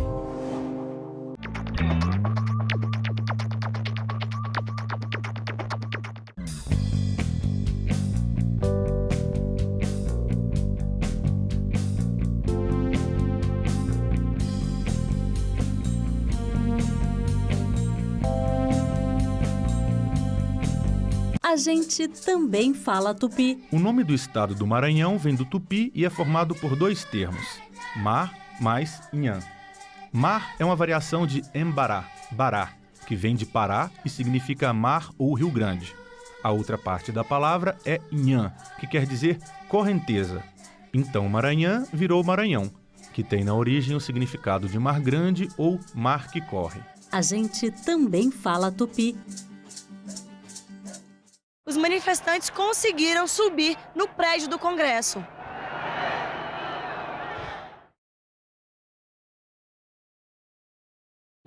O programa a seguir é livre para todos os públicos.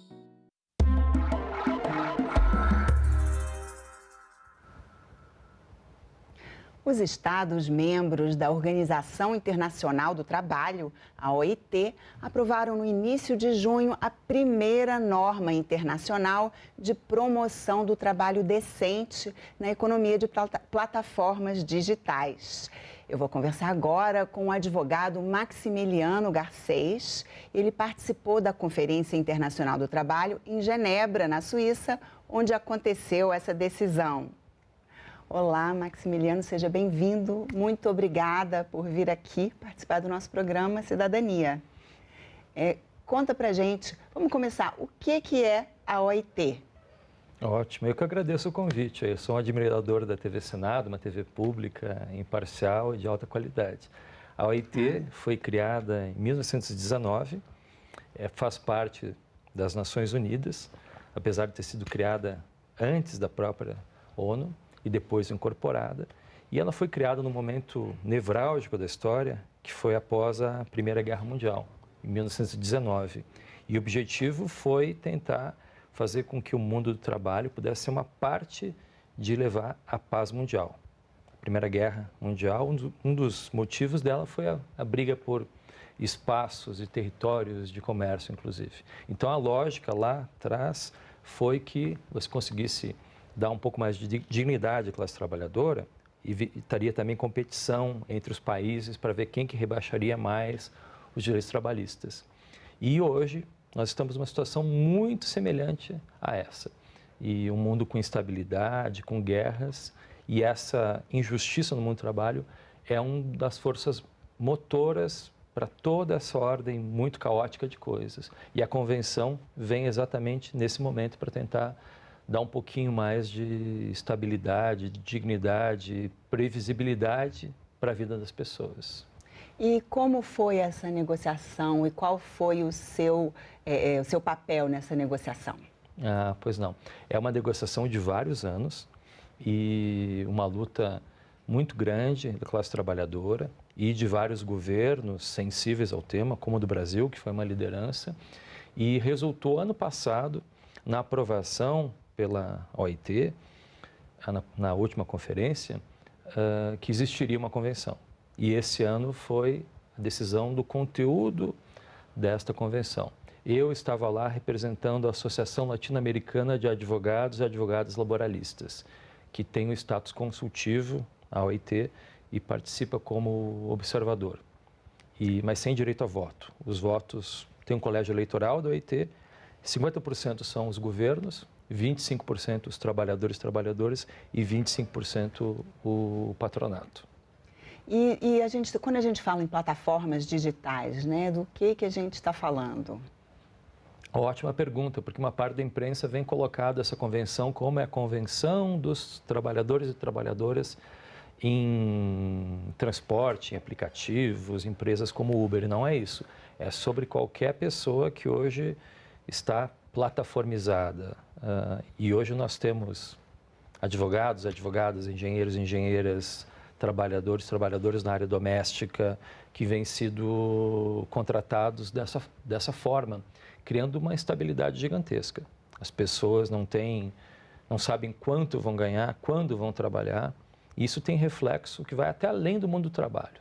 Não é uma convenção que interessa só a trabalhadores e trabalhadoras, mas a qualquer pessoa que quer viver numa sociedade com um mínimo de harmonia e que não deixe aí uma grande gama de pessoas ao relento, sem saber se vão conseguir comer amanhã, né? Então, tem reflexos muito grandes aí para toda a sociedade mundial. E o que a convenção traz, então, de mudança? Ela é uma convenção, eu considero que seja o fato mais importante nas relações capital-trabalho em todo o mundo nas últimas décadas. E tem um impacto enorme e por isso que teve muita resistência, principalmente do governo estadunidense, que formou um bloco junto com Israel e Argentina, tentando inviabilizar a convenção com apoio de lobistas de grandes empresas. E o que ela garante é um mínimo de dignidade a qualquer pessoa que trabalha em aplicativos, seja na economia formal, seja como seletista, seja na informal. Garante, por exemplo, um salário mínimo, garante acesso à previdência social, garante as garantias mínimas de saúde e segurança, garante que essas grandes empresas não possam excluir as pessoas de aplicativos assim ao relentos, de uma hora para outra, sem nenhum tipo de justificativa. Então, as empresas precisam agora, depois da ratificação por cada país da convenção, dar uma justificativa para isso, porque tem vários estudos científicos mostrando que esses algoritmos que acabam decidindo quem vai sair, quem vai entrar, acabam levando em conta muitas vezes a etnia da pessoa, se a pessoa participa de algum setor excluído da sociedade, né? Então, tem uma série de garantias muito, muito importantes. É interessante que o senhor mencionou os algoritmos, né? Assim, uma das previsões é exatamente que essas decisões mais impactantes vão ter que ser revisadas, passar por um ser humano ali, opinião humana, não é isso? Exatamente, exatamente. E é importante a tua pergunta, porque essa era uma das questões mais importantes que grandes empresas estavam tentando inviabilizar, que é uma certa transparência nos algoritmos, na maneira como são feitas as decisões, né? A redação não foi a ideal. A redação acabou sendo um pouco desidratada, ainda foi até melhor que esperávamos, mas na questão da transparência ainda teve uma redação um pouquinho vaga, mas que garante um certo avanço e impede que isso seja feito de maneira completamente às cegas, né? Não vai ser exatamente, a gente sabe que exatamente não vai ser uma decisão humana em cada exclusão de aplicativos, mas ao menos vai garantir que sindicatos, os próprios trabalhadoras consigam ter um pouquinho mais de ingerência e saber o que está acontecendo nas suas vidas, né?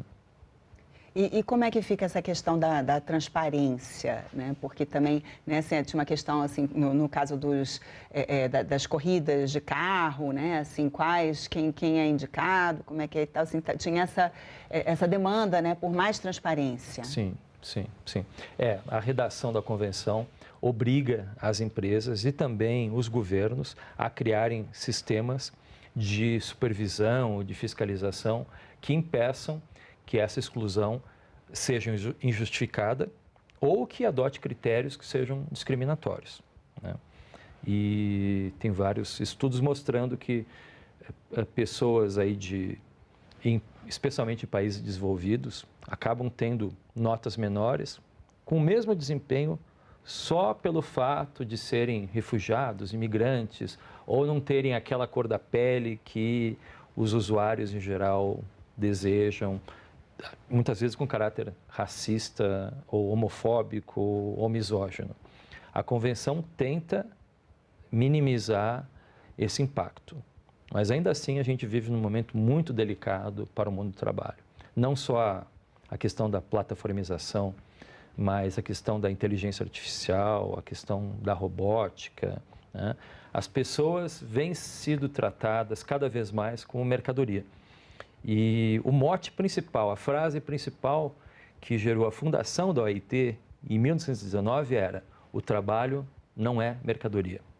E hoje a gente está vivendo exatamente o oposto. As pessoas têm sido coisificadas, né? E quando as pessoas falam em terceirização, uberização, muitas vezes não é isso. O que acaba acontecendo na prática é o aluguel de pessoas. As pessoas são tratadas como um bem qualquer que você aluga, não quer mais jogar fora, de uma maneira desumanizada. E isso traz impactos muito grandes além do mundo do trabalho, né? Uma pessoa que é mãe ou pai sabe que uma criança precisa de algum tipo de previsibilidade, de segurança. E um trabalhador ou trabalhadora que não sabe quando vai trabalhar, quanto vai receber, tem muita dificuldade de conseguir gerir um lar, de conseguir prover educação. Tem impactos muito grandes na saúde mental, inclusive, que as pessoas ficam desesperadas de não saber o dia de amanhã. E isso gera também uma concentração brutal de riqueza, né? A gente tem hoje algumas poucas pessoas tentando criar ilhas nas quais as leis não se aplicam e uma multidão de pessoas aí ao relento.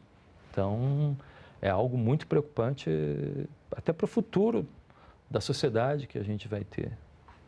E como ficou no texto a questão do vínculo empregatício, que é sempre, né, um grande debate, né? De um lado tem gente que diz que não, eles estão só facilitando um trabalho autônomo. Como é que ficou essa redação?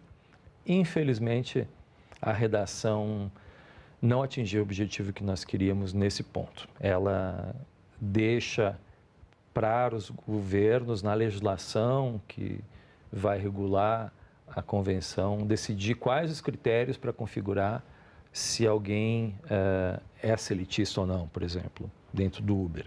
Por isso que a redação da convenção, ela tenta lidar com esse ponto, aplicando as garantias tanto para quem é seletista na economia formal quanto informal, né? Mas garante salários mínimos e tem uma previsão geral que se assemelha um pouco ao artigo 3º da CLT, que quando há algo que seja periódico, com subordinação, haveria uma relação de emprego, mas nesse ponto ela ficou vaga. Então, ela vai depender ainda de cada ordenamento jurídico que garanta um mínimo de dignidade às pessoas.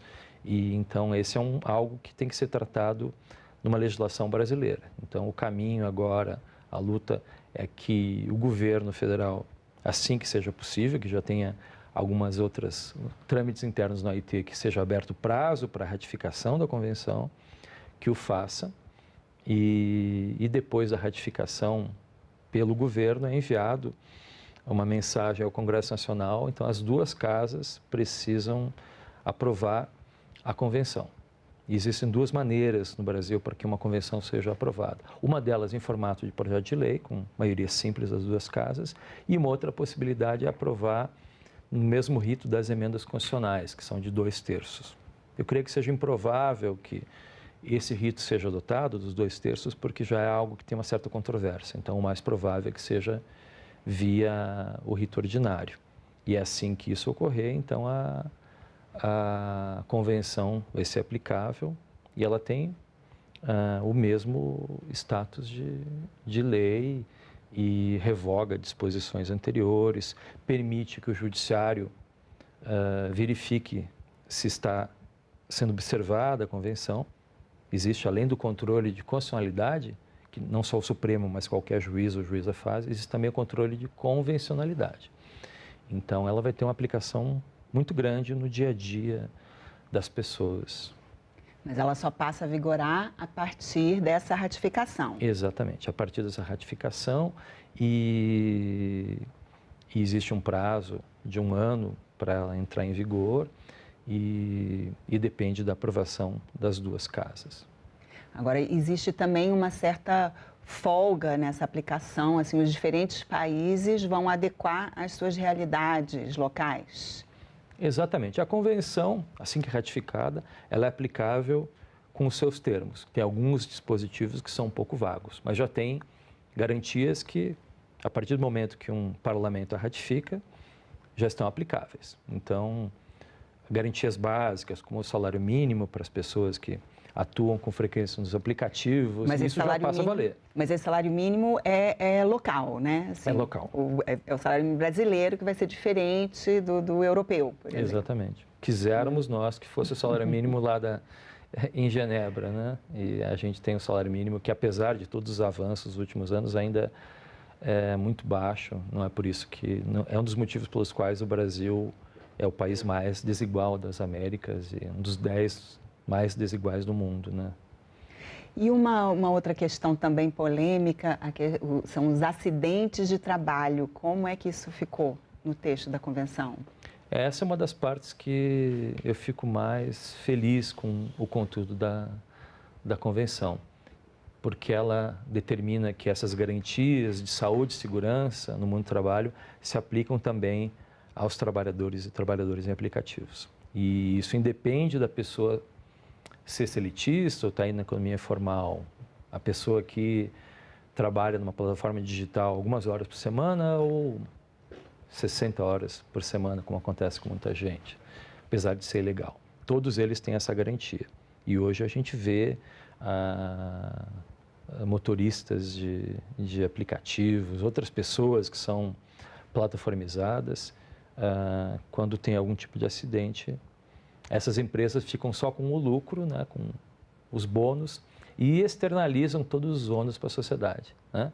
Os custos para o SUS, para o INSS, né, para os reflexos sociais das pessoas que perdem emprego, que têm um acidente, famílias que ficam no desamparo. Então, o objetivo é tentar evitar essa enorme concentração de riqueza que as plataformas vêm gerando. Algumas poucas empresas lucrando gigantescamente e quando alguma coisa dá errado, é a sociedade que paga, os governos que pagam. Quando a gente fala assim num acidente mesmo de trabalho, né, assim, é um momento ali que isso ocorre, mas às vezes tem também questões crônicas que vão aparecendo ao longo do tempo, isso, inclusive às vezes até de saúde mental. Sim. Né? Isso também está previsto, as plataformas também vão ter que arcar com isso? A convenção não entra em detalhes dessa natureza. Ela fala da garantia à saúde e segurança do trabalho, né? E hoje em dia, a gente vive num mundo do trabalho que é diferente de 30, 40 anos atrás, né? Por exemplo, quem é bancário ou bancária, em geral, na década de 70, 80, sofria basicamente LER e DORT. Hoje, as doenças do mundo do trabalho são, em boa parte, psíquicas, né? Então, isso vai depender da maneira como vai ser interpretado. Eu considero que saúde e segurança abrange, sem dúvida, a saúde mental. E a gente vive hoje uma pandemia de de sofrimento mental dos trabalhadores e trabalhadoras aplicativos. Seja pela natureza do trabalho, quem dirige, por exemplo, mas principalmente pela maneira, a lógica da coisa, que deixa a pessoa sem nenhum tipo de garantia. A pessoa está trabalhando e não sabe dizer para o filho ou para a filha como é que vai ser semana que vem. A pessoa tem um adolescente. Mamãe, papai, será que eu vou poder fazer uma faculdade privada? Olha, vai poder fazer, posso pagar os primeiros meses, mas daí depende do algoritmo, depende do aplicativo, depende das mudanças que vão acontecer. Então, é para dar um pouquinho mais de dignidade para o mundo do trabalho e para a sociedade. Senão a gente vai virar numa sociedade que fica todo mundo ao relento, né? Imagina aqui se o Senado decide plataformizar todos os jornalistas. Dizer, não, você vai trabalhar, quando tiver um programa a gente te chama, ou chama quem responder mais rápido, né? Uma vez até numa audiência pública na Câmara dos Deputados, eu estava debatendo com um desembargador e falei, imagina se o judiciário faz isso. O juiz, a juíza, o desembargador, a desembargadora, ele recebe quando é chamado. Quando tem volume de processos, ele é chamado, senão ele fica ao relento, né? E sexta-feira de tarde você vai trabalhar, depois vai ficar 3 dias sem trabalhar, depois trabalha no domingo. Quem que consegue ter um lar decente, ter uma narrativa de vida dessa maneira? Por isso que eu acho que a aprovação da convenção é algo que interessa a qualquer pessoa e a qualquer deputado, deputada, senador ou senadora, independente de ser de esquerda ou de direita. A gente está falando aqui de uma questão ideológica, uma questão de dignidade do trabalho, né? Por exemplo, a bancada evangélica ou religiosa que defende a família, em tese, para você poder ter uma família funcionando com um mínimo de dignidade, você precisa ter condição de se organizar e garantir o teu ganha-pão, um tipo de previsão, de projeto de futuro. Então, os reflexos são muito grandes, né? Se todo mundo está fora da CLT, é peixotizado, uberizado, terceirizado, você não tem mais INSS, você não tem fundo de garantia e você não tem mais um mínimo de coesão social. Isso reflete na violência, reflete na diminuição da qualidade do trabalho das pessoas, né? Muitos empresários brasileiros reclamam da produtividade brasileira, que é difícil contratar gente qualificada. Mas como é que vai esperar que você tenha um país que consiga disputar grandes nacos do capitalismo internacional, produzir ciência, tecnologia, valor agregado, tratando as pessoas dessa maneira transitória, todo mundo vagando num emprego aqui, um subemprego aqui, uma terceirização, né? Sem condição de estudar, sem condição de garantir que seus filhos e filhas estudem adequadamente. Então, isso é algo que interessa a todo mundo, inclusive aos empresários, inclusive a pessoas de qualquer classe social. Não sei que você seja um mega bilionário, que você já tem sua própria ilha, mas mesmo empresários precisam ter uma sociedade que consiga consumir, que consiga estudar, que consiga ter dignidade. A convenção vem para isso, evitar que a gente entre no mundo de um futuro distópico, de um cada um por si, de uma parte da sociedade que é completamente, que pode ser eliminada, né? Além disso, a gente vai enfrentar as mudanças climáticas, o avanço da robótica, da inteligência artificial, né? A gente não pode transformar o nosso mundo num salve-se quem puder, e qualquer religião, por exemplo, defende valores que dialogam com a convenção. Dentro dessa questão da dignidade, né, além dessa previsibilidade, conseguir fazer um planejamento, a pessoa, né, precisa trabalhar um mínimo para conseguir ganhar, mas tem também o outro lado, que é o excesso, né? Às vezes a pessoa fica trabalhando ali, vai ter ser observado, assim, um limite máximo, ou a pessoa pode ficar ali aceitando serviços 24 horas e trabalhar direto, o que também vai prejudicar, né, a saúde e a família também. A convenção tem dispositivos, ainda que genéricos, que garantem essa defesa da dignidade da pessoa humana. As garantias da saúde, da segurança, do ordenamento jurídico evitam também isso, né? Acabou de sair, eu estava lá em Genebra e vi o New York Times de segunda-feira e tinha todo um debate muito parecido com o que você está tratando, sobre os trabalhadores e trabalhadoras na Índia, que estão agora em várias cidades com 45 graus de temperatura e as pessoas tendo que decidir se iam ter o risco de desmaiar ou de morrer ou se iam ter direito ao descanso não remunerado. Então, a gente não pode ter uma sociedade na qual a pessoa decide se vai trabalhar e vai ganhar ou se vai morrer, né? Você precisa ter um mínimo de dignidade.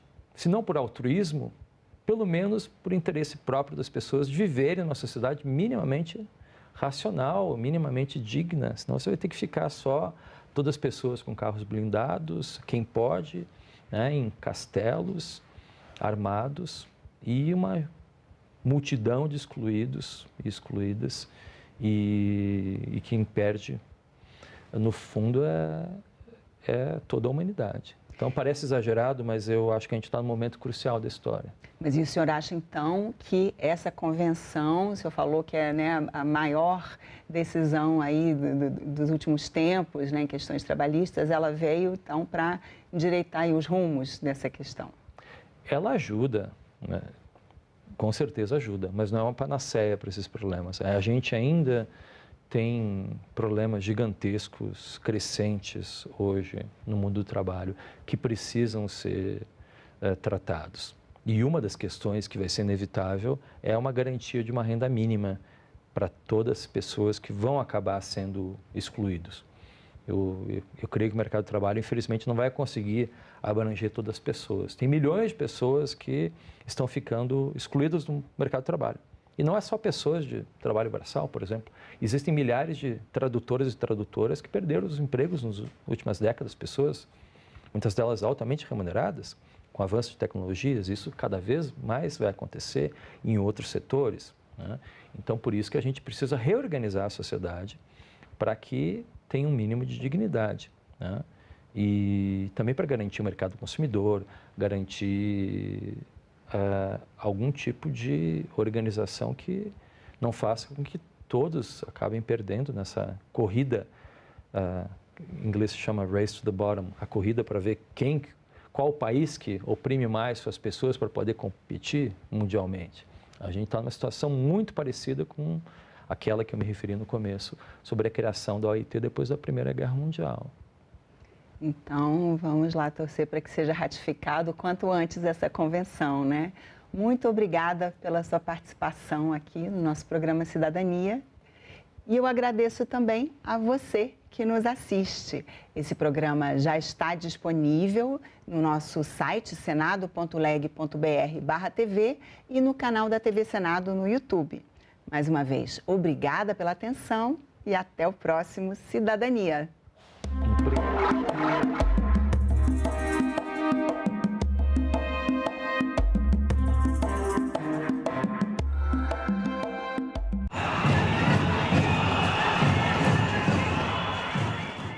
Nós temos um momento que grande parte da juventude está atravessando, digamos, um período muito triste. Essa geração de adolescentes agora é a primeira geração que de fato é exposta à rede social desde criança. Precisa, enquanto sociedade, também ter um olhar para essa adolescência. Algum dia eu imaginei que não valia a pena Em discussão.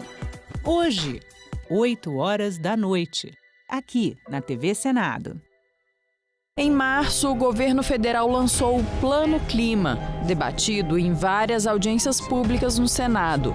Na prática, serve para planejar municípios mais resilientes, inclusive a forma de ocupação territorial, com metas de redução de emissão de gases de efeito estufa e adaptação a eventos extremos. O pessoal da Secretaria Nacional de Periferias está inovando numa estratégia que é as soluções baseadas na natureza nas periferias. Então, ao invés de eu concretar totalmente um morro, uma contenção de uma encosta, é pensar também algumas estratégias verdes associadas, né? Isso ajuda a aumentar a permeabilidade do solo. Claro, isso não é solução para todos os casos do país, acho que depende muito do grau de risco, né, e da característica do solo daquela região, mas de uma maneira geral a gente tem apostado de que trabalhar com estratégias que se voltem mais para as infraestruturas naturais são mais, digamos assim, sustentáveis ao longo do tempo. O nosso dia a dia parece distante da política, mas não é. É no Senado que projetos são debatidos, aperfeiçoados e transformados em lei. E quando essas leis são aprovadas, passam a fazer parte da vida de milhões de brasileiros e brasileiras. É assim que o país segue em frente e a democracia avança. O Senado aprovou, sua vida avançou. A Umbanda, ela tem a origem africana, indígena e cristã. A gente vai ter a associação com os santos católicos, né, que foi o processo sincrético, a invocação da seiva das matas, da presença das matas como elemento vigoroso de força espiritual, e das tradições africanas, o culto aos orixás, né, o orixá, a força da cabeça. Boto Fé, neste sábado, 7 horas da manhã, aqui na TV Senado. A Copa do Mundo.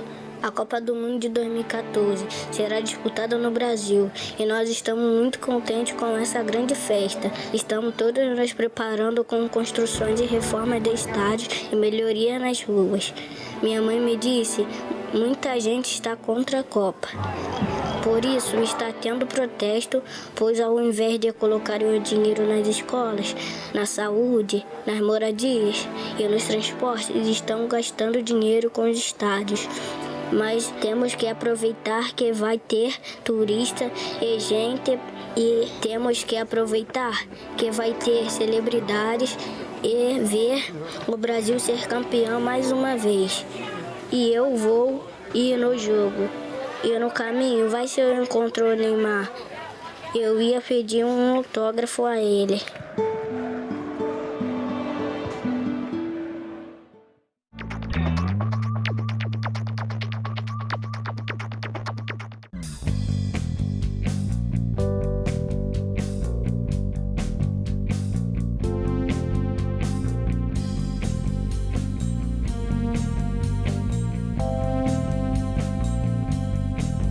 A gente também fala tupi. O nome Sergipe tem origem no tupi e significa no Rio dos Siris. É formado por seri, que quer dizer siri, mais i, palavra para água ou rio, mais p, que significa a preposição em, no. O siri é uma espécie de crustáceo encontrado em locais de areia ou de mangue. O termo siri também vem do tupi e tem o significado de correr, deslizar, provavelmente em razão de como ele se move.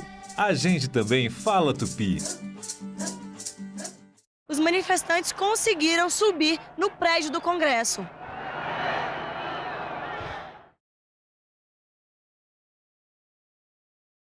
O programa a seguir é livre para todos os públicos. Sempre os meninos ou as meninas têm que usar preservativo. Criar de criança sozinha, não ter com quem deixar para cuidar. A educação em saúde, dentro das escolas, é o principal para evitar a questão da gravidez.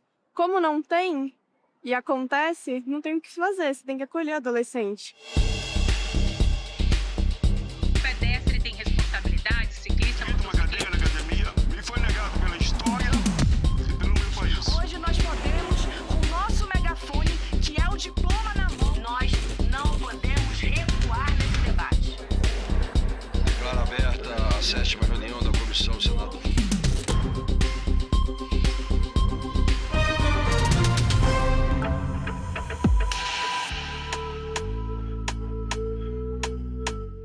Em 2024, 273 mil nascimentos de bebês de mães com até 19 anos no Brasil. 12 mil só de mães com idades entre 10 e 14 anos. Esses números representam 11,4% do total de nascimentos no país. Em 2019, a taxa de mães adolescentes era de 14,7%. Os números melhoraram, mas a gravidez na adolescência permanece um problema de saúde pública, com reflexos principalmente na educação, levando muitos jovens ao abandono dos estudos. Como é que nós estamos em relação a essa maternidade precoce, essa maternidade juvenil? Quando a senhora começou até hoje, isso diminuiu ou é uma coisa recorrente? Nos anos 2000, nós tínhamos 750 mil partos, 750 mil adolescentes que deram à luz em 2000. Em 2024, nós temos 273 mil pessoas, adolescentes que deram à luz. Nós temos 32 meninas de 10 a 19 anos por hora que são mães. E no Brasil, nós estamos com níveis semelhantes a muitos países com baixa renda e que não têm o SUS. Como é que a gente consegue chegar de norte a sul, leste a oeste? Como é que o Ministério tem esse olhar? Porque tem locais muito mais difíceis de penetração. Qual é a estratégia? 11,4% dos bebês que nasceram no ano de 2024, eles são filhos de mães que não tinham mais do que 19 anos de idade, né? A gente costuma criar critérios de priorização para que o recurso financeiro e as ações de assistência técnica, que são o papel do MEC, elas cheguem mais fácil e mais rápido para os territórios mais vulneráveis. O Programa Saúde na Escola, por exemplo, ele prioriza escolas que estão localizadas em municípios com menor indicador de desenvolvimento humano, com menor condição de renda daquelas famílias, para a gente chegar um pouco mais perto, por exemplo, de estudantes que estão localizados em escolas, em aldeias indígenas, em comunidades remanescentes de quilombos. Laíse e Laiane, mãe e filha, hoje jovens, adultas, mas que já passaram pela gravidez na adolescência.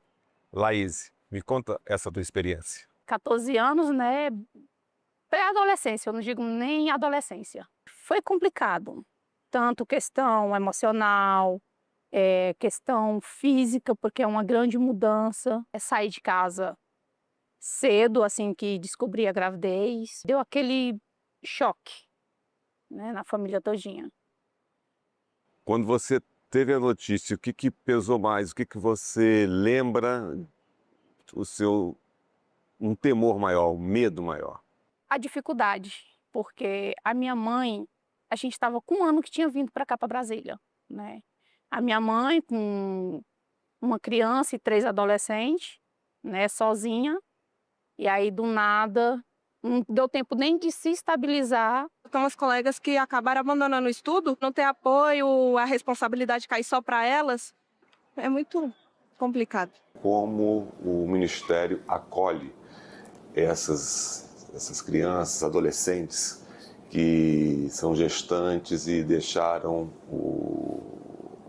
os estudos e querem voltar, estão voltando? Quais são as políticas públicas que nós temos para isso? Especificamente falando em adolescentes, crianças e adolescentes, eu queria destacar o programa Escola das Adolescências. É uma política pública inteiramente voltada para os sujeitos que estão lá na escola, nos anos finais do ensino fundamental, significa dizer que eles têm entre 11 e 14 anos de idade. Então esse programa ele tem um conjunto de estratégias voltadas para a gente conseguir fortalecer um pouco mais a aprendizagem nos anos finais do ensino fundamental, mas ele se conecta muito com a etapa que esses adolescentes estão vivenciando, a transição importante nas suas vidas, né, do final da infância para o início da juventude. Então a escola organiza formas de acolhimento, de escuta, de reorganização do currículo. Questão de escola, como é que ficou isso? Continuei estudando até um certo ponto da gravidez, mas chegou um ponto que teve que parar, que estacionar. E aí depois que a gente tem o bebê, quem cuida da criança é a gente, não tem um responsável, digamos assim, ou a mãe, ou a outra avó da criança para ter apoio. Eu tive meu primeiro filho com 14 anos. Hoje estudo é tudo, né? Se você não tiver estudo, você não tem nada. Meu filho, eu cheguei a estudar e parei. E aí, depois de velho, eu vejo que tá acontecendo a mesma coisa, né? Então, eu vejo mães deixar de estudar para poder cuidar de casa. Importante destacar também o programa Pé de Meia, que apesar de ser um programa de permanência com foco no ensino médio, nas juventudes, onde a gente também tem um número expressivo de adolescentes que engravidam, a gente tem mecanismos de apoio financeiro para estudantes que, às vezes, por uma vulnerabilidade também socioeconômica, interrompem os estudos e, estando gestantes, isso se complica ainda mais, né? Vale ainda destacar o Pacto Nacional pela Recomposição das Aprendizagens, que foca essencialmente em estudantes que chegam a uma determinada série do ano letivo e que não conseguiram, de fato, apresentar os conhecimentos, tanto ter um bebê, né, na precocidade das suas vidas, de maneira tão juvenil, impacta as trajetórias, quanto também não estar conseguindo acompanhar os estudos. O sonho de voltar ao estudo, e isso... Concluí meu estudo, inclusive fazer faculdade de Direito, né? Eu tenho essa vontade, vou fazer ainda. Mas a gente vai abrindo mão por um tempo, né? Estudar primeiramente, né? Não ser pai cedo.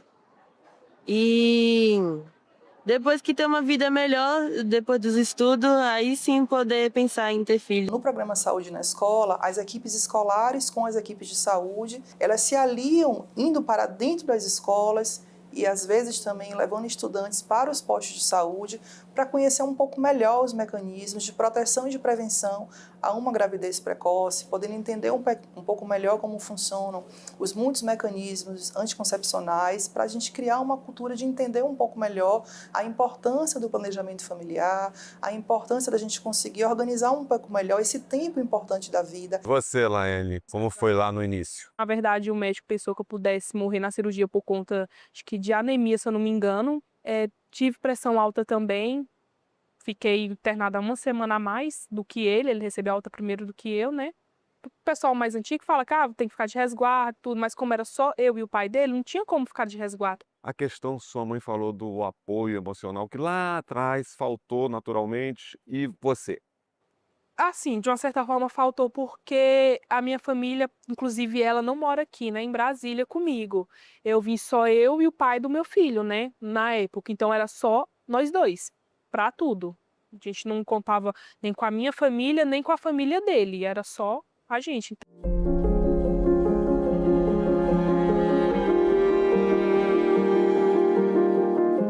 Para a gente entender por que o risco é maior numa adolescente. E nós tivemos 228 meninas, adolescentes, que morreram durante o parto ou logo depois do parto. É quase que uma por dia. A adolescência fica desnutrida, com anemia, e como ela começa tarde, o pré-natal, vai ter ganho de peso inadequado, né? Vai ter infecções e tem um maior desgaste físico e atraso no seu próprio crescimento. Quais são as consequências em relação para a mãe, para a vida reprodutiva futura e para o próprio bebê? Existem consequências? Esse bebê, ele pode primeiro nascer com baixo peso, que é diferente de parto prematuro. Parto prematuro é antes das 36 semanas, mas ela pode nascer mesmo de tempo certo com baixo peso. Do parto, antes do parto e depois do parto, a questão da saúde, de levar para a pediatra, como é que funcionou? Fui bem acolhida pelo sistema. Tive pré-eclâmpsia dela, né? Minha pressão foi para 17 alguma coisa e aí fiquei internada. Apesar dos médicos estar tudo nervoso, porque um adolescente, uma gravidez de risco. A senhora falou para o bebê e para a mãe jovem que tem um filho jovem. Se ela estiver ainda em fase de crescimento com 14 anos, ela vai parar o seu crescimento. Mas ela pode ter hipertensão na gravidez. E essa hipertensão que pode causar a eclâmpsia. Ela pode ter hemorragias depois do parto, porque o útero não tem essa contração que se espera pós-parto. Então, ela pode ter risco, sim, de morrer.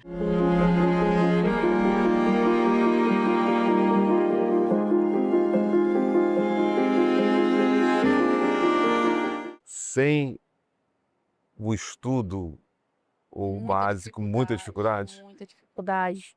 Eles exigem muito, e questão de experiência. Aí você ficou em casa muito tempo, perdeu muito tempo, não estudou, não conseguiu trabalhar por causa da vida cotidiana de cuidar de criança. Então fica complicado. E aí até essa questão de trabalho, né? Qualquer coisa que você vai fazer, você tem que ter um grauzinho de instrução. Hoje em dia, tudo que você vai fazer, tudo exige conhecimento. Uma quarta política que vale ser mencionada, que é o programa Ensino Médio Mais. Esse programa foca essencialmente estudantes que estudam à noite, estudantes do turno noturno. Muitas estudantes, ao engravidar, às vezes interrompem o ano letivo e voltam, né, depois de um ciclo de reprovação, 1 ano ou 2 anos mais tarde, já com a distorção idade série para aquele ano ali previsto. Então, o Ensino Médio Mais também promove um conjunto ali de iniciativas para ressignificar um pouco o ensino médio noturno, com muita busca ativa para trazer esses estudantes de volta para a escola, para que a gente consiga assegurar a terminalidade da educação básica. A questão dos estudos hoje, talvez, né, em algumas escolas até seja, né, um bom ponto, e eu até incentivo, né, e isso não tira o apoio do aluno, né, hora nenhuma, ele tem que estudar mesmo, ele tem que ter uma formação, né, mas eu acredito que a educação, ela vem primeiro do lar, sabe, eu acredito muito nisso. Se a educação não vir do lar, o adolescente ele não vai conseguir estudar em lugar nenhum. O projeto no Senado Federal altera a LDB, a Lei de Diretrizes e Bases da Educação, e o ECA, o Estatuto da Criança e do Adolescente. O objetivo é promover ações para o enfrentamento ao abandono escolar por causa da maternidade precoce.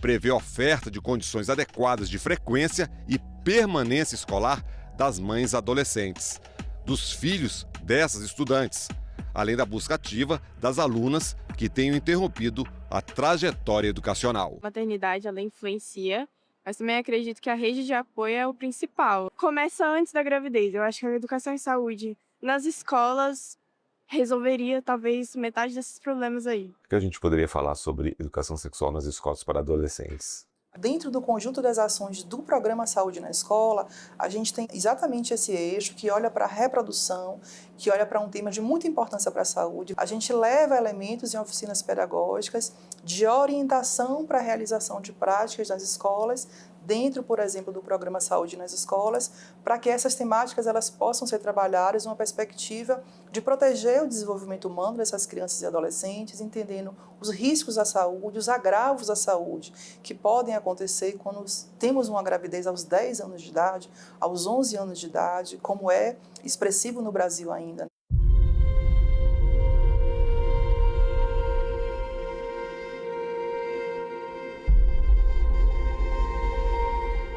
A senhora recebe, já fez muitos partos, como a senhora disse inicialmente. A senhora poderia descrever como é que a senhora recebe essas meninas? Elas vêm confiantes, elas vêm desconfiadas, elas vêm com os pais, elas estão frágeis. Qual é o sentimento que a senhora percebe nessas meninas que chegam ao seu consultório? O sentimento que acontece é em relação à dificuldade do próprio corpo que ela tem e também de ser abandonada, criticada. Ela se sente tão sozinha que ela volta a engravidar. A gente está com um parceiro, a gente tem que ter a confiança ali e a gente tem que conversar com o parceiro. Como era só eu e o pai dele, não tinha como ficar de resguardo. E ele trabalhava fechado, né? E também não tinha como sair do serviço para ficar um mês em casa, ajudando a cuidar no pós-parto. Então era eu sozinha ali, e ele, meu filho, praticamente. É uma situação de epidemia. Nós conseguimos reduzir a gravidez, é uma vitória, né, no Brasil. 63% em 26 anos é muito importante essa redução, mas ainda nos coloca atrás de muitos países. E nós temos o Sistema Único de Saúde. Esse SUS precisa estar muito mais voltado para adolescente. E não é só para a menina, para o menino também. Ele é responsável, a gravidez não é da menina. Falamos de política pública, falamos de professor, de aluno. Vamos falar um pouquinho de família dessa adolescente. Como é que o Estado chega na família, porque tem que chegar no pai, na mãe, no responsável, para trazer essa criança de volta, esse adolescente de volta. Como é que é essa relação? Essa é uma questão que nos inquieta muito e tanto foi necessário fazer um letramento sobre a adolescência para os professores, diretores, coordenadores, quem está nas escolas, quanto também foi necessário fazer com as famílias. Então a gente está desenvolvendo material para que a família também entenda o que são esses rompantes que acontecem no comportamento do adolescente, por que a gente tem situações de autocometimento de violência cada vez mais presentes na adolescência, porque essas crises de sofrimento psíquico acontecem com tanta expressividade. Minha mãe, ela deu o que ela tinha no momento, né? A gente, depois que se tornou adulto, entendeu a necessidade do estudo e a gente correu atrás. Eu terminei com EJA, depois eu fiz um curso técnico, depois o superior, aí... A escola também deveria voltar com esses alunos, sabe? Voltar a entender por que ele saiu. Ah, virou mãe. Tem alguma forma da escola acolher?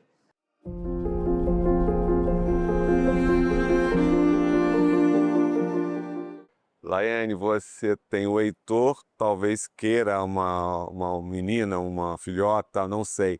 É esse o seu desejo? Já pensei, mas quando tiver um curso superior, formação, enfim, bem depois. Porque bem depois, mais experiente, é mais, vamos dizer assim, entre aspas, fácil de lidar com a situação. Por mais que você termine os estudos tendo um filho, mas para você fazer um curso superior, né, uma especialização, não só para quem vai ficar com a criança, mas em questão do custo também, né? Porque tudo você tem que pagar, uma faculdade você tem que pagar, um superior, um tecnólogo, tudo você tem que estar pagando ali, né? Aí você tem que abrir mão, ou você vai fazer algo para o teu filho, ou você vai pagar o teu estudo.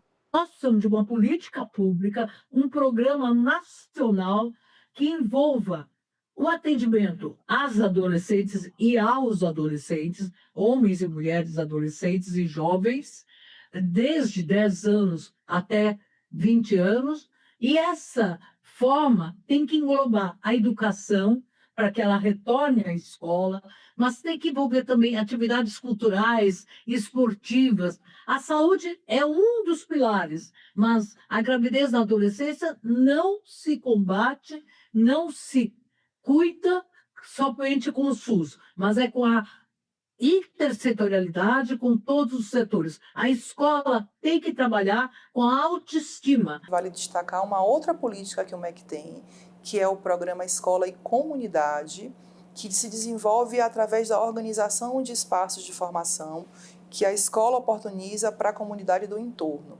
O MEC repassa um recurso para as escolas, para elas organizarem oficinas pedagógicas, trazendo a família e trazendo a comunidade para aprender junto com a escola.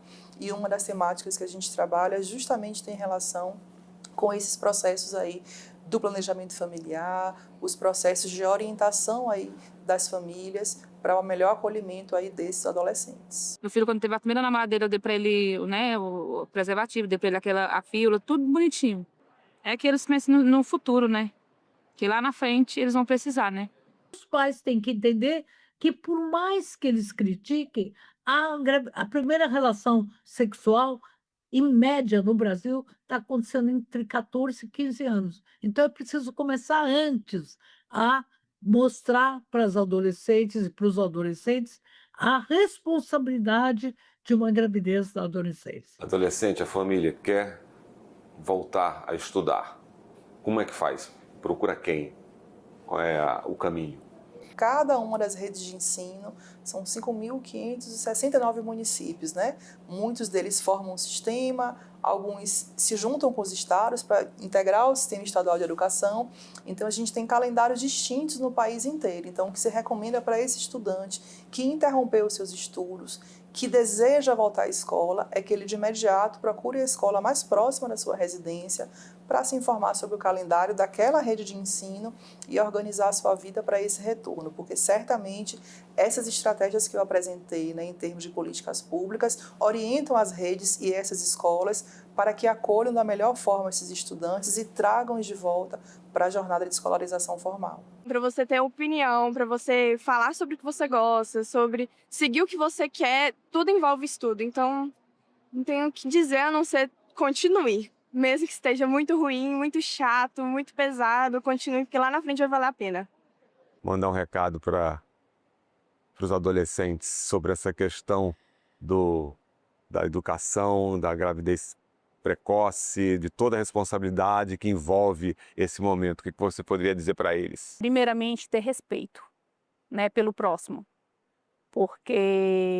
Principalmente porque eles são do sexo masculino, e quem mais sai perdendo é a mulher, né?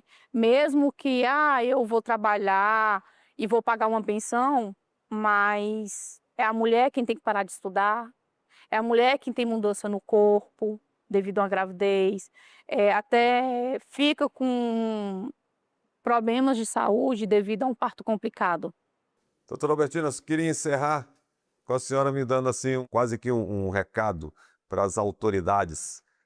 Os grupos educativos, que eu digo as rodas de conversa, no SUS, na cultura e na educação. A escola tem que promover, pelo menos uma vez por semana, É preciso hoje trabalhar com a situação do bullying, da igualdade, da parceria, do projeto de futuro. O Brasil mostrou na epidemia da Covid que é capaz de ter ações rápidas. Eu vou trazer um recado que parece antigo, porque ele é de 1936, mas ele permanece muito atual, que é do meu conterrâneo Nísio Teixeira, o nosso patrono, né, da escola pública brasileira, onde ele falava que a escola ela precisa ser, de fato, esse espaço que habilite a gente também a melhor conviver. Nísio Teixeira falava muito da importância da escola como motora de promoção da democracia. Eu acho que tem uma ideia ainda muito nova desse escola novista, que é de trazer a perspectiva de que a escola deve ser essa grande engrenagem que faça todos os seres que nela habitam, né, desenvolver as suas máximas capacidades, potencialidades, para a gente desenvolver melhores formas de conviver. Então, as escolas estão abertas, especialmente a escola das adolescências, que pensa esse sujeito, ela está se revisionando a todo instante a partir dessa política, para que ela desenvolva melhores formas de aprender o conteúdo conceitual acumulado pela história da humanidade, mas também essas habilidades relacionais que nos habilitam a melhor conviver e construir o país que a gente deseja, muito calcado na justiça social e na profunda liberdade e respeito aí por todas as pessoas. Não é bom romantizar a gravidez, focar mais no estudo, no futuro. Você focar no futuro, que você quer para o seu futuro. Ah, você é uma advogada, uma médica. Foca nisso, que é o mais importante, é o seu futuro. Namorado, marido, isso é depois. Quando você estiver bem, estudo, porque um estudo traz um trabalho melhor, um financeiro melhor.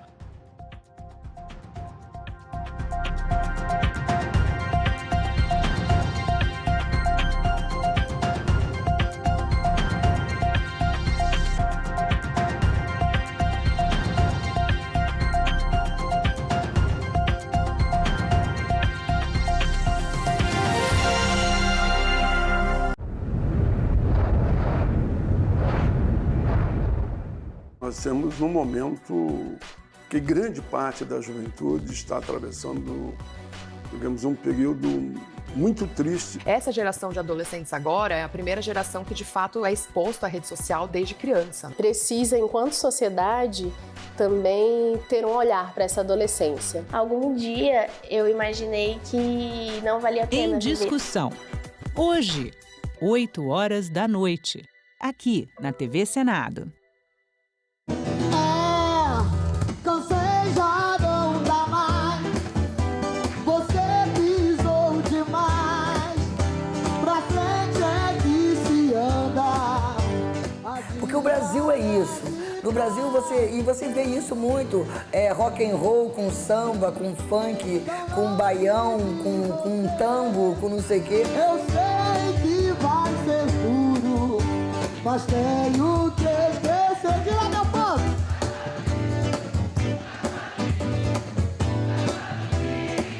Quero ver balançar! Quero fora do lixo! Quero fora do lixo! Quero fora do lixo! O Brasil é muito isso, o Brasil é muito rico. Esse orgulho que eu tenho da cultura brasileira.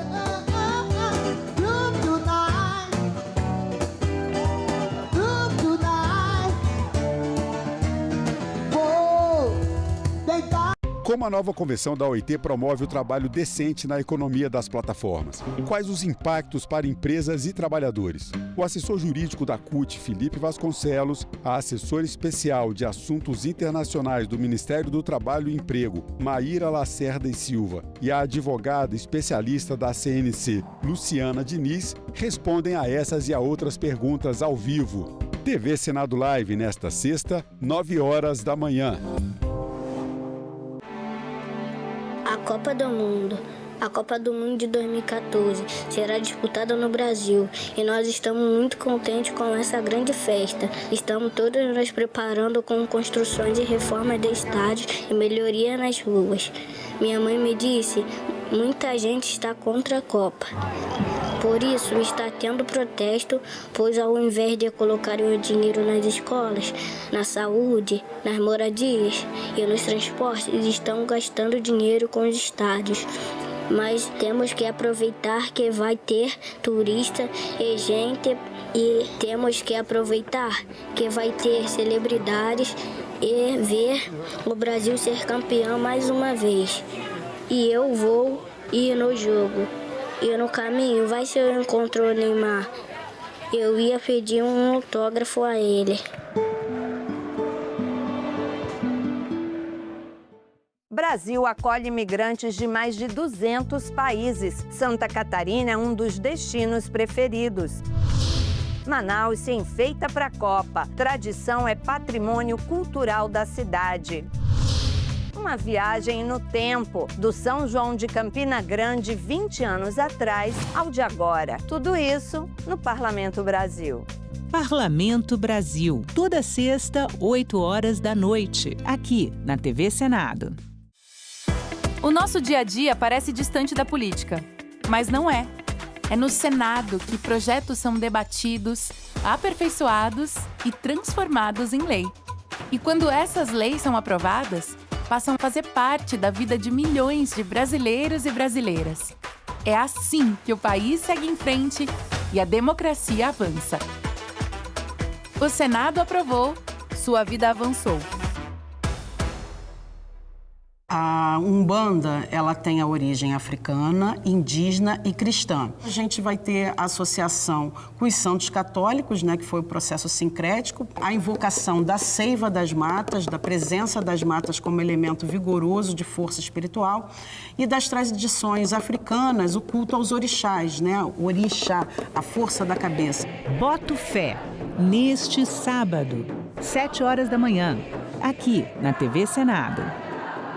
Agora é lei. O programa Luz do Povo vai beneficiar famílias de baixa renda que consomem até 80 kWh. A gratuidade na conta de energia elétrica deve atingir famílias inscritas no Cadastro Único de Programas Sociais com renda familiar mensal por pessoa menor ou igual a meio salário mínimo.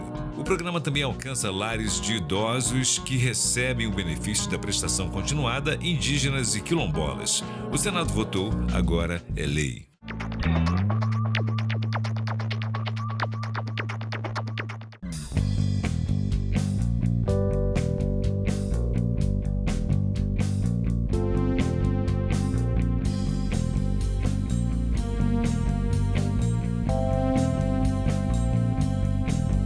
A gente também fala tupi. Pernambuco é uma palavra de origem tupi, formada por Paranã, que quer dizer mar, mais umbuca ou puca, que significa furo. Logo, Pernambuco seria mar furado, ou buraco que o mar fez, isto é, uma pedra furada por onde o mar entra. Era um termo comum usado em toda a costa do Nordeste, para lugares onde havia recifes, como o local onde hoje está a cidade do Recife.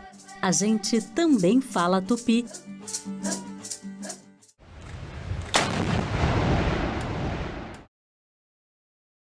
O programa a seguir é livre para todos os públicos.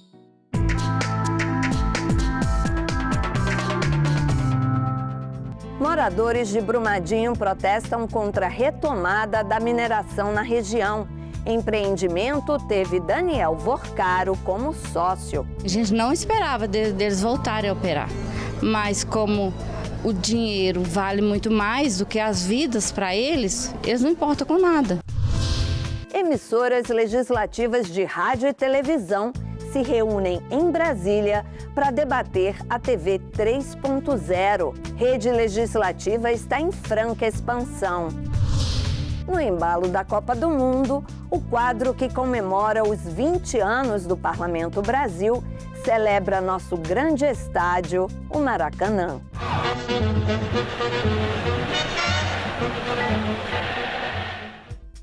O Brasil tem mais de 5.000 parlamentos, nos municípios, estados, Distrito Federal, além do Senado e da Câmara. Em cada um, decisões importantes para o brasileiro. A gente conta tudo para você aqui no Parlamento Brasil. Há 20 anos no ar, o Parlamento Brasil é feito em parceria com as emissoras legislativas de todo o país. Eu sou Andréa Alves e te convido para um giro.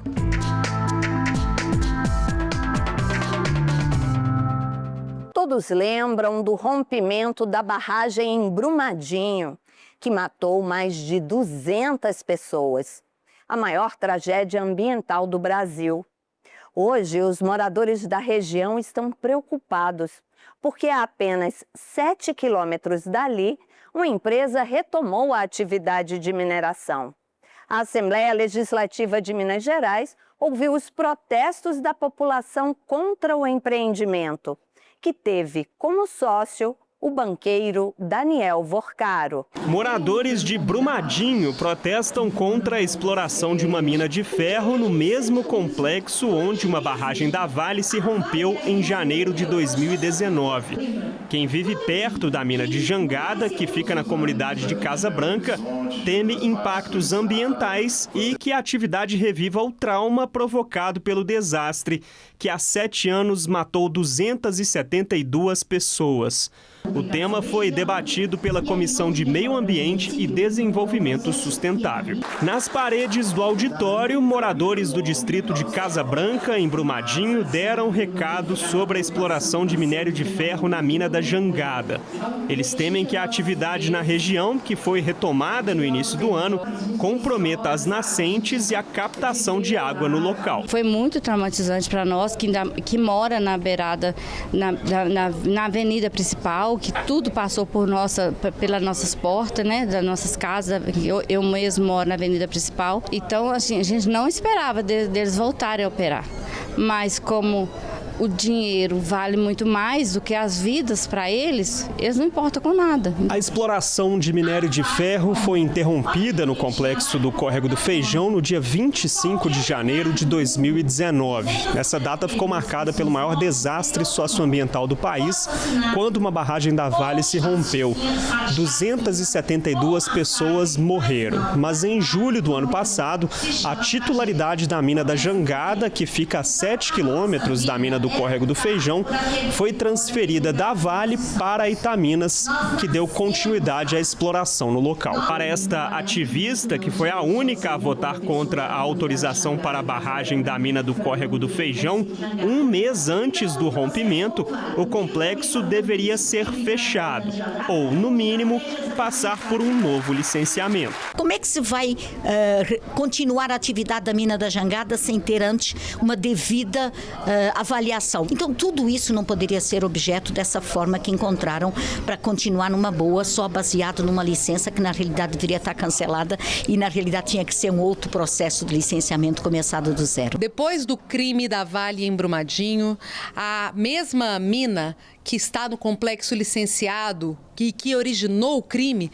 está sendo retomada, dessa vez pela Itaminas, que ganhou o direito minerário em uma transação que envolveu Daniel Vorcaro, do Banco Master, e que valorizou enormemente a empresa. Vejam bem, a retomada da operação da mina da Jangada aconteceu em agosto de 2025. Em setembro de 2025, Daniel Vorcaro vende por um absurdo de preço uma mineração após ter garantido um processo de licenciamento no Estado com vários indícios de irregularidade e de crime. Quem está falando isso não sou eu. Quem periciou o processo de licenciamento ambiental da mina Córrego do Feijão e Jangada foi a Polícia Federal. E no inquérito ela apresenta uma série de motivos para invalidar esse licenciamento ambiental.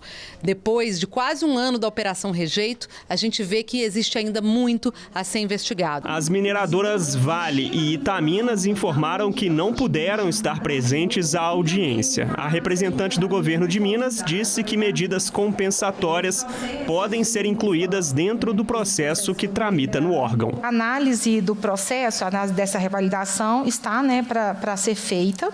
E nessa análise a gente avalia não só o desempenho ambiental, mas também a gente pode pedir a atualização desses estudos que compõem, estudos faltantes também, e também oportunizar para a proposição de medidas mitigadoras, compensatórias, mais monitoramentos adicionais também.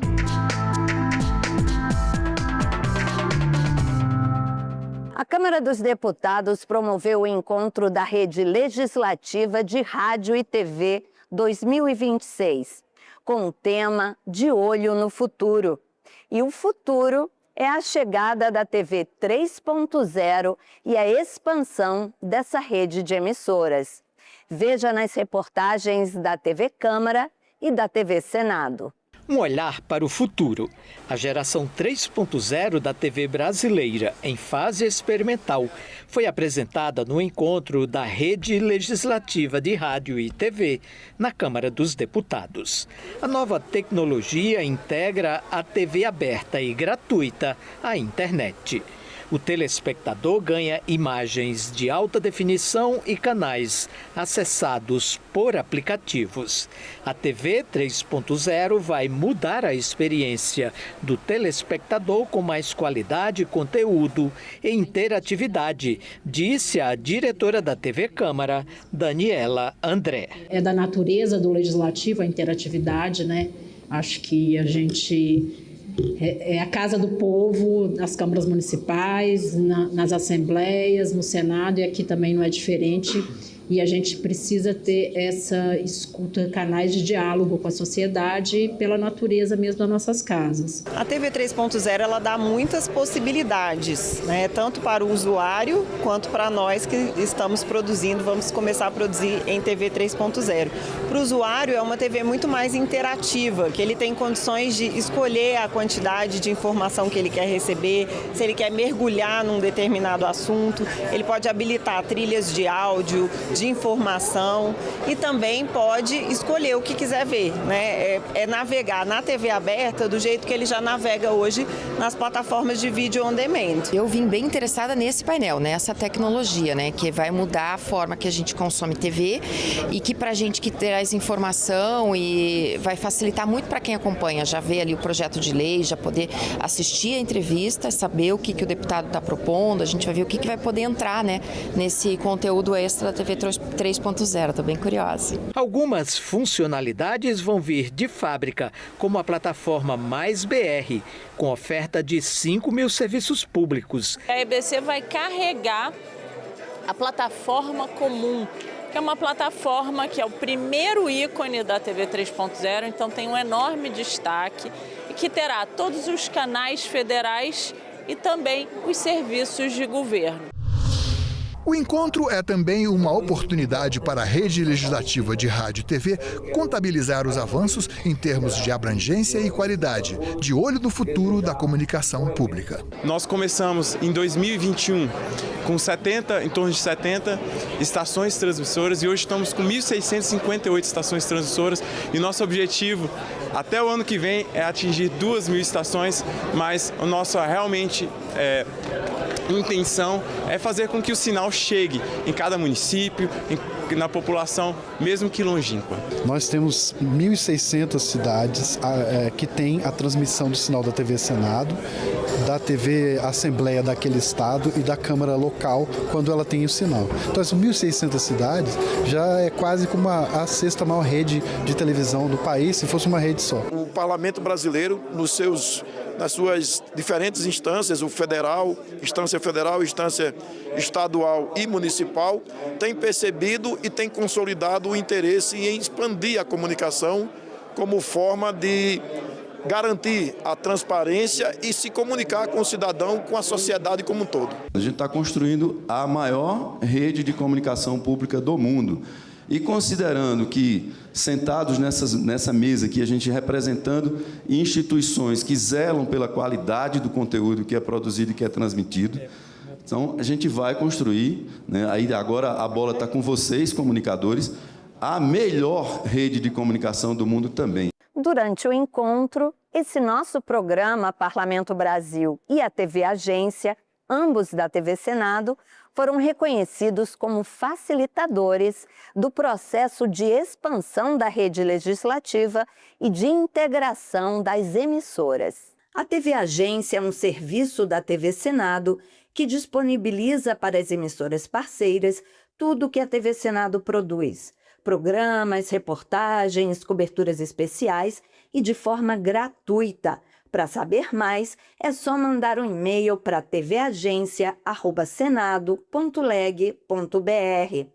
Hoje a plataforma já fornece conteúdo para 31 emissoras de todo o país, que podem baixar horas de programação e compor sua grade, o que é especialmente útil para as novas TVs. Nosso desafio é multiplicar geradoras em todas as cidades possíveis. Precisamos botar a TV Agência a serviço de todos vocês, e ela já está, mas assim, a gente quer aumentar mais isso. Então agora todos procuram a Lorena, sem QR Code, mas ela está ali, pode levantar aí, Lorena. Essa ponta é a ponta de programação, mas a gente tem a ponta de produção e que a gente tenta também fazer isso com um programa. Claro, a gente precisa fazer com uma grade, mas a gente faz com um programa. E a Andréa Alves cuida do Parlamento Brasil para todos nós. Essa revista, né, que a gente faz com o melhor da TV Legislativa, nesse programa que é um panorama do Brasil, porque é um panorama do Poder Legislativo do Brasil. Então, veja, produção, programação, são duas fontes aqui de conteúdo que a gente trabalha a partir da TV Senado, mas em prol de toda a rede. Foi a TV Senado quem ajudou a TV Câmara Natal a montar sua programação. Hoje, o Rio Grande do Norte se vê na TV Senado, não é porque nós corremos atrás, não.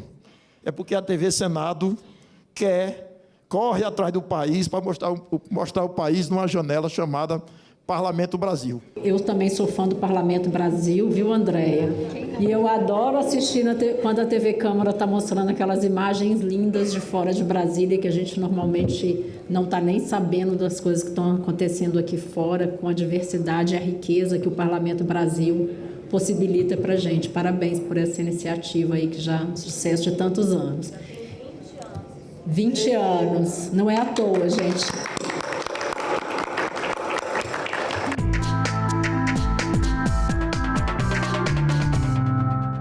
Nas comemorações dos 20 anos do Parlamento Brasil, a gente está reexibindo matérias antigas dos nossos parceiros. Em clima de Copa do Mundo, a gente escolheu uma reportagem de 2008 da Rio TV Câmara sobre o Maracanã. Durante essas 2 décadas, o Parlamento Brasil teve vários apresentadores.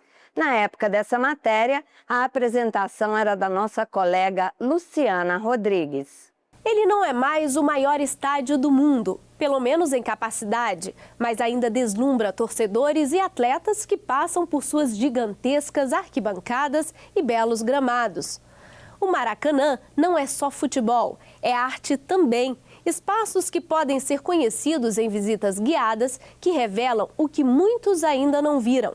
A reportagem da Rio TV Câmara foi conhecer o Maraca por todos os ângulos.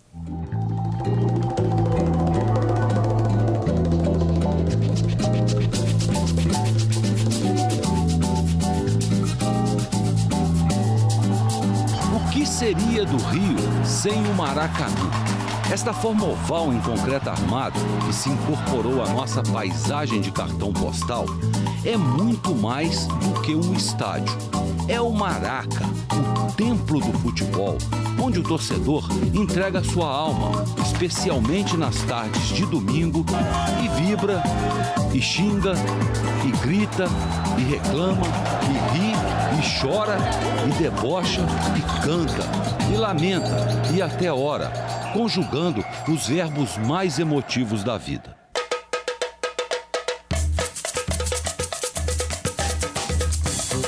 Todos em comunhão, cada qual com a sua paixão. Paixão que tem nomes. Os principais para os cariocas se resumem em pequenas grandes abreviações. Fla, Flu, Fogo, Vasco. Paixão que é uma mistura de cores. Rubro-negra, tricolor, alvinegra. Paixão que pode ser simplesmente traduzida no famoso chavão fome de bola. Afinal, o futebol é uma coisa simples, como diria o saudoso técnico Neném Prancha. Quem tá com a bola, ataca. Quem não tá, defende. A torcida, cabe ser contra ou a favor. E torcer.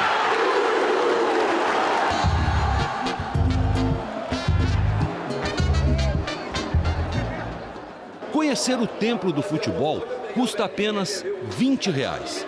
É uma visita guiada que acontece todos os dias e que encanta especialmente aos estrangeiros.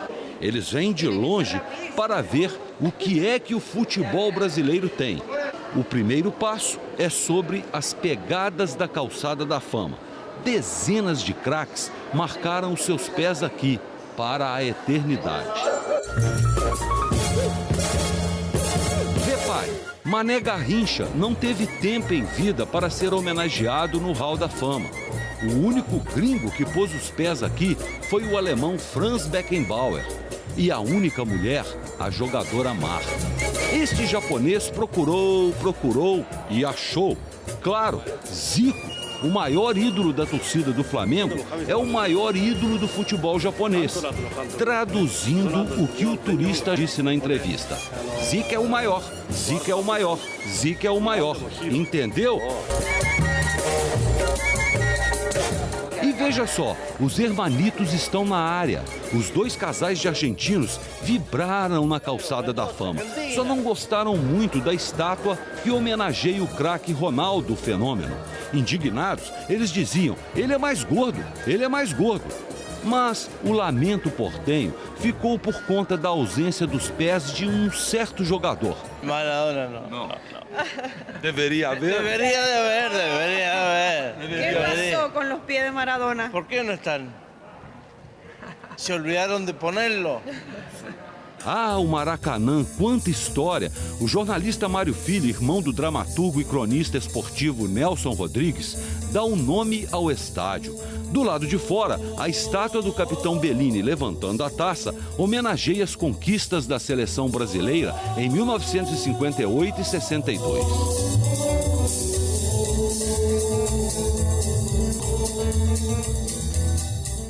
As fotos registram a construção do Maracanã. Em 1946, assim que o Brasil ganhou o direito de patrocinar a 4ª edição da Copa do Mundo, decidiu-se pela construção, que teve início em 1948. Um ano depois, o presidente da FIFA na época, Jules Rimet, visitou o canteiro e o comparou ao Coliseu em Roma. Em 1950, a inauguração, com as obras ainda por terminar, a Copa do Mundo no Brasil, a derrota da seleção para o Uruguai, assistida por quase 200 mil pessoas. Ah, o Maracanã tem história. Pelé que o diga quando fez aqui o seu 1000º gol. Além dele, quantos craques, quantos recordes, quantos lances sensacionais, quantos gols. O Maracanã também serviu de palco para grandes eventos. 2 papas estiveram aqui. Um Beatle cantou aqui. Frank Sinatra, idem. Mick Jagger também. Agora estamos no corredor que leva aos vestiários. As fotos gigantes homenageiam os craques da seleção brasileira. Mesmo para um perna de pau como eu, estar aqui no gramado do Maracanã é motivo para se sentir muito orgulho. Agora, imagina os jogadores em um dia de decisão, o Maracanã completamente lotado. A capacidade é para 92 mil pessoas. Dá uma olhada só, é gente nas arquibancadas, nas cadeiras cativas, nas cadeiras do anel inferior, que é a antiga geral, nos camarotes e na tribuna de honra. A reforma geral do Maracanã diminuiu a capacidade do estádio, que já chegou a ser ocupado por 200 mil pessoas. Bem, isso ficou para o passado. O Maracanã já não é o maior estádio do mundo em capacidade de público, mas continua sendo o maior estádio do mundo em área construída. E como será que está o Maraca agora, em 2026, quando está completando 76 anos? A Rio TV Câmara foi lá e conta pra gente. Para os cariocas é um Maraca e para muita gente basta percorrer o entorno, tirar foto com a fachada de fundo, se aproximar da entrada. O monumento aos campeões do mundo, que ficou popularmente conhecido como Estátua do Bellini, em homenagem ao capitão da seleção brasileira que ergueu a taça Jules Rimet em 58 para que os fotógrafos pudessem registrá-la, gesto que é repetido mundo afora até hoje, dá as boas-vindas aos visitantes. Placas celebrando as conquistas posteriores a essa e a de 1962 foram acrescentadas ao pedestal da estátua. E todos concordam que já passou da hora de uma sexta estrela ser registrada também. Pisar aqui tem um gostinho especial. Seja numa partida de campeonato regional, no meio da temporada, ou para sair campeão, o Maracanã tem uma mística que atrai gente do mundo todo. A visita acontece diariamente, das 8h30 da manhã às 4h30 da tarde. Entre combos com estacionamento incluído, passeios monitorados e entradas individuais simples de meia entrada, o tour custa de R$30 a R$235. Domingo, eu vou ao Maracanã, vou torcer pro time que sou fã. Algumas coisas não mudam com o passar dos anos. Os pés marcados por Pelé, a rede onde o rei do futebol marcou o 10º gol, os itens cedidos por Zico, ídolo do Flamengo e maior artilheiro do Maracanã, com 334 gols no estádio, continuam sendo bastante procurados e fotografados. E o grande interesse dos argentinos pelo passeio também permanece. Temos que passar, hay que conhecer. Uma vez que estamos aqui, hay que conhecerlo, sim. A rainha Marta, 6 vezes escolhida a melhor jogadora de futebol do mundo, único ser humano a receber 5 desses prêmios consecutivamente, é homenageada do lado de fora e do lado de dentro, para todo mundo ver. Além de percorrer o caminho que leva ao gramado enquanto se depara com objetos históricos, passar pela zona mista, vestiários, sala de aquecimento dos jogadores e de coletiva de imprensa, quem visita o estádio Jornalista Mário Filho ainda tem a chance de participar de experiências como gol de placa, 3 chances de balançar a rede contra goleiros monitores, festas de aniversário, fotos profissionais com a bandeira do time ou seleção do coração e até conceder entrevistas. Hacer un gol increíble, la sensación, los nervios, la emoción, una experiencia inolvidable. Da capacidade inicial para 200 mil pessoas, hoje, após passar por uma década de reformas e readequações para diferentes competições esportivas, Jogos Pan-Americanos em 2007, Copa das Confederações em 2013, Copa do Mundo de 2014 e os Jogos Olímpicos do Rio em 2016, o Maraca comporta 78.838 espectadores. E nem a chuva afasta essa gente. A geral, a área próxima ao gramado, onde os torcedores assistiam aos jogos em pé, foi banida. O título de maior do mundo foi superado. Até mesmo em área construída, desde que na Coreia do Norte foi erguido um estádio de 8 andares, que alcança cerca de 225 mil metros quadrados. Vizinha do Maracanã, a jornalista Cristina de Sá viu todas essas mudanças acontecerem de camarote, ou melhor, da janela de casa. São 21 anos que eu comecei a fazer a cobertura, primeiro da janela, daqui do quarto, daqui da varanda, né? Que eu era a varanda, eu era a vizinha do Maracanã, que o pessoal brincava, me chamava. No domingo tem Maracanã, tem Maracanã, tem Maracanã. É possível dizer que a vida do seu Desirê está intimamente ligada ao Maracanã. Apenas 1 ano mais novo que o estádio, o torneiro mecânico é torcedor fanático e frequentador assíduo. Esse aí perdeu até o próprio casamento para não perder um Fla-Flu. O casamento era 7, 8 horas. O jogo era 5 horas naquela época, de 5 às 7, então eu pego um trem rápido, chego um pouquinho atrasado. Tudo bem, não tinha celular, não tinha nada para comunicar. Aí o que acontece? Aí o trem quebrou em gente dentro. Aí andei de gente dentro até a Cascadura, correndo a pé. Sem saber o destino, eu tinha que chegar no casamento. Moral da história, chegou em Cascadura, peguei o 723, Cascadura de Guadalupe, que tem até hoje. Aí vim, quando eu chego na igreja, a igreja fechada, não tinha mais ninguém. Quem é rei nunca perde a majestade. Por aqui já passaram muitas nobrezas reais, do esporte, da música, da paz mundial. Famosos e anônimos, é aqui que desconhecidos se abraçam na hora do gol. É daqui que derrotados saem aos prantos para retornar na semana seguinte com um sorriso no rosto e o coração cheio de esperança. É onde se montam memórias em família, com amigos e para sempre. Desde 16 de junho de 1950 para cá, o Maracanã se faz a casa de quem quiser entrar.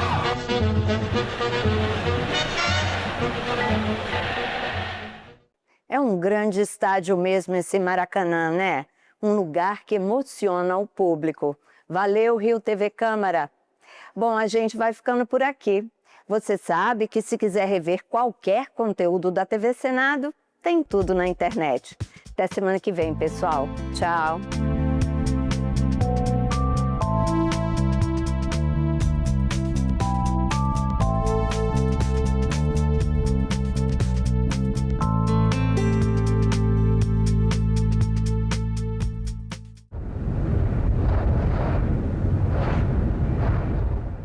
Nós temos um momento que grande parte da juventude está atravessando, digamos, um período muito triste. Essa geração de adolescentes agora é a primeira geração que de fato é exposta à rede social desde criança. Precisa, enquanto sociedade, também ter um olhar para essa adolescência. Algum dia eu imaginei que não valia a pena Em Discussão. Hoje, 20h, aqui na TV Senado. A Copa do Mundo. A Copa do Mundo de 2014 será disputada no Brasil e nós estamos muito contentes com essa grande festa. Estamos todos nos preparando com construções e reformas de estádios e melhoria nas ruas. Minha mãe me disse, muita gente está contra a Copa. Por isso está tendo protesto, pois ao invés de colocarem o dinheiro nas escolas, na saúde, nas moradias e nos transportes, estão gastando dinheiro com os estádios. Mas temos que aproveitar que vai ter turista e gente e temos que aproveitar que vai ter celebridades e ver o Brasil ser campeão mais uma vez. E eu vou ir no jogo. E no caminho, vai se eu encontro o Neymar, eu ia pedir um autógrafo a ele.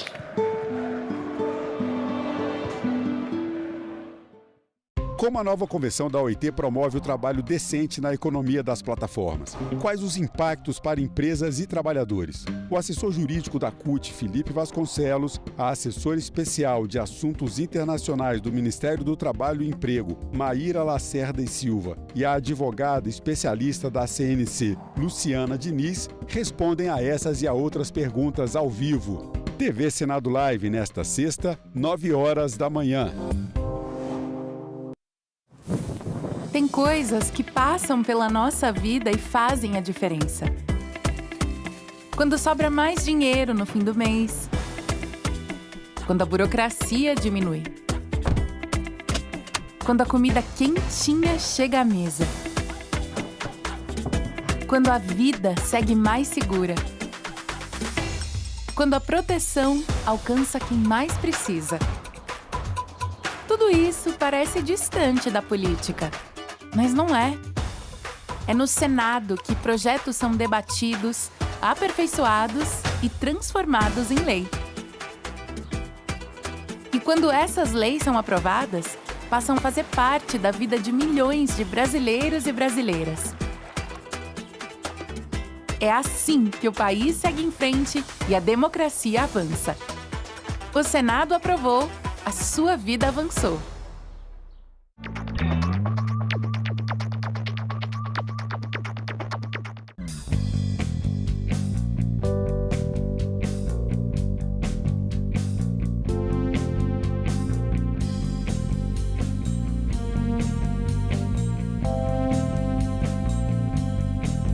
A gente também fala tupi. O nome do estado do Maranhão vem do tupi e é formado por dois termos, mar mais inhã. Mar é uma variação de embará, bará, que vem de Pará e significa mar ou Rio Grande. A outra parte da palavra é inhã, que quer dizer correnteza. Então Maranhão virou Maranhão, que tem na origem o significado de mar grande ou mar que corre. A gente também fala tupi.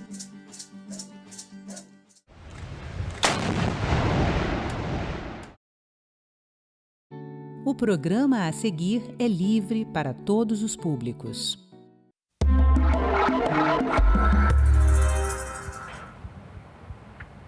O Brasil possui o maior sistema de transplante de órgãos do mundo.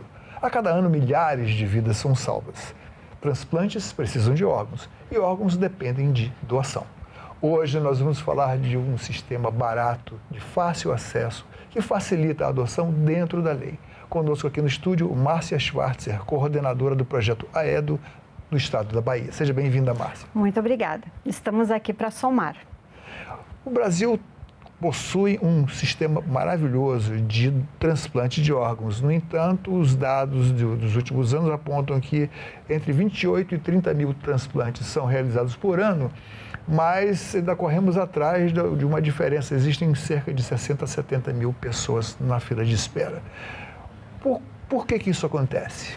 Então, as pessoas ainda, da experiência que a gente tem, a gente percebe o quanto as pessoas ainda têm receio de ser doador de órgãos. E no Brasil há vários comentários e as pessoas acabam indo para esses comentários e não conseguem ver a importância do ato de ser um doador de órgãos. Então, nós temos uma fila enorme de pessoas esperando os transplantes e nós temos essa defasagem de pessoas que realmente querem ser doadores. E por isso que a AEDO, que é Autorização Eletrônica de Doador de Órgão, começou de uma forma tão forte há 2 anos. Estamos comemorando 2 anos dessa plataforma exclusivamente do Colégio Notarial do Brasil, em companhia junto com o provimento do CNJ, aonde a gente consegue fazer de forma totalmente gratuita e se a pessoa não quiser ir ao cartório, ela pode fazer totalmente de forma online, fazer seu certificado digital no seu celular e a partir dali a gente vai fazer uma videoconferência e ela vai escolher quais são os órgãos que ela quer doar.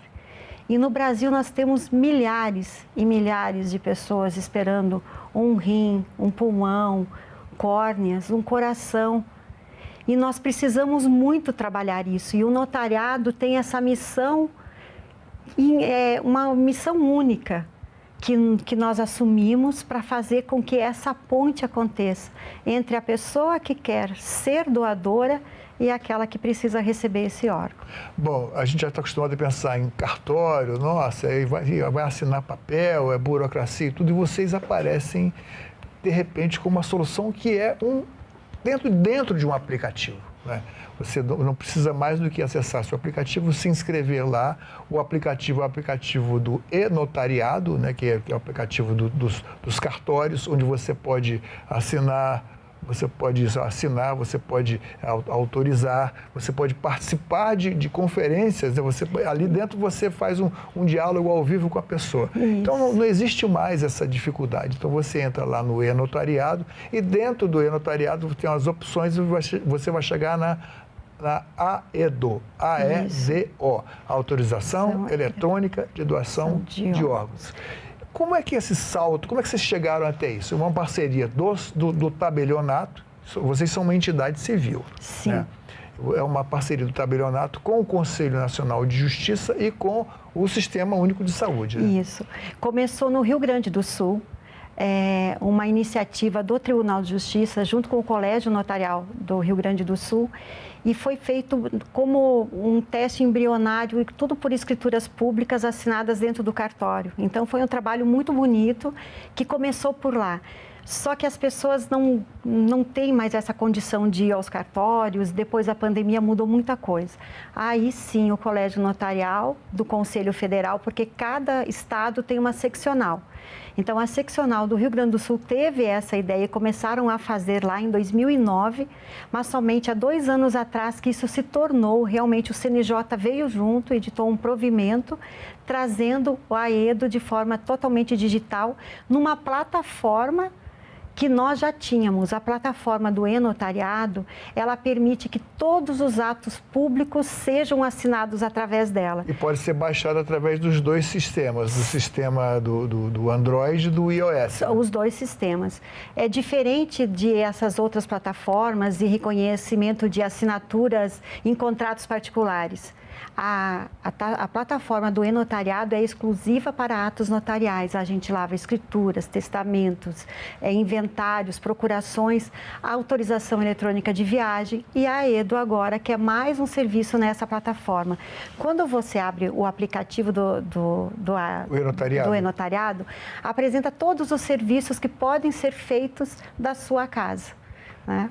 Agora as pessoas o celular faz parte da vida das pessoas hoje, quer dizer, isso aí tornou muito mais fácil. Só para relembrar um pouquinho, como é que era antes, o que a pessoa tinha que fazer para autorizar a doação de órgãos e que dificuldades havia, assim, dificuldades emocionais, é claro.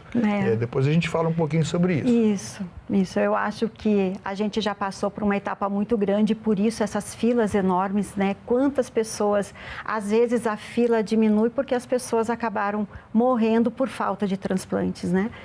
E a burocracia realmente naquela época era muito grande, mas também até quando eu fazia a carteira de identidade, o senhor lembra que também poderia declarar ali se era doador ou não? Só que o grande... Mas isso não eliminava todas as etapas, né? Não eliminava. Por quê? Vamos supor, eu faleci, vamos dizer que eu suponho que eu morri e deixei lá, sou doador de órgãos. Mesmo assim, meus órgãos não poderiam ser retirados para doação sem autorização da família, é isso? Exatamente, e isso continua a mesma forma, e isso é muito importante que a população saiba. A AEDO, ela não substitui a ciência da família naquele momento. O que a AEDO está trazendo? A autorização. O que a AEDO está trazendo? Está trazendo, como é uma declaração eletrônica de doador de órgãos, o médico, essa central da AEDO, o médico consulta no hospital no momento que ocorre o óbito de alguma pessoa. Então, ele vai saber se aquela pessoa é doadora ou não, coisa que antes ele não sabia. Então, facilita. Estavam falando que de 4 horas antes que o médico levava para conversar com a pessoa, para saber se queriam ou não doar os órgãos, hoje deve ser mais de 2 horas que ele leva até ter esse consentimento da família. Então, abreviou muito esse tempo, porque antes era saber da família naquele momento de dor, aonde perderam um ente, se aquela pessoa, se eles queriam ou não doar o órgão. Hoje, o médico já está trazendo para a família. Eu consultei esse ente querido, ele quis sim ser doador, ele registrou nessa plataforma o seu desejo de ser doador. E isso muda tudo. E de uma certa forma restitui ao morto o direito de sua vontade fosse cumprida. De ser atendida. Então mudou muito por causa disso. A família já não tem mais dúvidas. Naquele momento de dor ali, ela não tem mais dúvidas, porque está aí o documento assinado e é isso que ela precisa fazer, atender à vontade daquela pessoa que partiu e em vida queria que seus órgãos fossem doados. Bom, vocês têm contato pesquisaram muito, viram quais eram digamos assim, aquelas situações mais problemáticas, tiveram que ser muito práticos, né, em eliminar essas barreiras e o lado desnecessário da burocracia. Que tipo de situações vocês pensaram em resolver quando instituíram, quando implantaram o AEDO? Principalmente a facilidade de ser um documento eletrônico, de a pessoa não precisar ir até o cartório. É praticamente o cartório indo até essa pessoa. Tem cartório em todo lugar do Brasil? Isso que é uma das coisas mais interessantes, o porquê o tabelião de notas é tão importante nesse processo. A capilaridade dos tabelionatos de nota, dos cartórios no Brasil, é uma das instituições que mais presente está, seja nas grandes cidades, pequenas cidades, localidades, distrito, nós estamos em todos os lugares do nosso Brasil, a gente chega até todos os cidadãos. E o mais importante, que o tabelião naquela comunidade, ela conhece as famílias, conhece a sua comunidade, as lideranças. Então, esse movimento que o tabelião está fazendo para trabalhar esse assunto, que é um assunto muito humano, eu digo que é uma das missões, uma das missões mais importantes do notariado brasileiro. Essa da doação de órgãos. Eu volto a dizer que a gente pensa sempre em tabelionato, cartório, como aquela coisa mais complicada, né? E até, digo, até paradoxal que tenha surgido uma solução exatamente pulando tudo isso, né? Que é gratuito, não há nenhum dispêndio, né? Mas o que muda juridicamente? Vocês não tiveram que enfrentar alguma barreira dentro desse desenvolvimento do AEDO? Na verdade, quando o CNJ viu o movimento que estava acontecendo no Rio Grande do Sul e os resultados do Rio Grande do Sul, então, esse provimento do CNJ, ele trouxe toda essa resolução de tudo que deveria ser feito para atingir isso aí. E lembrando, a família ainda tem que decidir. A lei primeira não mudou. A família vai só ficar sabendo e o médico vai ficar sabendo que aquele ente querido ele optou em ser um doador de órgãos, mas não elimina a ciência da família e o consentimento da família naquele momento. E isso é muito importante ficar ali. A primeira lei não mudou, continua sendo a mesma, só que a forma de fazer a declaração passou a ser uma autodeclaração eletrônica. Hospitais, delegacias, o serviço público, de uma maneira geral, pode acessar os dados da pessoa, se a pessoa é doadora ou não? Eu acho que eu não tenho essa resposta para o senhor, mas eu acho que dentro da Secretaria da Saúde, os médicos sim têm essa condição. Eu acho que ainda está num modo mais sigiloso, em desenvolvimento ali. Eu não sei até onde vai ser a extensão da publicidade de quem é e não é doador. Vamos lá para o seu município, que é Mata de São João, que é a região metropolitana de Salvador. Que diferença você notou lá nos resultados da implantação até agora? Então, a gente está começando um projeto muito bonito, onde eu sou a coordenadora, e movimentando todos os tabeliões de notas da Bahia. E é muito importante que cada tabelião de notas sinta que essa é uma missão dele mesmo, que depende dele. Porque até nós chegarmos nessa pessoa e trabalhar esse consentimento dessa pessoa e fazer com que ela faça a declaração, nós precisamos estar motivados. Nós precisamos saber o quão importante é para a nossa atividade ser esse portador, né? Ser essa ponte, como eu digo, entre esses dois lados e a partir daí trabalhar com a sua comunidade, a partir do seu cartório, com os seus colaboradores, com os familiares deles, com a comunidade, e isso vai reverberando. E é esse o trabalho que a gente tem que fazer agora. Nessa divulgação, acho que vocês têm um papel fundamental, que é pisar naquela tecla e insistir em por que doar órgãos. E o que vocês dizem nas palestras, na divulgação da Aedo? Por que doar órgãos? É pensar que quando eu não estiver mais aqui, por que não doar aquilo que não me serve mais? São córneas, rins, coração, tudo que eu aproveitar. Qual é a finalidade de tudo isso? Por que não doar? Eu acho que a pergunta que eu faço é diferente. Por que não doar? Né? Por que não doar? Eu não vou mais aproveitar. E sempre tem esses receios, porque tinha venda de órgãos, né? Se ouviu muito nos noticiários, então as pessoas têm medo, às vezes, de doar, porque podem comercializar. Isso a gente tem que enfrentar. Aí, por causa de o Aedo, inclusive, nesse sentido, pode ser uma ferramenta de controle? Pode ser uma ferramenta, exatamente. Então, assim, a gente tem que parar de criar desculpas, obstáculos, e a gente tem que ir. Por que não doar?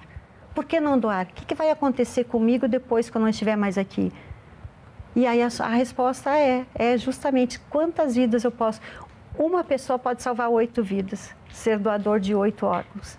Bom, vocês são uma instituição civil, né? Vocês, eu digo, do tabelionato. Qual o papel do tabelionato e como é que ele se vê em todo esse esquema de montagem, de divulgação e de promoção da autorização eletrônica de doação de órgãos? O Colégio Notarial do Brasil, o Conselho Federal, que tem sede aqui em Brasília, junto com o CNJ, lançou uma grande campanha há 2 anos e agora nós estamos renovando essa campanha para atingir ainda mais pessoas. Mas a coordenação é toda aqui da capital. E em cada estado a gente busca a parte dessa campanha e começa a trabalhar e sempre trazendo um pouquinho a mais para atingir aquele público, né? O Brasil é muito grande, então nós temos uma campanha nacional, mas cada estado está fazendo o seu papel, buscando aquilo que é mais peculiar como é que eu posso atingir mais a minha comunidade. Então a gente trabalha também, tanto que provavelmente na Bahia nós vamos conseguir uma projeção nos estádios de futebol. E no intervalo do jogo, porque isso é importante, a pessoa está lá num momento feliz, mas é importante também naquele momento saber que pode ser um doador, né? Então nós vamos também levar para os estádios de futebol essa mensagem do Aedo, seja um doador. Vocês ainda estão desenvolvendo o projeto e recebendo feedback dos 2 primeiros anos depois da implantação, que aconteceu em 2000 e... 2024. 24, né? Então, você já tem um retorno de quantas inscrições já foram colocadas? Foram mais lá? de 30 mil autodeclarações que foram feitas nesse período. E de uma forma, eu digo assim, muito singela. Eu acho que agora a gente está mais pronto, mais preparado, mais consciente para que cada estado trabalhe muito mais, para chegar muito mais longe. E esse projeto, ele não tem um prazo findo. Porque esse projeto vai ser sempre... Na verdade, ele não vai, já vai deixar de ser um projeto. Exato, né? exato. Muito bem. E ele vai sempre ocorrer. Então, nós temos que realmente motivar. Lá na Bahia, nós estamos fazendo um espelho moldurado, onde a pessoa vai chegar no atendimento ou vai chegar no banheiro do cartório e vai ter um espelho, é você. Ele vai se olhar no espelho e é você. Bem pensado. E a gente está criando isso e todos os cartórios vão ter esse espelho onde a pessoa vai olhar e vai se sentir assim, porque não é o senhor, não é outra pessoa, é eu. Entende? A gente tem que parar de pensar que, outra pessoa... Não, é você, agora é você. Nós, no meio de uma multidão, é você. Cada uma dessas pessoas pode ser um doador de órgãos e salvar vidas. Bom, a gente sempre pensa em que isso deveria ser esse estímulo deveria ser contínuo durante todo o ano. Mas vocês também realizam campanhas localizadas e também sazonais, em determinadas épocas do ano, não? Nesse relançamento agora, eu como coordenadora da AEDO, que assumimos agora no início do ano, a gente está com esse projeto mesmo de fazer reuniões nas regiões da Bahia, que é um estado muito grande, e em todas essas reuniões das regiões, nós vamos fazer já de imediato, convocar a população, ir na Câmara de Vereadores, a OAB está junto com a gente também nas suas circunscrições, então a gente vai fazer esse trabalho de campanha mesmo.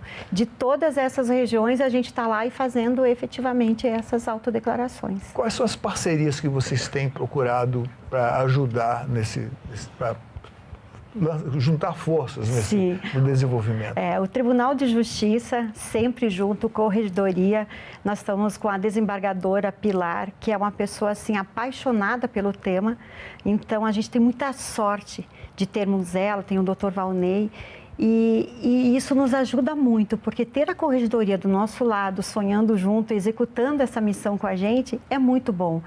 E aí ainda a OAB também entrou com a gente nisso aí, porque como nós precisamos de capilaridade, a OAB também tem circunscrições em todas as regiões.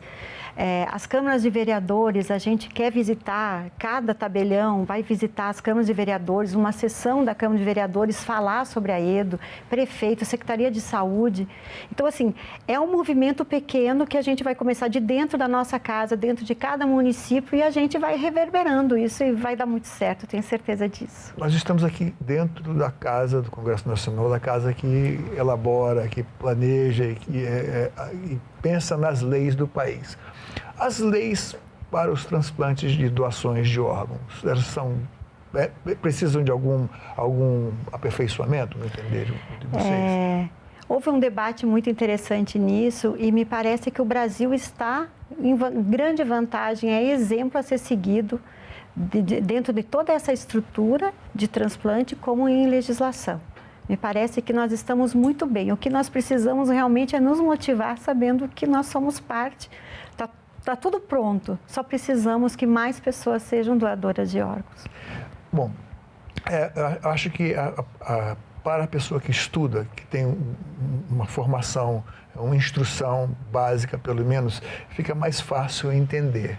Mas quando você se põe diante de uma situação que é um parente seu, que está lá entre a vida e a morte, e que pode doar, tudo isso transforma, porque tem aquele lado emocional, né? E isso também não mereceria, assim, tipo, uma abordagem de divulgação, que aquela pessoa que está ali pode ajudar outra, enfim.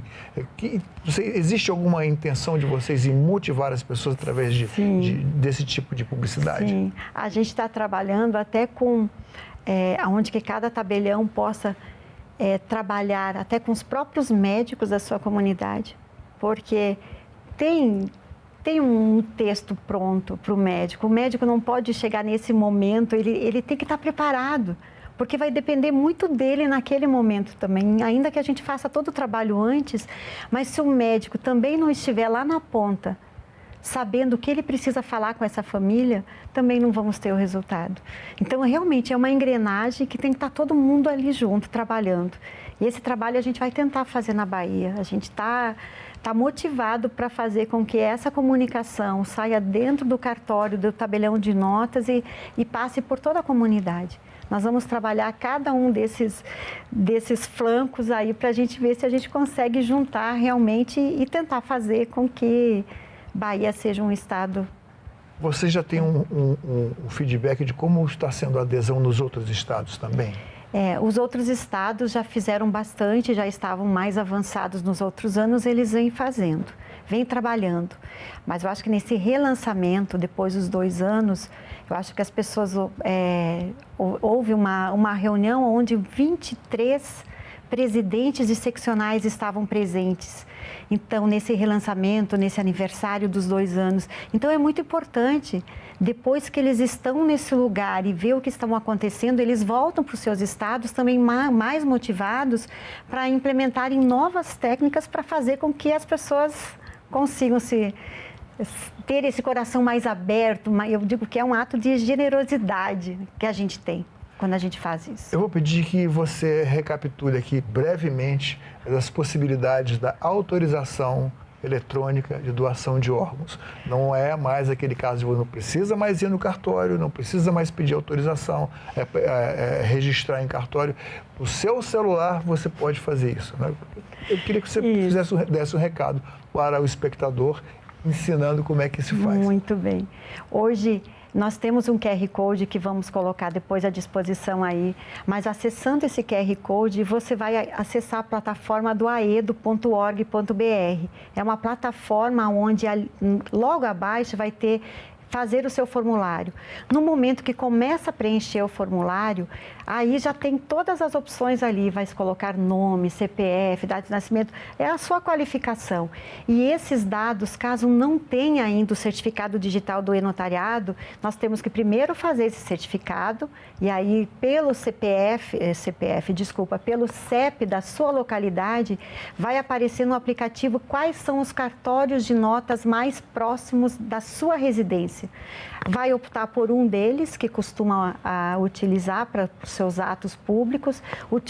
Clicando em cima de um deles, você vai esperar que esse cartório retorne ao senhor e à senhora para fazer a sua videoconferência. Vai fazer a videoconferência para fazer com que o certificado digital esteja correto no seu celular, esteja autêntico, porque lembrando, isso é um documento público, então todos os cuidados, você não vai mais ao cartório, mas todos os cuidados necessários estão aqui naquele sistema ali pela videoconferência com o seu documento, vão conferir e legitimar que é a pessoa que está fazendo esse cadastro. Após disso, começa pelo próprio aplicativo, clica lá no Aedo e começa a fazer a sua autodeclaração.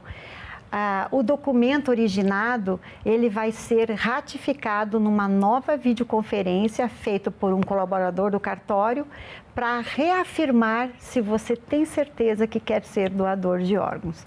A partir desse momento, o documento fica registrado com a sua assinatura online e aí já começa a subir na plataforma nacional de doadores de órgãos. Muito bem, muito bem. Muito obrigado por você ter vindo aqui e volte sempre que você quiser. Uma causa muito nobre. Obrigado a você. Muito obrigada. Estamos sempre disponíveis aqui. Esta entrevista e todos os nossos outros programas estão disponíveis para você rever ou compartilhar no nosso site, senado.leg.br/TV, ou então pelo nosso canal no YouTube. Inscreva-se lá e marque o sininho para receber notificações. Obrigado pela companhia e até o próximo Cidadania.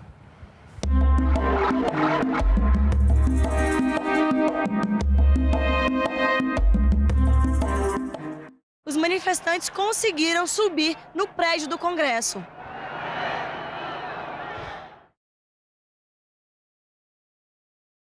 Nós temos um momento que grande parte da juventude está atravessando, digamos, um período muito triste. Essa geração de adolescentes agora é a primeira geração que de fato é exposta à rede social desde criança. Precisa, enquanto sociedade, também ter um olhar para essa adolescência. Algum dia eu imaginei que não valia a pena Em discussão.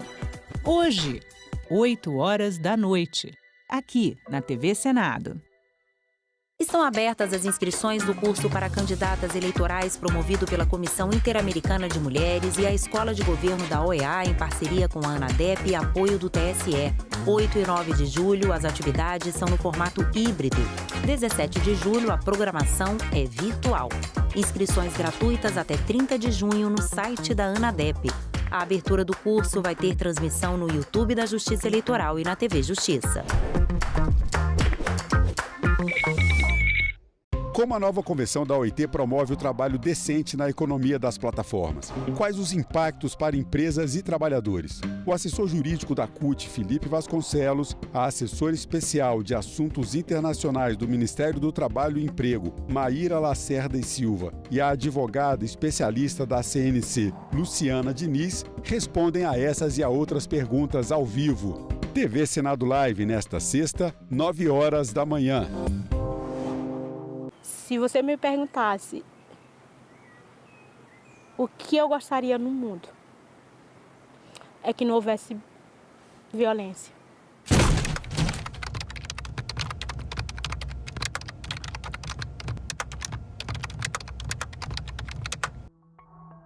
Eu fui educada assim, que a mulher tinha que sempre obedecer ao marido. Ela tinha que ser submissa ao marido. As primeiras agressões começou com insultos. Falar da minha roupa, dizer que eu era gorda, que eu era feia. Eu tinha o meu dinheiro, eu tinha a minha conta, eu trabalhava, mas o meu salário quem gastava era ele. A primeira vez que eu pedi o cartão, que eu falei, o dinheiro é meu, eu trabalho, eu sei que o dinheiro é meu, eu levei um tapa. E como castigo à noite, ele me botou para dormir fora de casa na chuva. Se aquela pessoa se sente no direito de te empurrar, de te apertar, ela já está dando um sinal muito grande que ela é capaz de fazer outras coisas. A gente pode passar, às vezes, por exemplo, de um empurrão para uma facada. Eu falo, eu estou vivendo hoje. Ter meu trabalho, ter dignidade, poder entrar na loja, escolher o meu sapato preferido, botar o meu batom vermelho e eu olhar para o meu corpo e não ter um roxo nele.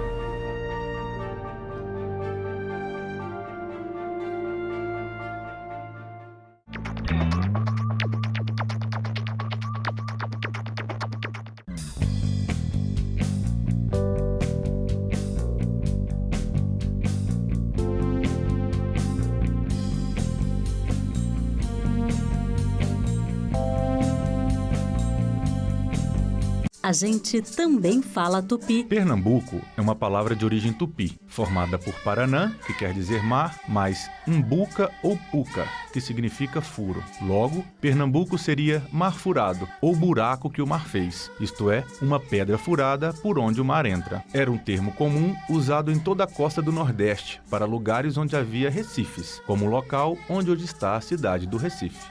A gente também fala tupi.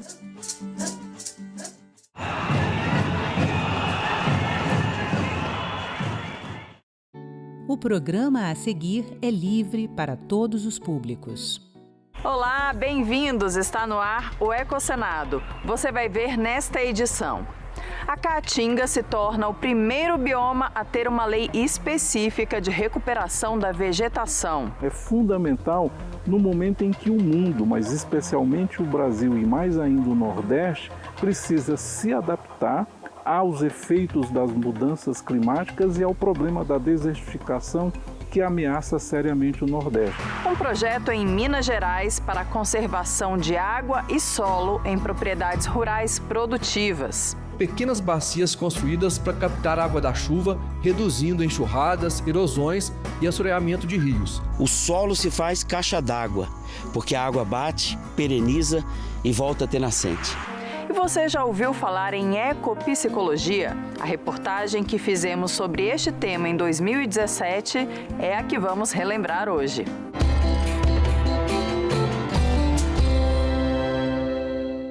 Depois de aprovada pelo Congresso, a Política Nacional para a Recuperação da Vegetação da Caatinga foi sancionada pelo presidente Lula no dia 11 de junho. O texto, de autoria da senadora Janaína Farias, foi elaborado com o apoio técnico do Instituto Escolhas. Eu conversei sobre o assunto com o diretor executivo e fundador do Instituto, Sérgio Leitão. Olá, Sérgio, seja muito bem-vindo ao Ecosenado. Muito obrigada pela sua participação. Obrigado, Karine, pelo convite para estar aqui falando com você. A Caatinga acaba de se tornar o primeiro bioma brasileiro a ter uma política de recuperação da vegetação, né? O que essa aprovação representa? Ter uma política pública prevista em lei cria compromissos permanentes?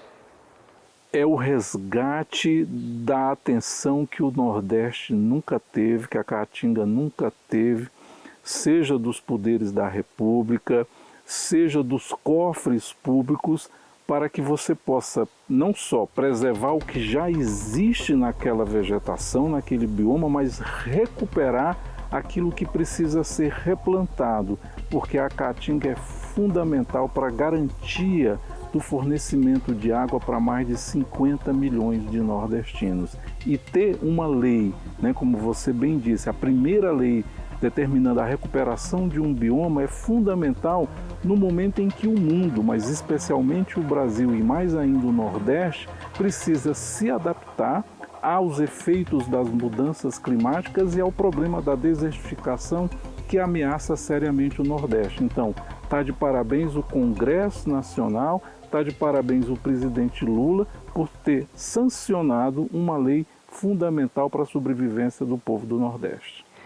E essa lei, então, ela vai garantir bem mais que recursos sejam investidos no bioma. Qual a diferença de ter uma política pública prevista em lei? Porque quando ela está prevista em lei, ela independe da boa vontade do governante daquele momento. Ela é uma lei que precisa ser cumprida, portanto, ela estabelece critérios, obrigatoriedades, funções, ela determina que os agentes públicos são obrigados a fazê-la acontecer. É diferente de, por exemplo, um programa que é criado por um governo, mas que não tem continuidade. E como você tem um problema muito sério numa região que sempre sofreu com o drama da seca e infelizmente vai ter que lidar com isso, ou seja, aquilo que a gente chama a convivência com a seca, você ter uma lei, ela significa o quê? Que é uma política permanente, né, que vai ser passada de governo para governo, porque o ciclo de recuperação da vegetação, são mais de 1 milhão de hectares desmatados na Caatinga, é longo, você não consegue fazer isso em 4 anos de governo. Portanto, ela não pode sofrer aquelas interrupções que muitas vezes acontecem nas políticas públicas em função da troca do presidente da República, do governador ou do ministro que cuida da pasta correspondente, por exemplo, aos problemas ambientais. Portanto, quando você tem lei, significa que todo mundo vai ter que cumprir. É uma política de Estado. É uma política de Estado que o Nordeste sempre precisou, a Caatinga sempre mereceu e agora, felizmente, está tendo o direito de ver isso escrito, né, na legislação brasileira. Pois aí, na sua opinião, por que será que a Caatinga sempre sofreu uma espécie de invisibilidade na pauta ambiental no Brasil? Porque era sempre associado à questão da seca. Ninguém via o benefício, por exemplo, ambiental que a Caatinga oferece, tomando conta e protegendo recursos hídricos que são fundamentais para o abastecimento das grandes capitais nordestinas. Vou dar 2 exemplos. Salvador, com mais de 2,5 milhões de habitantes, é a maior população, né, do Nordeste em termos daquilo que mora na capital. O principal reservatório que abastece 60% da capital baiana vem de um reservatório chamado Pedra do Cavalo, que depende fundamentalmente das águas do rio Paraguaçu, que vem da Caatinga. Aquele reservatório secando, como é que fica a população de Salvador? Vou dar um segundo exemplo. Fortaleza, com praticamente 2,5 milhões de habitantes, também, né, a segunda grande capital em termos de população, bebe água do sertão, vem do Açu de Castanhão. Então a gente sempre teve uma imagem que era o litoral que ajudava o sertão.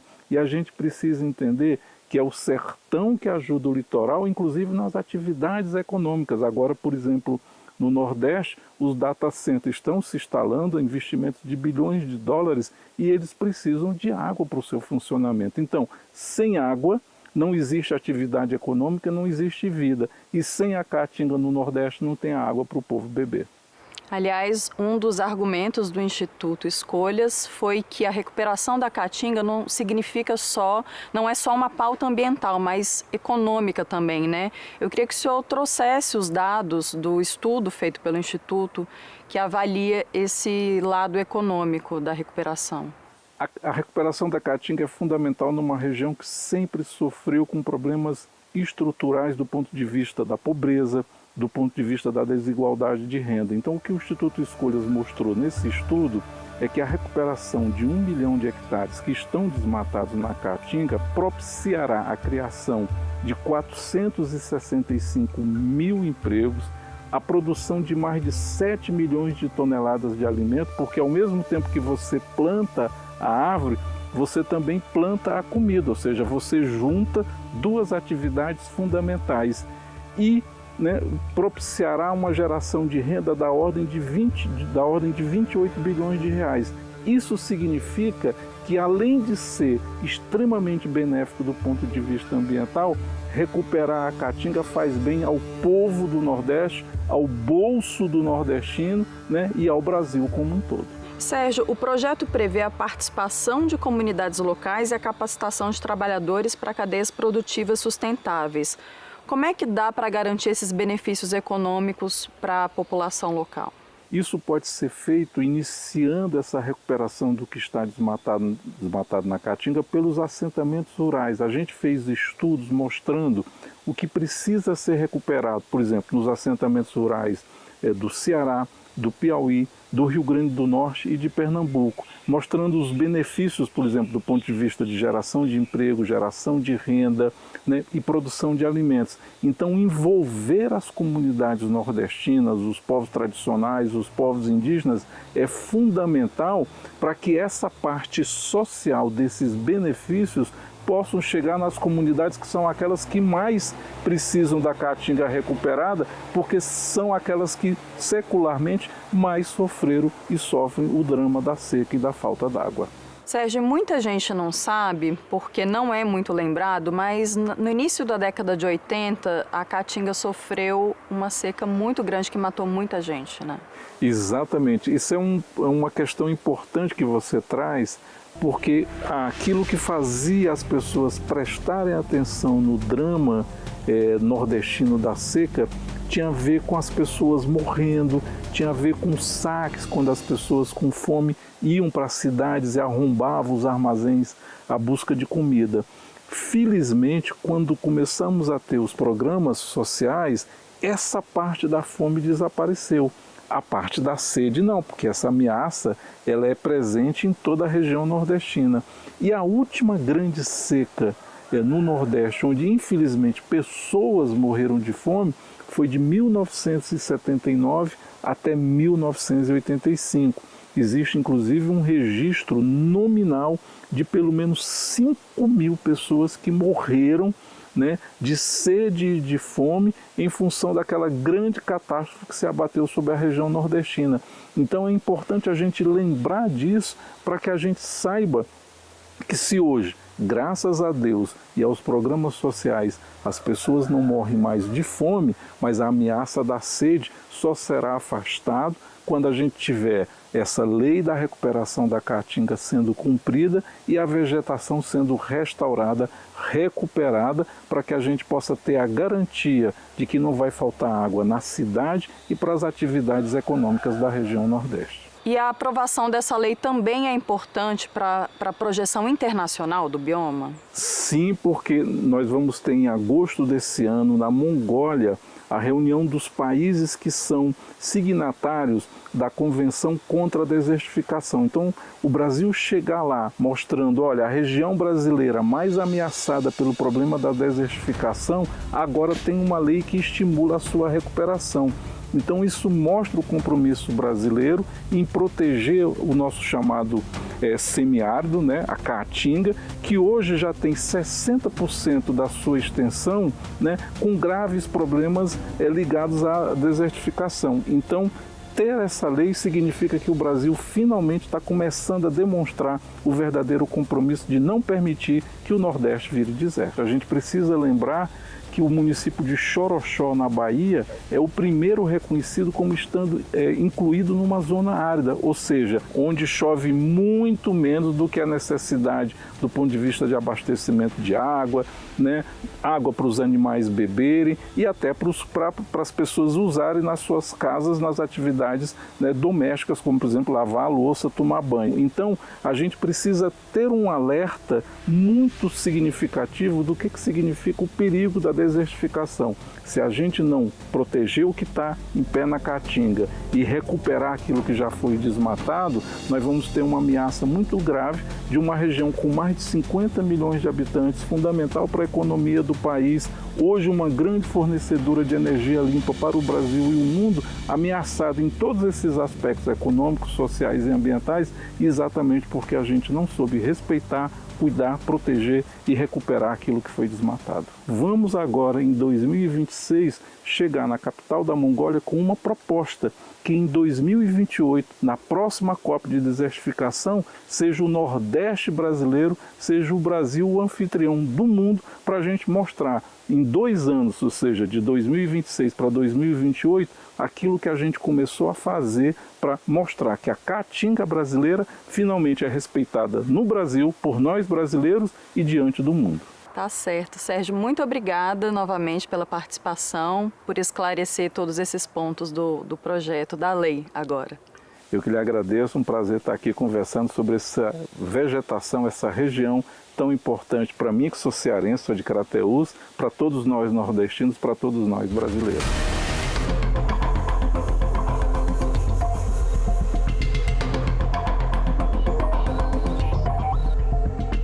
Deputados estaduais mineiros iniciaram visitas técnicas do projeto Vitrine de Barraginhas, unidades demonstrativas de conservação da água e proteção do solo em pequenas propriedades rurais produtivas.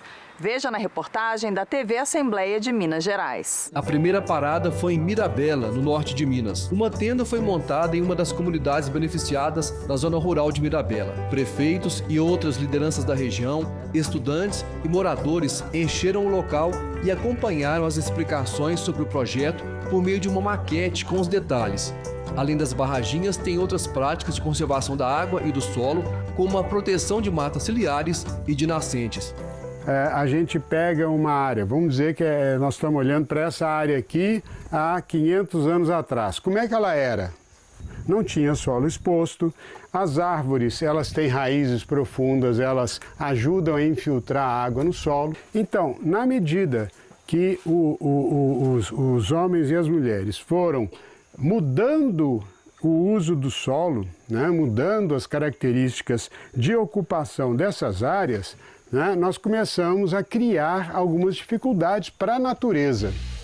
Teve teoria e conhecimento prático. Foi um dia de campo em que os participantes viram de perto algumas das ações e tiveram informações sobre os benefícios. Aqui, o aprendizado foi dentro de uma das barraginhas. Elas são pequenas bacias construídas para captar a água da chuva, reduzindo enxurradas, erosões e assoreamento de rios. Também favorecem a recuperação hídrica, aumentando a disponibilidade de água em poços e cisternas e beneficiando a criação de animais, a produção agrícola e as condições de vida do homem do campo. 8 delas já foram construídas na propriedade do Reginaldo. Além dos benefícios que já mostramos, ele espera que as barraginhas também ajudem a preservar a estrada que dá acesso à casa dele. É que quando a água corre nas estradas, ela vai só tirando, estragando as estradas, tem que ficar vindo máquina arrumar, aí vai só acabando com as estradas. E quando chove, minha esposa mesmo tem que trabalhar na cidade, aí o acesso dela fica péssimo. E as barraginhas tiram a água das estradas e ajuda a melhorar o acesso. Cerca de 30 famílias vivem na bacia do Córrego do Salto, região onde está a Vitrine de Mirabela. A expectativa da Emater, uma das parceiras da Assembleia, é que sejam construídas mais de 250 barraginhas por aqui, sem contar as outras ações do projeto. Durante a seca, a gente tem que recorrer ao pipa, né, do município, caminhão-pipa, para que traga essa água para que a gente possa servir para o consumo humano. A expectativa agora é outra, né? Eu acredito que com as barraginhas tudo será diferente. Nós temos uma região aqui que costumeiramente fala-se que falta água, mas não falta água, falta chuva às vezes. Nós temos água dos rios, Rio São Francisco, Verde Grande, Gorutuba, Rio Pardo. Nós temos os lençóis freáticos com as águas superficiais e subterrâneas em abundância. O que nos faltava eram políticas públicas que nos permitissem reservar essa água e poder ter o uso sustentável dela para garantir a perenidade da nossa produção. Esse grupo de estudantes aprendeu também sobre outra das ações, os terraços feitos em área de pastagem. Nós estamos aqui dentro de um terraço, é um canal, né, que é feito com a máquina, geralmente na nossa região nós fazemos com a Patrol.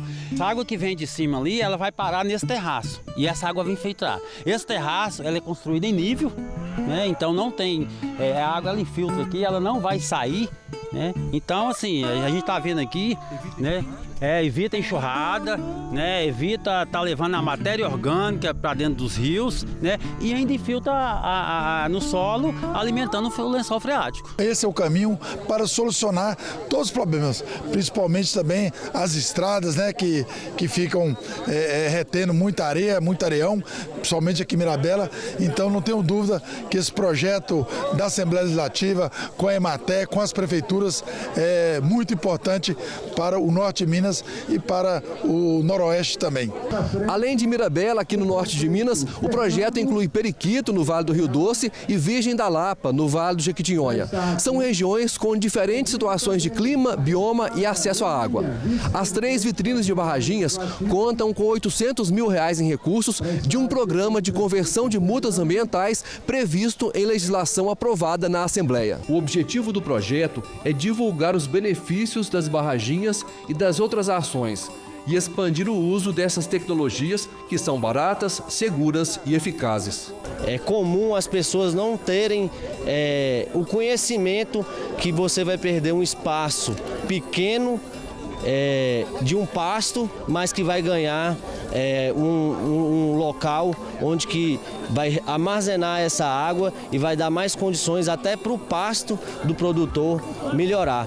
Então a gente acredita que esse projeto sendo a vitrine, eu tenho certeza que vai abrir a cabeça dos produtores e a gente vai poder chegar no município inteiro. A razão da gente estar aqui é porque a gente é apaixonado com os domadores de enxurrada. Esse é o nome dado para aquelas pessoas que buscam perenizar a nascente. Olha, o solo se faz caixa d'água, porque a água bate, pereniza e volta a ter nascente. Cada proprietário se apaixonando, se envolvendo com as barraginhas, que nós vamos voltar a ter o lençol freático e a agroecologia aliadas da agricultura e da segurança alimentar. As vitrines de barraginhas foram criadas a partir do seminário sobre a crise climática, também realizado pelo Parlamento Mineiro. A deputada Leninha, que representou a mesa diretora da Assembleia, aposta na expansão do projeto. A gente quer fazer desse projeto uma referência para que os prefeitos, para que os vereadores conheçam bem a tecnologia e repliquem ela. A Assembleia está dando um exemplo, nós vamos começar em 3 municípios, mas a gente quer chegar nos 853 municípios. E para isso os deputados têm que usar a emenda parlamentar para esse projeto se fortalecer cada vez mais aqui em Minas Gerais. Você confere agora outras notícias de destaque dos últimos dias no nosso Giro Ambiental. A Administração Oceânica e Atmosférica, um órgão científico do governo dos Estados Unidos, anunciou que o El Niño já se desenvolveu no Pacífico tropical. A previsão é que ele se intensifique para um nível moderado ou forte. Há uma probabilidade de 63% de as temperaturas da superfície do mar ultrapassarem os 2 graus Celsius na região do Pacífico monitorada. Se o limite for superado, a Administração Oceânica e Atmosférica considera o fenômeno como um El Niño muito forte. O mundo pode atingir aquecimento de 1,5 graus em 4 anos, segundo uma atualização anual publicada por um grupo internacional de pesquisadores com base em dados do IPCC.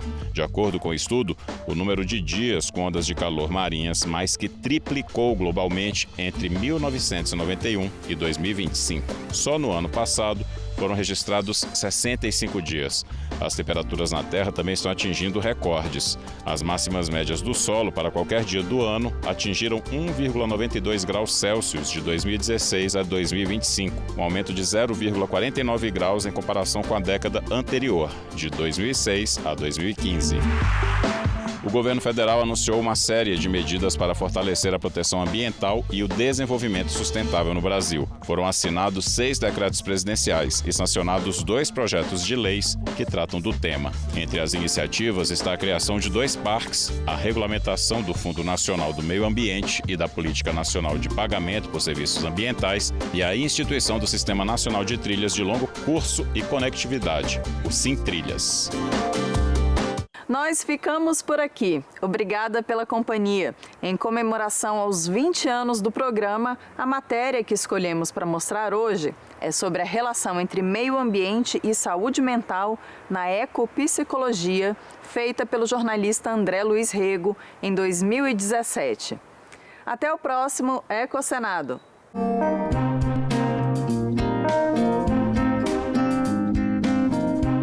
Marco Aurélio Bilibio é psicólogo clínico há mais de 20 anos.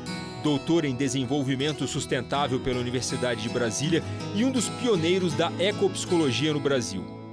Fomos conversar com ele em um parque de Brasília sobre como o contato com a natureza pode tornar as pessoas psicologicamente mais saudáveis. É uma linha terapêutica que se utiliza da natureza para tratar as pessoas. Só que o setting terapêutico tem sempre que ser próximo de árvores, unidades de conservação, parques urbanos.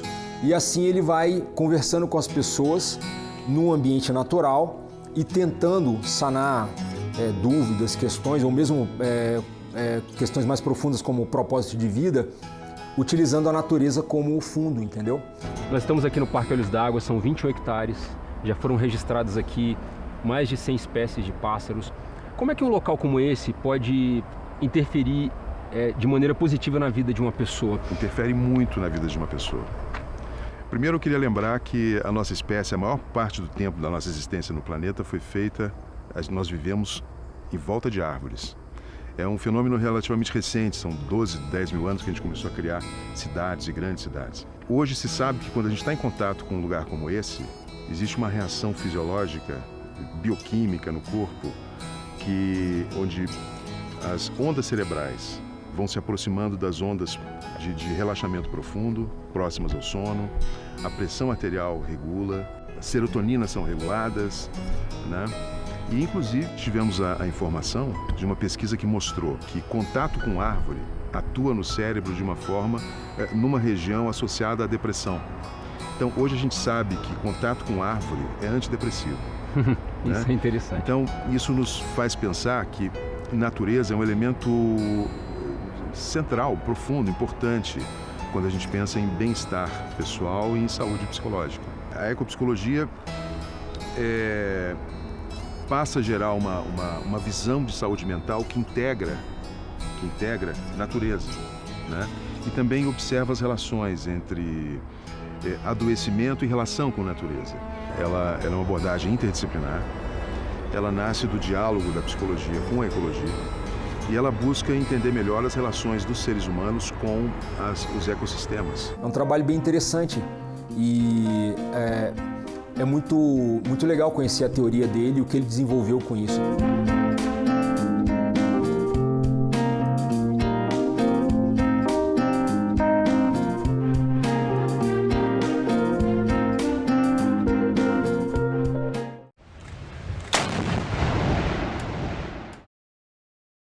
Nós temos um momento que grande parte da juventude está atravessando, digamos, um período muito triste. Essa geração de adolescentes agora é a primeira geração que de fato é exposta à rede social desde criança. Precisa, enquanto sociedade, também ter um olhar para essa adolescência. Algum dia eu imaginei que não valia a pena Em discussão. Hoje, 20h, aqui na TV Senado. A ideia aqui da condicionante aqui, do recapeamento, era devolver geologicamente, como se fosse devolver o pico de volta. Botar outro pico. Fazer uma prótese de um pico novo. Né? Mas feito de quê? Feito de rejeitos e de restos de capas da própria exploração, das pedras, dos cangas. E assim, a ideia que sonha era de fazer um pico de volta. O que as pessoas daqui acham disso? Bom, algumas pessoas acham isso interessante, né? Como também, dando exemplo da prótese, quando a pessoa banguela, coloca um dente, para ela isso é interessante. É uma coisa de mentira, né? É igual eu sou careca, entendeu? Vou colocar uma peruca, porra, eu vou me achar esquisito. Se eu dormir, eu não vou sonhar com o meu cabelo, bicho. Né? E ao mesmo tempo que a pessoa que quando perde um órgão, né, uma perna, um braço, quando dorme, pensa que tem. Aqui a situação é precária, tu tem que construir a tua parede, tem que puxar a tua água, puxar a tua luz. A imagem que é passada de ocupação é marginalidade, é crime, é gente sem lei, a gente se apropriando do que não é dele. O povo que mora aqui não tem condições de pagar por essas casas. É assim como a gente vive, normalzinho, do jeito que a gente pode. Habitar, Habitat. Neste sábado, 4h, aqui na TV Senado. A Copa do Mundo. A Copa do Mundo de 2014 será disputada no Brasil e nós estamos muito contentes com essa grande festa. Estamos todos nos preparando com construções e reformas de estádios e melhoria nas ruas. Minha mãe me disse, muita gente está contra a Copa. Por isso, está tendo protesto, pois ao invés de colocarem o dinheiro nas escolas, na saúde, nas moradias e nos transportes, estão gastando dinheiro com os estádios. Mas temos que aproveitar que vai ter turista e gente, e temos que aproveitar que vai ter celebridades e ver o Brasil ser campeão mais uma vez. E eu vou ir no jogo. E no caminho, vai se eu encontro o Neymar, eu ia pedir um autógrafo a ele.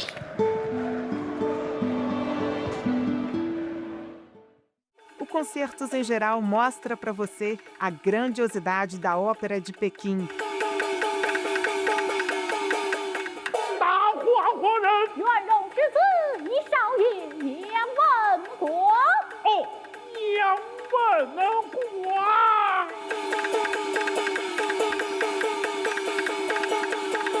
Concertos em Geral, neste sábado, 6h, aqui na TV Senado.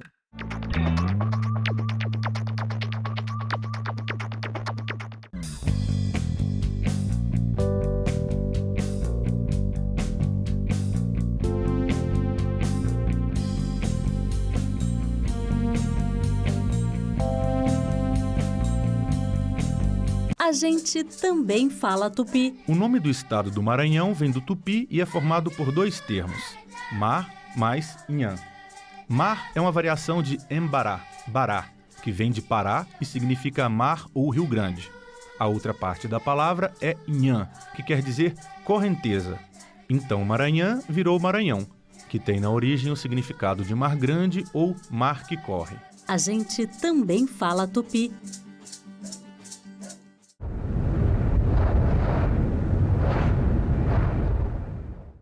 O programa a seguir é livre para todos os públicos.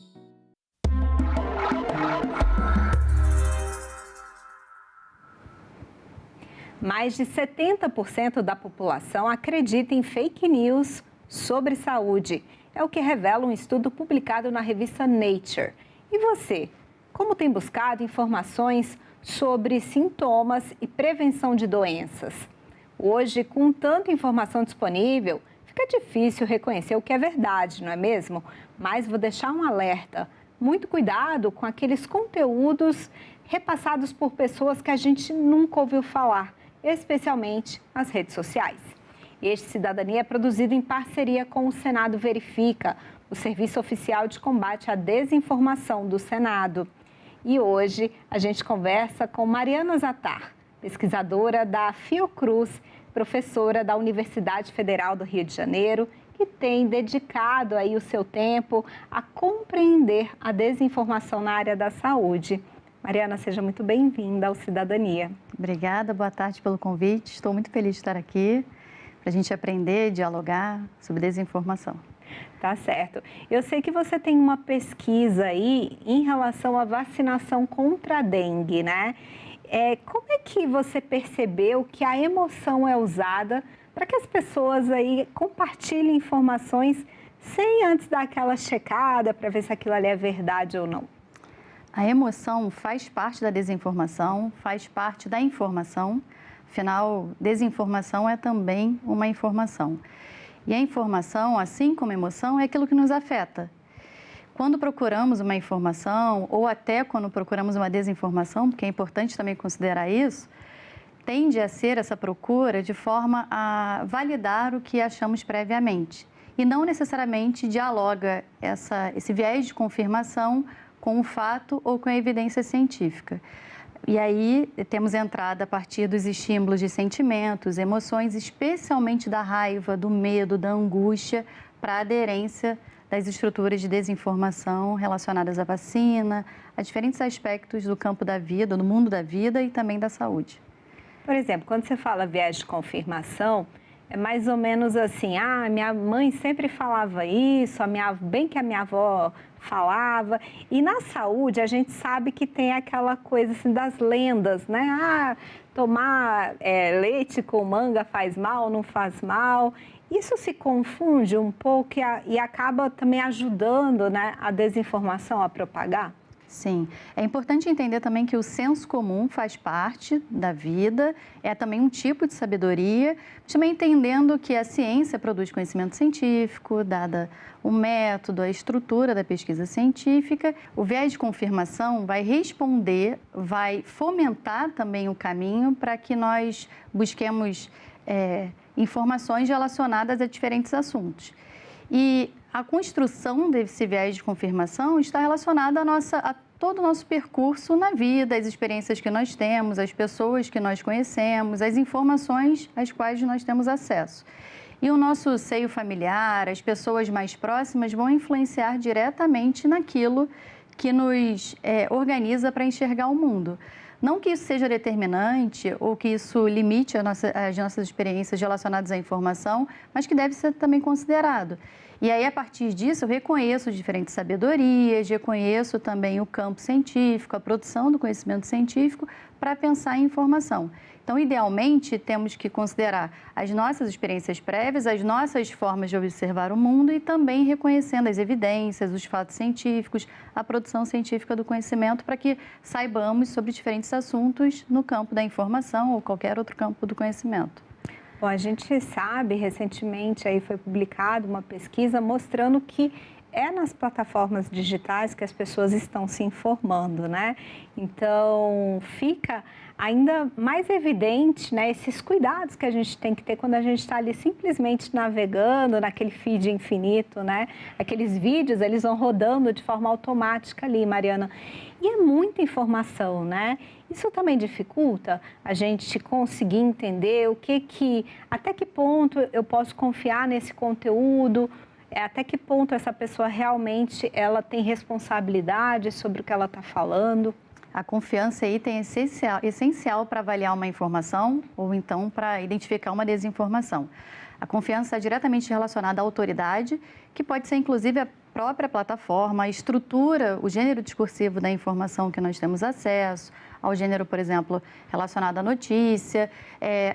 Qualquer informação é sempre construída por outra pessoa e para uma pessoa, ainda que tenha a intermediação de uma plataforma.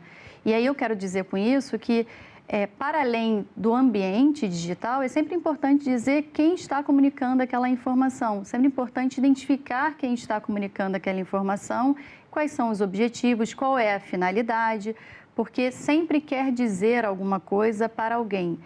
Na estrutura da informação, a informação sendo uma construção social, tem a participação comunitária, coletiva das pessoas, de forma contextual e situada. Então, é sempre importante entender em qual ambiente estou me informando, qual é a finalidade. E aí, se fizermos analogia a um jornal impresso, por exemplo, Podemos pensar na editoria, que diz o que é o jornal, a que ele se presta, qual é o posicionamento político, econômico, social daquela fonte de informação. E não diferente acontece nas plataformas sociais, entendendo a estrutura que se dá para o acesso à informação, mas também sabendo a origem da informação a partir desse ambiente.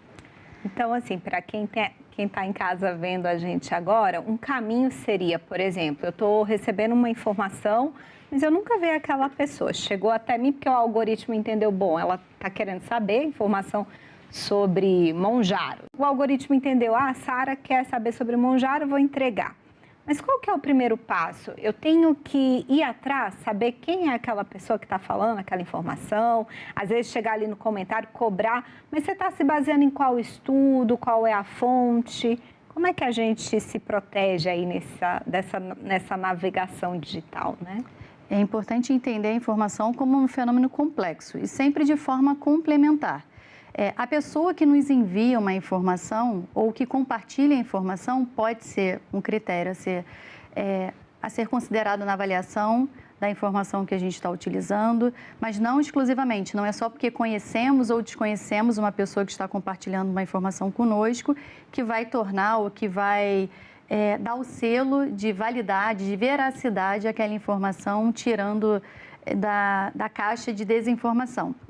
Também a autoridade, a autoria, quem escreveu a informação, é importante sempre avaliar e entendendo de forma a considerar quais são as experiências, os conhecimentos que a pessoa tem, porque uma pessoa pode ter uma formação específica, com uma titulação avançada sobre um assunto e estar falando sobre outro de forma desavisada, como uma pessoa que está dando um testemunhal falso, por exemplo. Então, não necessariamente uma categoria ou um critério específico para avaliação de uma informação vai nos dar essa segurança. É importante pensar de forma complexa, solidária, entendendo sempre o que aquela informação quer dizer, qual o impacto que vai ter. Então, antes de compartilhar, por exemplo, pensar antes de compartilhar, entendendo quais são os prejuízos que aquele compartilhamento pode causar, verificar de forma amplificada as informações que se tem acesso, procurar em outras fontes de informação. Então, se eu vi, por exemplo, pesquisei sobre Monjaro, vou pesquisar em outras fontes de informação que não só nessa plataforma ou não só com essa pessoa que escreveu, a pessoa autora, responsável, influencer, por exemplo, pela informação que está vindo até mim. Então, sempre de forma ampliada e cuidadosa, pensando nas relações de confiança em quem diz sobre um determinado assunto, tema que me afeta e que me move. Mariana, a gente também sabe, né, que na área de saúde tem muito uso de inteligência artificial, especialmente com a imagem do Dr. Drauzio Varella, né? A gente sabe que é campeão, né? Assim, muito uso da imagem do Dr. Drauzio Varella, que é uma pessoa que passa, né, a confiança ali naquela área da saúde como médico. E aí, quais são os cuidados? Porque está aumentando muito o uso de inteligência artificial nessa área? Na produção, eu acho que em todas as áreas da vida, a inteligência artificial generativa vem sendo utilizada, vem sendo disseminada. E a questão pode ser menos tecnológica, se pensarmos de forma efetiva em como lidar com os desdobramentos relacionados, se dá mais em como vamos interagir com essa informação, quais são as nossas responsabilidades, a utilização da figura, da pessoa, da imagem do Drauzio Varella tem a ver com a confiança, é uma pessoa que tem confiança, tem autoridade científica também relacionada à saúde. Então, essa apropriação da imagem do Drauzio Varella está ligada diretamente à aproximação pela confiança. A utilização, quando vemos, por exemplo, um vídeo com a imagem dele, talvez a confirmação para ver se foi utilizado de forma devida ou indevida é complementar, vendo na própria página dele, numa plataforma específica ou num site confiável, em fontes de informação complementar, por exemplo.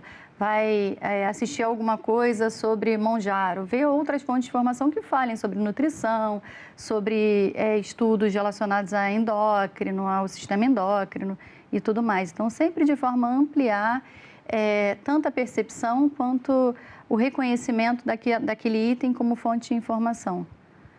Sim, no caso, por exemplo, do Dr. Drauzio Varela, ele tem perfil oficial, né? Ele tem site também, então sempre vai ali naquela fonte original, né, para ver, será que ele está falando isso aqui mesmo? E aí, pegando esse gancho, eu queria entender assim, será que as pessoas estão habilitadas a verificar? Será que elas sabem onde ir? Porque eu também acho assim, às vezes a pessoa nem é que ela acredita de imediato, Sim. Mas também não sei se ela consegue entender aonde ir para verificar aquela informação, né, Mariana? Sim, e é até bem importante pensar sobre isso para não cair no risco de achar que é uma habilidade ou algo meritocrático, individual. É importante também considerar todos os fatores que envolvem a vida das pessoas, os tipos de acesso, se está usando pelo celular, se está acessando pelo celular, pelo computador, isso também vai influenciar.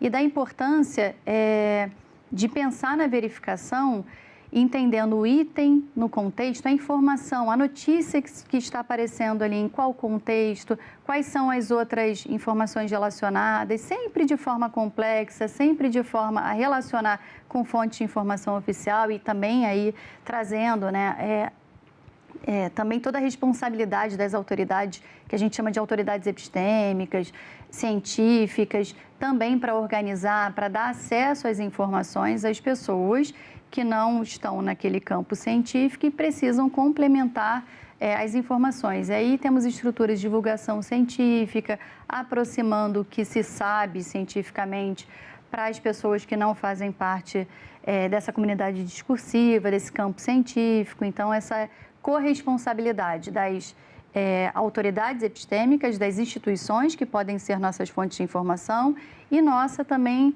nos acessos, nas práticas informacionais, na forma que nós lidamos diariamente com as informações.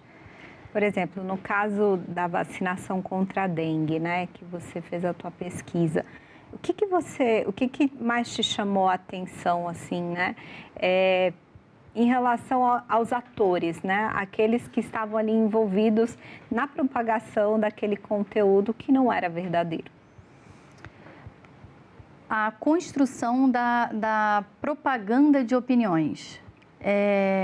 A propaganda a partir também fomentada, e voltando à primeira pergunta, às emoções, aos sentimentos, a partir da raiva, da segmentação, da polarização, a uma estrutura que quer polarizar, que quer segmentar, e aí muito afeita a propaganda, a uma estrutura de exploração, inclusive comercial, dessa polarização. Então, isso salta aos olhos, o cuidado também que se deve ter nessas relações de sentimentos, de afeto, de emoções, nos ambientes que, de algum jeito, nos despertam sentimentos que nós, às vezes, nem sabemos que temos. Isso chama bastante atenção e do cuidado no sentido de promoção, por exemplo, no campo da saúde, de promoção da saúde. Não só da prevenção, não só do tratamento, mas também da promoção, ofertando informações confiáveis para que as pessoas possam complementar as informações que tem, por exemplo, no discurso antivacina, de hesitação vacinal, anticiência, de negacionismo científico. Também vem chamando cada vez mais atenção nesse ambiente relacionado à vacina, a apropriação de discursos da saúde servindo a interesses ideológicos específicos que não se prestam especificamente à ciência. Então, o saque, a captura de discursos, de termos do campo científico para servir a projetos específicos com determinadas ideologias. Então, como a gente vai diferenciar, Mariana, o que é fake news, o que é uma desinformação, que tem intenção, né, de manipular, de prejudicar, de apenas uma opinião que a pessoa deu ali, né? Uma opinião igual, às vezes, é isso. Minha avó sempre falava que funcionava, então funciona porque na minha família é assim, né? Como é que a gente vai diferenciar essas duas coisas? Nessa relação, é importante entender o nosso papel na construção da informação. Entendendo que a informação e a desinformação são construções coletivas, eu tenho um papel, eu assumo uma responsabilidade e sou corresponsável também pelas informações que são criadas no meu entorno, quando eu compartilho uma informação, quando eu sigo um perfil específico.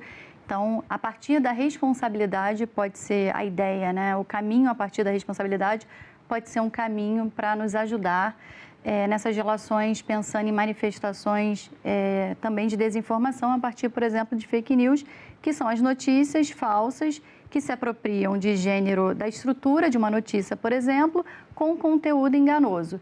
A ideia também relacionada à intencionalidade pode ser um caminho, e aí, de novo, reconhecendo o que significa aquela fonte de informação, o que significa o perfil, o que significa o que quer dizer, qual é a finalidade de um perfil de um influencer que talvez sigamos, quais são as páginas que nós curtimos. Então, essa ideia, a prática relacionada, a prática que traz consigo, que traz com ela, melhor dizendo, a harmonia, a solidariedade, a responsabilidade pode ser um primeiro passo para que tenhamos um ambiente mais harmônico, mais harmonioso, pensando em informação. Em relação ao Congresso, né, esses projetos que estão aqui, seria uma forma, por exemplo, essa regulamentação? A regulamentação é essencial. É importante, inclusive, pensando em soberania nacional, soberania digital, entendendo também que não há mais, não temos mais como pensar numa estrutura que se dizia como uma estrutura aberta, ampla, democrática. Já não é bem assim. Já entendemos que existem manipulações, que voltam, que nos voltam, né? Que nos colocam em ambientes com mais propaganda, seja de ideias, seja de serviços, de produtos. Então, a responsabilidade também nacional, salvaguardando a soberania, a partir de uma regulamentação é essencial para que possamos caminhar de forma mais harmoniosa e não só colocando a responsabilidade no sujeito. A responsabilidade individual na informação, na produção, na dinâmica de produção da informação é essencial, mas entendendo também que é um ambiente complexo e que não está também só nas nossas mãos e nossas responsabilidades, sob o risco de cairmos também, de novo, na meritocracia, em gramáticas neoliberais que colocam sempre no indivíduo, na gente, todo o problema social, e não é só isso. Sim, mas assim, por exemplo, hoje mais cedo, né, eu estava conversando com um colega e a gente como jornalista, né, falando, bom, antes você tinha essa mediação, né? Sim. Ali quando a gente estava na TV, no rádio, no jornal, existia uma mediação, alguém estava filtrando, estava checando. Hoje a pessoa com ela mesma, né? Ela que vai olhar ali e ter esse entendimento. Será que isso aqui é verdade? Será que não é? Então, parece que está todo mundo igual, todo mundo... eu tenho celular, eu acesso o WhatsApp. Mas isso também demonstra um aumento de desigualdade? Será que está todo mundo recebendo a mesma informação? E será que está todo mundo lidando com a informação? Será que todo mundo tem o mesmo recurso para entender o que está vendo aqui no celular? Ou será que a gente está reforçando as desigualdades também? Estamos tendo a achar que estamos reforçando as desigualdades. A ideia também, quando pensamos em plataformas sociais de desintermediação, já não cabe tanto, porque se eu tenho, por exemplo, um perfil específico e esse perfil tem informações diferentes do seu perfil, tem algum tipo de intermediação que visa algum tipo de serviço, de exploração. Então, isso também precisa ser considerado e, de novo, volta à necessidade de regulamentação das redes, para que saibamos quais são as estratégias que são utilizadas para nos colocarmos em bolhas separadas. Por que eu acesso uma informação sobre esse assunto e você acessa outra informação sobre o mesmo assunto? Ou você não tem acesso a uma informação X e eu tenho acesso a essa informação X? Qual é o item que nos coloca em lugar de privilégio relacionado à informação? E aí, a melhor forma, o modo mais efetivo para que consigamos é a partir da regulamentação das redes, entendendo quais são os caminhos, quais são os percursos das grandes plataformas, das chamadas Big Techs, na nossa timeline. Até porque, né, Mariana, quando você fala de regulamentação, pessoal das plataformas, na TV, na rádio, no jornal, nas agências de notícia, a gente não pode falar qualquer coisa. A gente tem uma responsabilidade jurídica, né? A gente tem que dar um direito de resposta. E hoje na internet fica essa sensação de que tudo pode, né? Que não há uma punição e que as pessoas podem falar o que querem, que não haverá uma responsabilidade sobre aquilo. E não é bem assim, né, Mariana? Não é bem assim. A responsabilidade é solidária, as pessoas precisam entender que quando eu curto, inclusive dou um coração, um like numa notícia, essa notícia tem conteúdo falso, eu estou concordando ou pelo menos engajando, dando mais visibilidade àquela informação falsa. Então, a ideia de responsabilidade, a conduta responsável é essencial para um ambiente mais harmônico. E também, assim, quando assistíamos televisão e tínhamos um canal específico, sabíamos o que tinha naquele canal, qual era o encaminhamento ideológico, porque não existe informação neutra.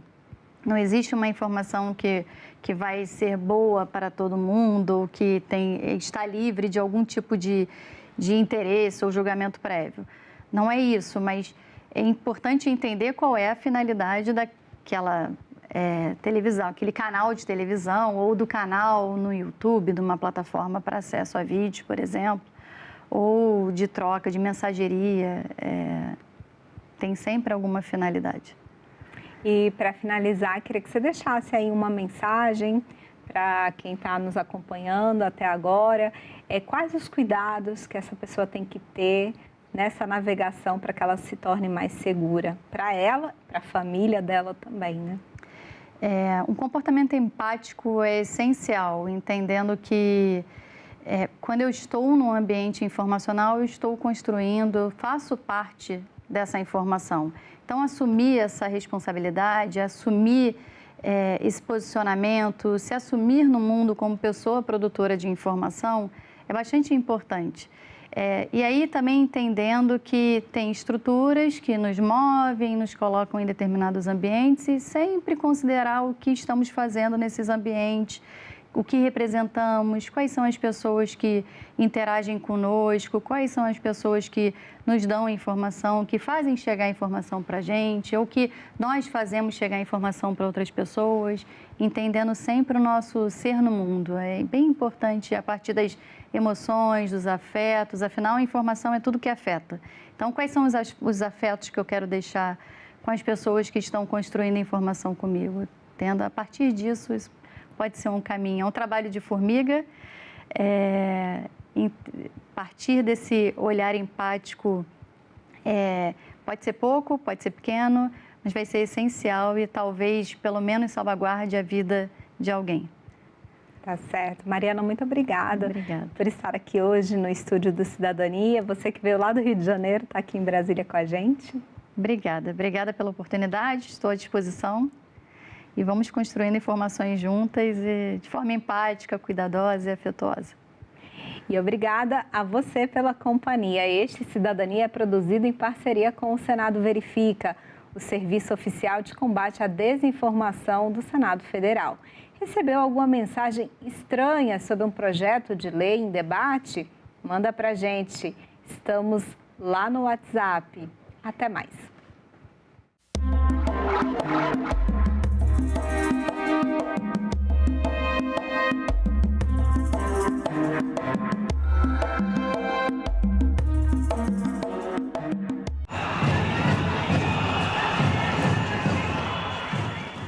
Nós temos um momento que grande parte da juventude está atravessando, digamos, um período muito triste. Essa geração de adolescentes agora é a primeira geração que de fato é exposta à rede social desde criança. Precisa, enquanto sociedade, também ter um olhar para essa adolescência. Algum dia eu imaginei que não valia a pena Em discussão, Hoje, 20h, aqui na TV Senado. Estão abertas as inscrições do curso para candidatas eleitorais promovido pela Comissão Interamericana de Mulheres e a Escola de Governo da OEA em parceria com a ANADEP e apoio do TSE. 8 e 9 de julho, as atividades são no formato híbrido. 17 de julho, a programação é virtual. Inscrições gratuitas até 30 de junho no site da ANADEP. A abertura do curso vai ter transmissão no YouTube da Justiça Eleitoral e na TV Justiça. Como a nova convenção da OIT promove o trabalho decente na economia das plataformas? Quais os impactos para empresas e trabalhadores? O assessor jurídico da CUT, Felipe Vasconcelos, a assessora especial de assuntos internacionais do Ministério do Trabalho e Emprego, Maíra Lacerda e Silva, e a advogada especialista da CNC, Luciana Diniz, respondem a essas e a outras perguntas ao vivo. TV Senado Live nesta sexta, 9h. Tem coisas que passam pela nossa vida e fazem a diferença. Quando sobra mais dinheiro no fim do mês. Quando a burocracia diminui. Quando a comida quentinha chega à mesa. Quando a vida segue mais segura. Quando a proteção alcança quem mais precisa. Tudo isso parece distante da política. Mas não é. É no Senado que projetos são debatidos, aperfeiçoados e transformados em lei. E quando essas leis são aprovadas, passam a fazer parte da vida de milhões de brasileiros e brasileiras. É assim que o país segue em frente e a democracia avança. O Senado aprovou, a sua vida avançou. Brasil acolhe imigrantes de mais de 200 países. Santa Catarina é um dos destinos preferidos. Manaus se enfeita para a Copa. Tradição é patrimônio cultural da cidade. Uma viagem no tempo, do São João de Campina Grande 20 anos atrás ao de agora. Tudo isso no Parlamento Brasil. Parlamento Brasil, toda sexta, 20h, aqui na TV Senado. A Copa do Mundo. A Copa do Mundo de 2014 será disputada no Brasil e nós estamos muito contentes com essa grande festa. Estamos todos nos preparando com construções e reformas de estádios e melhoria nas ruas. Minha mãe me disse, muita gente está contra a Copa. Por isso, está tendo protesto, pois ao invés de colocarem o dinheiro nas escolas, na saúde, nas moradias e nos transportes, estão gastando dinheiro com os estádios. Mas temos que aproveitar que vai ter turista e gente, e temos que aproveitar que vai ter celebridades e ver o Brasil ser campeão mais uma vez. E eu vou ir no jogo. E no caminho, vai se eu encontro o Neymar, eu ia pedir um autógrafo a ele.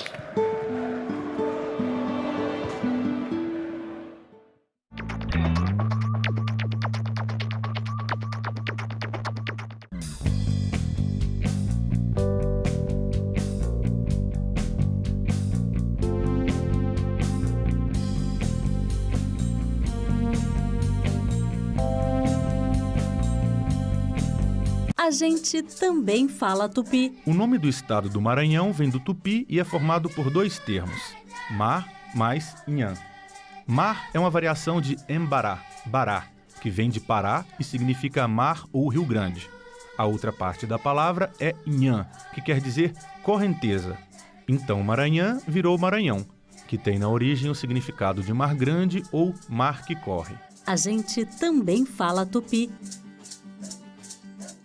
Os manifestantes conseguiram subir no prédio do Congresso.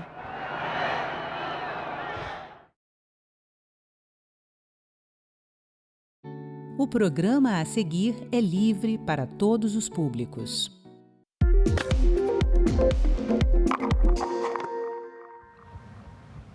Após décadas de negociações, entrou em vigor no mês de maio o acordo Mercosul-União Europeia, que garante tarifa zero imediata para 43% das vendas do Rio Grande do Sul aos países do bloco. Começa agora mais um Assunto de Estado e hoje a gente vai falar aqui no programa sobre os impactos desse acordo, além de saúde pública, agronegócio, entre outros temas. E para conversar comigo, o nosso convidado de hoje é o senador Hamilton Mourão, do Republicanos do Rio Grande do Sul. Bem-vindo, senador. Obrigado, Sérgio. Satisfação estar aqui com vocês da TV Senado, podendo debater temas que são de interesse do nosso estado do Rio Grande do Sul. Como eu disse, passou a vigorar ainda de forma provisória o acordo Mercosul-União Europeia, negociado por mais de 2 décadas. A gente tem um infográfico aqui com mais dados a respeito. Então, os impactos para o Rio Grande do Sul, né? 2,8 bilhões de dólares exportados, 43% isentos, são mais de 500 itens adicionados a essa lista. Até 2030, espera-se 93% de isenção, um aumento esperado de 4,6% no PIB em até 15 anos e expectativa de mais de 30 mil empregos para o seu estado, para o povo gaúcho. Na visão, na avaliação do senhor, quais os impactos principais para o estado do Rio Grande do Sul? Não resta dúvida, Sérgio, como está colocado aí no infográfico, né, que é importante para todos aqueles que acompanham, né, aqui o programa, entendam, né, os benefícios que esse acordo vai trazer, porque o Rio Grande do Sul é um estado exportador, porque ele produz além das necessidades do seu próprio povo. E quando se produz além das necessidades do próprio povo, você tem capacidade de vender isso para fora, não é? Nós temos uma produção grande na área do agro, mas também nós temos na área da indústria metal-mecânica, de calçados, não é? Com as empresas que estão instaladas lá no nosso estado e que são fundamentais para um dos aspectos colocados ali, que é a geração de emprego. Então, eu vejo, né, que nós temos um avanço agora com um mercado, né, mais disponível para os produtos do estado, mas também temos problemas a serem enfrentados, né, porque requer ainda aprovação por cada um dos membros dos diferentes estados que compõem a União Europeia, dos diferentes países, né, para ficar claro para as pessoas. Cada parlamento tem que aprovar esse acordo. Há uma certa, vamos dizer assim, maré contra a vinda de agricultores franceses, espanhóis, que julgo que vão ser prejudicados, mas tem que entender que também, né, os produtos deles, das indústrias daqueles países, também virão para cá, para o Brasil, em condições melhores. Então, é um quid pro quo. Né?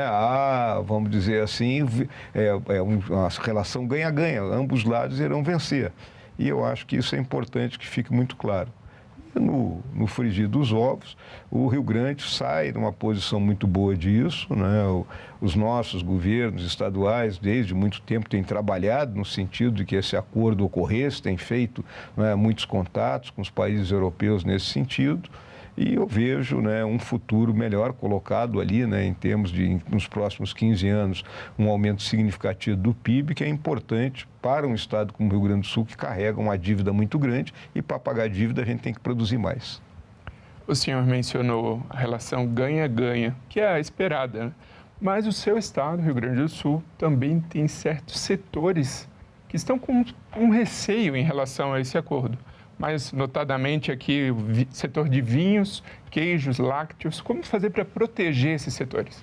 Agora, recentemente, eu tive uma reunião lá em Bento Gonçalves, né, com o pessoal dessa indústria, principalmente a indústria do vinho, que sofre uma concorrência desleal com vinhos que vêm, né, de países vizinhos nossos, né, como a Argentina, do Chile, né, que entram aqui no Brasil, vinhos até que são de segunda categoria, mas é vinho estrangeiro, e eles estão muito preocupados, né, com isso, fora a questão do imposto seletivo, né? Então, a solução disso aí passa por uma forma da gente ter uma certa reserva, né, de mercado para os produtos do Rio Grande do Sul. O nosso vinho é de excelente qualidade, mas a gente paga um imposto muito grande aqui dentro do país.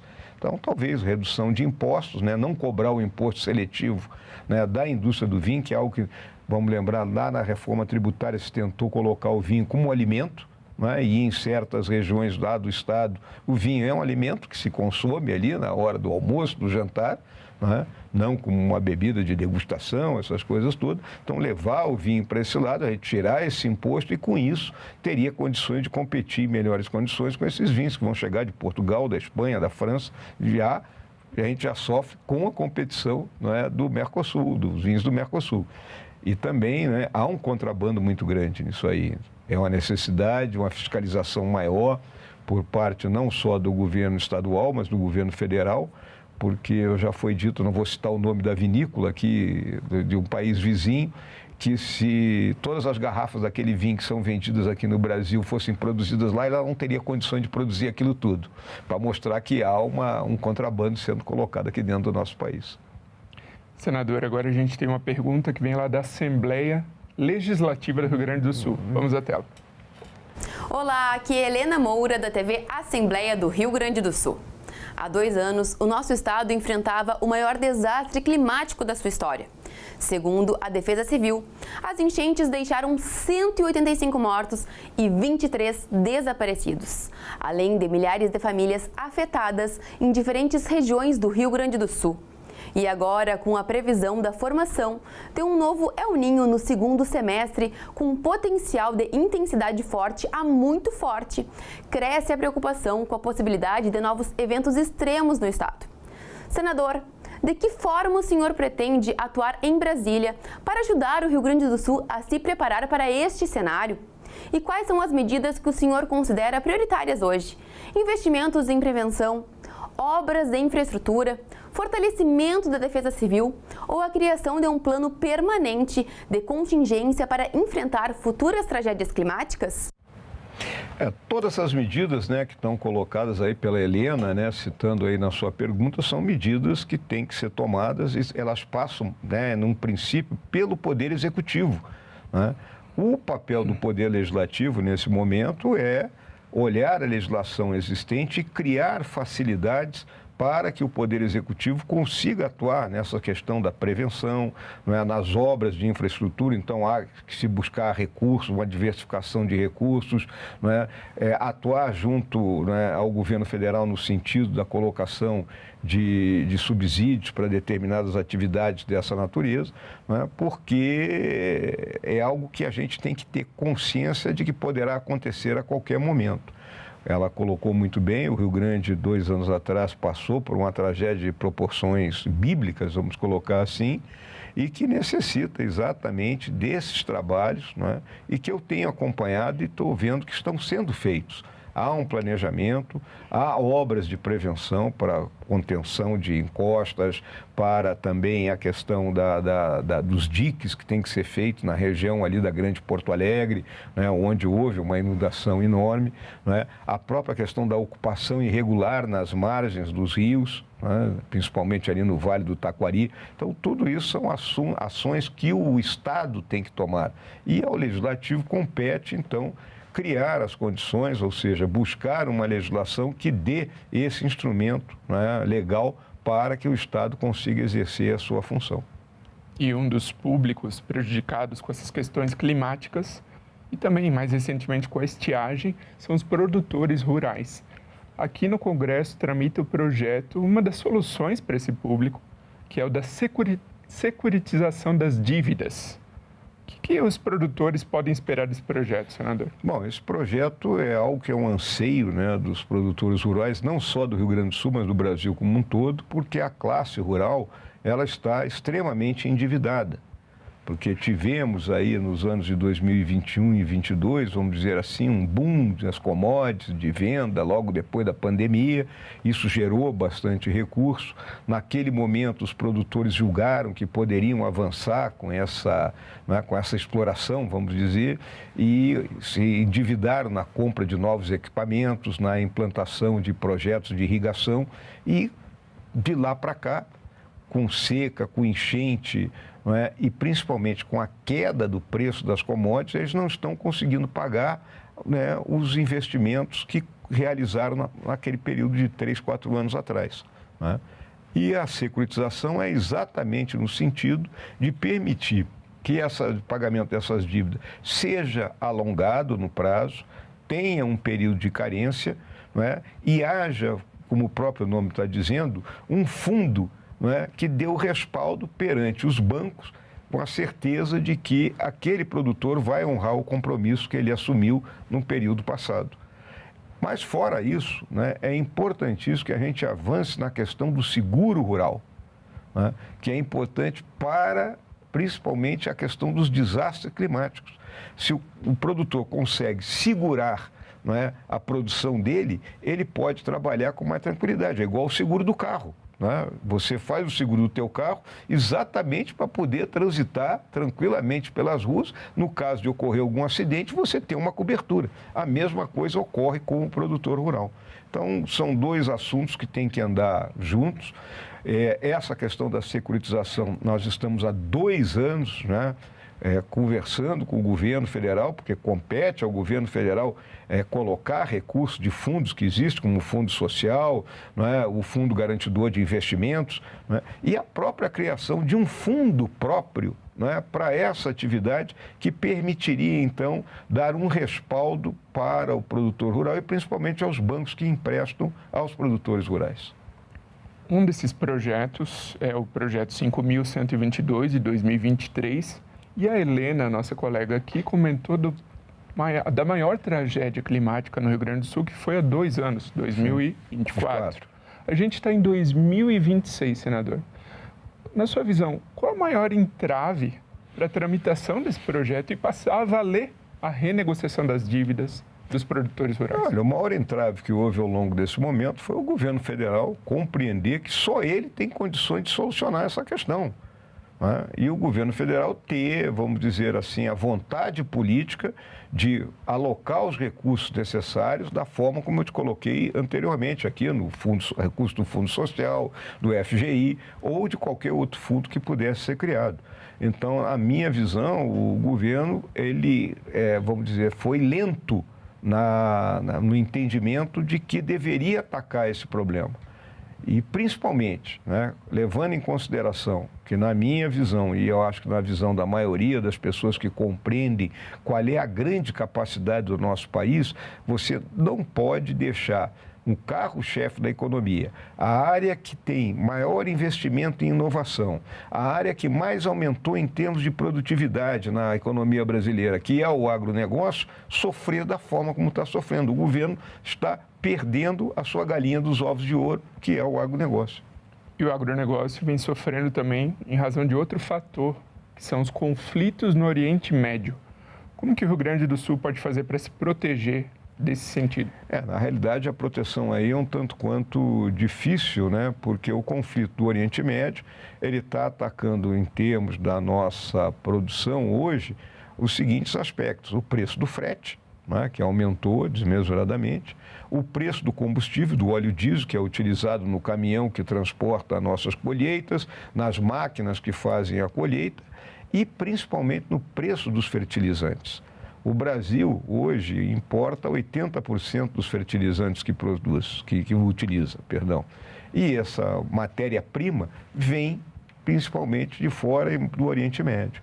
E o que acontece? Nós aqui temos que nos libertar de determinadas amarras, principalmente na questão ambiental, questão indígena, porque nós temos aqui no país, não é, os recursos necessários e que devidamente explorados na parte do NPK, do nitrogênio, do fósforo, do potássio, né, que são fundamentais para a produção de fertilizantes, explorar esses recursos existentes no país e, com isso, adquirir uma independência em termos da produção de fertilizantes. Nós não produzimos mais porque não conseguimos explorar o que existe aqui no nosso território. Então, na realidade, o Rio Grande do Sul hoje ele tem condições de explorar parte de insumos dessa natureza, mas por questões ambientais, questões, vamos dizer assim, até de conflito de terra, não consegue levar adiante essa produção e isso ocorre no Brasil como um todo e nos prejudica. Então a guerra nos causa esse problema, mas a guerra aponta uma solução aqui para o país. Em relação ao preço do combustível, ao preço do frete, realmente, né, nós temos que mudar aqui dentro do país a capacidade de refino, porque hoje nós produzimos petróleo e não refinamos todo o petróleo que produzimos. Consequentemente, a gente exporta o óleo bruto e importa combustível. principalmente o diesel. 20% do diesel consumido no país vem de fora. E ele vem de fora ao preço de fora, não ao preço praticado aqui dentro do Brasil. E por isso ele encarece. E qual é o nível de otimismo do senhor enquanto senador da República, representante do seu estado aqui no Congresso, no Senado, sobre a exploração dos nossos recursos, otimizar a exploração do recurso interno aqui do país? Pois é, o meu nível de otimismo passa por, principalmente, determinados organismos aqui dentro do país, a questão dos órgãos ambientais, Ministério Público, etc. e tal, eles pararem de querer achar que são os donos da verdade. Né? E compreenderem que o país é enorme, nós temos 8,5 milhões de quilômetros quadrados, nós temos praticamente 73% do nosso país não mapeado, né, em termos das riquezas minerais existentes. A exploração mineral hoje, né, ela é feita de uma forma muito menos predatória do que era há muito tempo atrás. Basta você adjudicar a área a ser explorada e fiscalizar que aquela exploração ocorra dentro das melhores regras e melhores práticas ambientais existentes no mundo de hoje. No entanto, aqui é uma dificuldade. Nós temos o caso, por exemplo, de uma mina de potássio na Amazônia, que fica a 8, 9 quilômetros de distância de uma terra indígena, que nós levamos praticamente 15 anos para conseguir autorização para essa exploração e mesmo assim ainda engatinhando. Algo que nos daria uma certa autonomia nesse mineral, bem como geraria uma quantidade de emprego e de renda para uma região do país que é a Amazônia, que precisa disso. Senador, o senhor divulgou por meio das suas redes sociais que esteve recentemente com representantes do Hospital Ana Nery, que estão com um projeto de um novo centro oncológico. É um projeto de mais de 20 milhões de reais em investimento e que vai atender mais municípios no Rio Grande do Sul. Que ações o senhor vem adotando por meio do seu mandato para fortalecer a saúde no estado? Olha, em termos de distribuição de emendas, né? Mais de 150 milhões de reais das minhas emendas nesses 3 anos foram alocadas para a saúde do nosso estado.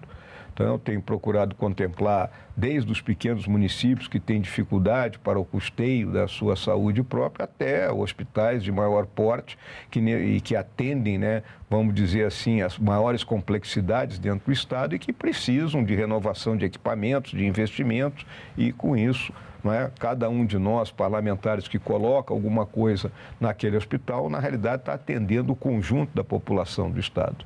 No caso específico, né, que tu mencionaste, que é do Hospital Ana Nery, o Ana Nery passou por uma crise há um tempo atrás, com uma questão de emendas que não ficou muito bem explicado, e eles procuraram mostrar que eles tinham contratado uma empresa para a captação de recursos, essa empresa não agiu de forma correta e agora eles passaram eles mesmos a fazer essa busca de recursos. E vieram apresentar um projeto, que é um projeto que não cabe para emenda individual, o valor que tu citaste aí de 20 milhões de reais, é para emenda de bancada, é um hospital localizado lá na cidade de Santa Cruz, ali numa parte quase central do estado do Rio Grande do Sul e que atende inúmeros municípios. E a doença oncológica hoje, à medida que a população vai vivendo cada vez mais, é algo que aparece cada vez com mais frequência. E, consequentemente, cada lugar que a gente tiver condições de ter um centro para tratamentos oncológicos de maior qualidade, você evita o deslocamento dessa pessoa, desse paciente, que é um paciente fragilizado, para distâncias maiores e consegue atendê-lo em melhores condições. Outra questão que o senhor mencionou, divulgou nas suas redes sociais também uma visita com representantes do Hospital Espírita de Porto Alegre, que é referência em saúde mental. Qual que é a importância para o Estado, para o Rio Grande do Sul, de ser referência numa área tão sensível para a saúde pública? Pois é, realmente é algo muito sensível, porque a saúde mental sempre foi tratada tipo assim, não, isola o fulano lá, não sei aonde, e todas as famílias, né, eu não conheço nenhuma família que não tenha algum problema ligado a essa natureza, seja por dependência química, né, seja de droga sintética, ou a droga ou álcool, né, seja por algum problema de desvio de personalidade, etc. e tal, essas doenças que ocorrem. E, óbvio, você precisa ter um local capacitado para atender essa população.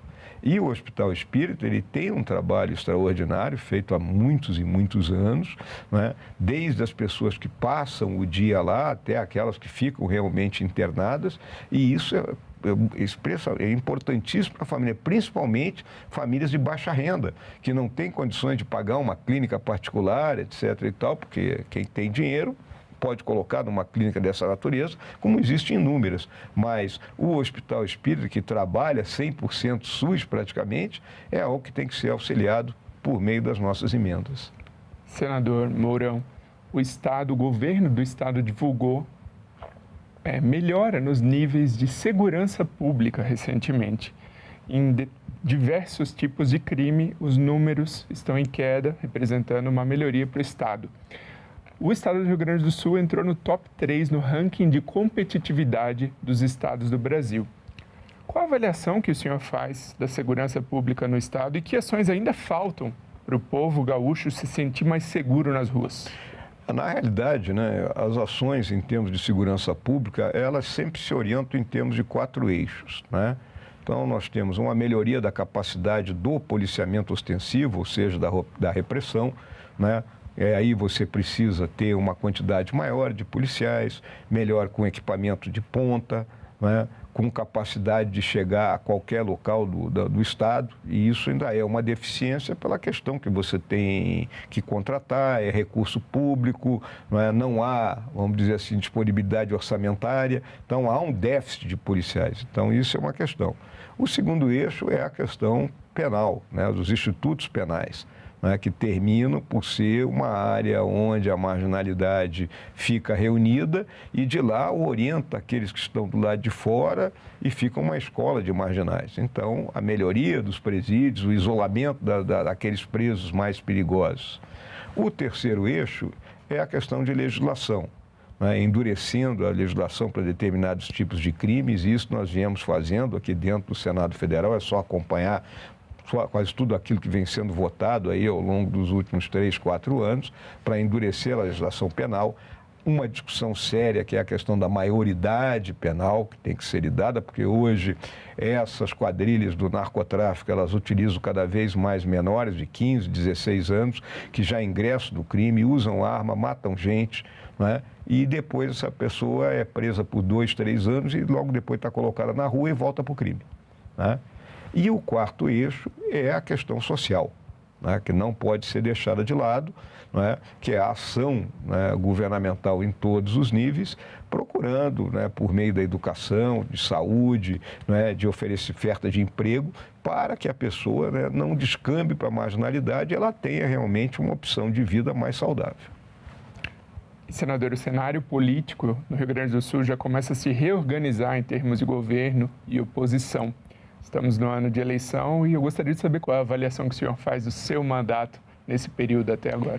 Olha, é um mandato para mim, que sou um político, não vou dizer que sou novo, mas na política eu comecei a entendê-la, a partir do momento que me tornei vice-presidente da República com o presidente Bolsonaro e depois ao ganhar um mandato eletivo, quando o povo do Rio Grande do Sul me colocou como seu representante aqui no Senado Federal.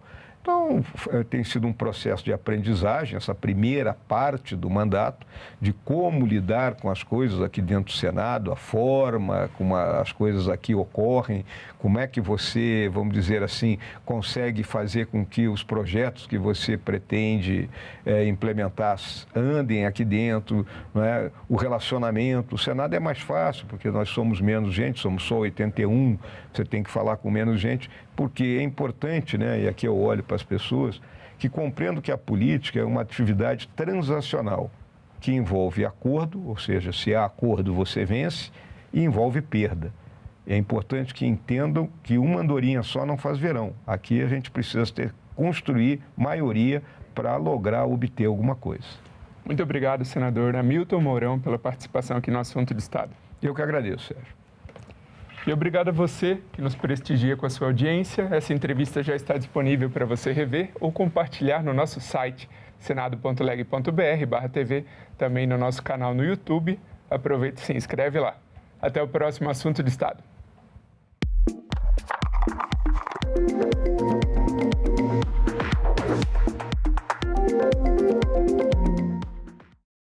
manifestantes conseguiram subir no prédio do Congresso.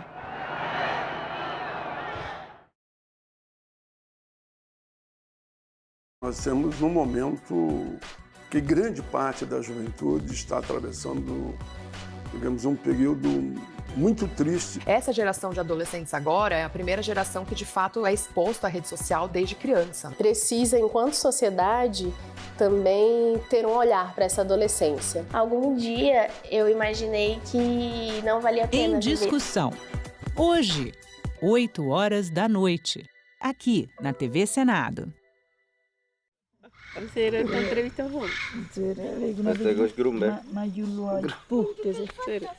Sabes que yo me crié con mis abuelos, mis abuelas, quienes me hablaban de eso. Ahí fue que yo entendí lo que es Macunaíma. Por eso es que siento que yo creo que soy nieto de Macunaíma. Importante para mantener las tradiciones de las comunidades indígenas es para que los muchachos, los jóvenes, no pierdan esa cultura, esa costumbre que tienen las comunidades indígenas, que han tenido los abuelos. Pues. Y yo no perdí pues de hablar en Taurepán, y mi plato típico, mi bebida típica, eso no la he perdido para nada. Ahí estoy dando clases a ellos, los muchachos. Yo les cuento, yo los enseño a ellos todas las informaciones sobre la historia de Macunaíma, donde podamos mantenernos nuestra cultura viva. No solamente Macunaíma, hay muchas historias más que tenemos que contarle bastante.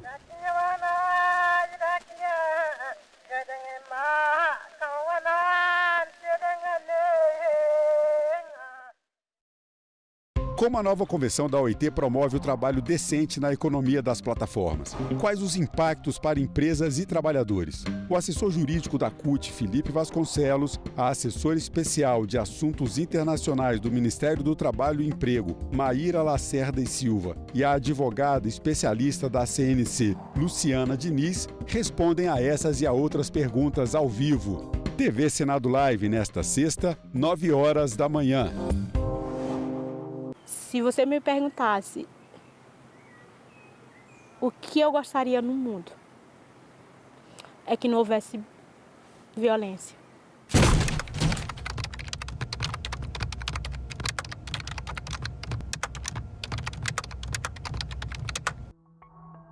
Eu fui educada assim, que a mulher tinha que sempre obedecer ao marido. Ela tinha que ser submissa ao marido. As primeiras agressões começou com insultos.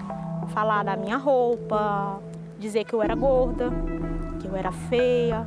Eu tinha o meu dinheiro, eu tinha a minha conta, eu trabalhava, mas o meu salário quem gastava era ele. A primeira vez que eu pedi o cartão, que eu falei, o dinheiro é meu, eu trabalho, eu sei que o dinheiro é meu, eu levei um tapa. E como castigo à noite, ele me botou para dormir fora de casa na chuva. Se aquela pessoa se sente no direito de te empurrar, de te apertar, ela já está dando um sinal muito grande que ela é capaz de fazer outras coisas. A gente pode passar, às vezes, por exemplo, de um empurrão para uma facada.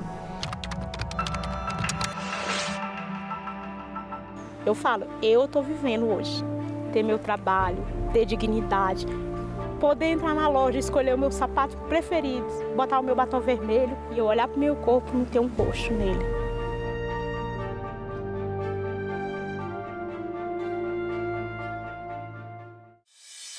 O nosso dia a dia parece distante da política, mas não é. É no Senado que projetos são debatidos, aperfeiçoados e transformados em lei. E quando essas leis são aprovadas, passam a fazer parte da vida de milhões de brasileiros e brasileiras. É assim que o país segue em frente e a democracia avança. O Senado aprovou, sua vida avançou. A Umbanda, ela tem a origem africana, indígena e cristã. A gente vai ter a associação com os santos católicos, né, que foi o processo sincrético, a invocação da seiva das matas, da presença das matas como elemento vigoroso de força espiritual e das tradições africanas, o culto aos orixás, né, o orixá, a força da cabeça. Boto Fé, neste sábado, 7h, aqui na TV Senado.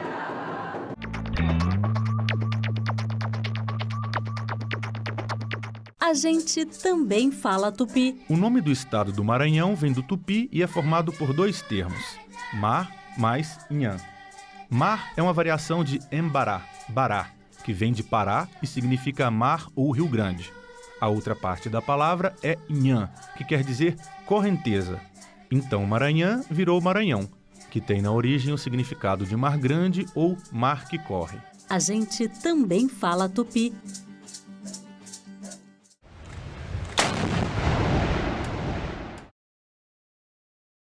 O programa a seguir é livre para todos os públicos.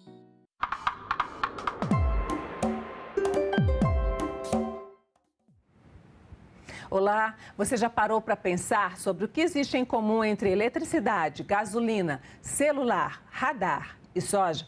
Parece brincadeira, mas não é. E o que liga esses produtos é a dependência de minerais para o fabrico e a produção. Petróleo, ferro, cobre, lítio, nitrogênio e muitos outros são fundamentais para a tecnologia e a agricultura contemporâneos. E por serem fundamentais, são estratégicos, muitas vezes críticos e sempre cobiçados. Neste Agenda, vamos conversar sobre a formulação de uma política nacional para minerais críticos e estratégicos. Para isso, eu recebo aqui Israel Lacerda de Araújo e Tarcísio Dalmaso Jardim, dois consultores aqui do Senado. Israel, muito bem-vinda mais uma vez à Agenda. Tarcísio, muito bem-vindo aqui à Agenda Econômica, para a gente conversar exatamente sobre essa política nacional. Eu vou pedir a vocês que sentem, que nós vamos começar a nossa conversa sobre essa política nacional. Vou começar aqui, o Tarcísio é um especialista em direito, em legislação nessa área de mineração, né, Tarcísio? Israel é um geólogo especialista em mineração e energia. Então, vamos falar um pouquinho, o Congresso está discutindo esse tema a partir da questão das terras raras. Então, eu vou começar aqui com o Tarcísio, pedindo para você dar um pouquinho o estado da arte hoje, como é que está a legislação brasileira sobre essa questão de minerais críticos e terras raras, né? Até a partir da decisão do governo de Goiás, que autorizou a venda de uma empresa para um país, um governo de outro país. Fala um pouquinho para a gente sobre isso. Muito bem-vindo à Agenda. É um grande prazer poder participar desse painel e, em especial, com meu colega e amigo Israel. De fato, nós temos hoje, no cenário internacional e por via de consequência nacional, um sistema em que cada vez mais se dependerá desse tipo de mineral. Em que sentido? Do ponto de vista da transição energética que se pretende, na segurança alimentar e o tema da defesa nacional. Não que isso substituirá, digamos, os problemas e desafios minerais clássicos, né? O petróleo ainda tem o seu lugar, né? E sabemos que a geopolítica do petróleo, ela ainda hoje toma conta das manchetes. Ainda gera guerras, ainda né? gera guerras, é isso. Pois bem, ocorre que o que se projeta para o século XXI é justamente um papel cada vez mais importante para para alguns tipos de minerais que justamente comporão essa nova etapa, digamos, da indústria e do relacionamento internacional, como, por exemplo, a elaboração de magnetos, carros elétricos, drones, material bélico de nova tecnologia e tal. Indica os geopolíticos que praticamente nós nos debruçaremos na próxima agenda internacional com justamente essa transição energética, as novas tecnologias, inteligência artificial, etc., e a soberania mineral. A gente tem legislação aí para que isso? Entra justamente isso que estamos nos debruçando, né? O Brasil tem um grandíssimo... porque a importância do Brasil? O Brasil, de fato, nós temos aí um grande manancial, né, de minerais críticos, incluindo, claro, terras raras. Se me permite, então, Antônia, até complementando meu colega amigo Tarcísio, nós temos um grande potencial geológico, temos reservas descobertas e a descobrir no leque de possibilidades de minerais considerados críticos pelo Brasil, ou por países com quem temos boas relações ou países com quem temos relações neutras. Quiçá os demais, que nós não temos lá essa melhor relação, mas poderemos ter relações em relação ao que podem ser supridos por um ou por outro. Mas para o lado do Brasil, que é crítico, temos na transição energética um vetor de crescimento econômico, podemos dizer que para o século vigente, ou pelo menos para a primeira metade desse século. Temos na indústria de defesa algo que tem sido importante pelo menos por 2 séculos, ou seja, investimento em defesa para que você possa mostrar que você não vai ficar à mercê dos outros. Você vai ter como se defender. Vai ter como se defender. Então, quando você tem esses materiais bélicos, eles demandam ligas especiais, eles demandam equipamentos com coisas muito específicas. Às vezes não é aquele volume de recurso financeiro enorme, mas é aquele recurso mineral que faz com que, se não tiver disponibilidade, você não vai ter tal equipamento bélico, que significa, perante os demais pares, eu estou falando de países, que você está enfraquecido. Defesa, transição, no caso do Brasil, agricultura, também entra nesse rol da discussão sobre minerais críticos. A gente está falando aqui de alguns conceitos, eu vou pedir ao Marcelo, que está dirigindo a nossa gravação, para colocar aqui na tela na verdade, um infográfico básico, assim, onde a gente apresenta essas diferenças. Eu queria que vocês falassem sobre se essas diferenças mudam, né, de um período para o outro.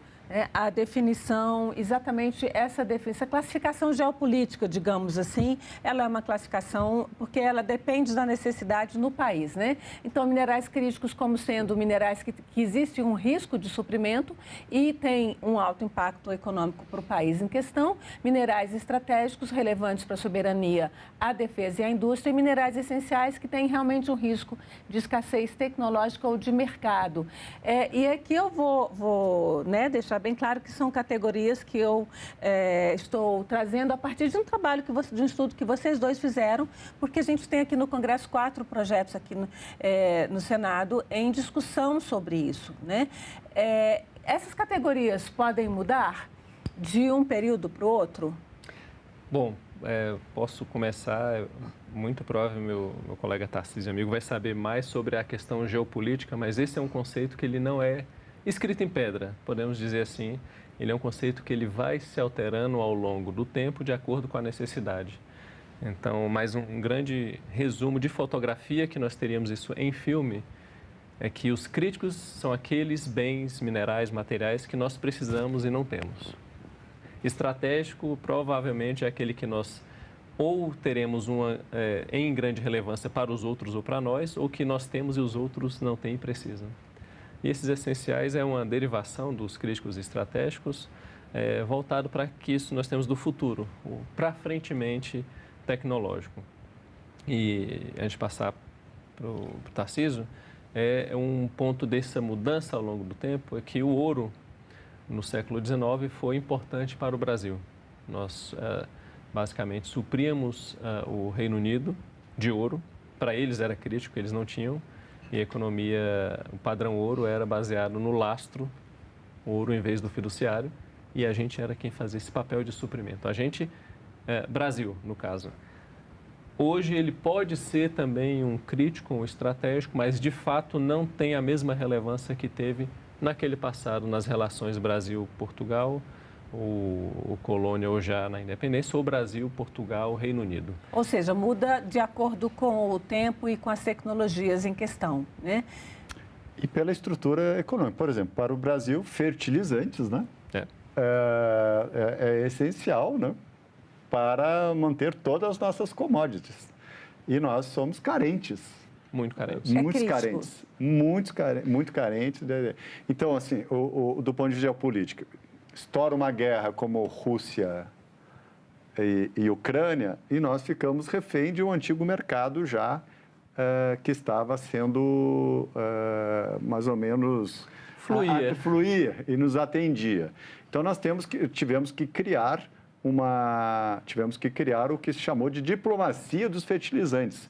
Nada mais é pedir socorro a demais países, né, parceiros brasileiros, para quem pudesse nos atender. E agora nós estamos voltando e redefinindo a nossa própria política nacional para produzirmos algo. Mas somos... Então, assim, fertilizante. Talvez muitos que estão assistindo não colocariam naquele rol, né, de minerais, mas para nós... Sim. É crítico, né? Então, eu vou colocar, porque a gente fez um rol aqui, a partir até de vários trabalhos aí, do que a gente tem de minerais críticos e estratégicos hoje. Aí, como críticos entram interessantes, que é o famoso NPK, eu coloquei na sequência, que é o principal fertilizante, a base dos fertilizantes. E a gente, como produtor de commodities agrícolas, NPK são fundamentais e, portanto, como nós não temos, são críticos, né? O enxofre também. E estratégicos, e aí tem, eu não coloquei o ouro, mas eu acho que ele continua sendo estratégico, hein? Petróleo, ferro, cobre, urânio. Quem diria que o cobre? Porque a gente ainda não inventou um jeito de transmitir energia que não seja por fio e fio à base de cobre, né? Nióbio, terras raras, que são a grande questão do momento, principalmente pelas questões de telecomunicações e de equipamentos de guerra, digamos assim, né? Agora, como é que está a nossa? Eu queria dizer, a gente tem a mineração de terras raras, né, Israel? Mas é complicado e a gente não tem uma legislação específica, Tarcísio. Vamos falar um pouquinho sobre essa questão que é bem atual? Claro, vamos partir do início. Nós já tínhamos nos terras raras, os lantanídeos, ou aquele grupo de elementos ali que são todos bem empilhadinhos com o mesmo tamanho, muito próximo do tamanho atômico, um caminho para um futuro tecnológico. Ou seja, ali nós teríamos crescimento de demanda e aplicações. Nós provavelmente não temos todas as aplicações possíveis com aqueles insumos trabalhados, não o insumo bruto, não o extrativo, mas o óxido de terras raras, as ligas especiais a serem feitas. A gente teve um desenvolvimento na década passada, nós tínhamos um roadmap pelo Ministério da Ciência e Tecnologia, e agora inovação também, e isso acabou se perdendo ao longo da última década e estamos retomando isso. Então foi um curto prazo de tempo que tivemos esse baque. Mas nós temos uma jazida em operação, ou seja, uma jazida que se tornou mina, Serra Verde. E o desafio primeiro seria a extração das terras raras do minério em si. Uma grande quantidade de massa, de argila, no caso, de rocha, material, para uma pequena quantidade de terras raras. No caso do Brasil, por se tratar nesse depósito de argilas iônicas, ou seja, você tem ali as terras raras ionicamente adsorvidas ao lado dessas argilas, é uma extração relativamente fácil, mas ela tem de ser feita in situ, no local. E a produção do que vai ser usado depois? A gente já faz isso, não? Esse é o desafio. Pois então, a gente tem essa primeira etapa, ela já é um desafio em si para a mineração, mas acredito eu que consigamos fazer esta primeira etapa da extração das terras raras como um todo, com menos dificuldade, eu não posso nem dizer que seria uma facilidade, com coordenação e investimento privado, público, e países, ou seja, empresas, agentes públicos e países se ajudando, se coordenando, conseguimos fazer a primeira etapa sem muita dificuldade. O desafio está ao longo da cadeia. Seria a tal da transmissão, da transmissão de tecnologia, né? Da transferência de tecnologia, de quem já tem essa tecnologia para as empresas brasileiras que estiverem fazendo aqui. Ou melhor ainda, de reinventar a tecnologia daquilo que não puder ser transferido, porque em alguns casos, Antônia, quem tem provavelmente teria uma grande resistência de transferir tecnologia para um outro país, ainda que seja um país parceiro. Como é que fica isso? Isso é uma coisa né? entrar na legislação. É a China, né? Que o Israel, claro. o grande detentor da tecnologia hoje. Uhum. E, na verdade, domínio do mercado, né? Uhum.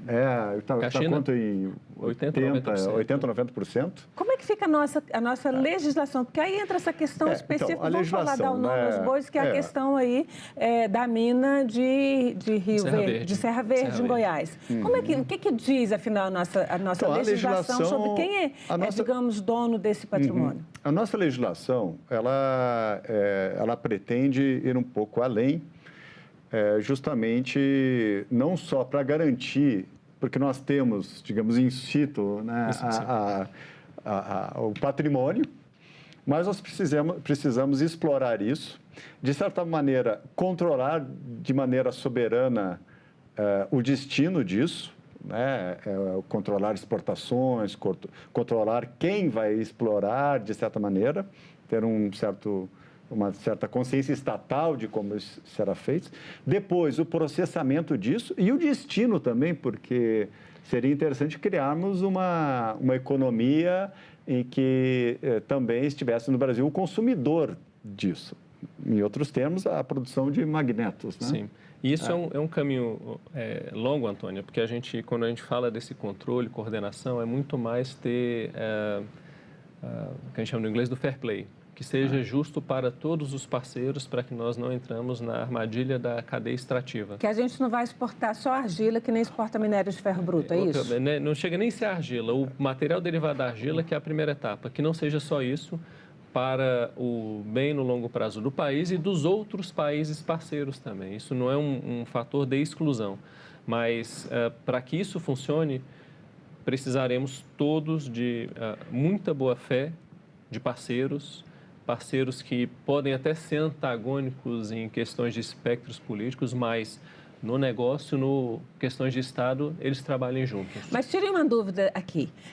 Essa questão hoje, o que diz a nossa Constituição, as nossas leis infraconstitucionais, os decretos normativos sobre a quem pertence esse bem que está no subsolo? Houve um tempo que ele pertencia à União, então a União tinha que autorizar uma empresa a extrair, isso tudo era regulamentado. Como é que está isso hoje? Bom, isso ainda é assim, mas não tem exatamente os critérios que estão sendo discutidos.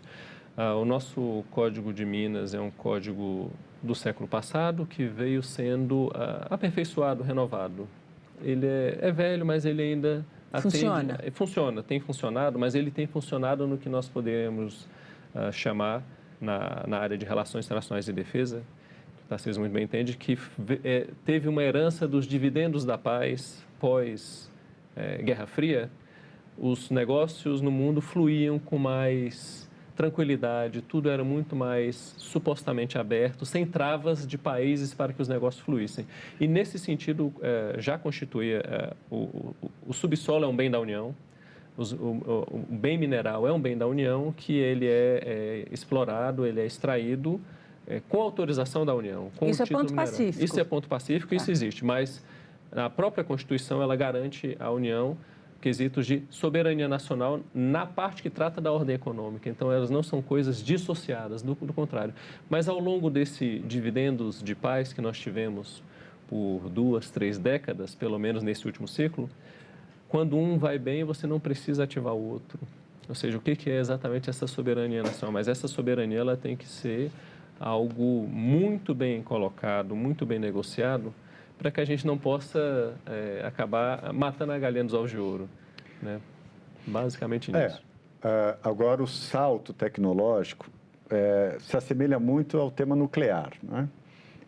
Os países detentores desse tipo de tecnologia, eles não tendem a transferi-la. Então, realmente necessitamos incentivos, fundos, ambiente tecnológico e toda uma estrutura burocrática, agilidade burocrática que nós não temos. Exato. Né? Para que cooperação, sim, né? Por que não? Para que nós possamos, chegar a um patamar tecnológico de poder beneficiar, separar os elementos das terras raras, enfim, gerar magnetos. Isso é um salto enorme, né? Então, a legislação, ela também vem não só para controlar quem detém, mas todo esse ciclo até atingirmos o patamar... para definir, né? Israel falou de um bônus da época da Guerra Fria, a gente agora está em períodos de guerra quente, literal, né? Não dá para desconsiderar isso. A gente tem legislações, alguns projetos de lei em tramitação aqui no Congresso, eu vou pedir pessoal para colocar aqui na nossa tela, e eu gostaria que vocês, assim, a gente está trazendo o número dos projetos, porque quem tiver interesse pode ir em busca de descobrir o que eles dizem, cada um. Essa nova regulamentação, ela não fala só de terras raras, ela dá uma renovada. E o que é o fundamental no entender de vocês, que são dois especialistas, para que o país tenha uma política soberana, mas que não se feche, né, a esse grande mercado internacional?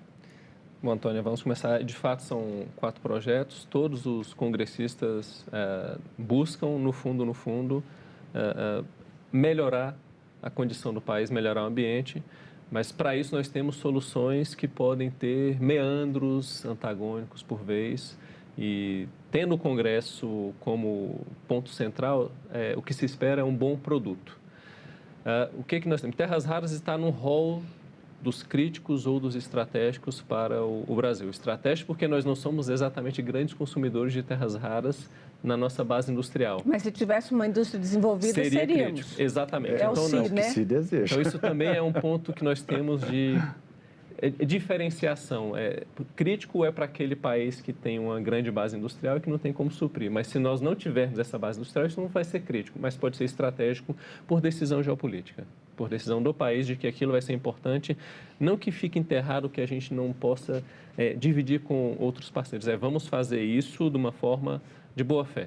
Então, agora é hora de definir uma nova política industrial. Uma nova política minero-industrial, mas que possa, sim, fazer com que as empresas possam desenvolver seus ativos minerários e, a partir delas, permitir que o Brasil se desenvolva, porque isso vai ser bom para elas e bom para o Brasil. O exemplo que eu teria, um exemplo fora da mineração, que aconteceu recentemente, nas últimas 2 décadas, foi a escolha do caça para a Força Aérea Brasileira. O Brasil tinha 3 propostas, uma proposta era de uma empresa americana, uma segunda proposta de uma empresa francesa e a terceira proposta de uma empresa sueca. Ainda que não fosse o melhor caça, ainda que todos atendessem os mínimos padrões, o escolhido foi o caça sueco, porque atendia no longo prazo os interesses nacionais. Interesse de transferência de tecnologia. Transferência de tecnologia, capacidade de manutenção no próprio país para as nossas aeronaves, como também para as aeronaves que fossem do mesmo grupo. Ou seja, isso é o que a gente está falando de soberania. Ainda que esse exemplo é um exemplo de indústria que é uma indústria, a gente pode dizer, fechada, em que os países negociam, as empresas negociam, mas sobre os auspícios de países. Para a mineração, a gente não espera esse nível, mas a gente pode ter algo que permita melhor aproveitamento. O que é que poderia permitir em termos de legislação, Tarcísio? Então, eu acredito que a burocracia brasileira ela precisa ser repensada. A estrutura de controle da mineração? A estrutura, a proposição de criação de comitês, enfim. Mas é preciso que isso se transforme em uma certa agilidade, né? Eficiência, efetividade para implementar essa política nacional. Segundo, benefícios, incentivos, uma inteligência de cooperação, a ideia, a citação dos aviões Gripens, né? É um exemplo de boa estratégia de cooperar. Ninguém vai criar isso isoladamente, nós precisamos de cooperação internacional para levar a cabo essa pretensão. Não podemos, se nós temos 0, como passamos a ter 1, né? É preciso, nós não temos 0, né, meu filho? Mas quais são os passos a serem dados? Então, a gente precisaria de quê? Uma agência de mineração que fizesse uma prospecção do território brasileiro, que tipo de minérios a gente tem, porque dizem que a gente não sabe o que a gente tem exatamente, que outros países sabem e nós não. Mais técnicos especializados, assim, como é que poderia ser uma estrutura básica disso? Bom, nós podemos começar pelo básico. Soberania nacional começa pelo conhecimento do seu subsolo. Saber o que nós temos numa certa base geológica e, a partir dela, ter o conhecimento para a mineração, para saber o que é uma jazida, o que é ali uma ocorrência mineral, porque aquilo passa a ser o leque, o portfólio para desenvolvimento da atividade mineral para além do conhecimento geológico. Então, o conhecimento geológico é importante, a Agência Nacional de Mineração, que ela já existe, com mais robustez. Aliás, isso é um outro tema que as agências elas precisam ser repensadas no sentido de como tirá-las do estrangulamento em relação ao orçamento que está disponível, sabendo que isso não é um problema só das agências, mas é um problema fiscal do país como um todo. Mas, tirante esse problema, coordenação e concentração de esforços, mas são esforços público-privados. O Tarcísio muito bem levanta que a burocracia não pode ser um problema para a implementação de toda e qualquer ação que envolva soberania nacional ou interesse público. Ela tem que ser uma ação rápida, ainda que seja um conselho ou qualquer entidade desse tipo, que seja algo rápido, que as empresas que fiquem dependendo deste aval, desta homologação, não fiquem esperando por meses. Isso acabaria com o setor.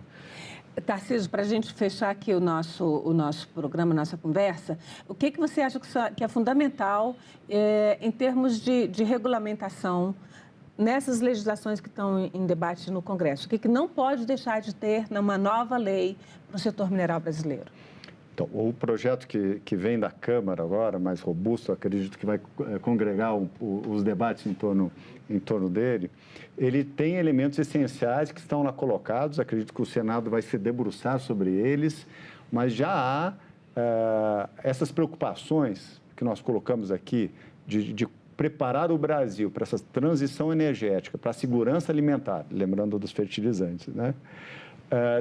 Da nossa soberania, da defesa nacional e criar estruturas, incentivos, benefícios. Esses elementos já estão postos na mesa para ser discutido pelo Senado Federal. Acredito que o Senado se debruçará, aperfeiçoará, mas esses elementos estão já colocados. Essa legislação nova precisa ser para 2026 ou pode esperar para 2027? Na minha humilde percepção, quanto antes melhor. O ponto é que essa legislação, a proposta que está mais desenvolvida e que pode acabar tomando a frente e cumprindo a função que as outras fariam. Na verdade, isso é um esforço coletivo do Congresso, podemos assim dizer. Ela traz em torno de 9 instrumentos financeiros, regulatórios ou de governança para tentar alavancar esses projetos. Por quê, Antônia?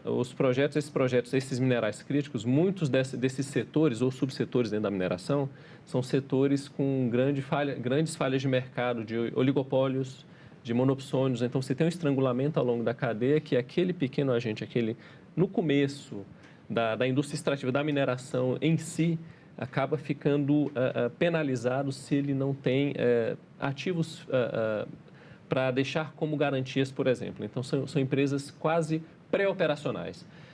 O que o projeto faz? Pega essas falhas de mercado, traz uma legislação nova, instrumentos para que isso possa ser resolvido e, assim, a gente consiga tirar a primeira etapa, que a mineração possa acontecer, mas com benefício para todos, para as empresas, para o país e para os parceiros. Bom, Israel, Tarcísio, eu agradeço a presença de vocês. Daqui a pouco, quando essa legislação for aprovada, a gente volta a conversar para ver como é que ela pode ser implementada.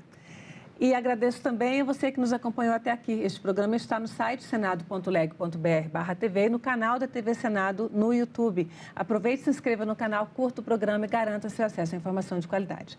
Até a próxima Agenda Econômica.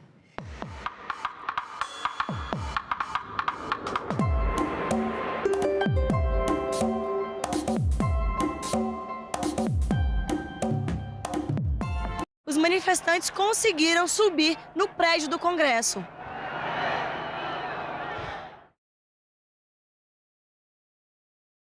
Nós temos um momento que grande parte da juventude está atravessando, digamos, um período muito triste. Essa geração de adolescentes agora é a primeira geração que de fato é exposta à rede social desde criança. Precisa, enquanto sociedade, também ter um olhar para essa adolescência. Algum dia eu imaginei que não valia a pena Em discussão.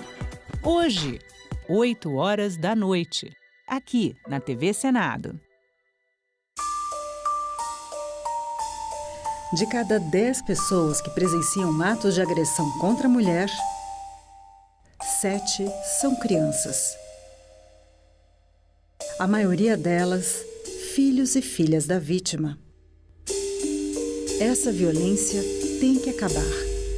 Acolha, denuncie, ligue 180.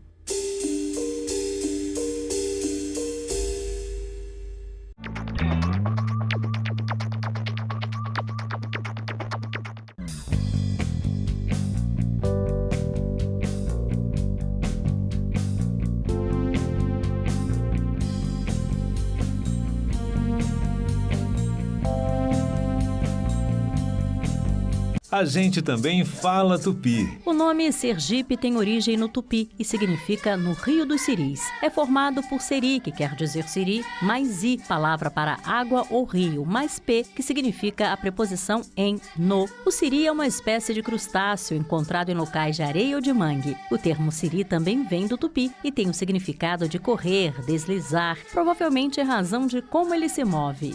A gente também fala tupi.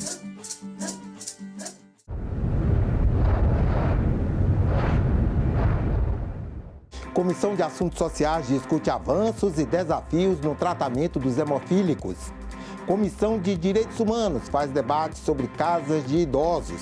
E senadora Tereza Leitão é a nova líder do governo no Senado. Veja também, medida provisória obriga aprovação em exame para exercício da medicina.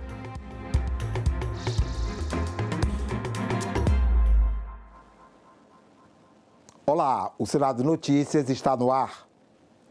O Brasil tem um programa de assistência a hemofílicos que é considerado modelo mundial, mas persiste a desigualdade no acesso às terapias. Avanços e dificuldades no tratamento das pessoas com hemofilia foram debatidos em audiência na Comissão de Assuntos Sociais. O Brasil registra a 4ª maior população de pacientes com hemofilia no mundo e é o único com um programa público de atendimento. São cerca de 13 mil pessoas convivendo com essa condição genética rara, ainda sem cura e caracterizada pela dificuldade de coagulação do sangue, necessária para interromper as hemorragias e sangramentos.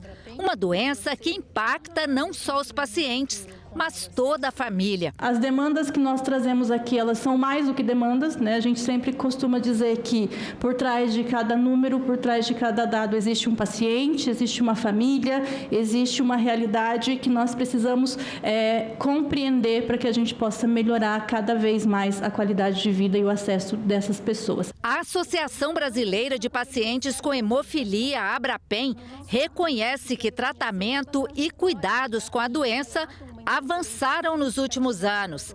Novos medicamentos têm sido incorporados, mas ainda há desafios a vencer. A gente já avançou bastante, a gente tem tido uma ampliação constante do acesso a terapias e novas terapias procoagulantes. A gente tem centros de tratamento de hemofilia em todo o país. O Brasil está fazendo gradativamente a incorporação de novas tecnologias.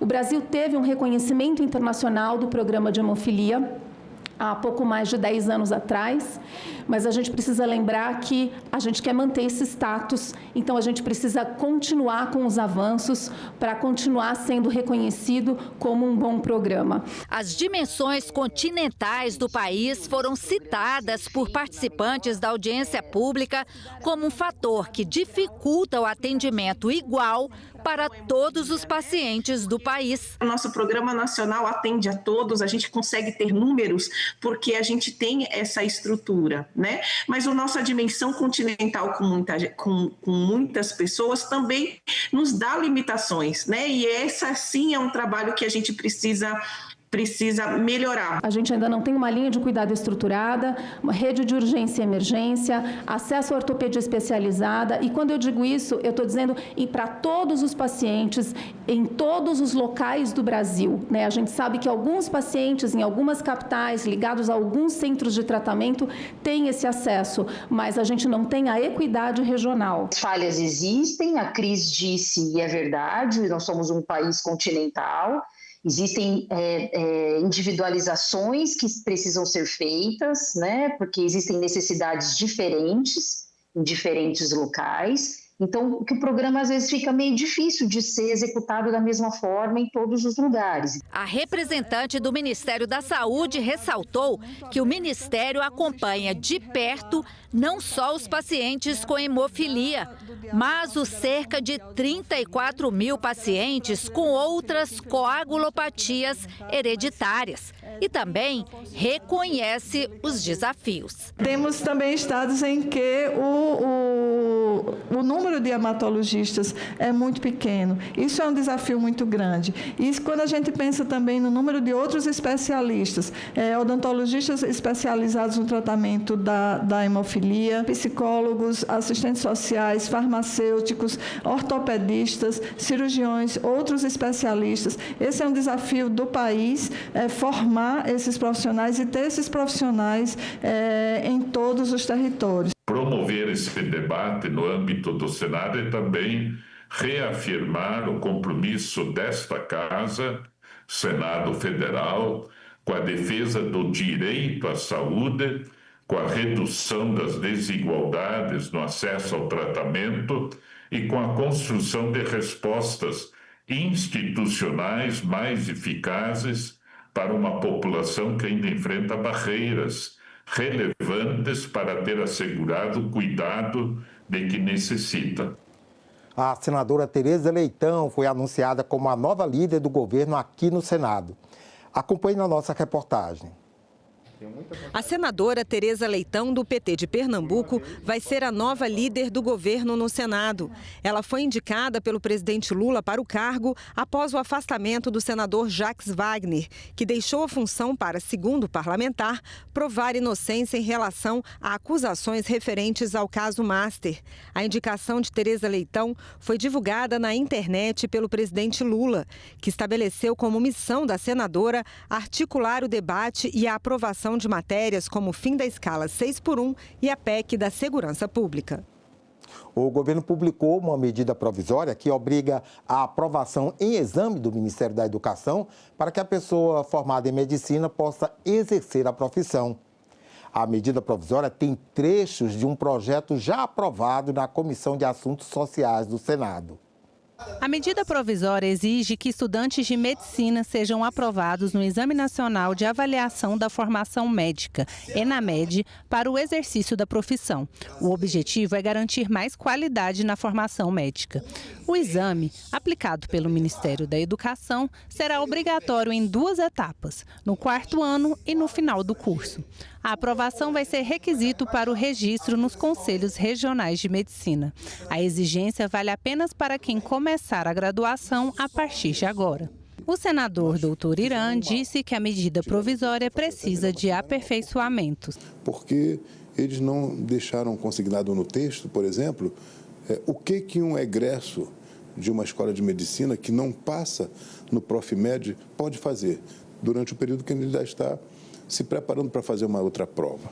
Além do que, nós estabelecemos também que temos que aplicar sanções às escolas médicas que não aprovam adequadamente os seus egressos, que vão desde a diminuição do número de vagas, suspensão temporária de vestibular, até o fechamento de escolas. A medida provisória repete trechos de um projeto já aprovado na Comissão de Assuntos Sociais do Senado e que aguarda votação no plenário. Um dos pontos de divergência com a MP é que a proposta atribui ao CFM a aplicação da prova de proficiência e não ao MEC.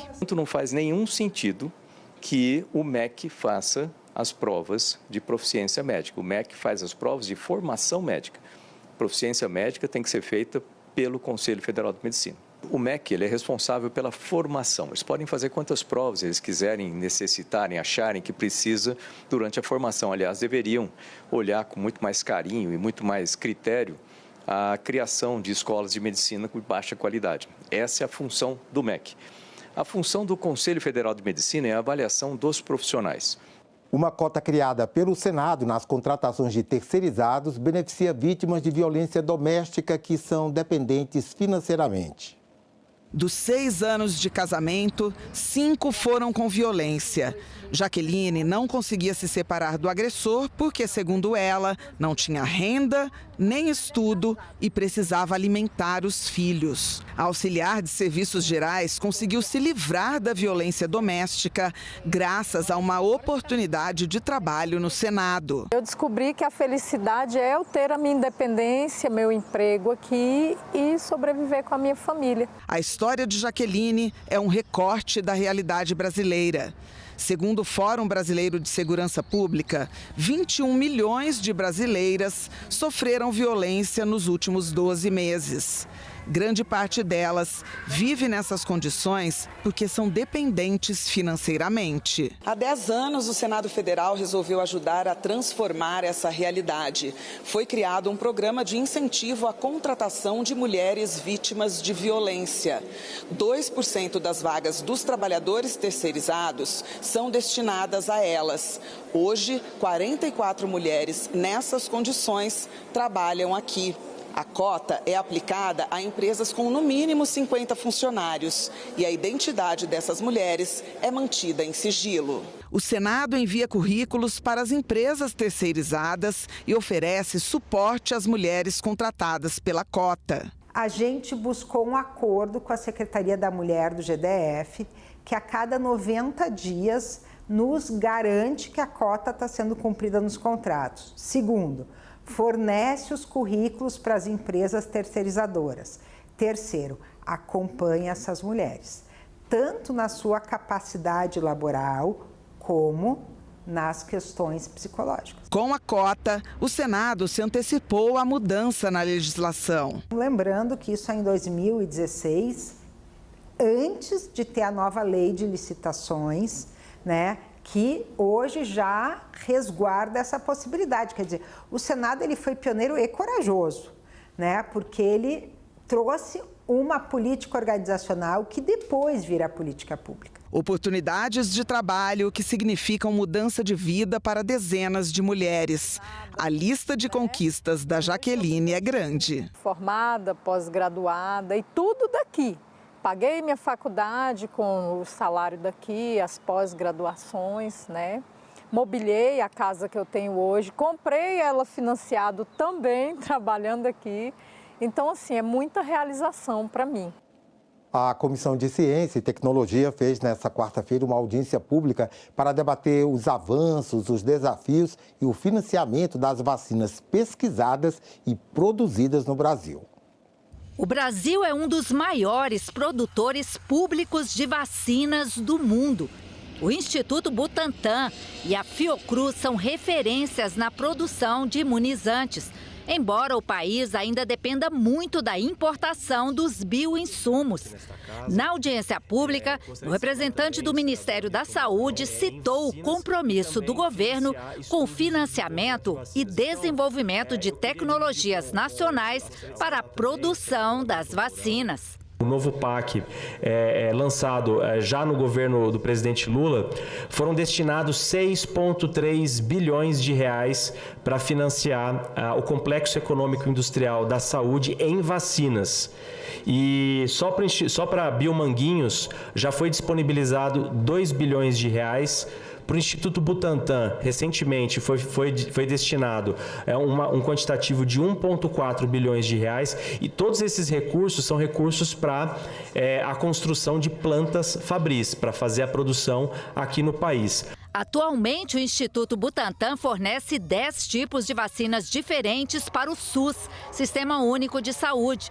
E a equipe de pesquisadores trabalha no desenvolvimento de novos produtos. A gente também fornece 12 diferentes tipos de soro e estamos no processo de consolidação de elevar a quantidade de anticorpos monoclonais de 1 para 4, que são anticorpos monoclonais biosimilares, para fazer a base do tratamento de doenças autoimunes e doenças degenerativas neurológicas e vários tipos de câncer. O coordenador do CT Vacinas da Universidade Federal de Minas Gerais disse que, apesar do projeto aprovado em 2024 para facilitar a aprovação de novas vacinas, ainda existem dificuldades. As vacinas aprovadas no exterior, elas vão muito mais rápido porque a Anvisa já aceita a avaliação dessas vacinas. Então, o que nós estamos vendo hoje é que a inovação que vem do exterior, ela é aprovada muito mais rápido, seja feito por uma companhia farmacêutica, seja feito por uma universidade. Nós estamos aqui hoje como humanidade com 7 bilhões graças às vacinas. Se não tivesse tido vacina lá atrás, né, certamente já tinha dizimado uma grande parte da população com doenças que tiveram um efeito gigante lá atrás. Uma audiência pública realizada na manhã de hoje chamou a atenção para as casas de idosos de longa duração, tema de um projeto de lei em tramitação. A proposta já foi aprovada pela Câmara dos Deputados e traz vários itens polêmicos, como a aquisição de medicamento pelas próprias casas de repouso e a instalação de câmaras de monitoramento. Quando a gente conversa com as pessoas, todas são a favor da câmera no quarto. Mas o que está acontecendo no nosso país? Nosso país, o Ministério Público, São Paulo, Rio de Janeiro, Rio Grande do Sul, está obrigando as instituições a retirarem as câmeras dos quartos. Quem eles estão querendo proteger? A pessoa que está agredindo? Será que é isso que a gente está vendo? A inversão de valores? Eu não sabia que o Ministério Público está, desta forma, retirando as câmeras dos quartos. E ele faz isso com base na proteção da privacidade. Entre privacidade e segurança, eu prefiro segurança. O Brasil tem hoje mais de 32 milhões de pessoas com 60 anos ou mais. De acordo com Damares, são 6.200 instituições de acolhimento, que cuidam de cerca de 160 mil idosos. 65% delas têm natureza filantrópica, mas só 6,5% são mantidas diretamente pelo poder público. Mas as estatísticas do setor são bastante falhas. A relatora conta que pesquisa que fez em suas redes sociais dobrou o número de entidades cadastradas. Atenção, instituições, tem um dinheirinho aqui para vocês. É urgente para ajudar na pandemia. Se cadastrem. Sabe quantas instituições se cadastraram para receber o dinheirinho? Quantas, secretário? Quase 4 mil. Quase 4 mil. Era o dobro. Nesse momento, a gente descobriu que não se tinha dados sobre as instituições no Brasil. E isso me deixou muito preocupada. E aí eu fiquei, instituições anônimas, fazendo um trabalho lindo, mas invisibilizadas. Eram 4 mil entidades, mas só podemos acolher 2 mil, porque a maioria são irregulares. Não conseguem nem se relacionar de forma jurídica para a definição. Um dos problemas apontados na audiência pública foi a característica principal de uma casa de idosos. A casa que acolhe, ela é assistência social ou ela é saúde? Ok, ela é assistência social. Mas nós temos casas que estão acolhendo pessoas no oxigênio.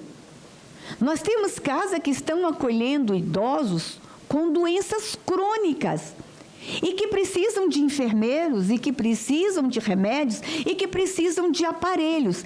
É justo deixar esses idosos que não têm família morando em hospital? Nós temos quase 10 vezes mais ILPIs do que casas de repouso. Mas por quê? Casa de repouso tem saúde, casa de repouso é onde o idoso precisaria estar para ser atendido por um médico, por um enfermeiro, constantemente. Mas por que tem tão menos casas de repouso assim no nosso país? Dentro de uma casa de repouso, você tem que ter médico, nutricionista, fisioterapeuta, psicólogo, assistente social, porque isso precisa ter, é uma instituição de saúde. O caminho correto é fortalecer a articulação entre ILPI, assistência social e rede pública de saúde. É garantir fluxo com o SUS, é garantir acesso a atendimento, é garantir apoio técnico, é garantir financiamento, é garantir corresponsabilidade do Estado. A gente precisa olhar para o orçamento da assistência social. Né? E, mais uma vez, a gente tem a PEC do SUS, PEC 7 de 2026, que está tramitando nesta casa, que garante orçamento para o SUS e orçamento vinculado. Sem orçamento vinculado, a gente não consegue expandir serviço, a gente não consegue qualificar serviço. E, quando a gente fala nas unidades de acolhimento, a gente está falando de serviços caros. Pelo que eu estou vendo, vamos ter que apresentar um substitutivo totalmente diferente do projeto, né? 2026 é ano de eleições gerais no Brasil. Mas antes que os mais de 155 milhões de brasileiros possam registrar seus votos nas urnas, muitas coisas acontecem. No dia 4 de outubro, os eleitores de todo o país vão escolher o presidente da República, governadores, senadores e deputados federais e estaduais. O segundo turno, se for necessário, acontece no dia 25 do mesmo mês. Mas o calendário eleitoral anota vários prazos preparatórios para o pleito. No dia 20 de julho, começa o período para a realização das convenções partidárias, que vai até 5 de agosto. Nas convenções, são definidos os candidatos e as possíveis coligações partidárias. 15 de agosto é o último dia para que os candidatos sejam registrados na Justiça Eleitoral. A campanha eleitoral começa oficialmente no dia seguinte. Em 28 de agosto, tem início o horário eleitoral no rádio e na televisão. A propaganda segue até 1º de outubro, antevéspera do pleito. A eleição será no dia 4 de outubro.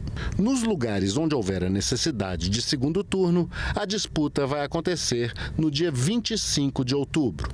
Os tribunais regionais eleitorais e o Tribunal Superior Eleitoral têm até o dia 19 de dezembro para fazerem a diplomação dos eleitos. A proposta de emenda à Constituição que concede aposentadoria especial aos agentes comunitários de saúde e agentes de combate a endemias já foi aprovada na Comissão de Constituição e Justiça. Ela pode entrar na pauta do plenário em breve. O presidente do Senado anunciou que vai consultar os senadores antes de colocar em pauta a proposta que prevê aposentadoria especial para os agentes comunitários de saúde e de combate a endemias. É impossível, vou repetir, uma só pessoa atrapalhar a vida de 400 mil trabalhadores do Brasil que prestam um belo serviço à sociedade brasileira. Eu vou ligar de um por um. E conforme for a conversa de um por um, esta matéria estará na pauta da deliberação da próxima semana. O presidente do Senado Federal não pode impedir que esta matéria tramite e que possa fazer justiça a essas pessoas. Alguém tem que falar que isso aqui é certo. Alguém tem que falar que isso aqui é importante. E não pode uma só pessoa ficar contra o Senado todo ou o Brasil. A proposta já passou pela Câmara dos Deputados, foi aprovada pela Comissão de Constituição e Justiça do Senado no dia 10 de junho e agora precisa passar por 2 turnos de votação aqui no plenário do Senado. O texto estabelece regras e critérios para a aposentadoria especial das categorias. A proposta de aposentadoria integral inclui os agentes comunitários de saúde e os agentes de combate a endemias. Eles vão ter que comprovar 25 anos de contribuição e de efetivo exercício na atividade profissional.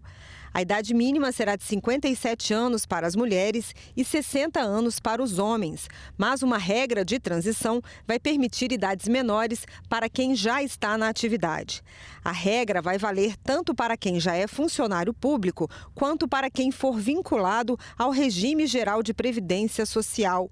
E os reajustes vão ter paridade com os funcionários da ativa. A PEC prevê ainda que a União vai ter que ajudar estados, municípios e o Distrito Federal para compensar o aumento de despesas nos regimes próprios de previdência. A proposta é considerada uma pauta de alto impacto fiscal pelo governo. O presidente Davi Alcolumbre citou as estimativas dos custos que envolvem a medida. Eu recebi um documento da Confederação Nacional dos Municípios informando a presidência do Senado Federal que o impacto desta matéria pode ser 69 bilhões de reais. O Ministério da Previdência Social do nosso país, do Brasil, disse que o déficit no regime geral próprio e nos regimes próprios será de cerca de 28 bilhões de reais, além de aumento dos seus gastos em 24 bilhões nos próximos 10 anos. Assim como existe a aposentadoria especial dos nossos valorosos professores, assim como já foi também instituída a aposentadoria especial para os policiais, é merecida também a essa categoria, como Vossa Excelência destacou bem, que foram bravos soldados no combate à pandemia do coronavírus, que nós vivemos uma grande tragédia no Brasil, onde perdemos mais de 700 mil vidas naquela pandemia. Se não fosse a atuação dos nossos agentes de saúde, nós teríamos ultrapassado a casa de milhões de brasileiros que teriam morrido naquela tragédia. E de repente, ele ou ela fica triste, isolado, em sofrimento. Muitas vezes nem percebemos, mas quem está do nosso lado está com a saúde mental comprometida, jovens principalmente. E esse é o tema do programa Em Discussão, que vai ao ar hoje, logo após a edição da noite do Senado Notícias. Elas estão mais tristes do que eles. Em 2024, cerca de 30% dos estudantes entre 13 e 17 anos tinham esse sentimento. A vontade de se machucar de propósito também atinge mais as meninas do que os meninos. Mais de 40% dos adolescentes de 13 a 17 anos afirmaram a insatisfação com o próprio corpo. A gente tem aí um aumento muito importante de casos de transtornos de saúde mental nos últimos anos. Que não é só olhar para o transtorno, né, mas olhar para ela dentro de um espectro, que você pode